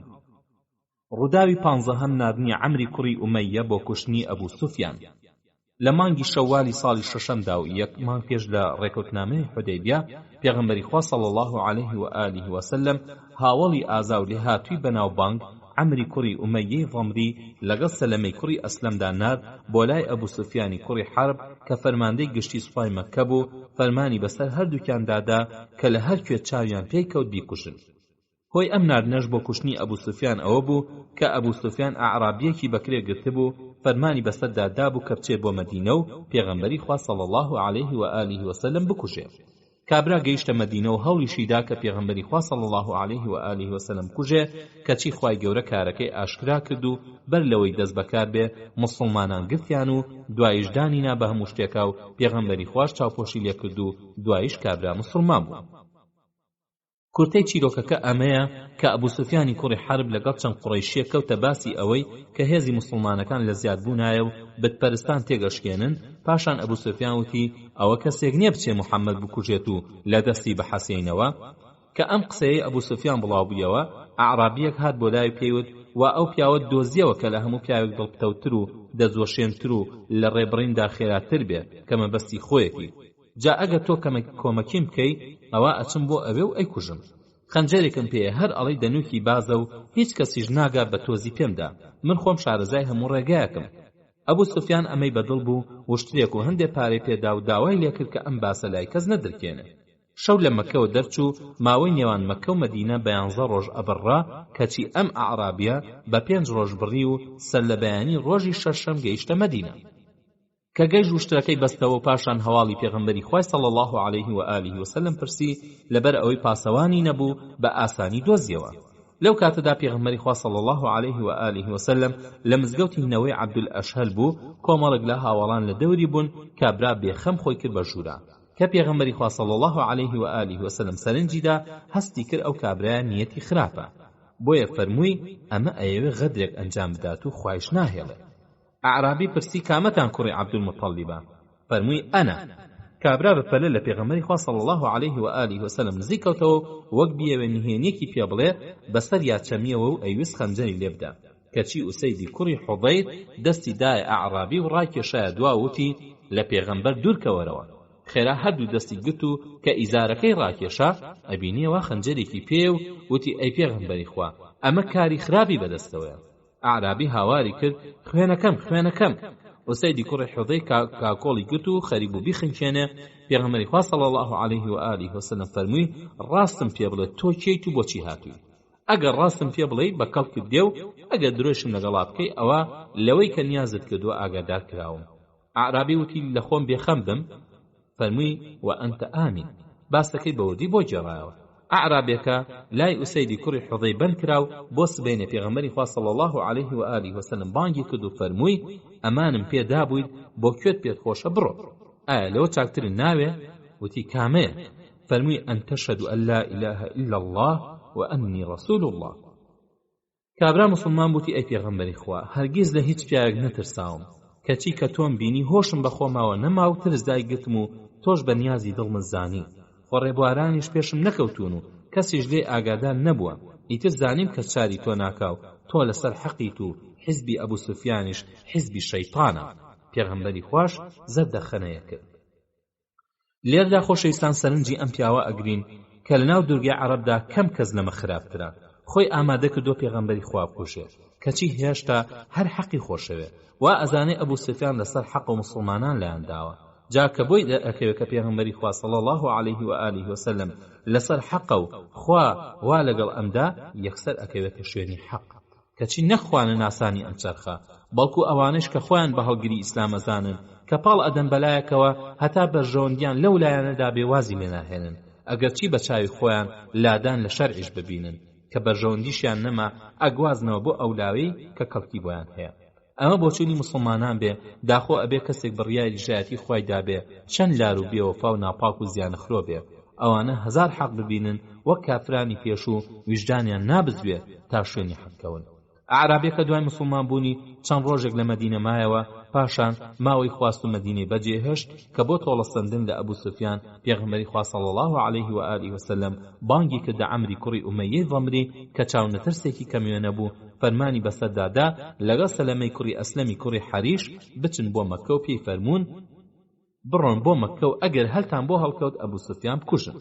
ڕۆیشتن هەتا گەیشتنە مەککە و تەوافی بیتیان کرد و یەکی دوو ڕکع نوێژیان بەجێهێنا و ویستیان ئەبوو سوفیان بدۆزنەوە.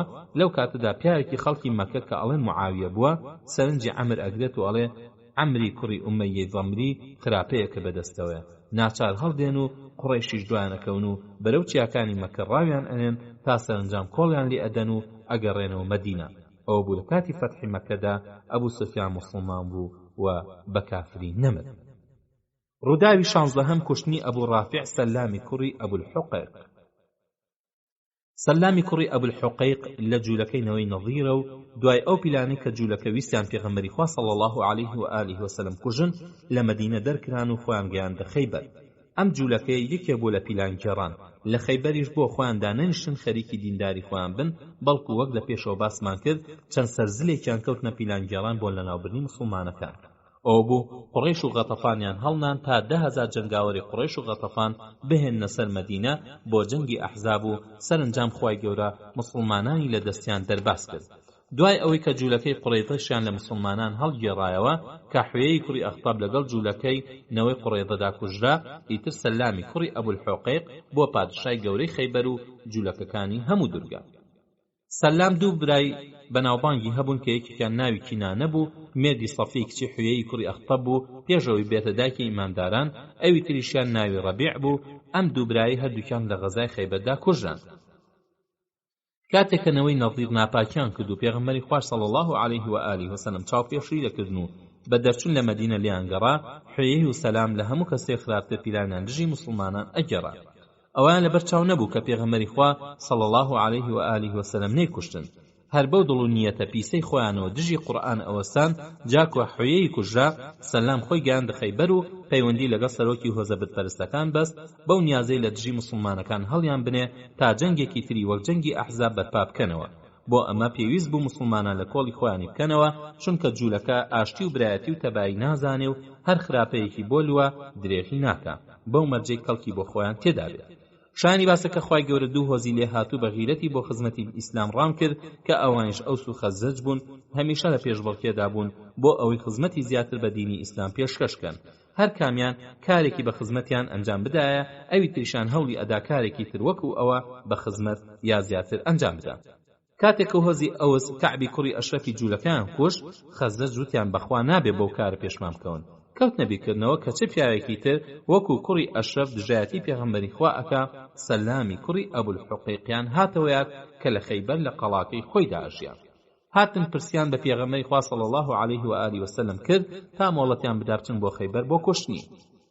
فەرماندایەتی گشتی مسلمانان وای بە چاکزانی بە زووترین کات ئەم بەڵایە لە کۆڵی مسلمانان بخا، چونکە مەترسی ئەوەی لێ ئەکرێ وەک جاری پێشوو عەرەبە بتپەرستەکان کۆبکاتەوە بێنەوە سەر مەدینە و بۆ زیانگەاندن بە دینی ئیسلام هەموو ڕێیەک ئەگرێتە بەر، بە تایبەتی لەو کاتەدا کە مسلمانەکان دوژمنی زۆری سەرسەختیان هەبوون و ئەگونجا هێرشکەنە سەر مەدینە. جوولەکەش دوژمنێکی سەرسەختی دەوڵەمەند بوون و لە خەیبەردا مۆڵیان خواردبوو، تەنها 7 میل لە مەدینەوە دوور بوون. بەڵێ ئەوان پیاوی جەنگ و هێرش نەبوون و وەک قورئان وەسفیانەکە مەگەر لە پشتی سەنگەر و قەڵای سەختەوە بتوانن بجەنگن، بەڵام مەترسی ئەوان لێ ئەکرا کە ئەعرابی بتپەرستی شەڕانی جەمکەن لە دژی مسلمانەکان. بۆیە وا چاک بوو هەوڵی فەوتاندنی سەرانیان بدرێ تا ئەو کارە نامەردیانە ئەنجام نەدەن و لە هەمان کاتدا ئەوانی تریشیان بترسێن و لە دوژمنایەتی دەستبەردار ببن. پیاوانی خەزەج داوای مۆڵەتیان کرد بچن پادشای جوولەکە لە کۆشکەکەیدا و لەسەر نوێنی خەوتنی بکوژن. ئەمەش ئەوەی لای هەمووان ئەسەلمان کە مسلمانەکان دەستیان ئەگاتە هەموو شوێنێک و لە پێناوی خوادا هەموو کارێکیان پێ ئەنجامەدرێ و جوولەکەش تێ ئەگەێنن کە شوێنێک نەماوە ئەوان بتوان تیایدا ئۆقرە بگرن و دەستی مسلمانەکانیان نەگاتێ، کەواتە با ئیتر بیر لە هێرش بۆ سەر مەدینە نەکەنەوە و با بچنە ناو قەڵاکانیانەوە و خۆیان حەشار بدەن. کێ بیستوێتی پادشایەک لە قەڵای سەختدا چەندین دەرگای لەسەر خۆی داخست بێ و پاسەوانی بەدەورا بن کەچی کەسانێک لە دوور دوورەوە بێن و دەستی لێبۆشێن و بە سەلامەتیش بگەڕێنەوە دووە. پیاوە خەزرەجیەکان کە گیانیان خستوە سەر لە پیدەستیان بۆ ئەوەی پادشای خەیبەر بکوژن 5 کەس بوون. عەبدوڵای کوڕی عەتیک، مەسعودی کوڕی سینانی ئەسلەمی، عەبدوڵای کوڕی ئونەیسی جوهەنی، حارثی کوڕی ڕەبیعی ئەبوو قەتادەی ئەنساری، خوداعی کوڕی ئەسوەد. ئەم 5 دوای ڕاوێشکردن لەگەڵ پێغەمبەردا صلی الله علیه و آله وسلم بەرەو خەیبەر کەوتنە ڕێو. عەبدوڵای کوڕی عەتیک ئەمیریان بوو تا کاریان لێ تێک نەچێت. پێش دەرچوونیان لەلایەن پێغەمبەری خوا صلی الله علیه و آله وسلم ئامۆژگاری کران کە نە منداڵ و نە ئافرن نەکوژن و دەستدرێژیان نەکەنە سەر. ئەمەش لە مانگی ڕەمەزانی ساڵی 6ەمی کۆچیدا بوو. دوای چەند ڕۆژێک هەر 5 گەیشتنە خەیبەر. خەیبەر بازارێکی گەورە بوو بۆ کڕین و فرۆشتنی کەلوپەلی پێویست بە تایبەت خۆراک وە خورما و گەرم و جۆ گەرمە شامی، بۆیە عەرەبەکانی ئەو دەوروبەرە بە ئاسانی هاتوچۆیان ئەکرد و بەڵام 5 پاڵەوانە خەزرەجەکە ئەویان پێ نەئەکرا، چونکەنەوەی نەظیر چەند مانگێک بوو لە مەدینە دەرکرا بوون و یەک بەیەکی ئەوس و خەزرەجیان ئەناسی، هەتا دەنگیان ئەناسین لەبەر ئەوەی هەر بە منداڵی پێکەوە ژیا بوون و ئەگەر بیان دیبانایە ئەیان گرتن و ئەیان کوشتن، چونکە مسلمانانی مەدینە لەگەڵ خەیبەردا ناکۆک بوون. بەڵام شتێکاری بۆ ئاسانکردن ئەویش ئەوە بۆ عەبدوڵای کوڕی عەتیکی ئەمیریان شارەزایی لە زمانی جوولەکەدا هەبوو، بۆیە هاوڵەکانی حەشاردان و خۆی تێکەڵی هەندێک جوولەکە بوو توانی بە زمانی خۆیان بیان دوێنێ، بۆ ئەوەی زانیاری پێویست دەربارەی ئەبوو ڕافع سەلامی کوڕی ئەبولحوقیق وەرگرێت. ئەمەش بۆ ئاسانکردنی کوشتنی دوای ئەوەی نەخشیان بۆ خۆیان دانا کە بریتی بوو لەم خاڵانە. یەکەم هەر هەمیان بە شەودا بچن ناو قەڵاکە، ئەویش بە ڕێگایە کە لەسەری ڕێکەون. دوای چوونە ژوورەوە دەستیان بگاتە کلیلەکانی دەرگاکانی قەڵا، دیارە ئەمیر شوێنی هەڵگرتنیان ئەزانێت. سێهەم لە شوێنی وڵاغ و ئاژەڵدا خۆیان حەشار بدەن تا بەشێکی زۆری شەو بڕوات و ئەو سەرۆکانی شەوانە ئەچنە دیوەخانی پادشا هەڵسن و چۆڵیکەن و خەڵک بێدەنگ ببێ و پاسەوان بخەوێت. چوارهەم لە نیوە شەو بە دواوە پاڵەوانەکان لە تاریکی شەودا بەرەو ئەو ساڵوانانە هەڵمەت بەرن کە بەرەو ژووری خەوتنی ئەبوو ڕافع ئەڕۆن، بەڵام بەهێمنی و لەسەرخۆ. 5ەم لە هەر دەرگایەک چوونە ژوورەوە لە ناوە دای بخەن و کلیلەکان بەدەستەوە بگرن. 6ەم ئەو ژوورانەی خەڵکیان تێدا خەوتووە یا پاسەوان واتیاندا لەسەریان دابخەن تا بن بکرێن و نێن بەدەم هیچ کەسێکەوە. حوتەم دوای ئەوە بەچەکی شاراوە ژێر جلەکانیانەوە هەڵمەت بەرەو ژووری دۆزەخیەکە بەرن کە ئەمیر لە کاتی وەرگرتنی زانیاریدا دیاری کردبوو ئەیزانی لەکوێوەیە. هەشتم لەسەر ئەوەش ڕێککەوتن کار هەمان خۆیان کەن بە ژووری خەوتنی سەلامدا، بەڵام جگە لە ئەمیر هیچ کامیان بە هیچ شێوە قسە ناکەن و ئەویش لە کاتی ناچاریدا و بە زمانی جوولەکانە قسە بکە. نۆهەم لەناو قەڵاکەدا هیچ جوولەکەیەک لاقە نەکەن و بۆ بەرگری لە نەفسیش نەبێ کەسێکی تر نەکوژن، چونکە تەنها فەرمانی کوشتنی ئەبوو ڕافعیان پێیە. دەهم بە پێی فەرمانی پێغەمبەری خوا صلی الله علیه و آله وسلم ژنەکەی نەکوژن ئەگەر لە ژوورەکەی دابوو، چونکە لەوانەیە بەرگری بکە یا هاوار بکە، ئەو کاتە هەڕەشەی لێ بکرێت تا بێدەنگ بێ یا دەمیدا بخرێت بە هاوار نەکە. بەڵام بیریان لەوە نەکردەوە کە پادشای جوولەکەیان کوشت چۆن فریا ئەکەون لە هەموو هەیوان و ساڵۆنەکان و تێپەڕکەن و جوولەکە بەخەبەر نێن و ڕێیان پێ نەگرن، چونکە مەبەست لە گەڕانەوەی خۆیان نەبوو، بەڵکو مەبەست کوشتنی ئەو زاڵمە ملهوڕە بوو و هیچی تر. ئیتر ئەگەر خۆشیان نەگەڕێنەوە گرنگ نییە. چۆنێتی کوشتنی ئەبوو ڕافع بە دوو شێوە هاتووە، بەڵام ئێمە ڕیوایەتەکەی ئیمام بوخاریمان هەڵبژاردووە کە ئەوەی ئەڵێ کاتێک کە مسلمانەکان ئەگەنە خەیبەر، عەبدوڵای کوڕی عەتیکی ئەمیریان فەرمانیان بەسەردا ئەدا ئەوان لە جێی خۆیاندا بمێننەوە تا خۆی بچێ هەواڵ بزانێ کەوتی لە شوێنی خۆتاندا دابنیشێنن تا سیر بکەم. کوڕی عەتیک ئەڵێ هەوڵمدا بچمە ناو قەڵاکەوە، ئەوە بوو گوێدرێژێکیان ون بوو بە شۆڵەیەکەوە لە قەڵا دەرچوو بوون و بە دوایدا ئەگەڕان، مێش ترسان بمناسن، بۆیە سەرم و قاچمم داپۆشین هەر وەک دەست بە ئاو بگێنم. پاشان دەرگاوانەکە بانگی کرد، بەر لەوەی دەرگاکە داخەم کێ دێتە ژوورۆ بابێ. لە ڕوایەتێکدا بانگ لە عەبدوڵای کوڕی عەتیکەکە، ئەی بەندەی خوا، ئەگەر ئەتەوێ بێتە ژوورۆ وەرە، ئەمێ دەرگاکە داخەم. ئەڵێ چوومە ناو قەڵاوە. کە خەڵکەکە چوونە ژوورۆ دەرگاکە داخرا و کلیلەکانیان بە کۆڵەکەیەکەوە هەڵواسین، منیش لە شوێنی بەستنەوەی گوێدرێژێکدا لە نزیک دەرگای قەڵاکە خۆم حەشاردا. ئەبوو ڕافعیش لە باڵەخانەیەکیدا میوانی هەبوو، لە لای ئەو نانی ئێوارەیان خوارد و بە قسەکردنەوە بەشێکی شەو ڕۆیشت. پاشان گەڕانەوە ماڵی خۆیان کە دەنگ نەما و جم و جۆڵم نەئەبیست، هەستان بۆ کلیلەکان و دامگرتن و دەرگای قەڵام کردەوە. وتم ئەگەر پیان زانیم لەسەر خۆ بۆی دەرچم. ئەڵێ دوای ئەوە چوم دەرگای ژوورەکانیانم لە دەرەوە لەسەریان داخست و هەرچی دەرگایەکمە کردەوە لە ناوە لەسەر خۆم داخستەوە. وتم ئەگەر پێشم بزانن ئەوان ناگەنە لام، من ئەوە کوژم. گەیشتمە لای ئەبوو ڕافع، ئەبین وا لە ژوورێکی تاریکدا لە ناو خاو خێزانیا و نەم ئەزانی لە چ شوێنێکی ژوورەکەدایە. وتم ئەبوو ڕافع. وتی ئەوە کێ؟ ئەڵێ بەرەو دەنگەکە خۆم هەڵدا و بە شمشێر دامگرتەوە و سەریشم سوڕ ئەمان لێدانی شمشێرەکەم هیچی پێ نەکرد. هاواری لێ بەرز بوویەوە، منیش لە ژوورەکە چوومە دەرەوە، بەڵام دوور نەکەوتمەوە. پاشان وەک فریای بکەوم هاتمە لای و دەنگی خۆمم گۆڕی و بە عیبری پێم وت ئەوە چیتە؟ وتی دایکی تیاچێت، پیاوە کاتە ژوورەوە بە شمشێر لێدام. ئەڵێ جارێکی تر بۆ چوومەوە بە شمشێر لەمدایەوە، بەڵام هیچی پێ نەکرد. هاواری لێ بەرز بوویەوە کە سوکاری بەخەبەر هاتم. بە شێوەی فریاگوزار هاتم بەدەمیەوە و دەنگی خۆمم گۆڕی، ئەبیم کەوتووە بە پشتان. من شمشێرەکەم خستە سەر وەرگی و خۆمدا بەسەریدا هەتا کەرچەی ئەسپانەکەیم بیست. دوای ئەوە کە شمشێرەکە لە پشتەوە دەرەچێ، ئیتر زانیم کوشتومە. ئەڵێ هاتم یەک بە یەک دەرگاکانم کردنەوە و بەسەر سامیەوە هاتمە دەرەوە هەتا گەیشتمە لای پەیژەکە و ئەمیز بێمە خوارەوە، بەسەریەوە کەوتمە خوارەوە و پێم دەرچوو خێرا بەستم و بە شەلەشەل هاتمە لای هاوڵەکانم.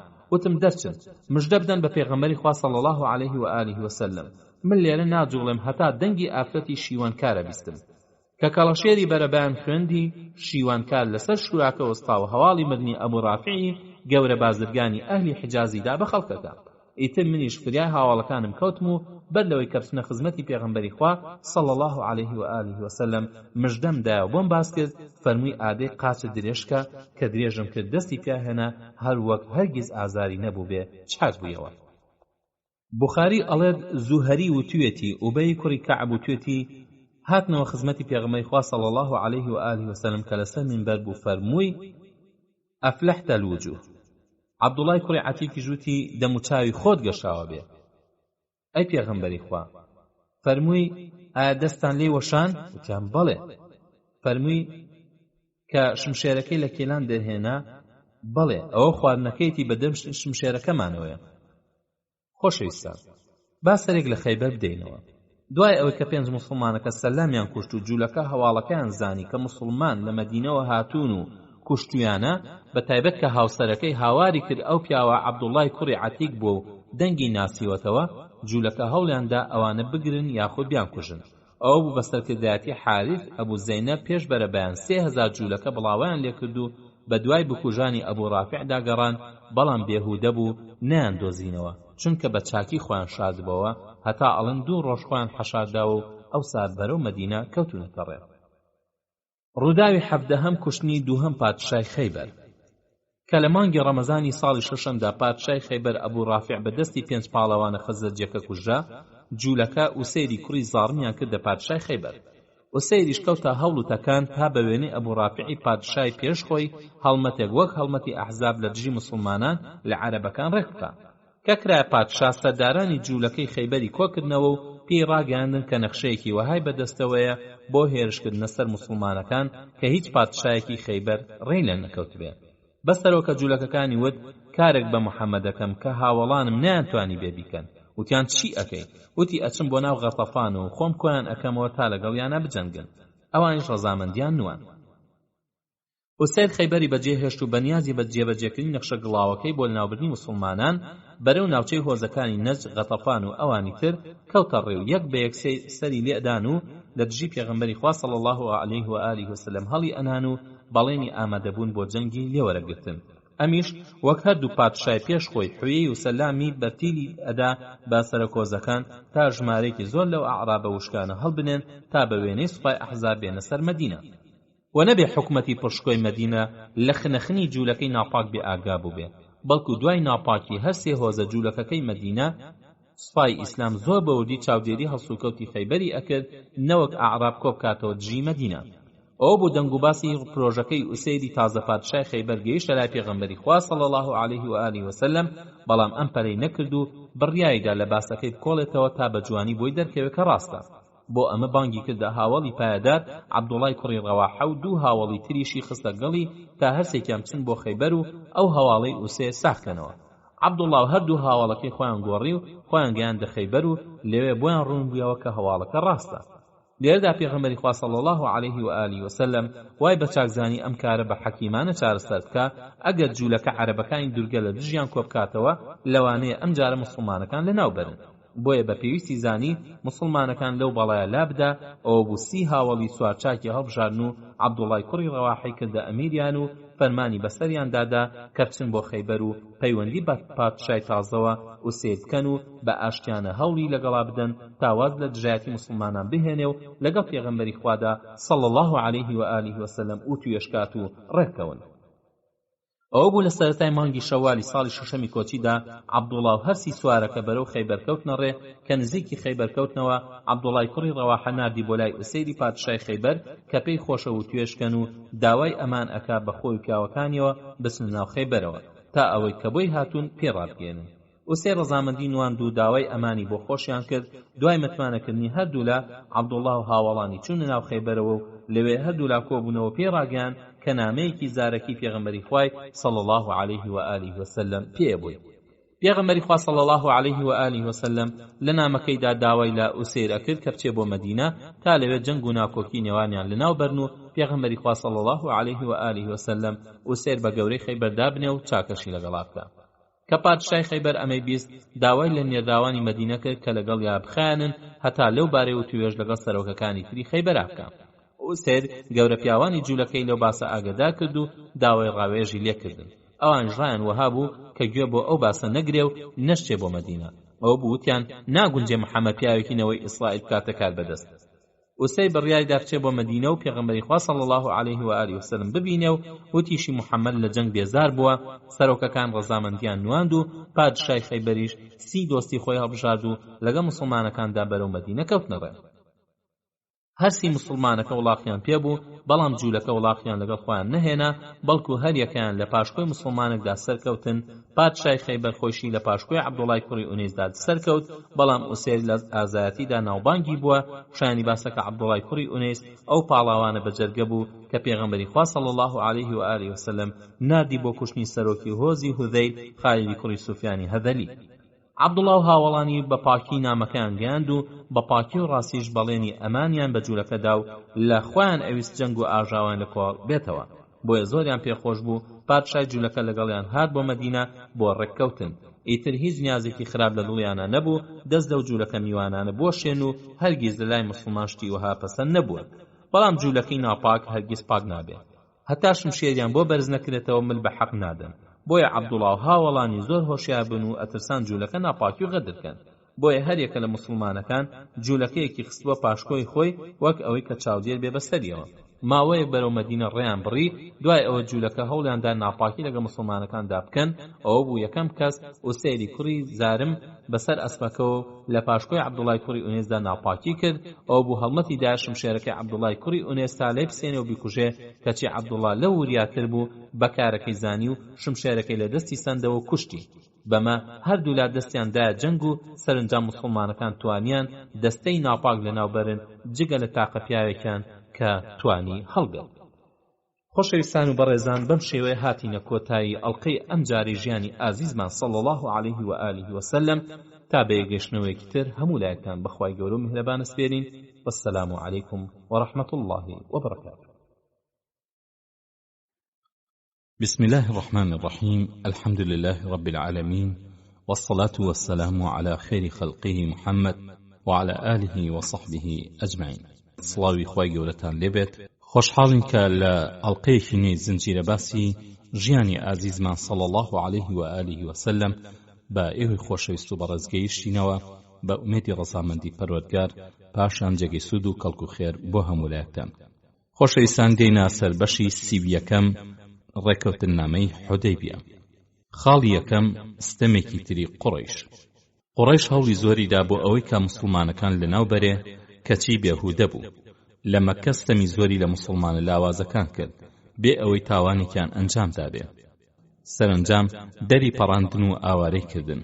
بەوە شەوەنەوەستا هەموو هەوڵێکی خستە گەڕ بۆ لەناوبردنیان، کەچی خوای گەورە پشتی بەرنەدان و بەهێز و قودرەتی خۆی بەرگری لێکردن. دوا هەڵمەتی نامردانی قوڕێش هێنانی سوپای ئەحزاب بوو بۆ سەر مەدینە. بەڵام ئەوە بوو خوا بۆ موسڵمانان بەخێری گێڕا و کافران بەسەری شۆڕەوە گەڕانەوە. ستەمێکی تری قوڕێش دەرهەق بە موسڵمانان، چ مهاجیر و چ ئەنسار، بریتی بوو لە قەدەغەکردنیان لە سەردانی کەعبەی پیرۆز. ئەوە 6 ساڵ بوو موسڵمانان لە مەککەوە کۆچیان بۆ مەدینە کردبوو. قوڕێش ماوەی نەئەدان یا لە ترسی قوڕێش نیان ئەوێرا سەردانی کەعبە بکەن. بەمەرجێ لە سەدان ساڵەوە وەک عورف و یاسای ناو عەرەبەکان هیچ کەسێک لە تەوافی کەعبە و ئەنجامدانی حەج قەدەغە نەکراوە. ئیتر ئەو کەسە هەر چۆن بیری کردبێتەوە و ژیانی بەسەردابێ. دوای شکانی ئەحزاب و پاکردنەوەی مەدینە لە جوولەکەی ناپاک و دەستوەشاندنی موسڵمانان لە هەر هۆزێکی دوورگە کە نیازی خراپی دەرحەق بە موسڵمانەکان کردبێ و کوشتنی 2 پاشای خەیبەر، موسڵمانەکان گەیشتنە ئاستێکی سەربازی زۆر چاک کە هەموو لایەک حسابیان بۆ بکەن. بەم بۆنێەوە موسڵمانەکان وایان بە چاکزانی سەردانێکی کەعبەی پیرۆزکەن، چونکە ئەوە مافی خۆیانە و قوڕێش هەر کاتێک قەدەغەیان بکە ئەوە ستەمیان لێ ئەکات و مافیان پێشێلەکە. تا ئێستا ئەمانیش لەبەر لاوازیان نەیانتوانیوە داوای ئەو مافەیان بکەن. بەڵام ئێستا کە توانای سەربازیان هەیە، پێویستە بەرگری لەو مافەیان بکەن و لە ئەنجامدانی ئەو کارە پیرۆزەدا کەم تەرخەمی نەکەن. خۆ ئەگەر تاقە دەستەیەک شایان بن لەسەر لە کەعبەی پیرۆز بدەن، ئەوە موسڵمانەکان و لەوان بەولاوە هەر هەموو بتپەرست و سەرگەردان و فڕیان بە بنەماکانی دینی ئیبراهیم خەلیلەوە سەلامی خوای لەسەر بێ نەماوە. خۆ ئەگەر ئەوان مەدینە بەجێ بهێڵن و بەرەو مەککە بکەونە ڕێ، تەنها مەگەر جوولەکەی خەیبەر مەترسی ئەوان لێ بکرێ هەڵمەت بەرنە سەر مەدینە و ئەوانیش وەها چاوترسیان کراون ناوێرن بیر لە هێرشی لەو جۆرە بکەنەوە. هۆی سەرەکیش بۆ ئەم تاسەمەندیە بۆ سەردانی کەعبە خەوێک بوو کە پێغەمبەری خوا صلی الله علیه و آله و سلم بینی کە بە خۆی و هاوڵانیەوە چوونەتە مزگەوتی حەرامەوە و کلیلەکانی کەعبەی وەرگرتووە و تەواف و عومرەیان ئەنجام داوە و هەندێکیان سەریان تاشیوە و هەندێکیشیان کورتیان کردوێتەوە. پێغەمبەری خوا صلی الله علیه و آله و سلم ئەم خەوەی بۆ هاوڵەکانی گێڕایەوە و ئەوانیش یەکجار دڵخۆش بوون و گەیشتنە ئەو قەناعەتە کە ئەو ساڵە ئەچنە مەککەوە. خاڵی دووهەم بەرەو مەککەی پیرۆز. بۆ ئەنجامدانی ئەو مەبەستە پیرۆزە، پێغەمبەری خوا صلی الله علیه و آله و سلم فەرمانی بۆ موسڵمانی شار و دەوروبەری دەرکرد کەوا بڕیاری داوە بەرەو مەککە بکەوێتە ڕێ و دەریشی بڕی کە بۆ عومرە ئەچێ و بە ئاشتیانە دوور لە داگیرکردن و جەنگکردن. بۆ ئەمە جوابیشی بۆ قوڕێژ ناد کە بەم مەبەستەوە ڕووی لە مەککە ناوە و نیازی جەنگی نییە. جا هەرچەندە پێغەمبەری خوا صلی الله عليه و آله وسلم مەبەستی ئاشتی و ڕێزلێنانی کەعبەی پیرۆز بوو، بەڵام ئەوەشی بەرچاو گرتبوو کە قوڕیش ئەوەندە ڕاز نین، بەڵکو بۆ بیانوو ئەگەڕێن تا شەڕ بە مسڵمانان بفرۆشن و نهێڵن عومرەکان بەجێبێنن. بۆیە وای بە چاکزانی مسڵمانەکان کۆبکاتەوە و جار بدا ئەعرابی دەوروبەریشی هەڵبنێ تا هەر هەمویان بێن بۆ عومرە. بەو هیوایی قوڕیش بڕوا بکەن کە مەبەستیان جەنگ و هەران نییە. ئەوە بوو ئەعراب کەمێکیان هاتن بەدەمیەوە و زۆریشیان گوێیان پێنەدا. مسڵمانەکان خۆیان ئامادە کرد. دیارە ئیمان دامەزراوەکان هەر هەموو جەمبوون، بەڵام منافقە ئیمان لاوازەکانی مەدینە و دەوروبەری کەوتنە بڕووبیان و بۆ خۆت بزینەوە، چونکە بڕوان وابوو کە بتپەرستەکانی مەکە ناهێڵن ئەو عومرەیە ئەنجام بدەن و تووشی جەنگێکی ناهەموارە بن، بەڵام جەنگێک لە شوێنێکی دووردا کە ئەو پەڕی مەترسی تیاچوونی لێ بکرێن. بەو بۆنەوە منافقان لە کاروانی ئیمان جیابوونەوە بە بیانووی ئەوەی کە بە کەسوکار و ماڵ و سامانیانەوە پەشۆکاون و فریاناکەون بەشداری ئەم گەشتە بکەن، بەڵام لە ڕاستیدا لە ترساندا خۆیان ئەدزیەوە. دەربارەی ئەم ڕەفتارە ناشرینە قورئانی پیرۆز هاتە خوارەوە. سيقول لك المخلفون من الأعراب شغلتنا أموالنا وأهلنا فاستغفر لنا يقولون بألسنتهم ما ليس في قلوبهم قل فمن يملك لكم من الله شيئا إن أراد بكم ضرا أو أراد بكم نفعا بل كان الله بما تعملون خبيرا. بأوي لدنيا نوبي بدم آنود داوای لێ خۆشبوونمان بۆ بکە. قورئانیش دەری ئەبڕێ کە زیانیش و قازانجیش هەردووکیان بەدەستی خودان. هەروەها قورئان ئاشکرای ئەکا کە چۆن بە تەمای تیاچوونی مسلمانەکان بوون. بل ظننتم أن لن ينقلب الرسول والمؤمنون إلى أهليهم أبدا وزين ذلك في قلوبكم وظننتم ظن السوء وكنتم قوما بورا. مسلمانەکان لە خزمەتی پێغەمبەری خوادا صلی الله عليه و آله وسلم لە ڕۆژی دووشەمەی یەکەم ڕۆژی مانگی ذوالقەعیدەی ساڵی شەشەمدا لە مەدینە دەرچوون کە 1400 یا 1500 کەسە بوون و 200 ئەسپ سواریان لەگەڵدا بوو کە گەیشتنە ذوالحەلیفە کە نزیکەی 10 میل لە مەدینەوە دوورە. لەوێ پێغەمبەری خوا صلی الله عليه و آله وسلم ئیحرامی بۆ عومرە بەست و بەلای خەڵکەوە ئاشکرای کرد کە بۆ سەردانی ماڵی خوا ئەڕۆن و مەبەستی جەنگ و هەرایان نییە، ئیتر زۆربەی هاوڵانیشی ئیحرامیان بەست. پێش دەرچوون لە شار پێغەمبەری خوا صلی الله عليه و آله وسلم بڕیایدا کە نومەیلەی کوڕی عەبدوڵڵای لەیثی ئەمیری مەدینە بێ و ئیبن مەکتومیش ئیمامی نوێژی مسلمانان بێ هەتا ئەگەڕێتەوە. ئەو بوو لە ماڵەوە خۆی شۆرد و دوو کراسی لەبەرکردن و لە دەرگای ماڵەکەیدا سواری وڵاغەکەی ئەلقەسوا بوو، هەروە لەگە مسلمانەکاندا ڕۆیشت هەتا گەیشتنە ذوالحەلیفە و لەوێ وەستا و نوێژی نۆڕۆی بۆ کردن. کە گەیشتنە ذوالحەلیفە عومەری کوڕی خەتاب و سعدی کوڕی عوبادە وایان بە چاکزانی کە پێغەمبەری خوا صلی الله عليه و آله وسلم هاوڵانی پڕچەکە نەوەکو قوڕیش هەڵمەتیان بدەنێ بۆ ئەمە ناردی لە مەدینە چی چەکیان هەبوو هەر هەمیان هێنا. کاتێک کە پێغەمبەری خوا صلی الله عليه و آله وسلم بڕیاری سەفەری عومرەیدا داوای لە پیاوچاکێکی دۆستی کرد کە بوسڕی کوڕی سوفیانی کەعبی پاشان خوزاعی بوو تا لە بیابان وشترێک بۆی بکڕێت و بیانێرێتە لە وەرگاو لەوێ بەخێو بکرن. ئەو بوو بوسڕ حەفتا وشتری کڕی و هێنانیەوە مەدینە و پێغەمبەری صلی الله عليه و آله وسلم وشترەکانی بە نیشانی عەمرە نیشانە کردن و ناجەی کوڕی جوندوبی ئەسلەمی کردە کار بەدەستی وشترەکان. هەروەها هاوڵە دەوڵەمەندەکانیش وەک ئەبوو بەکر و عەبدوڕەحمانی کوڕی عەوف و عوثمانی کوڕی عەفان و تەڵحەی کوڕی عوبەیدوڵڵا و سەعدی کوڕی عوبادە بۆ خۆیان ئاژەڵی هەدییان تایبەت بە خۆیان لەگەڵ خۆیاندا هێنا. پێغەمبەری خوا صلی الله عليه و آله وسلم فەرمانیدا وشترەکانی عومرە نیشانە بکرێن و بەدەستی خۆشی چەندانەیەکی کە ڕوو بە قیبلە وەستابوو نیشانەکردن و یەکێک لە وشتارانش وشتر ڕەسەنە بەناوبانگەکەی ئەبوو جەهل بوو کە لە بەدردا بووە دەستکەوتی پێغەمبەر و بۆ داخی بتپەرستان ئەویشی هێنا بوو کە ئیحرامیشی بەس داوای وشترەکەی کرد هێنان و لە دەرگای مزگەوتدا سواری بوو بەرەو قیبلە ڕۆیشت و بە چوار وشە تەلبیەی فەرموو: لبيك اللهم لبيك لبيك لا شريك لك لبيك إن الحمد والنعمة لك والملك لا شريك لك. هەندێک لە مسلمانانیش لە جوحفەی نزیک ڕابغ ئیحرامیان بەست. بۆ ئەم عومرەیە لە مەدینەوە 4 ئافرەت لەگەڵ مسلماناندا هاتن. یەکێکیان سەلەمەی داکی ئیمانداران بوو، 3 ئافرەتی ئەنساریش کە عەمارە و مەنیع و عامر بوون. هەروها کۆمەڵک لە منافقان لەگەڵ سوپادا هاتن بەتایبەت دوو منافقی گەورە عەبدوڵای کوڕی ئوبەی کوڕی سەلول و جەدی کوڕی قەیسی کوڕی سەخری خەزرەجی کە سەرداری نەوەی سەلیمە بوو، بەڵام زۆربەی منافقان دەرنەچوون، ئەمانش بۆ ئاژەوە گێڕان هاتبوون. خاڵی سێهەم هەواڵی کافرانی مەککە. هەرچەندە مسلمانەکان بۆ جەنگ دەرنەچوو بوون و هەرچەندەش ئیحرامیان بەستە بوو، بەڵام ئەبوا مسلمانەکان لە فڕوفێڵی قوڕەیش بێخەم نەبن، چونکە مرۆڤی بێ ئیمان متمانەی پێ ناکرێ. بۆ ئەمە پێغەمبەری خوا صلی الله علیه و آله و سلم دوو کاری گرنگی ئەنجامدا. یەکەم فەرمانی بەسەر بوسری کوڕی سوفیانی کەعبی دادا کە سەردارێکی خۆزاعە بوو تا لە نێوان قوڕەیشدا هەوڵ بۆ مسلمانەکان کۆبکاتەوە بزانێ نیازیان چییە و هەڵوێستیان بەرامبەر بەم سەفەرەی پێغەمبەری خوا صلی الله علیه و آله و سلم بۆ عومرە چییە پاشان بگەڕێتەوە لای. بوسر ڕۆیشتە مەککە و هەواڵی کۆ کردەوە و کە گەڕایەوە دوا سوپای ئیسلام گەیشت بۆ ئوسفان. دووهەم پێغەمبەری خوا صلی الله علیه و آله و سلم هەر لە ذوالحولەیفە کۆمەڵێک سوارچاکی هەڵبژاردن تا پێش سوپا بکەون و هەواڵ بزانن بۆ ئەوەی سوپا بە کوێرانە نەنیشێتە مل.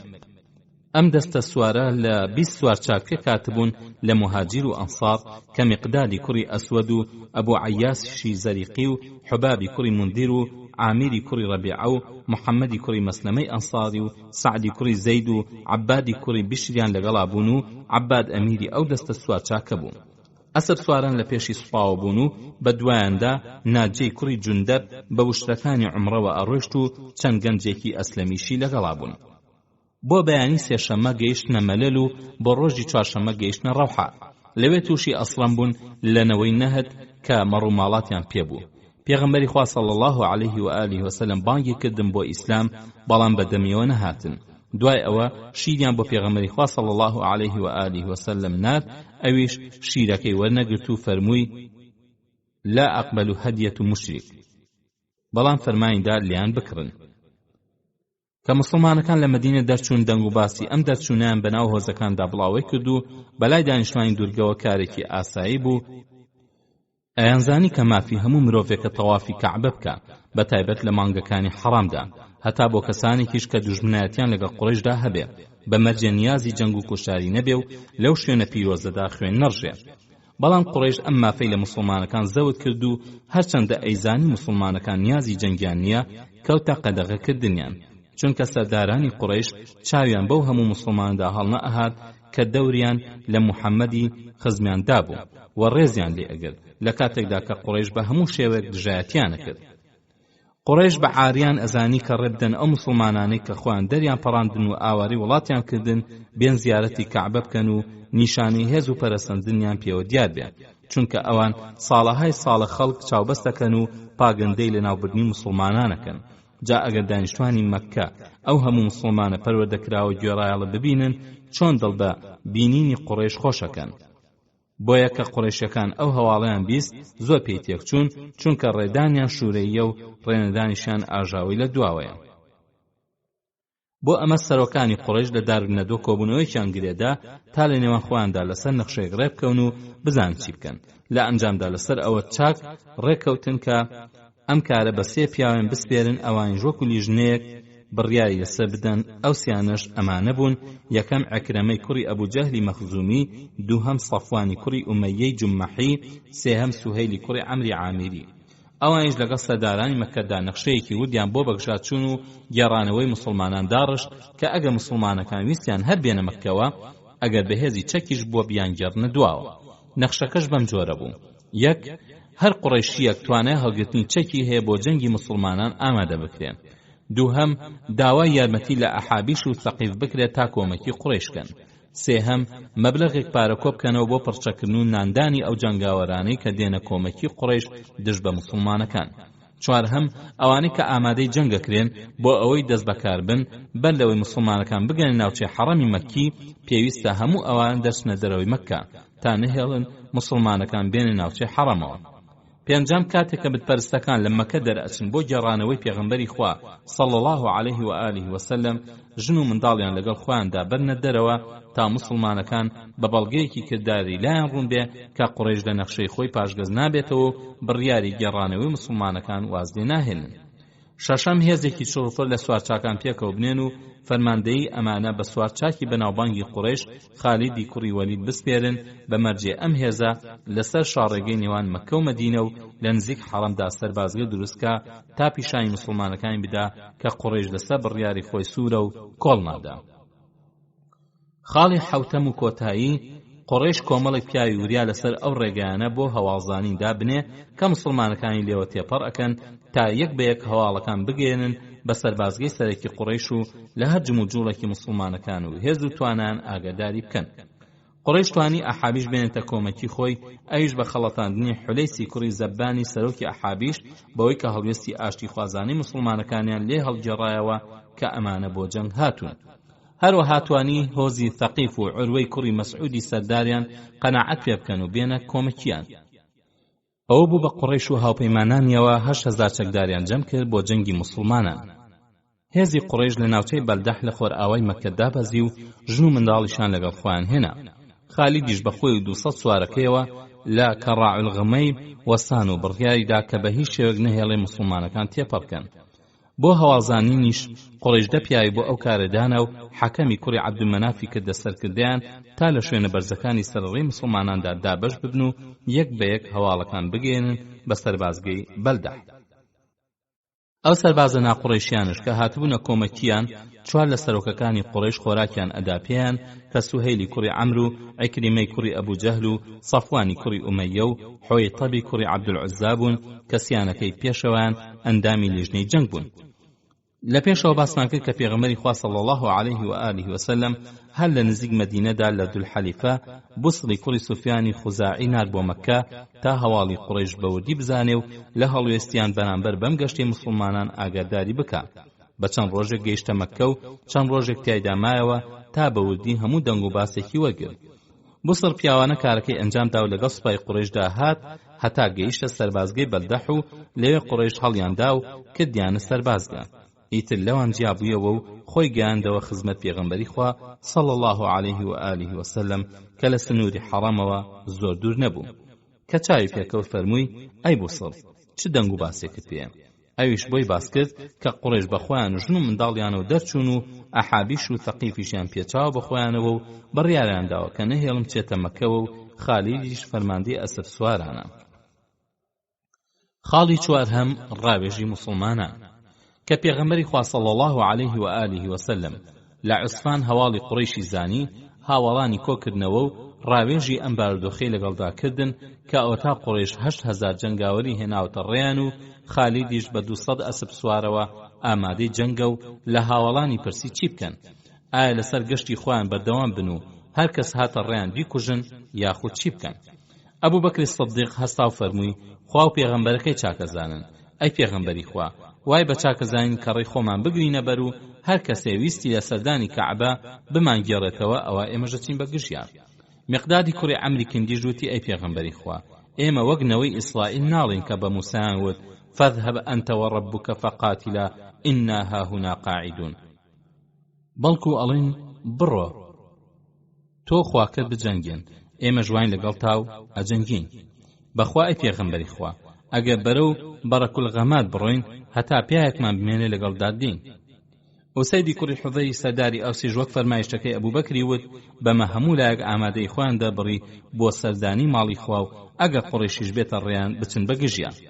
ئەم هەڵوێستەی قوڕیش ناحەقی بوو، بۆیە پێغەمبەری خوا بەداخەوە بوو بۆ ئەو هەڵوێستە و فەرمووی: تیاچون بۆ قوڕیش، جەنگ لە ناوی بردن، چی ئەبوو ئەگەر لە من و لە عەرەبەکانی تر بگەڕانایە؟ جا ئەگەر عەرەب منیان لەناو ببردایە ئەوە بوو کە ئەوان ئەیانویست و ئەگەر خوار سەری بخسمایە ئەوە بە سەری بەرزەوە موسڵمانە بوون، خۆ ئەگەر موسڵمانیش نەبوونایە بەهێز و تواناوە ئەجەنگان. پاشان بڕیاییدا کە لە سەرکاری خۆی کۆڵ نەدەرانە بەدەوام ئەبێ. بەڵێ قوڕیش خالیدیان بۆیە نردبووە سەرڕێی موسڵمانان تا نەهێڵێ بچنە مەککەوە، بەڵام پێغەمبەری خوا صلی الله علیه و آله و سلم پێی خۆش بوو خۆی لە جەنگدا بدا و هەتا ئەتوانێ نەهێڵە خوێن بڕێژێ، چونکە ئەو بۆ سەردانی کەعبەی پیرۆز هاتووە و هیچی تر بۆ ئەمە بەسە بڕیاییدا لە شاڕێوە نەڕوە، چونکە خالید پێشی لێگرتوون.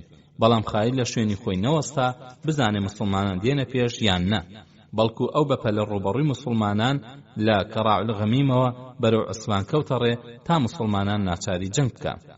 مسلمانەکان کە بینیا وا پێغەمبەری خوا صلی الله علیه و آله و سلم خۆی لە جەنگدا ئەدا ئەوانش دانیان بەخۆیاندا گرت و دەستیان نەوەشان هەرچەندە خالید شەڕی زۆری پێفرۆشتن هەتا لە کاتی بەجێهێنانی نوێژدا بەخۆی و 200 ئەسپ سوارەکەیەوە هاتنە بەردەمی مسلمانان کە گوایە قوڕیش ئەوەندە بەهێزە کە نەهێڵێ ئەمان بچنە مەککەوە بۆ ئەم کارەی خالید پێغەمبەری خوا صلی الله علیه و آله و سلم فەرمانی دا عەبادەی کوڕی بشتی سەرکردەی سوارچاکانی سوپای ئیسلام بەخۆی سوارچاکەکانیەوە لە بەردەم هێزەکەی خالیددا بوەستن و هەر جوڵێک لە خالیدەوە دەرچوو پەرچی بدەنەوە نەوەک خالید هێرشکە بەڵام ئەمان بە هیچ شێوەیەک دەستنەوە شێن و تەنها ئامادەی بەرگری بن کە کاتی نوێژی شات مسلمانەکان نوێژی ترسیان ئەنجامدا کە ئەو نوێژە تایبەتە بە کاتی جەنگەوە لەبەر ئەوەی کە نوێژەکان لە کیز ئەچێ و لە هەمان کاتیشدا دوژمن ئەتوانێت بێتە سەریان واقعیدی لە ئەلمەغازی جەڵدی 2 لاپەڕە 582 دا ئەڵێ خالیدی کوڕی وەلید بەخۆی و ئەسپ سوارەکانیەوە ئەوەندە نزیکەوتەوە کە هاوڵانی پێغەمبەری خوای صلی الله علیه و آله و سلم ئەبینی ئەو بوو لە نێوان پێغەمبەری خوا صلی الله علیه و آله و سلم و قیبلەدا ئەسپەکانی ڕیز کرد کە 200 ئەسپ سوار بوون پێغەمبەری خوا صلی الله علیه و آله و سلم فەرمانی بەسەر عەبادی کوڕی بشردا تا بەخۆی و ئەسپ سوارەکانیەوە بچنە پێشەوە و بەرامبەر بە خالید بوەستن خۆشی هاوڵانی ڕیزکردن و کاتی نوێژی نیوەڕۆ هاتە بەرەوە و بیلال بانگی دا و قامەتی کرد و پێغەمبەری خوا صلی الله علیه و آله و سلم ڕوو بە قیبلە وەستا و خەڵکەکە لە دوایەوە ڕیزیان بەست و نوێژی پێکردن پاشان سەلامی دایەوە و مسلمانەکان هەستانەوە بەلای کاری خۆیانەوە خالیدی کوڕی وەلید وتی لە ناخڵۆفدا بوون ئەگەر هەڵمەتمان ببردایەتە سەریان دەستمان لیان ئەوەشان بەڵام لەم سەعاتەدا نوێژێکیان کاتی دێتە پێشەوە کە لە خۆشیان و مناڵەکانیشیان بەلایەنەوە خۆشتر بووە کە ئەویش نوێژی عەسرە خالیدی کوڕی وەلید بڕیایدا لە کاتی نوێژی عەسردا هێش کاتە سەر مسلمانەکان و زیانێکی زۆریان پێ بگەێنێ بەڵام پێغەمبەری خوا صلی الله علیه و آله و سلم ئەو هەلەی لە کیس خالیددا و نوێژی ترسی بە مسلمانەکان ئەنجامدا واقعیدی ئەڵێ کاتی نوێژی عەسر هات و بیلال بانگی دا و قامەتی کرد و پێغەمبەری خوا صلی الله علیه و آله و سلم ڕوو بە قیبلە وەستا و دوژمنیش لە بەردەمیدا بوو هەردوو ڕیزی مسلمانانیش الله ئەکبەریان فەرموو پاشان ئەو چوو بە ڕکوعدا و هەردوو ڕیزەکەش چوون بە ڕکوعدا پاشان سەجدەی برد و ڕیزی یەکەمیش سەجدەی برد و ڕیزی دووهەم وەستان و پاسەوان بوون جاکە پێغەمبەری خوا صلی الله علیه و آله و سلم سەجدەی بە ڕیزی یەکەم برد و لەگەڵ یا هەستانەوە ڕیزی دووەمیش هەردوو سەجدەکەیان برد پاشان ڕیزی یەکەم کشانە دواوە و ڕیزی دووەم هاتنە پێشەوە و لە دوای پێغەمبەری خوا صلی الله علیه و آله و سلم وەستان و هەر هەموو پێکەوە وەستان و پاشان پێغەمبەری خوا صلی الله علیه و آله و سلم ڕکوعی برد و هەردوو ڕیزەکەش ڕکوعیان برد پاشان پێغەمبەری خوا صلی الله علیه و آله و سلم سەجدەی برد و ڕیزی دوای خۆشی سەجدەیان برد و ڕیزی دواوە بە پێوە وەستان و پاسەوانی بوون و ڕیان لە دوژمن بوون جاکە پێغەمبەری خوا صلی الله علیه و آله و سلم سەری لە هەردوو سەجدەکە بەرز کردەوە لەگەڵ ڕیزی یەکەمدا ڕیزی دواوەش ئەو دوو سەجدەیان برد کە لە سەریان مابوو پێغەمبەری خوا صلی الله علیه و آله و سلم تەخت دانیشت و تەشەهودی خوێند و پاشان سەلامی پێدانەوە ابن عباسیش ئەیوت ئەمە یەکەم نوێژی ترس بوو کە پێغەمبەری خوا صلی الله علیه و آله و سلم بەجێهێناوە خاڵی پێنجەم گۆڕینی ڕێگە قوڕیش ئامادەبوونی بۆ جەنگ نواند و خالیدیش سەلماندی کە قوڕیش ئامادەی جەنگە بەڵام مسلمانەکان حەزیان لە سەردانی ماڵی خوا بوو نەک جەنگ بۆیە کە پێغەمبەری خوا صلی الله علیه و آله و سلم بۆی دەرکەوت قوڕیش ڕێی سەرەکی لیان گرتووە و ئەگەر لێەوە بڕۆن تووشی جەنگە بن بڕیایدا کەواز لەو ڕێیە بێنێ کە لە تەنعیمەوە بەرەو مەکە ئەڕوا و هەوڵبدا لە ڕێکی ترەوە بڕۆن بۆیە فەرمووی و داوای کرد پیاوێک بێت و لە ڕێیەکی تەوە دەریان کات و تووشی جەنگ نەبن لێرەدا بڕیدەی کوڕی حەسیبی ئەسلەمی ئامادەی خۆی دەربڕی کە شارەزایە و پێغەمبەری صلی الله علیه و آله و سلم فەرمانیدا کە پێشیان بکەوێ بڕیدە بەلای ڕازداگەڕایەوە و بەڕێیەکی سەختدا برنی هەتا لە دەربەندی ذات الحەنظەلەوە گەیاندیە دەشتی حودەیبیە پێغەمبەر و هاوڵان لەو ڕێدا تووشی ناڕەحەتی زۆر هاتن بەڕادێ کە سێ جار ڕێیان لێ تێکچوو چاوساغی یەکەم بڕیدەی ئەسلەمی چەند جارێک لەو ڕێوە ڕۆیشت بوو کەچی کە ماوەیەک ڕۆیشتن بەرد و دار و درەخت ڕێی ئەدان دەرچن و بڕیدەش سەری لێشێوە کە پێغەمبەری خوا صلی الله علیه و آله و سلم بینی وا بڕیدە توانای نییە فەرمانیدا سوار بێت و جاڕیدا و فەرمووی داوای پیاوێکی تری کرد تا ڕێیان نیشان بدەن حەمزەی کوڕی عەمری ئەسلەمی دابەزی وتی من ئەی پێغەمبەری خوا ڕێ نیشانەدەم. ئەویش کەمێک ڕۆیشت و کەوتە ناو بێشەڵانەوە و نەی ئەزانی بەرەو کوێ بڕوا. پێغەمبەری خوا صلی الله علیه و آله وسلم فەرمانی بەسەر ئەویش دادا تا سواری وڵاقەکەی بێ و جارێکی تر داوای کرد کەسێک چاوساغیان بکە. ئەم جارەش عەمری کوڕی عەبدولنەهمی ئەسلەمی هاتوو وتی ئەی پێغەمبەری خوا من ڕێ نیشانەدەم. ئەیش فەرمانیدا پێشکەوێ. عەمر لە پێشیانەوە ڕۆیشت هەتا پێغەمبەری خوا صلی الله علیه و آله وسلم چاوی بە دەربەندەکە کەوت و فەرمووی هذه ثەنیە ذات الحەنظەل. عەمر وتی بەڵێ ئەی پێغەمبەری خوا. دوای ئەوەی کە مسلمانەکان گەیشتنە ذات الحەنظەل ئەو شەوە بێ ئەوەی مانگە شەو بێ ئاسمان زەوی ڕووناکردەوە بۆ ئەمە پێغەمبەری خوا صلی الله علیه و آله وسلم فەرمووی بەو خوایە کە گیانی بەدەستە ئەم شەوی ئەم دەربەندە وەک ئەو دەرگایەوە هایە کە خوای گەورە فەرمانی بەسەرنەوەی ئیسرائیل دادا تا لەو دەرگاوە بچنە ژوورەوە و سەجدە بەرن و داوای لێخۆشبوونی گوناهەکانیان بکەن. پێغەمبەری خوا صلی الله علیه و آله وسلم فەرمووی ئەو فەرمایشتەی کە بەسەرنەوەی ئیسرائیل دادرا بیڵێن لا إله إلا الله بوو بە سەجدەوە لە دەرگای بێت المەقدیسەوە بچنە ژوورەوە کەچی ئەوان بە پاشۆپاش چوونە ژوورەوە تا سەجدە نەبن و فەرمایشتەکەشیان نەوت. هەروەها فەرموویەتی ئەو فەرمایشتەی کە لەنەوەی ئیسرائیل داوا کراوە بیڵێن ئەوە بوو داوای لێخۆشبوون لە خوا بکەن و بڕیار بدەن بگەڕێنەوە بۆ لای ئەو. کاتێککە مسلمانەکان ئەو ڕێگا سەختیان بڕی و گەیشتنە دەربەندەکە و دەشتی حودەیبیان لێوە دەرکەوت پێغەمبەری خوا صلی الله علیه و آله وسلم بە هاوڵانی فەرموو قولوا نستغفر الله ونتوب إليه کە هاوڵان ئەویان ول فەرمووی بەخوا ئەمە ئەو فەرمایشتە بوو کە لەنەوەی ئیسرائیل داوا کرابێ بیڵێن کەچی نانوت. پاشان پێغەمبەری خوا صلی الله علیه و آله وسلم لەو کاتەدا کە لە دەربەندەکەەوە تێپەڕیان ئەکرد فەرمووی هەر کەسێک ئەم شەو لەم دەربەندەوە تێپەڕێ خوای گەورە لێ ئەبورێ.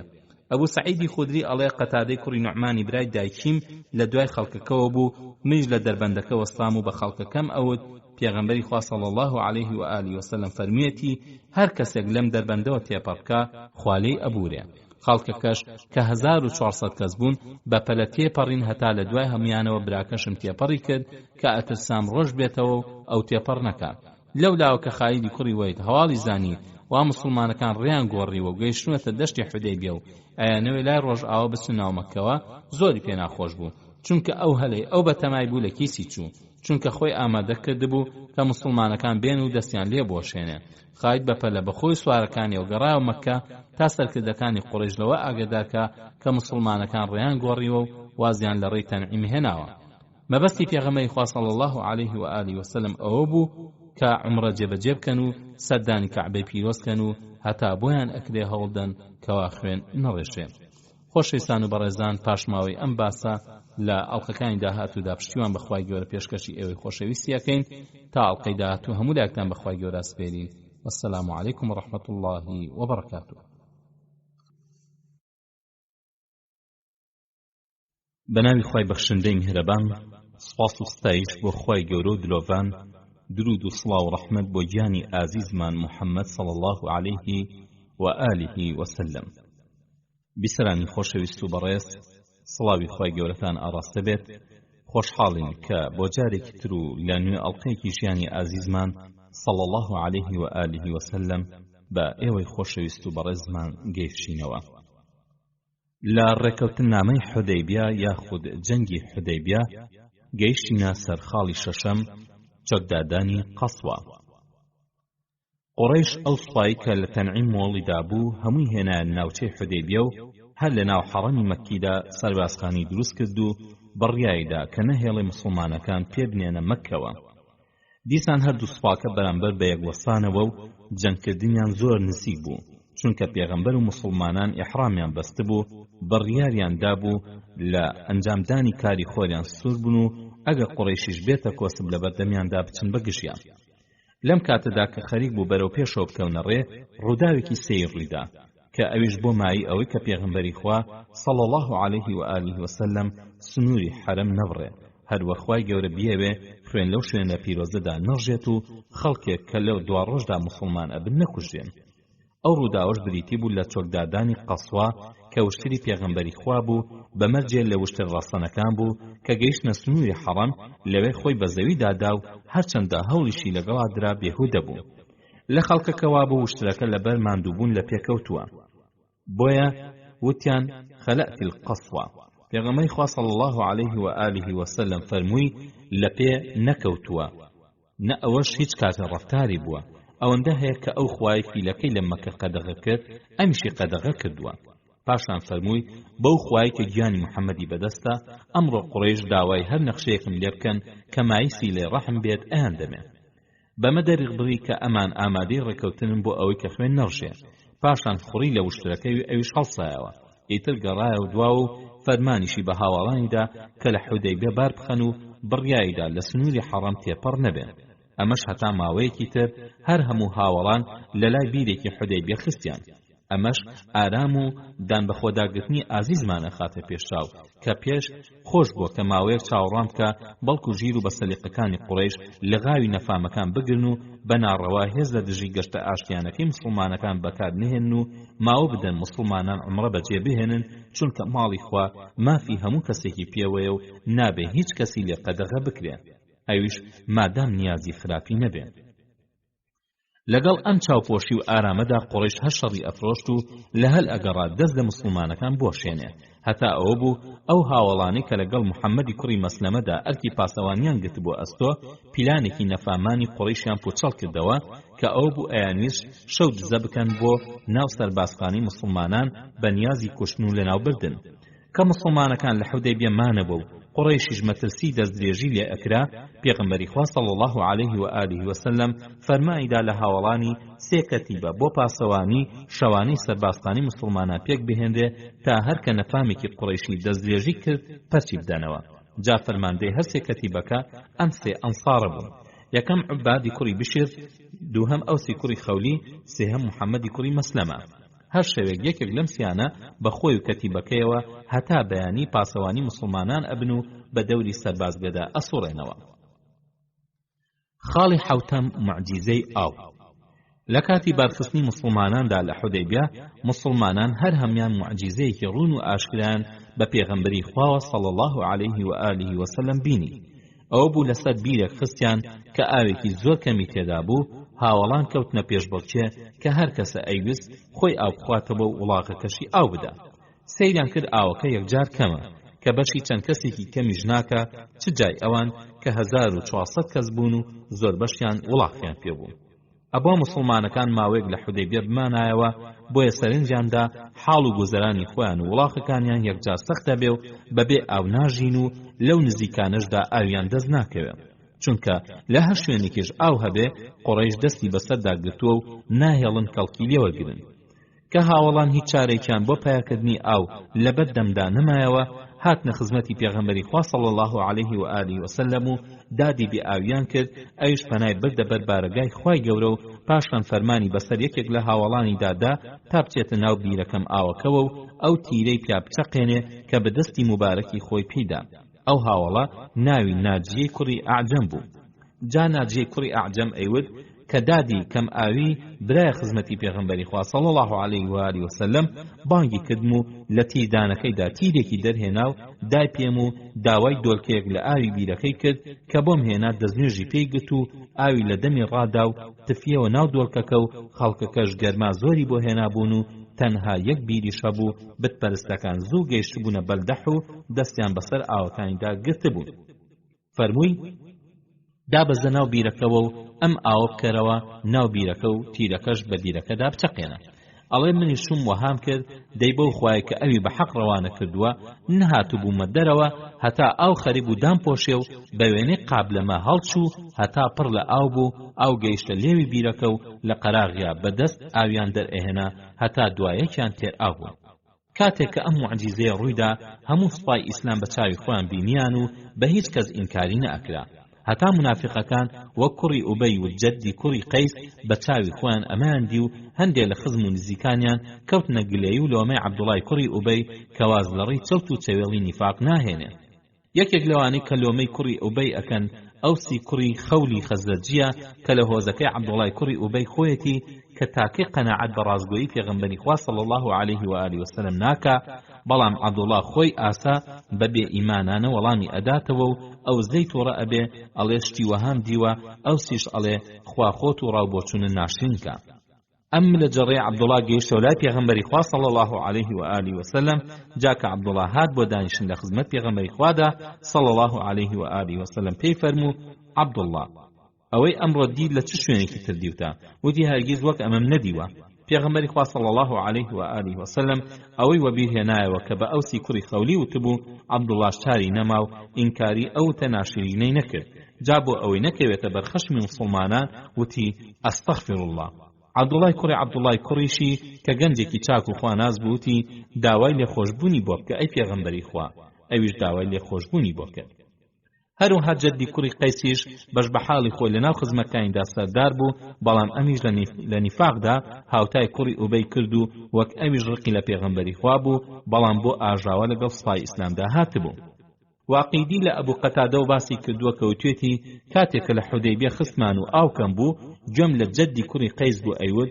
دەرچوونمان بۆ ناو ئەو خەڵکە هیچی بەسەر نەبوو هەر هەمومان لە فینوانە ئەمرین ئەبوو قەتادە ئەڵێ وتم باوکی عەبدوڵڵا ئەوەم مەڵێ جا بۆچ بەڕێکەوتووی وتی لەگەڵ خزمەکانمدا هاتووم وتم ئەی بۆ عەمرە نەهاتووی وتی نەخێر بەخوا ئیحرامم نەبەستووە ئەبوو قەتادە وتی نیەتی عومرەشت نەهێناوە وتی نە کاتێک کە پێغەمبەری خوا صلی الله عليه و آله وسلم پیاوەکەی بانگ کرد و بە تیرەکەوە دابەزیە ناو بیرەکە و پێغەمبەری خوا صلی الله عليه و آله وسلم لە دۆلکەکەدا دەستنوێژی گرت و ئاوەکەی ناودەمیشی تفیەوە ناوی و پاشان ئاوەکەی گەڕاندەوە بۆ ناو بیرەکە و ئاوی بیرەکە هەڵچوو ئەبینم جەد هەردووکەی لە قەراغی بیرەکەوە بۆ ناو ئاوەکە شۆڕ کردوێتەوە میژتم باوکی عەبدوڵڵا ئەوەی تۆ وتت کوا وتی گاڵتەم لەگەڵ کردی ئەوەی کە وتم هیچی بۆ محەممەد نەگەڕیتەوە ئەبوو قەتادە ئەڵێ منیش ئەوەم زووتر بۆ پێغەمبەر صلی الله عليه و آله وسلم باس کردبوو جەد تووڕە بووتی لەگەڵ چەند منداڵێکی خزممان هەڵسوکەوت ئەکەین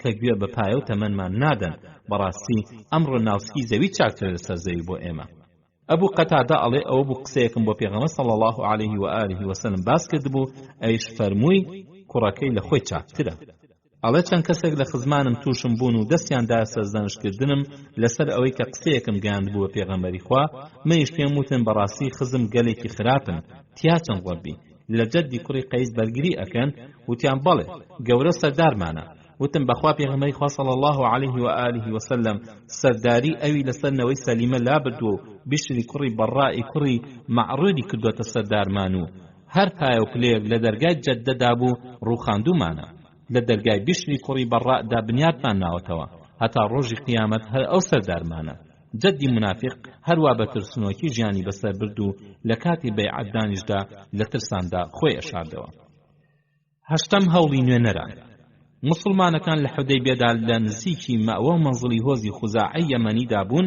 ئەم هۆزە بە مسلمان و کافریانەوە دۆستی مسلمانان بوون و پێشیان خۆش بوو کە دۆستایەتی خۆیان بۆیان دەربخەن ئەو بۆ عەمری کوڕی سالم و بوسری کوڕی سوفیان کە هەردووکیان خوزاعی بوون چەند مەڕوشترێکیان بە دیاری بۆ مسلمانان هێنا هەردووکیشان چەند سەرمەڕێکیان بە دیاریدا بە پێغەمبەری خوا صلی الله عليه و آله وسلم و عەمر چەند وشتێکیشی بە دیاریدا بە سعدی کوڕی عوبادە کە دۆستی بوو سعدیش هێنانی بە خزمەتی پێغەمبەری خوا صلی الله عليه و آله وسلم و ئاگاداری کرد کە ئەوانە دیاری عەمرن و دوعای بەرەکەتیشی بۆ کرد ئەوەی کە ئەو دیاریانەی هێنا منداڵێکی بچکۆلە بوو کە پێغەمبەری خوا صلی الله عليه و آله وسلم لەبەر دەستیدا دانیشان بەڵام جلوبەرگی منداڵەکە زۆر شەڕ بوون هەندێک پرسیاری دەربارەی حاڵ و گوزەرانی ناوچەکەیان لێ کرد و منداڵەکە بۆ پەڕیژیری و بەلاغەتەوە وەڵامی پرسیارەکانی پێغەمبەری دایەوە و پێغەمبەریش زمان پاراوی منداڵەکەی بەلاوە سیر بوو فەرمانیدا پۆشتێ بکەنەوە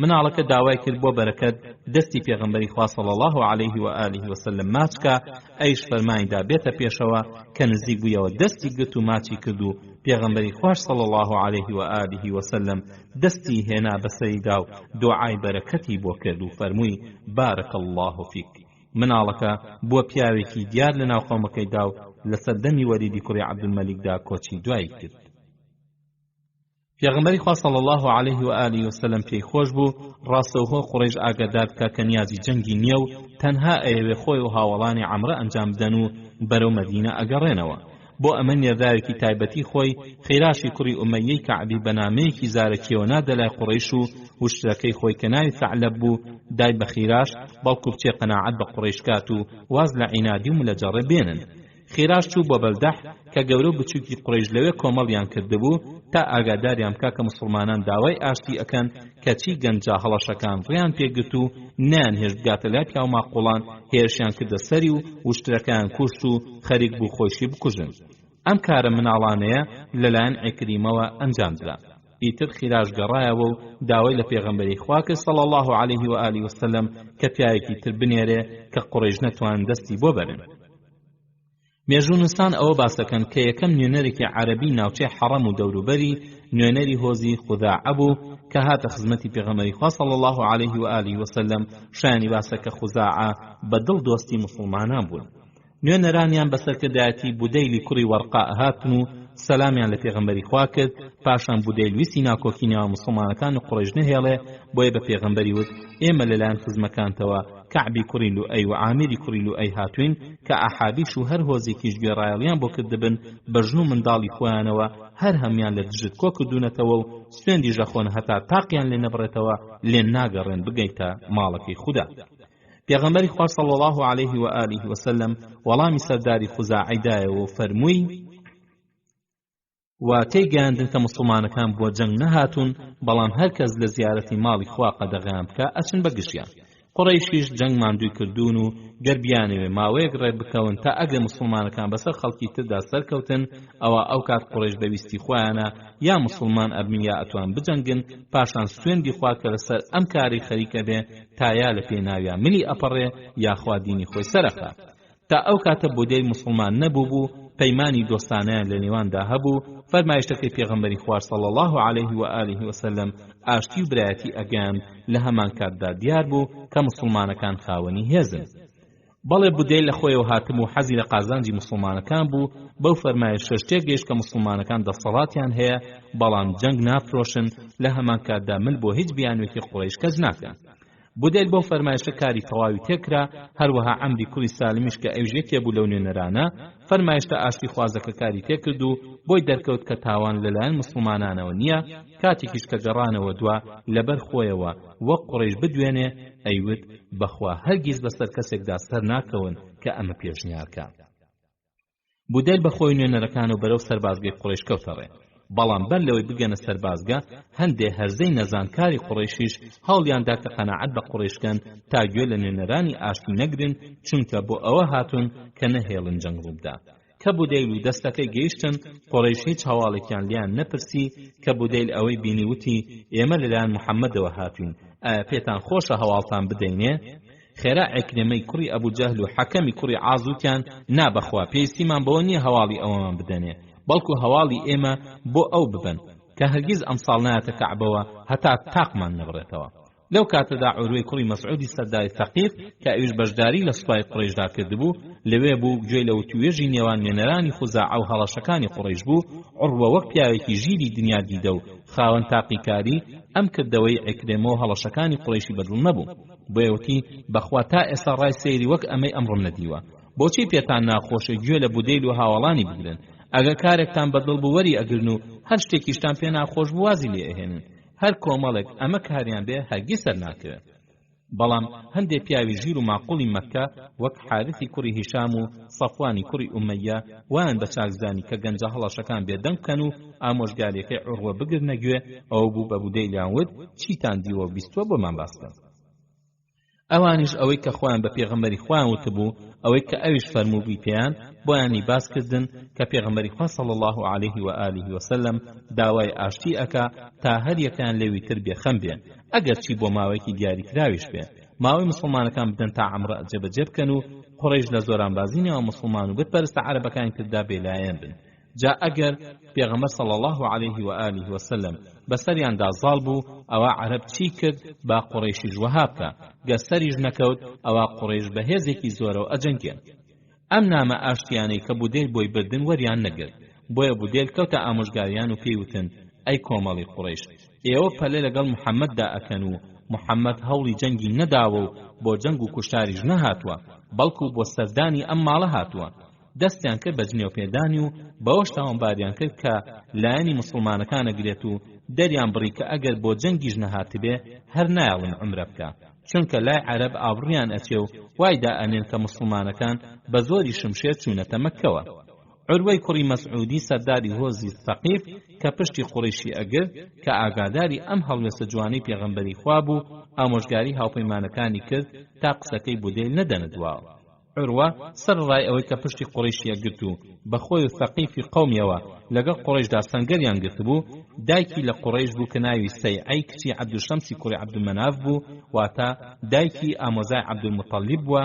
عروە زۆر بەوردی سەرنجی ڕووداوەکانی ئەگرت و هەتا زیاتر لیان ئاگادارە بوو لە نیەتی پاکی پێغەمبەر و هاوڵانی و هەڵوێستی ڕاستیان ئاگادارە بوو. زانی هەڵوێستیان بە پێچەوانی پاگەندەکانی قوڕیشەوە و ئەیانەوێ بە شێوەیەکی بێ زیان عومرە بەجێبێن و نیازیان بە دژایەتی نییە. هەروەها حولەیسی کوڕی زەبانی سەرداری ئەحابیش کە ئەوان هاتبوونە کۆمەکی قوڕیش بۆی دەرکەوت کە مسلمانەکان بێتاوان و قوڕیش مافی ئەوەی نییە ڕێ لە هیچ کەسێ بگرێت تا بێتە مەککە و حەج و عومرە ئەنجام بدا. ئەم دوو پیاوە پشتگیری سەرەکی قوڕیش بوون و قوڕیش بە درۆ مسلمانەکانی بە تاوانبار لە قەڵەمدا بوو، بۆیە بە هاتنی بودێل بۆیان دەرکەوت کە قوڕیش شەڕە فرۆشێ بێ ئەوەی هیچیشی لێبێ. بۆ ئەمە عروە ڕاستەوخۆ گلەی لە قوڕیش کرد و ئامۆژگاریشی کردن تا ئەو پێشنیارە ئاشتی خوازانەی پێغەمبەری خوا صلی الله علیه و آله و سلم وەربگرن و پەیمانێکی ئاشتیانە ببەستن. عروە بە قوڕیشی وت: ئەی کۆمەڵی قوڕیش، ئایا بە تاوانکارم ئەزانن؟ وتیان نەخێر. وتی: ئایا ئێوە باوک نین و من کوڕ؟ ئەوە بوو ئەهلی عوکاظم. هەموو بانگم کردن بۆ کۆمەکیتان کە نەهاتن بردەمەوە، بە خۆم و منداڵ و کەسوکار و ئەوانەوە کە گوێڕایەڵیان بۆ کردوم هاتوین. وتیان ڕاستە. پاشان تێگەیاندن کە ئەو پێشنیارەی بودێل هێنای نەخشەیەکی ژیرانەیە و هەر کەسێ بیداتە دواوە ئەوە خراپەکارە. پاشان داوای کرد بیکەنن نێرداوی خۆیان تا بچێتە خزمەتی پێغەمبەری خوا و ڕاستی باسەکان بۆ وەربگرێ و هەموو هەواڵێکی مسلمانانیان بۆ وەربگرێ. قوڕیش ڕەزامەندیان نواند و هات بۆ حودەیبێ و پێغەمبەری خوا صلی الله علیه و آله و سلم پێشوازی لێ کرد بە هیوای ئەوەی کە جەنگ و کوشتار دوورکەوێتەوە. عروە کە هاتە حودەیبێ چاکەی زانی مسلمانەکان نیەتیان پاکە و قوڕیش شەرە فرۆشێ، بەڵام وەک ناوبژی کارێکی سیاسی وای بە چاکە زانی کە گلەیی لەسەر قوڕیشی هاوپەیمانی رابەرێ و مسلمانەکان تاوانبار بکە. ئەمە لەلایەک. لەلایەکی ترەوە های دەرئەبڕی کە پێغەمبەری خوا صلی الله علیه و آله و سلم خەڵکێکی حاشا من حضور هەرچی و پەرچی کۆ کردوێتەوە و هێناونی کەس و کار و عەشرەتەکەی خۆی پێیان لەناو بەرێن.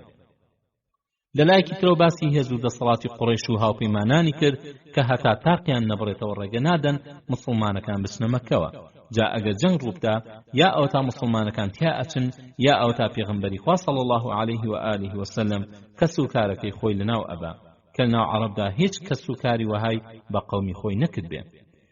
لەلایەکی ترەوە عروە ویستی دڵی پێغەمبەری خوا صلی الله علیه و آله و سلم سار کاتەوە کە ئەمانەی ئەم پشتیان پێ ئەبەسێ لەوانەی بڵاوەی لێ بکەن و بەتەنها بمێنێتەوە.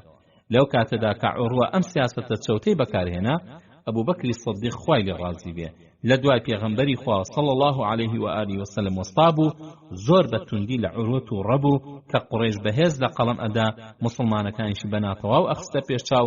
بۆیە لە عروە و ڕەبوو قسەشی پێوت و پرسی: ئێمە لە دەوری پێغەمبەر ڕاکەین؟ عروە پرسی: ئەمە کێ ئەی محەممەد؟ فەرمی: ئەمە ئەبوبەکری کوڕی ئەبوو قوحافەیە. عروە ڕووی لە ئەبوبەکر وتی: بەخوا لەبەر ئەوە نەبووە کە پیاوەتیەکت بەسەرمەوەیە و هێشتا پاداشتم نەداوەتە وەڵام مەدایتەوە. لەم کاتەدا ڕووداوێکی سێر ڕوویدا، ڕووداوێک کە دەوری گرنگی ئیسلام دەرەخا کە تاقانە بەرنامەیەکە بۆ گۆڕینی خراپترین مرۆڤ بۆ مرۆڤێکی چاک. لەو کاتەدا کە عروە و توێژی لەگەڵ پێغەمبەری خوادا ئەکرد، جار و بار وە خۆی بە هاوشانی پێغەمبەر بزانێ دەستی بۆ ڕیشی پێغەمبەر ئەبرد و یەکێک لە پاسەوانەکانی پێغەمبەری خوا کە موغیرەی کوڕی شوعبە بوو برازای عروە بوو، ئەمەی بەلاوە گران بوو بێ ئەوەی عروە بناسێ. لە عروە تووڕە ئەبوو بە دەستی شمشێرەکەی دەستی عروەی دوور ئەخستەوە ئەیوت: بەر لەوەی تێت بسلەوێنم دەستت لە گرتنی ڕیشی پێغەمبەری خوا دوورخەرەوە.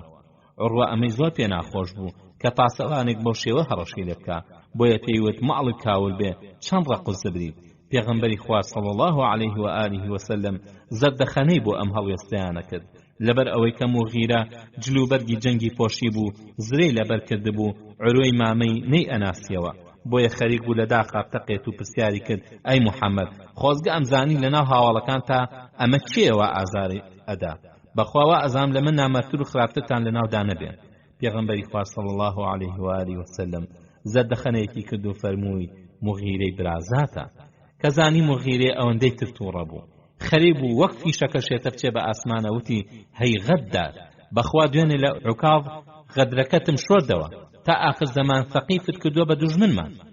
عروە حەزی ئەکرد قەناعەت بە پێغەمبەری خوا صلی الله علیه و آله وسلم کە تا لەکوێوە هاتوون بە دوای خۆیاندا بگەڕێنەوە چونکە قوڕێش هەرگیز ڕێیان نادا تەواف بکەن.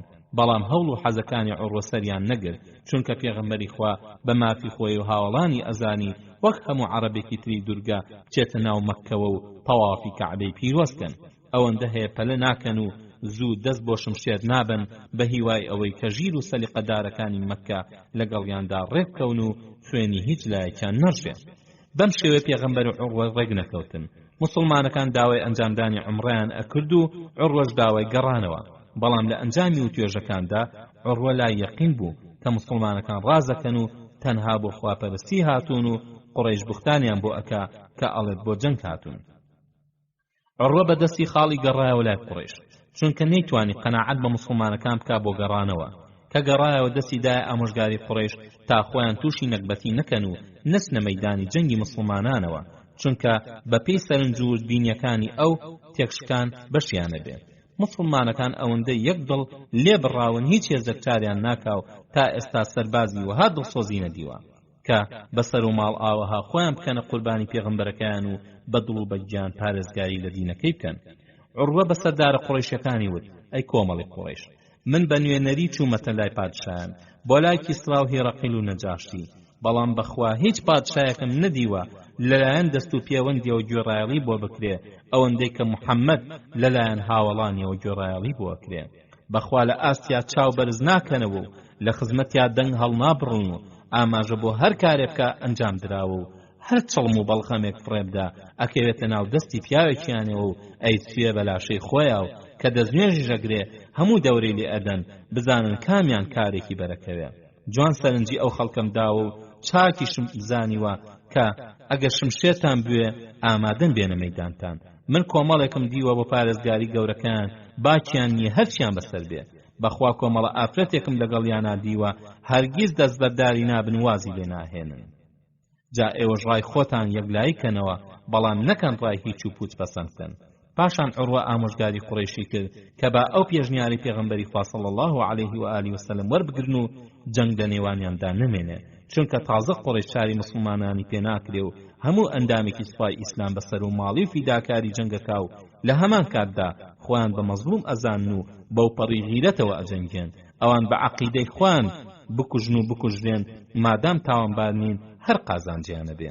دیساندایەوە بەگوێ قوڕیش داوتی کابرا هاتووە بۆ ڕێزلێنان لە ماڵی خوا و وشترەکانی لەگەڵدا سەریان ئەبڕێ و ئەگەڕێتەوە دواوە.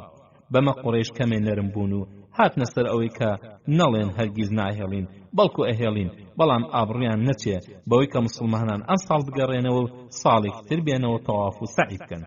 بەڵام عروە بێتاقەت بوو بەخۆی سوپاکەی قوڕیشی بەجێ هێشت و گەڕایەوە بۆ تائیف. ئەوەش بەشی خۆی و کاریگەری هەبوو بۆ سەوڕەی قوڕیش. لەگەڵ ئەوەشدا قوڕیش هەر ئەویست خۆی وەها دەربخا کە باکی نییە بەڵکو مسلمانەکان بێتاقەت بن و بگەڕێنەوە. بەڵام مسلمانەکان هەر ئەو بوو کە پیان خۆش بوو خوێن نەڕژێ ئەگینا بە ئاسانی سپەی قوڕیشیان تێگەشکان. کاتێک کە پرۆژەکەی عوڕوەی کوڕی مەسعود سەری نەگرت قوڕیش هەستان شەیتانێکی فێڵبازی وەک مکەڕەزی کوڕی حەفسیان نار بۆ حودەیبیا تا بەڵکو بە هەر فێڵێک بۆ کارەکە بە قازانجی قوڕیش ڕێک بخا چونکە دواخستنی ڕێکەوتن لە بەرژەوەندی قوڕیش نییە بەتایبەت دوای کشانەوەی عوڕوەی ناوبژیوانی دووهەم کە ناوبژیوانی سێهەم مکەڕەز گەیشتە خزمەتی پێغەمبەری خوا صلی الله علیه و آله وسلم بۆ چارەسەری کێشەی نێوان مسلمانەکان و قوڕیش کە پێغەمبەری خوا صلی الله علیه و آله وسلم چاوی پێکەوتوا هات بەرەو ڕویان فەرمووی هذا رجل غادر لەگەڵ ئەوەشدا لەگەڵیا دانیشت و نەیگەڕایە دواوە. هەرچەندە ئەیزانی کە ئەمە جێی بڕوا متمانە نییە. مکەڕەز ئەویست بە زمانی قوڕیشەوە بیگەێنێ کە با لە کوێوە هاتوون بگەڕێنەوە چونکە قوڕیش ناهێڵە بچنە مەککەوە. پێغەمبەری صلی الله علیه و آله وسلم هەر یەک وەڵامی لابوو هەر ئەو وەڵامە بوو کە بە بودەیل و عوڕوەدا بۆ قوڕیشی نات. مسلمانەکان بۆ جەنگ نەهاتون بەڵکو بۆ سەردانی کەعبە هاتون بەڵام ئامادەشن هەر کەس ڕێیان لێ بگرێ بچن بە گشتیان. دوای ئەوە قوڕیش هانان بدە لای حولەیسی کوڕی زەبانی سەرۆکی ئەحابیش و گەورەترین هاوپەیمانی قوڕیش تا بەڵکو ئەو ببێتە ناوبژیوانی چوارەم و ئەم ناکۆچیە حەل بکات. حولەیس پیاوێکی ژیر و دووربین بوو، گەورەیەکی وتە بیستراو بوو. پێغەمبەری خوا صلی الله علیه و آله وسلم چاگەی ناسی کە چەندە قەدر و حورمەتی ماڵی خوای لە دڵایە. قوڕەیشیش پێیان خۆش بوو ئەم پیاوە لە قوڕاودا دەریان بێنێ، کەچی کارەکە بە پێچەوانەی ئاوات و خواستی قوڕیش دەرچوو ئەم سەردانی حولەیس بۆ مای قازانج بۆ سوای ئیسلام. جا قوڕیش بە پاگەندە و درۆ دەلەسە قەناعەتی بەم پیاوە کردبوو کە موسڵمانەکان شەڕ ئەگێڕن و بۆ هەتکی حورمەتی ماڵی خوا هاتون. کە حولەیس چوو بۆ ناو سوپای مسلمانەکانی بە کۆمەڵک جەدەی شەڕانی ئەزانی، چونکە قوڕیش پاگەندەیەکی زۆری دابوو بە گوێدا کە لە دوورەوە دەرکەوت و ڕۆ مسلمانەکان هات. پێغەمبەری خوا صلی الله علیه و آله وسلم بە هاوڵەکانی فەرموو ئەم پیاوە لە کۆمەڵێکدایە کە خواپەرستی ئەکەن و خوا بە گەورە ئەزانن، وشترەکانی هەدی بەرنە بەردەمی تا بیان بینێ. مسلمانەکانیش وەهایان کرد.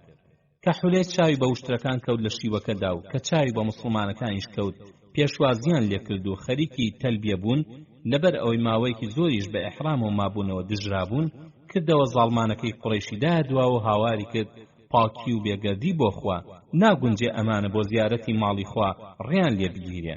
خوای گەورە ڕازی نابێ ڕێ لە حەجی لە خەم و دووذام و نەهەت بگیرێ، ئێستا قەدەغەی کوڕی عەبدولمەتەڵیب بکرێ. زیاتر ناڕزایی لە قوڕیش دەبڕیوتی بە پەروەردگاری کەعبە قوڕیش تیا چووە، ئەمانە بۆ عومرە هاتوون. پێغەمبەری خوا صلی الله علیه و آله وسلم فەرمووی بەڵێ ئەی برای کوڕی کینانە. ئیتر سەردارینەوەی کینانە واتە حولەیس هیچ باس و ڕاوێژێکی لەگەڵ پێغەمبەری خوادا صلی الله علیه و آله وسلم نەکرد، بەڵکو هەر بە بینینی دیمەنی مسلمانەکان قەناعەتی کرد کە قوڕیش ستەمکارە و ستەم لە مسلمانەکان ئەکا. بۆیە بە دوای خۆی داگەڕایەوە و بە قوڕیشی ڕاگەیان کە نابێ ڕێ لەو مسلمانانە بگیرێ کە بۆ ڕێزێنانی کەعبە هاتوون و ئەمانیش لەسەر ستەم و جەور پەیمانیان لەگەڵ قوڕیشدا نەبەستووە. قوڕیش ئەو ڕازگۆییان پێ ناخۆش بوو، وتیان دانیشە تۆ ئەعرابیت هیچ نازانی. حولەیس تووڕە بوو دەستی دایە هەڕەشەی ئەوەی کە ئەگەر قوڕیش دەست لە ستەم و جەور هەڵنەگرێ و ڕێ بە مسلمانان نەدا وەک هەموو عەرەب تەوافی کەعبە بکەن، ئەو پەیمانەی نێوانیان هەڵ ئەوەشێنێتەوە و پاڵ ئەدات بە حەقەوە. بەم هەڕێشەیە حولەیس کافرانی مەکە ڕاشڵەکین و تەسیان لێنیشت، چونکە جیابوونەوەی ئەحابیش زیانی گەورەی لە قوڕیش ئەدا و پشتی ئەشکاندن. لەبەر ئەوەی کە ئەحابیش لەم هۆزە بەهێزانە پێکاتبوون، نەوەی هەونی کوڕی خوزەیمە، نەوەی حەرفی کوڕی عەبدولمەنافی کوڕی کینانە، نەوەی مستەڵەقی کوڕی خوزەیمە، جا پەیمانشکاندنی ئەمانش پشتی قوڕیشی ئەشکان، بۆیە قوڕیش کەوت نەخۆیان و بۆیان دەرکەوت کە کاری هەرزەکانیان کارێکی ناشرینی لێ دەرچوو، سەری قوڕیشی پێشۆڕە بێن، چونکە بۆ هەموو لایەک دەرکەوت کە مسلمانەکان ئاشتی خوازن. بۆ ئەمە کەوتنە لاواندنی حولەیس تا ماوەیەک مۆڵەتیان بدا بۆ ئەوەی چارەی هەڵوێستەکە بکەن کە بریتێ لە ڕێککەوتن لەگەڵ مسلمانەکان. حولەیسیش کە بۆی دەرکەوت قسەکانی کاریگەری لەسەر هەڵوێستی قوڕیشەیە دانی بەخۆیان گرت، تا ئەو بوو لەناو قوڕیشیشدا دەنگی ناڕەزایی بەرز بوویەوە کە لە پێناوی چیدا ژیان و گۆزەرانیان بخەنە مەترسیەوە. خۆ مسلمانەکان بۆ ڕێزگرتن لە کەعبە هاتوون، ئیتر جەنگ و هەرای بۆ چییە؟ لەلایەکی ترەوە ئەم کارە لەسەر قوڕیش زۆر ئەکەوت، تا دوێنێ چەند هەژار و دەستکوتێکی لە مەکەدا دەرپەڕاندووە و بە چه حاڵێک ئەو مسلمانە بێکەسانە خۆیان گەیاندوتە مەدینە، کەچی وا ئێستا بوونەتە سوپایەکی وەها بەهێز کە هیچ حسابێک بۆ چەک بەدەستانی دوورگە ناکەن. ئەمە دوا ڕۆژی دەسەڵاتی قوڕیشە خاتە مەترسیەوە. ڕۆژێک دێ سوپای ئیسلام ببێتە خاوەنی دەسەڵات و ئەو چاودێری کەعبە بکە، کەواتە ڕەنجی قوڕیش بە فیرۆ ڕۆیشت، نەک هەر ڕەنجی ئەوان، بەڵکو ڕەنجی هەموو ستەمکارێک کە دژی دینی خوا ئەوەستێ بە فیرۆ ڕۆیشتووە. بەم بۆنەیەوە قوڕیش گیریان خوارد بوو. لەلایەکەوە ئەگەر ڕێ بە مسلمانان ئەدەن تەواف و سەعی بکەن، ئەوا دەسەڵاتی قوڕیش لە کزبووندا ئەبێ و بەرەبەرە مسلمانان بەڕەکە لە ژێریان دەرئێنن. لەلایەکی ترەوە ئەگەر ناهێڵن بچنە مەککەوە، ئەوا جەنگ بەرپا ئەبێ و قوڕیشیش لا یەقینە کە چاری سوپای ڕێکوپێکی ئیسلام ناکا لە کاتێکدا کە ئەو سوپایە خۆی لەسەر حەق حسابکا و قوڕیشیش بەستەمکار بزانێت. ئیتر با هەڵوێستی حولەیس لەولاوە بۆستێ کە بەرگری لە هەڵوێستی مسلمانانەکە و هەڕەشەی ئەوەشەکە کە ئەگە قوڕیش جەنگ بکە ئەو ئامادە نییە دەستی بەرخوێنی بەناڕەوە ڕژاو کەوێ. هەروەها بودەیلی کوڕی وەرقائی سەرۆکی خوزاعە و عروەی کوڕی مەسعودی سەرۆکی ثەقیفیش دەنگی ناڕەزاییان لێ بەرز بوویەوە. هەرچەندە هەروەک لە پێشەوە باسمان کرد، قوڕیش لە لیتەی نەزانکاری خۆیدا چەقی بوو، کەچی هەرزە و نەفامەکانی پەلایان بوو جەنگ و کوشتا هەڵبگیسێ، حەزیانەکە خوێن بڕژێ، بەڵام مسلمانەکان بە جوانی پارێزگاریان لە هەڵوێستی خۆیانە کرد. قوڕیش جڵەی بۆ هەرزەکارانی شر کردبوو، ئەوانیش هەردەم لە شتە فرۆشتندا بوون. ئەوە بوو شەوێکیان بە چەند کۆمەڵێک 7 ئەسپ سواریان هێرشیان کردە سەر ئۆردوگای مسلمانان، بەو هیواوە دەست لە مسلمانەکان بۆشێنن، ئیتر سا بە دیلگرتن بێ یا بکوشتن. سەرەتا ئەو ئەسپ سوارانە هێرشیان کرد بۆ سەرچەند مسلمانێکی بێچەک و بە دیلگرتە بوونیان، بەڵام دەورەی مسلمانان توانیان ئەو دیلانە ڕزگاکەن و هێرشبەرەکانی دەستە لە دوای دەستە بەدیل بگرن، هەتا ژمارەیان ئەگاتە 7 ئەسپ سوار و قۆڵبەستیانەکەن و ئەیان هێنە خزمەتی پێغەمبەری خوا صلی الله عليه و آله وسلم. بەڵام پێغەمبەری خوا صلی الله عليه و آله وسلم چاوپۆشیان لێ ئەکات و فەرمان ئەدا کە بەریان بدەن سەر ڕای ئەم چاکەیە قوڕیش پیاوێکی مسلمانە کوژن هەر بۆ ئەوەی مسلمانەکان تووڕە ببن و جەنگ بەرپا ببێ، کەچی پێغەمبەری خوا صلی الله عليه و آله وسلم بە حەکیمانە ئەوەشی چارەسەر کرد و نەیهێشت جەنگ بەرپا ببێ. هەتا تەبەری وای باس کردووە کە دوای شەیکردنی ئەو مسلمانە پێغەمبەری خوا صلی الله عليه و آله وسلم چەند ئەسپ سوارێک ئەنێرێ و ئەوانش 12 سواری کافری بۆ ئەگرن. پێغەمبەری خوا صلی الله عليه و آله وسلم پیان ئەفەرمێ هیچ پەیمان و پەنایەکتان بەلامەوە هەیە؟ ئەڵێن نەخێر، لەگەڵ ئەوەشدا بەریان ئەدا و وەنان کوژێن. خۆشەویستان و بەڕێزانم، درێژەی ئەم باسە هەڵەگرین بۆ ئەڵلقەکانی داهاتووی ژیانی ئازیزمان صلی الله عليه و آله وسلم تا ئەو کاتە هەموو لایەکتان بەخوای گەورە و میهرەبان ئەسپێرین. السلام علیکم ورحمة الله وبركاته.